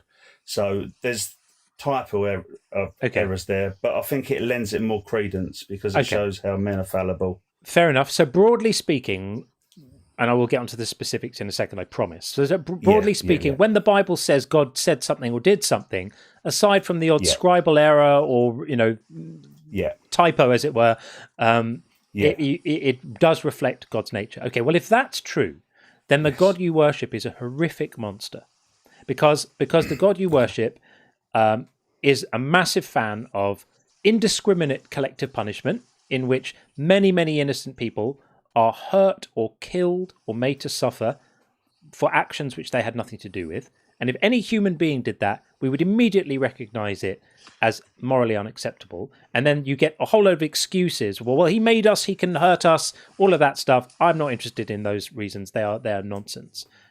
I think that a being who indiscriminately hurts innocents to punish people who aren't is not wielding their power in an ethical way at all. So that's the first thing. Massive amounts of collective punishment. The biggest one of obviously being the flood, right? We are not seriously expected to believe that every single man, woman, child, elderly person coming towards the end of their life, animal, whatever, everywhere in the world, were all irredeemably evil and deserving of the death penalty. That's a preposterous claim for anyone to make. Anyone who makes that claim is going to get laughed out of here. So that would be one action. And then there are many other instances where this application of collective punishment is just dished out on a whim by this God. David takes the census, kills 70,000 Israelites. Many other instances, right? Some Midianite women seduce some Israelite men, kill all the Midianites, all the children, all the babies. Keep the young virgin girls for yourselves, though, as God says, right? And there are many, many, many instances where God commands these genocidal, horrific acts. Then you've got his laws, the completely depraved sexual morality laws that he tells Israel to live by. That a woman who is raped within the city, if she doesn't cry out loudly enough, that's deemed to be a consensual act. So the rapist gets stoned, and so does she. Completely insane, totally insane. The idea that if a man suspects his new bride of not being a virgin, he can accuse her of not being one, and that would make her that essentially amounts to her being accused of prostitution. And then if her parents can't prove that she's a virgin with an idiotic virginity test that would fail most of the time, she gets stoned to death. That's completely insane. A God who would legislate that is completely insane and completely indifferent to human suffering. And we can go on and on and on and on. And you could say, well, that's just Old Testament stuff, as if that erases it. But even if you want to look at the New Testament, you've got Jesus coming along and saying, if you don't believe the right things at the point you die, then he's going to set you on fire and throw you in a furnace. That's completely insane. Morally stupid and completely insane. And if a human being did that, we would not hesitate to label them psychopathic, monstrous, pick your adjectives. So that's why I'm fairly comfortable reading the Bible and going, this is a horrific God. This is not someone who I would ever worship. I'm relieved that this God almost certainly doesn't exist. Okay, so I'm trying to just evaluate what you've just said. Sure. I believe pick that your when poison. God created the world. Oh no, of course. So I believe, to kind of respond to that, God made us with an element of risk. You can't give somebody free will and not make them with an element of risk. You can if you're an all-powerful God. And again, let's try not to have exactly the same conversation we just had with Obo before. But if you're an all-powerful God, I wasn't listening. Sorry. No, that's fine. No, okay. I mean, we've been at this for coming up to 8 hours today already, and we've had this conversation many times. But if you're an all-powerful God, you can create beings that have complete free will, but just don't want to sin, are just not inclined to do that. You don't have to mess with their will in any way at all. We use a rather unpleasant example, which is human beings tend not to eat their own excrement. That's not because our free will is limited. It's because when you start thinking about eating excrement, you go, ooh, I don't want to do that. And you have a really, really, really strong instinct not to. Well, or God, if you do, you become ill and then die. Right, but God could have made us. God could have made us that way with respect to sin. He could have made us all completely free agents, but without that risk that you're talking about. So I don't buy that as an argument. It also didn't really, funny, isn't it? Oh, sorry. It's okay. It didn't really address the issues because what John had pointed out was collective punishment, punishing other people who did not commit the crime. And he said, well, there's an element of risk. Like, how does that address how does that make it morally acceptable to have substitutional punishment to people who were not even accused of the quote unquote crime in question? Like, why is it okay to unalive 70,000 people because David did a census that God didn't like? Well, yeah, I mean, it's an interesting question. I mean, we're speaking about an ancient document which can really only be understood from a Jewish perspective. We kind of put our Greek philosophical mindset on a Jewish book. So everything's, why is this, why is that, why is that, where the Jewish perspective is more obedience, but the Greek philosophical way of thinking is more, why is this, why is that? But I think if we balance the two, I think it's really good. I mean, look at Pharaoh What's with really Moses. Yeah. Sorry, can I finish? Yeah, what? Yeah, go ahead. Pharaoh, I mean, I had the same questions ages ago, the same as you as a Christian. Mm-hmm. And when I read the Old, well, I don't like calling it the Old Testament because old is irrelevant. The Hebrew scriptures, I look at it as one narrative going across. And so I see pictures and Christologies of Christ throughout, and it pointed to stuff like saying Moses for the Red Sea. That is a picture of coming out of land of slavery from sin, going through the waters of baptism, and then going to the land that's promised. So there's different pictures within it. And if you haven't got, you're not seeing it from, well, obviously, I as a born again Christian, I believe I've got the Holy Spirit, so I'm going to see things a lot differently than you would. By but you're just pointing at symbolism and poetry. But you're still using symbolism and poetry to excuse the inexcusable.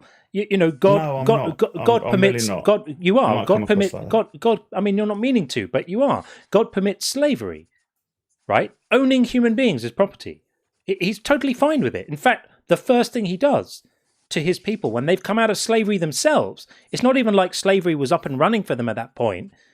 Is he as they're setting up to have create their civilization in the promised land, and they're given the law from Moses, and one of the priorities that God tells them is, your fellow Hebrews, if they fall into debt with you, they can work off the debt for 6 years and then you let them free. But other people who aren't your fellow Hebrews, you can buy them and you can own them your whole life and you can pass them on to your kids and they can never go free. That's horrific. How do you excuse that behavior in your God? Well, it's not excusing it. It's looking at it in its historical context, isn't it? I mean, you obviously get a lot of people on here that seeing it from an emotional perspective, but obviously there's going to be an element of faith, which faith means faithfulness. Basically, that's a non-answer. That's beside the point. It's a non-answer. I asked you, how do you excuse God? I mean, I presume you don't agree that it's okay for human beings to own other people as property, do you? No, but it's a different. Right, so you don't get to say it's historical perspective when you're not allowed to finish your point. No, sorry. But I just want you to answer the question straight, because when we ask you a simple question and you dissemble about symbology, symbolism and documents. It's not just a simple way. But that's why I asked you at the beginning about ancient Greek. That's why I asked you at the beginning if you think this stuff is literally true. Because we're talking about ancient documents, I wanted to establish whether you think these ancient documents are reflecting something that actually happened. And you said you do. So the fact that they're ancient documents is now irrelevant. You think that this is reflective of the truth of history. And so I'm asking you, if you don't agree that it's right for people to own other people, how can you condone your God giving instructions for doing exactly that? Please answer it directly. Directly. How can I answer it with a way that you're not going to interrupt me saying I'm not answering you? So the only way I can answer it is that I don't believe God condones slavery, first of all.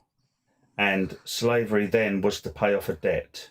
It wasn't slavery as we know it today. Okay, so I already gave you the context of the slavery to pay off a debt and explained to you that was indentured servitude between fellow Hebrews. I actually went to the trouble of spelling out the difference between the laws he gave around paying off a debt in indentured servitude and actual chattel slavery, as in buying slaves from around you, which God gave the instructions for. Now, when you said God doesn't condone that, have you actually, I mean, you call yourself R&R Ministry. Have you read the book of Leviticus? Yes, it's so what does it's a challenging book to get through. So it's so dense. No, it's a challenging book to get through because it's so morally horrific. So would you like me to show you the verse in Leviticus where, in contrast to fellow Hebrews who can work off a debt for 6 years, God gives detailed instructions on how to buy people as property that you can own forever and pass on to your children? Have you seen that verse? Well, what? I mean, yeah, carry on, because every time I want to say something, you're just deflecting. Have you seen that verse? What's the verse, please? Okay, so this is Leviticus 25, 44 to 46. It's all right, I can read it to you. I've got it right on the screen here. You can see it. Yeah, no, I just want to see it as well. So, sorry, say that again. It's Leviticus 25, 44 to 46. Now, this is in contrast to the rules he gives about Hebrews owning fellow Hebrews for 6 years until they've paid off a debt. They can go free in the 7th year, as long as they're men, by the way. The women can't, but the men can go free. That's a different thing. And then he contrasts it. So he's saying you can't own your fellow Hebrews as slaves, but as for the male and female slaves you may have, it's from the nations around you that you may acquire male and female slaves. You may also acquire them from among the aliens residing with you and from their families who are with you, who have been born in your land. They may be your property. You may keep them as a possession for your children after you, for them to inherit as property. So you own this human being like a set of golf clubs, and when you die, you pass it on to your child. So that person doesn't go free. They just get passed on like a piece of furniture to your children, who inherit them as property. These you may treat as slaves. But as for your fellow Israelites, no one shall rule over the other with harshness. So it's saying your fellow people in your tribe, you don't get to own them and be harsh to them, but the people from outside your tribe, either from other places or from outside your tribe who are living within where you live, you do get to buy them and own them and treat them harshly. And by the way, you can beat them to death if you want to, as long as they don't die within 3 days of the beating. That's totally fine because they are, quote, your property. So this is God permitting his people to own other people as property. And when I asked you if you think that's okay, you agreed with me that it's not. Why does God say that it's okay? So if we look in Romans 1, it basically states that God can give people over. This is the point I was going to make about Pharaoh. It's almost, I will come back. I'm not deflecting from the question, but I'm just trying to get my head around it. So with Pharaoh, when it said God hardened his heart, he could have easily just not hardened his heart, couldn't he? Just let Israel go. But that hardening was a judgment. So that has nothing to do with the question I asked you. Please answer the question I asked you, please. Or say you can't. If you want to bail on it and say I can't answer that, I would respect that too. But don't fob me off with an answer about something completely different, which has nothing to do with what I asked you. You and I agree that it's wrong for people to own other people. Your God thinks it's great. How do you resolve that? I don't believe God thinks it's great. And I've just shown you the instructions into it and see the context, and I need to see the people. I gave you the context. He was talking about. I gave you the context. It's not one of these. Look, I can't just go, okay, yeah, fair enough. Then God's, it requires study, doesn't it? So you're the one running a ministry, my friend. Why do I know your Bible better than you do? You should know this. These are the laws that God gave to Israel through Moses. That's the context. You've come out of slavery. You're now entering the promised land. I'm going to tell you how to live. Here are the laws about debt. Here are the laws about taxation. Here are the laws about violence. Here are the laws about how you conduct war. Here are the laws about how you prepare your food. And here are the laws about how you buy your slaves. That's the context. You now have the context. What about it do you not understand? I live under a new covenant. Such a cope. So I'm not. Such a cope. What? It's a cope. I live under a new covenant is code for I don't like these questions. I'm going to change the subject to something completely different. I mean, fine. But if that's all you've got, it's not impressive. Well, no, I mean, it'd be a different question. If I lived under that law now and I was living by works, living under the law as a Jew, then I could answer that question. I'm asking you to give an opinion. Under Christ, I'm asking you to. Me, please, no, please, because being under Christ is completely. Because... No, you're changing the subject. I'm not going to have it. Being under Christ has got absolutely nothing to do with you having an opinion about the ethics of God having instituted those laws at that point. So you either have an opinion about it or you don't. If you've never thought about it before, I suggest you start thinking about it now. And if you have thought about it before, then tell us how you resolve it morally. The fact that you don't live under that covenant now has got nothing to do with your opinion that you should be able to have about the ethics of such a law. You're either capable of having the conversation or you're not. I'm fine either way, but you can't squirm out of it. So come on, man up and give us your view on this. Was God right to tell people that they could have slaves? I need to look at the wider context in this. I'm sorry, I can't just. What was it? I can't equally. Obviously, I need to go and look into this. It's pathetic. R&R ministry. Yes, pathetic. Of course. That's pathetic. I'm sorry. I don't mean to be nasty. You share the gospel with people without having the foggiest clue what's in the Bible you carry under your arm.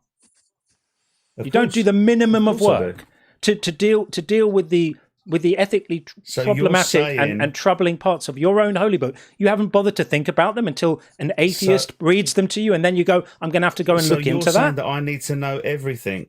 I'm saying you should. In order to preach the gospel. This is not a minor. This is not a minor detail. I'm not saying you have to know everything in the book. I'm saying this is your God permitting people to own other people, and you apparently are unaware of this fact. It's shocking. Absolutely shocking. Yeah, this is why people, you don't need any qualifications to run a ministry, people. You can get it off the back of a cereal box. Everyone can run a something ministry with absolutely no knowledge of the subject matter whatsoever. So beware of people with the word ministry after their name, because it doesn't demonstrate that they know more than a 7-year-old about this text. It's shocking, my friend. You call me a friend and then you insult me. It's not, I haven't insulted you for a moment. But you've demonstrated a shocking lack of awareness of the ministry of the book that you are promoting. You're out there preaching this to people like it's the truth, and you haven't bothered to read it. Well, it's like anything. This is an ancient document. It's just going to. Was it too much trouble? Was it? It's going to take you a long time. I'll tell you what. Do the work, and when you finish doing the work, then call yourself something ministry. Absolute joke. Sorry. Maybe I'm a little bit grumpy. We've been on it for nearly 8 hours. This is Spicy John, people. He doesn't come out often. But I just find that so ridiculous. I haven't had time to read it. And you call yourself... Every single answer to every question was non-responsive. Every single one. I was getting frustrated. It was like so slippery, like a slippery fish. And I thought we let him off the hook a couple of times, and then we jumped topics, and then he wouldn't answer that, and it was just... That's pathetic. Really. I feel sorry for anyone who has to get preached at by someone who's so completely clueless about the text. It's woeful. Absolutely woeful. Okay. And by the way, that text is really, really well known and debated and discussed. That's not absolutely. You made a good point. That's not like a minor point. If you're going to do ministries and debate atheists on the TikTok space, it's mind-boggling. He doesn't know about that verse. Wild, absolutely wild. Anyway, there we are. It's that thing, isn't it? Anyone can just call themselves a pastor. Anyone can anoint themselves as the head of a church. Anyone can set up, JC Ministries. I could do it. I'm JC Ministries now. The barrier to entry is on the floor. There is none. Anyone could do it. It's absolutely amazing. Absolutely amazing. Okay, so here's the plan, my lovely people. We're kind of approaching 11 p.m. I need to be on the road with my family in about 6 hours. So I think we need to start thinking about the end of the show. I know we've still got some people in the queue, and I want to try and get to people, and we'll try and do that. But just a heads up, at some point we're going to have to think about drawing things to a close. Otherwise, I'm going to have to do a 3-hour drive tomorrow on 2 hours sleep, but it's not going to be good. So with all of that said, let's get in. Yellowbeard cleared, it looks like. Hi, Yellowbeard. Hello, how are you? Hello, I'm amazing. Also, I'm 18. Because I thought, things 18 like. But so why do you consider God evil? Because he does lots of nasty, evil, horrible things to lots of people. But God does it to test them. So they can become a better person. Do all-knowing beings have to do tests? I mean, for the people, yes. For the It's people. like a teacher So he does it as a favor. It's a favor for the people. No, he's giving tests. It's like a teacher giving tests. Like a teacher giving tests. Right. So when a 3-year-old gets leukemia, that's just a test. What's being tested by that? And then they die. And then they die. So the child gets leukemia, has an agonizing life for a year, being pumped full of chemicals and drugs and wasting away slowly in agony. And then they die and their parents have to bury them in a small casket. What's the test? It's for the test for the people around. So they need to have faith in God and not to doubt his power. Right. You need to love God. You need to fear God at the same time. So God puts people through the worst pain of their life, having to bury their children, so that they'll love him more and fear him. Yeah. And you wonder why I say he's evil. Can you hear what you're saying right now? God doesn't have the same morals as somebody Clearly, else. So clearly not. Clearly not. Yeah, I'm like, I used to be Christian. I'm Muslim now, but so what I'm saying is, like, you need to see it from the view of God and not the view of flesh. Yeah, I'm seeing it from the view of common sense and not being completely morally insane. A God who puts people through absolute agony for the sake of tests and to make them see that they love him and fear him hasn't really thought things through very well. I mean, yeah, but God has the power to do anything and everything he wants. And yes, he's very big. He makes it predestined. Yeah. And so if God wanted to stop it, he could have. That makes it worse, my friend. God could stop the pain, he could stop the agony, he could relieve the suffering, but he doesn't because he likes it. But it's a test, though, for the next life. It's a test for the next life. Is God capable of preparing people for the next life without making them have to bury their children in boxes? Okay, I'm sorry. I'm actually atheist. I'm not religious. I just wanted to come up here. I felt left out. Okay, we are going to get in Chadwick Owens next.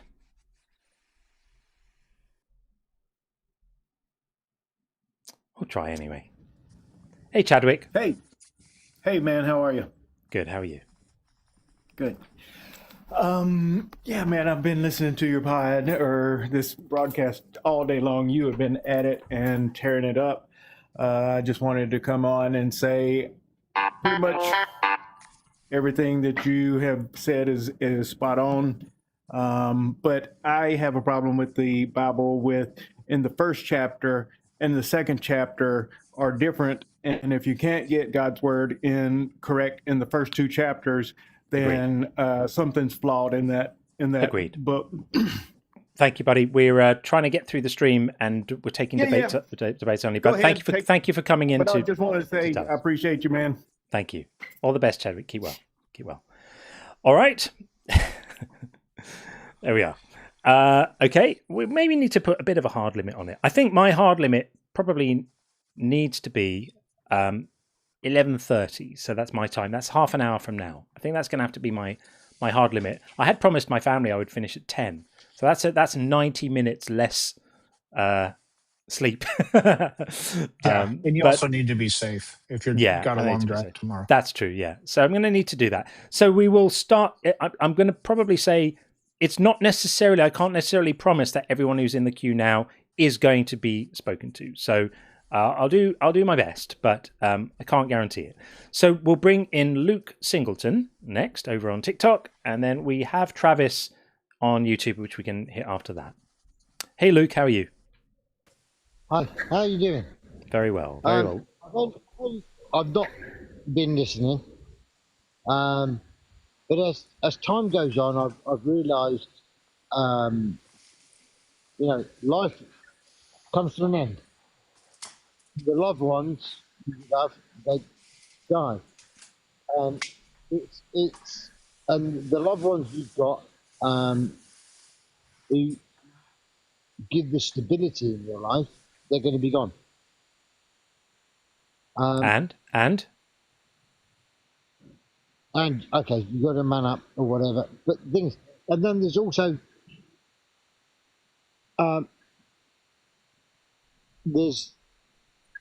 I watched a documentary with a guy who was a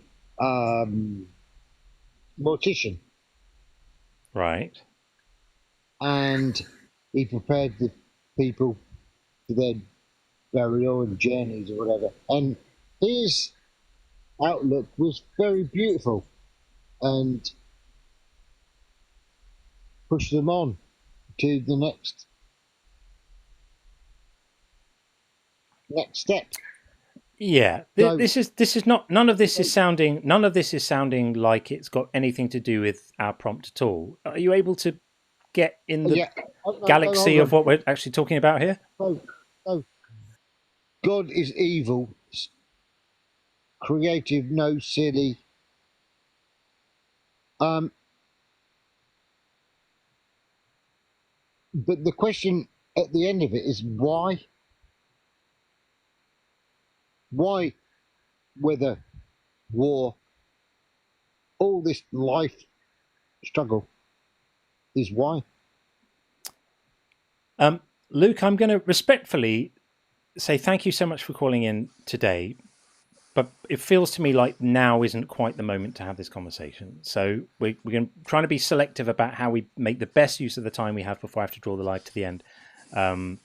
It sounds like we maybe need to have a different kind of conversation to the one that we're all hoping we might have right now. So, Luke, thanks for calling in. Feel free to call us back another time, but we're not going to have the chat right now because that's not quite the time for it. So let's try and get Travis in over on the YouTube side, see if that works. Hopefully it will. It's always a gamble. You never know what you're going to get.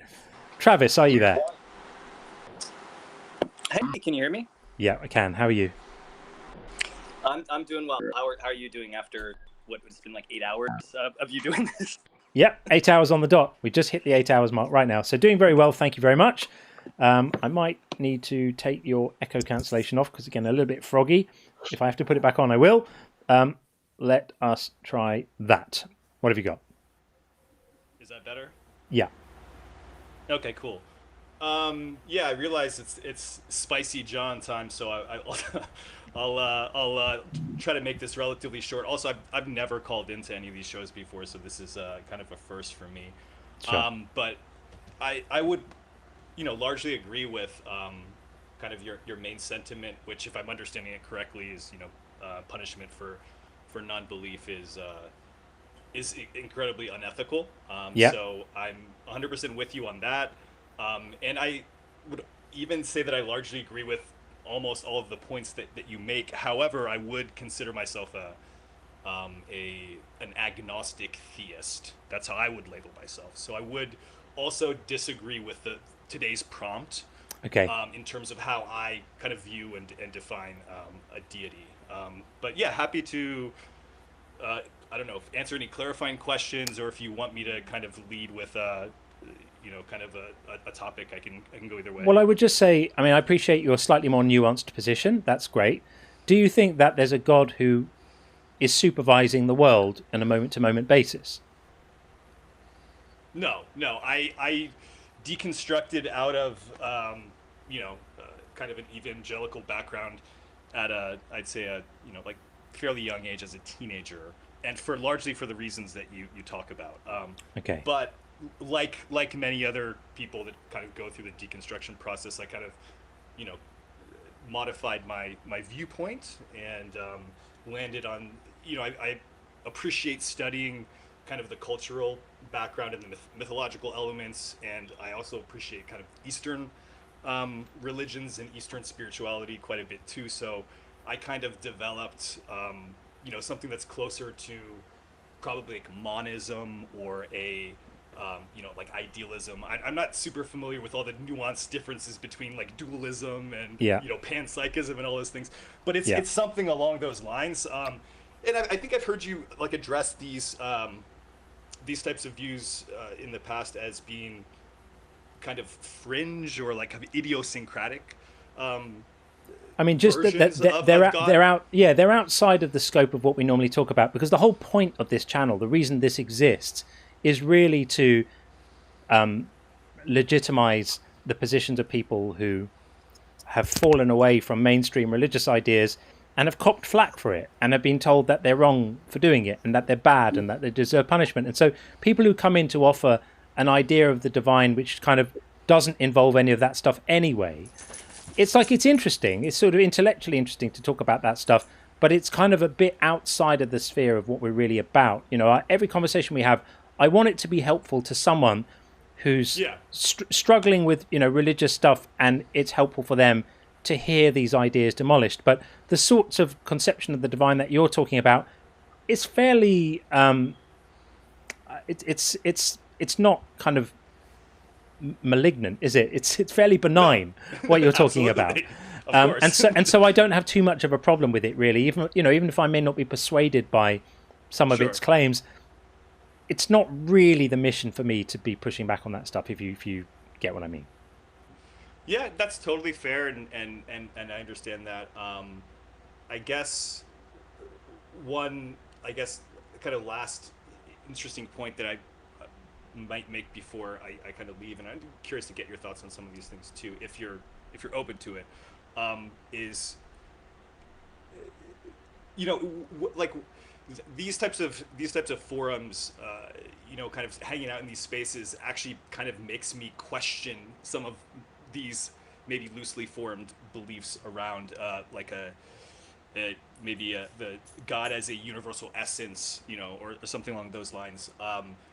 But there's not really, I don't see any utility necessarily in going from like what's already relatively a soft belief to then going into like more something that's closer to like a harder atheism. You're going to be in our gang before we know it. We can all feel it. The thing is, and we'll welcome you in. But the thing is, there isn't utility, and it isn't about utility. It's just about what you find convincing. And as you'll know, I don't think you can form beliefs based on what offers utility. You're going to come to whatever conclusions you come to, and you're going to find whatever you find convincing. And if you end up thinking about this stuff and you realize, actually, if I throw the bathwater out of here, there is no baby, then great, that's absolutely fine, as long as you feel intellectually resolved in that way and you don't have dissonance in yourself and you're negotiating with yourself and fighting with yourself about what you feel obligated to say is true or think is true or believe is true. That's a fantastic place to be, wherever you end up, whatever your beliefs are. So there's no pressure and there's no end point, and you just do what you're doing. It sounds to me like you're thinking stuff through. I'm glad that you deconstructed out of the kind of high control version of this stuff. It sounds like you're in a pretty, in an okay place now. And if that's where you stay, good for you. No problem. I have absolutely no problem with what you're saying. Okay. And if you end up, thinking, actually, you know what, I don't need any of this, it's all a bit silly, then great. And let us know, and we'll have a drink together online, as it were. Well, I appreciate the kindness and the way you frame that, but I guess what I would push back on is I don't necessarily think that's intrinsically silly to hold some of these beliefs, which are also held by, I think over 1 billion Hindus, if you look at this as being something similar to the concept of Brahman. So it's not, I don't think it's a fringe belief. I actually did a little bit of quick research just a few minutes ago to see like what percentage of God believers hold this definition of a God. And I mean, please fact check me. I don't know if these figures are exactly right, but what I came up with was about 30 to 40% of people that have a belief in a God believe in this type of like a universal essence or more of a generic higher power, right? So I get it. Yeah. And you're being very kind to me now. I have heard you kind of approach other callers where it's a little bit more like, oh, this is a fringe idea or this is a silly, but yeah. I still think it's silly, even though it's a widely held belief, purely because I don't think there's any evidence for it. So, but if you don't mind, we're going to move it on and try and sort of get towards a wrap up of sorts. But thanks for calling in, Travis. I appreciate it. Yep, appreciate it. Keep well. Have a good one. Thanks. All right, there we are. Okay, here's what I'm going to do. I'm going to read the remaining super chats before we do anything else, because I could never not read them, of course. That would be totally unacceptable. So let me do that and then see where we are and see if we're going to take another call or not. We've got two in the queue.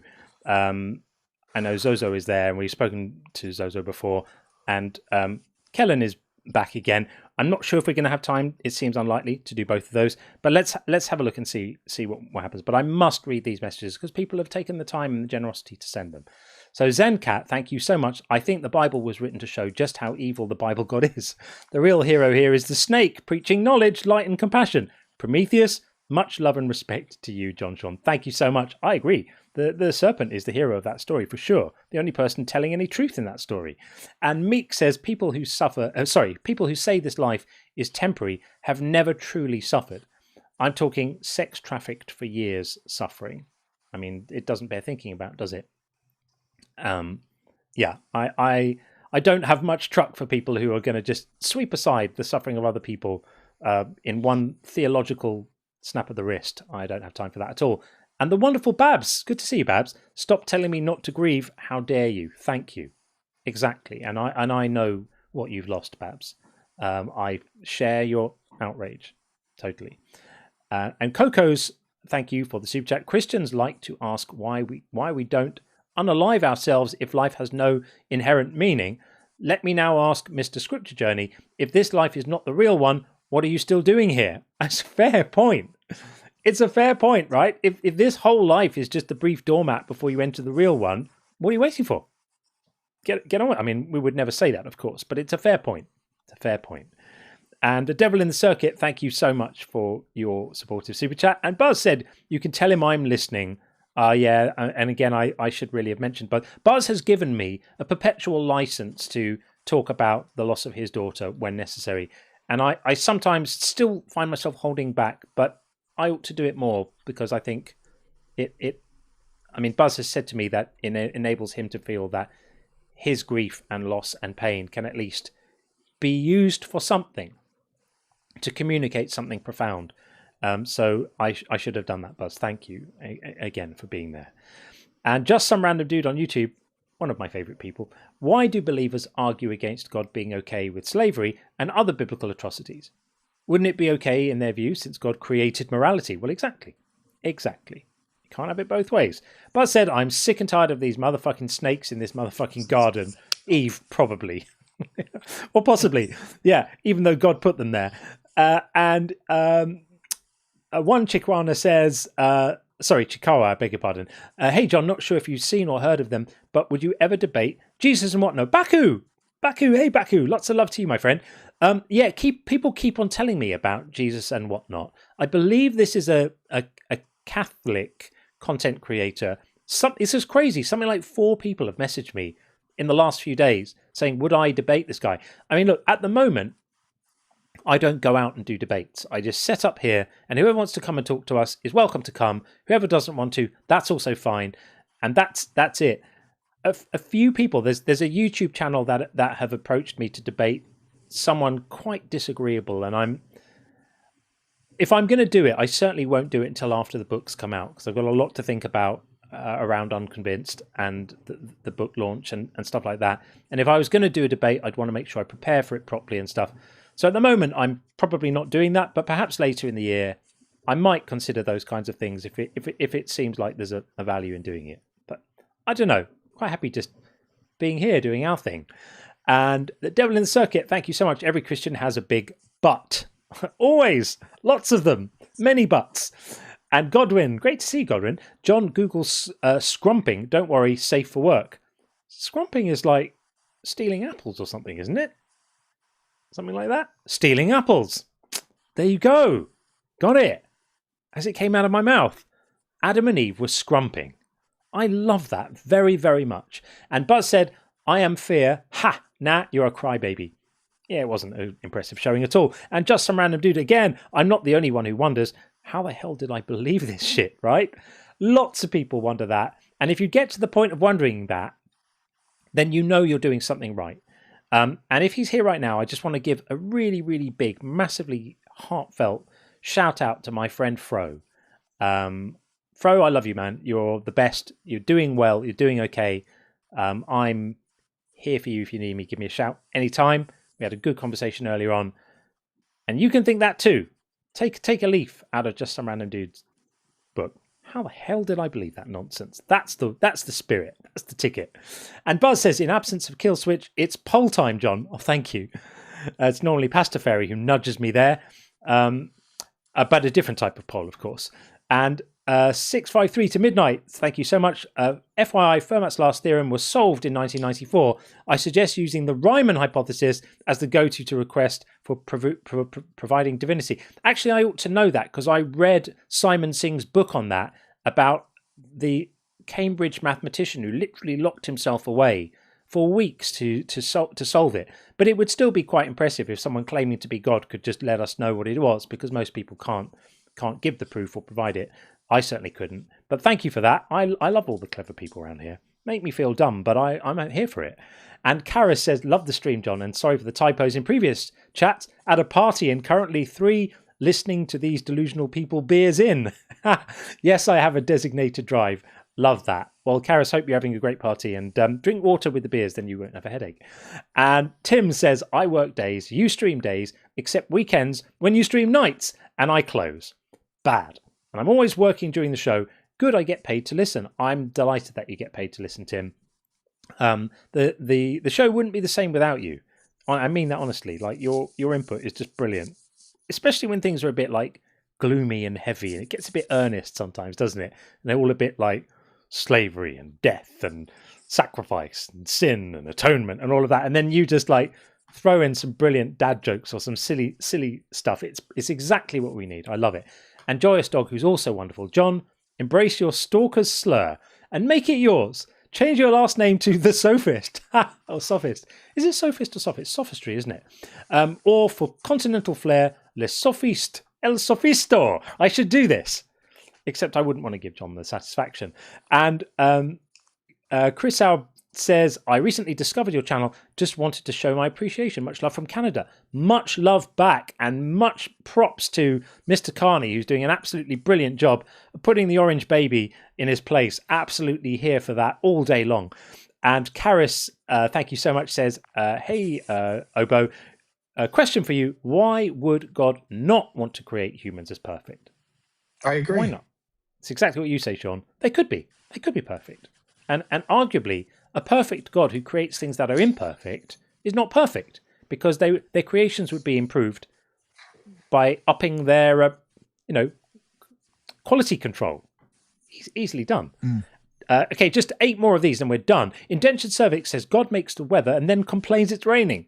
Exactly that. Exactly that. Sets it on fire and then complains that there's smoke in the room. Total nonsense. And Buzz said Jesus didn't even sacrifice a weekend. He napped the whole time. Lazy bastard. That's fair, actually. That is fair. He was lying there where everyone else was losing their shit. And we're supposed to be grateful. Buzz says, intelligence blocks you from religion, caller. I think that is a thing that can happen. Of course, there are intelligent people of faith. I wouldn't want to say that everyone who is religious is not intelligent, but I suspect they may be inversely correlated amongst much of the population. And Buzz says, what the fuck is fair, bruv? Faith, bruv. Sorry, faith, bruv. Yeah, it's that's the vernacular around here. That's how people in my hood speak. Matt rubbed off on John. He's spicier now. I have been a bit spicy today, haven't I? I don't think it was because Matt rubbed off on me. I just think that guy particularly annoyed me. Someone who's going to call themselves something ministry and then be completely clueless about his own book. I do find that disrespectful to the people he's ministering to. At least do some study. Do some study. I would never dream of calling myself a minister if I had no idea what I was talking about. It's so ludicrous. So yeah, I wasn't having his nonsense today. Milans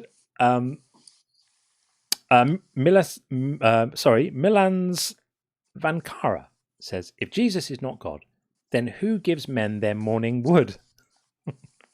Do you have any other explanation than an omnipotent carpenter personally taking care of it? It has to only be that. It can't be anything else. I agree. There's powerful evidence. The new apologetic. The new apologetic. And Face Reality, great name. R. Rogers and Rabbit Ministry. Oh, right, Rogers and Rabbit Ministries. Yeah. It was wild, wasn't it? And when we were speaking to Travis, John said, safe travels, my friend. Get some sleep. I will, I promise. Very shortly. And Bert Russell, wonderful Bert, lovely Bert. Thank you, Bert. Please accept the super chat as a token of my appreciation for the R&R Ministries barbecue. It was absolutely delicious. Thank you very much. I appreciate that. We do like a good cookout sometimes. And final super chat, Winstead says, thank you, Winstead, so much. How do you know if a joke is a dad joke? It'll be apparent.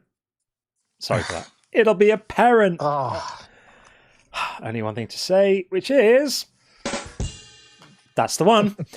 Sorry for that one. All is forgiven. All is forgiven. Absolutely brilliant. As you can see, Sean, I'm trying to up my sound effects game a little bit after you told me I should. Good. Fair. Okay, so that is that. Where are we at now? Okay, so it's 20 past now. I'm prepared to have our last caller, which is going to be Zozo, because I did promise Zozo in, but we're going to have to limit the conversation to 10 minutes because that's my hard limit. And then I am going to leave here. I can never leave the live stream and go straight to sleep, by the way. I just can't do it. I need some time to decompress because my mind is... So I need to just slow down. It takes me a few minutes to do that. So I figure if I can do this, I will manage to get to bed by midnight my time. And that'll be okay. And as I said, for anyone who's concerned about my safety, I do have a backup driver for tomorrow's journey. So I probably won't drive. If I'm tired, I won't drive if I'm tired. I promise. I won't be silly and take risks with my family. My wife will drive. So that'll be fine. We are going to Birmingham tomorrow for the weekend for some stuff. We'll be back on Sunday. So the deal with Sunday is if I'm not too totally fried by the time we get back, and if it doesn't take us too long to get back, then I'll do a stream on Sunday night. If I'm too knackered, I'll probably bail on it. So I'm going to probably advertise it as happening with the qualifier that it might be subject to cancellation. That's the vibe for Sunday. So that's the plan. And tomorrow's after hours show will be next Friday. So I will do it then. Okay. Zozo coming in right now. Hey, Zozo. Hi, boss. You all right? Welcome back. How are you? Yeah, fantastic. I'm not too happy to have not the best side of you because obviously you're kind of a spicy, grumpy, tired right now. So you know, I'll be nice. I promise. No, it's all right. It's all right. You know, it's a fairy tale. I'm a Christian, so I believe sometimes I'm getting annoyed white people know what Christians believe and then get irritated if they ask me a question. I say that, oh, what you're doing is wrong. But according to my belief, I'm not the one that condemns. Everybody judge somehow. But you know that if my belief is a fairy tale, so why you get so upset when I'm telling you I don't agree with you? Because everyone's got their belief. Yeah. So I don't know if Christianity affects people's society and somehow because it's a personal relationship and then love your neighbor. So that's all it is. But you can disagree with people and love them.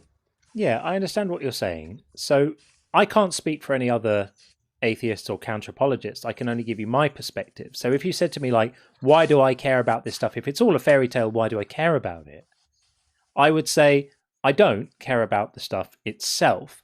I care about the effects that ideas have on people. And so I care about the fact that there are literally millions of people who suffer as a result of the things they've been told by people who they trust and love. So people whose families or parents or caregivers or other people in their lives have told them things that cause them to feel fear or shame or a sense of not being good enough. And that's what I really care about. It's not that I care about the stories, because I really don't. And I don't care about what people believe either. Like, if you want to believe stuff, good for you. Fill your boots. Yeah, you believe care anything. about the truth, basically. Yeah.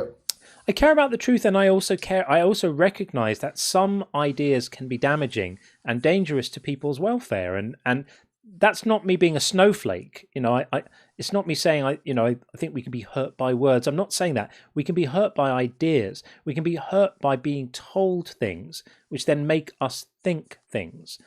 So I know people who have lifelong, persistent mental health problems because they're so terrified of hell, because their parents told them as children that this was a threat to them. And even though they've kind of shaken it off, they're still traumatized by it, and they still wake up with the nightmares, and they still have moments of feeling, am I going to get punished just for who I am or what I am or how I live or what I believe? And I don't think that's okay. And I don't think it's okay to not say anything about it. Now, to be honest, I'm just going to say something quick, and maybe next time we can extend on that about the topic. Sure. So all I wanted to say is I don't believe that God is evil, because like you guys already said, why, if you're all knowing, why subject people into test and temptation and stuff like that if you already know what positions they're going to be taking? So the reason why, because this is kind of philosophical or whatever, the reason why that God knows everything is also the reason why he knows the beginning to the end. So it's not because I know the score of match of the day and stuff like that and what is going to happen. So all of a sudden I have to remove the tackle or the negativity, things that happens, because that's exactly the reason why that he knows your heart, your decision, so that at the end of the movie, he knows exactly who to select, who to put to the life, the book of life. That's why the names of people in the book of life, even before they were born, because he knows what decisions they will take through those temptations that is. And also evil that is on the wall is God created evil to punish evil, but he never created sins. The Bible says that the hands of God is made perfect. When he created a human being, he says that human beings are good. So therefore, he created human beings perfect. So it's the choices, is a decision that made that yeah. Sorry. If that's true, then God is creating people knowing he's going to condemn them to hell. Why would he do that? Yeah, because your choices, the test that you're going through is a test of love. So at the end of the day, if you don't want to choose God, so why do you want him to live with you forever in his house? So no, you're misunderstanding my question. So yes, if what you say is true, then if it's all written in the book of life from the beginning and God knows who's going to be saved and who isn't, that would mean that God has created people knowing that he's going to condemn them to hell. So he's created people to live a brief life on earth, followed by an eternity of torture in hell at his hands. Why would he do that? All right, that's good.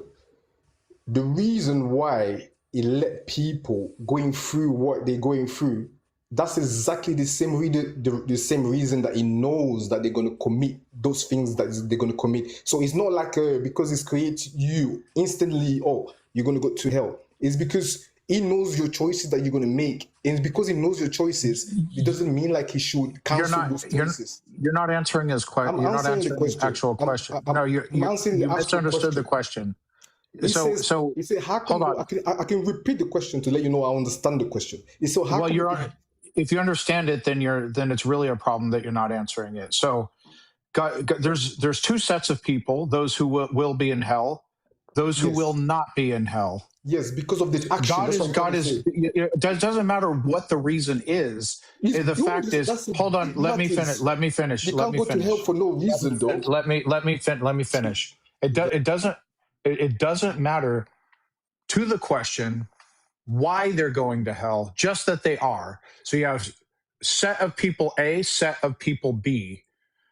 Why even create set of people B knowing they're going to end up in hell? Doesn't matter why they're in hell, just that they're going into hell. So he's creating these people knowing they're going to have some kind of normal life or what have you, and then spend an eternity in agony. Why not just not create those people and only create people A? Yeah, perfect. You're right. Unfortunately, it created those people perfect, but they have the autonomy of their own choices. And he knows that they're going to go to hell. Sorry, bear in mind with me. He knows that they're going to go to hell. He's saying, why not creating those people? But unfortunately, the knowing is not the causation, though. I didn't ask what's the causation. Why not just not create those people? Because according to the algorithm, someone's going to choose left or right or A and B. They're already made perfect. So you cannot trying to change something that is already perfect. It's already perfect. It's their decision. That's why he had to let it go through. And first of all, hell is a separation from God. It's the evil that is there that will cause you suffering. So because this absence of good, so the evil that is there, the demons and all that, they're the one that will persecute you. Zozo, what you're describing is morally horrific. You're describing a God who knows that he's creating creatures to live briefly on Earth for a few decades, which is not even a blink of an eye in terms of eternity. They're going to live on Earth for a few decades, and then he's going to consign them to hell where they can be with the evil and all of that stuff. The only acceptable thing for a moral creature who could see how the future would unfold if those creatures were allowed to live or exist would be to just not create them. And if God is indeed all-knowing, he would have the foreknowledge to know this guy is going to love me, this guy's going to love me, this one's going to believe in me, this one isn't, okay, I won't create him. This one is, she's not going to, right, well, I won't create her. It would be the only thing, the only kind thing to do would be to remove the brief flash of life on Earth that these non-believing people like me are going to have, and then not consign them to an eternity of being tortured in hell. Right. That would be the only ethical thing for such a being to. So what you're describing is morally hideous. So just think about it. We're gonna end the conversation now because we're at the time. Think about how horrible what you're describing is, and if you can't see why it's horrible, I don't know what to say to you. You know, you're describing. Remember, he's got a perfect plan at the end. It sounds very imperfect to me. It sounds pretty no horrific. More sorrow, no more disease, no more apart from for the people who he's condemning to hell. So off you go. Have a think about what I'm saying. You're welcome to call us back another time when you've thought about it, and I'm happy to talk to you more at length when we've got a bit more time. But yeah, what you're describing is morally twisted, my friend. That is pretty gruesome. It's basically Calvinism, just deciding to create beings so that you can then torture them forever in the hell that you've made. Absolutely depraved. Why you would think a being like that is worthy of worship is completely beyond me. If I met God, if I was lucky enough to not be sent to hell, but I heard that God was doing that to other people, he would not get an ounce of my love or respect ever. That would be a guaranteed way to make me fear him. Yeah. Love and respect? No, I could not. So it's surprising to me that anyone would want to be associated with a scheme like that. It's absolutely depraved. All right. I think that is everything. We're kind of about there, aren't we? So Justice Immortal, thank you for being in the queue. We're not going to take the call now because we're at the end of the show. Please call us back another time. We'd be very, very, very happy to speak to you. So with that said, huge thanks to all the wonderful mods in both chats. You are all amazing and wonderful. We got 110,000 likes on TikTok today. That's a wonderful thing. Thank you so much. And if you've been in the YouTube stream, then please do like the stream. It really helps. And if any of you can be bothered to leave comments even after the stream has ended, once it's listed, that just helps to stimulate stuff around the channel, and it gets the algorithm to push out the other videos and stuff. That's really helpful too. If it's too much trouble, I understand you've been here for hours. Don't consider it an obligation as much as a favor if you feel that way inclined. Thank you so much, and of course a massive thank you, Sean. Awesome as always, my friend. Thank you. Your mic's. Thanks, everyone. There we go. Thanks, Sean. I'll check in with you all. I'll let you know. Basically, hopefully Sunday night I'll be back, and if I feel up to it, I'll jump on a stream.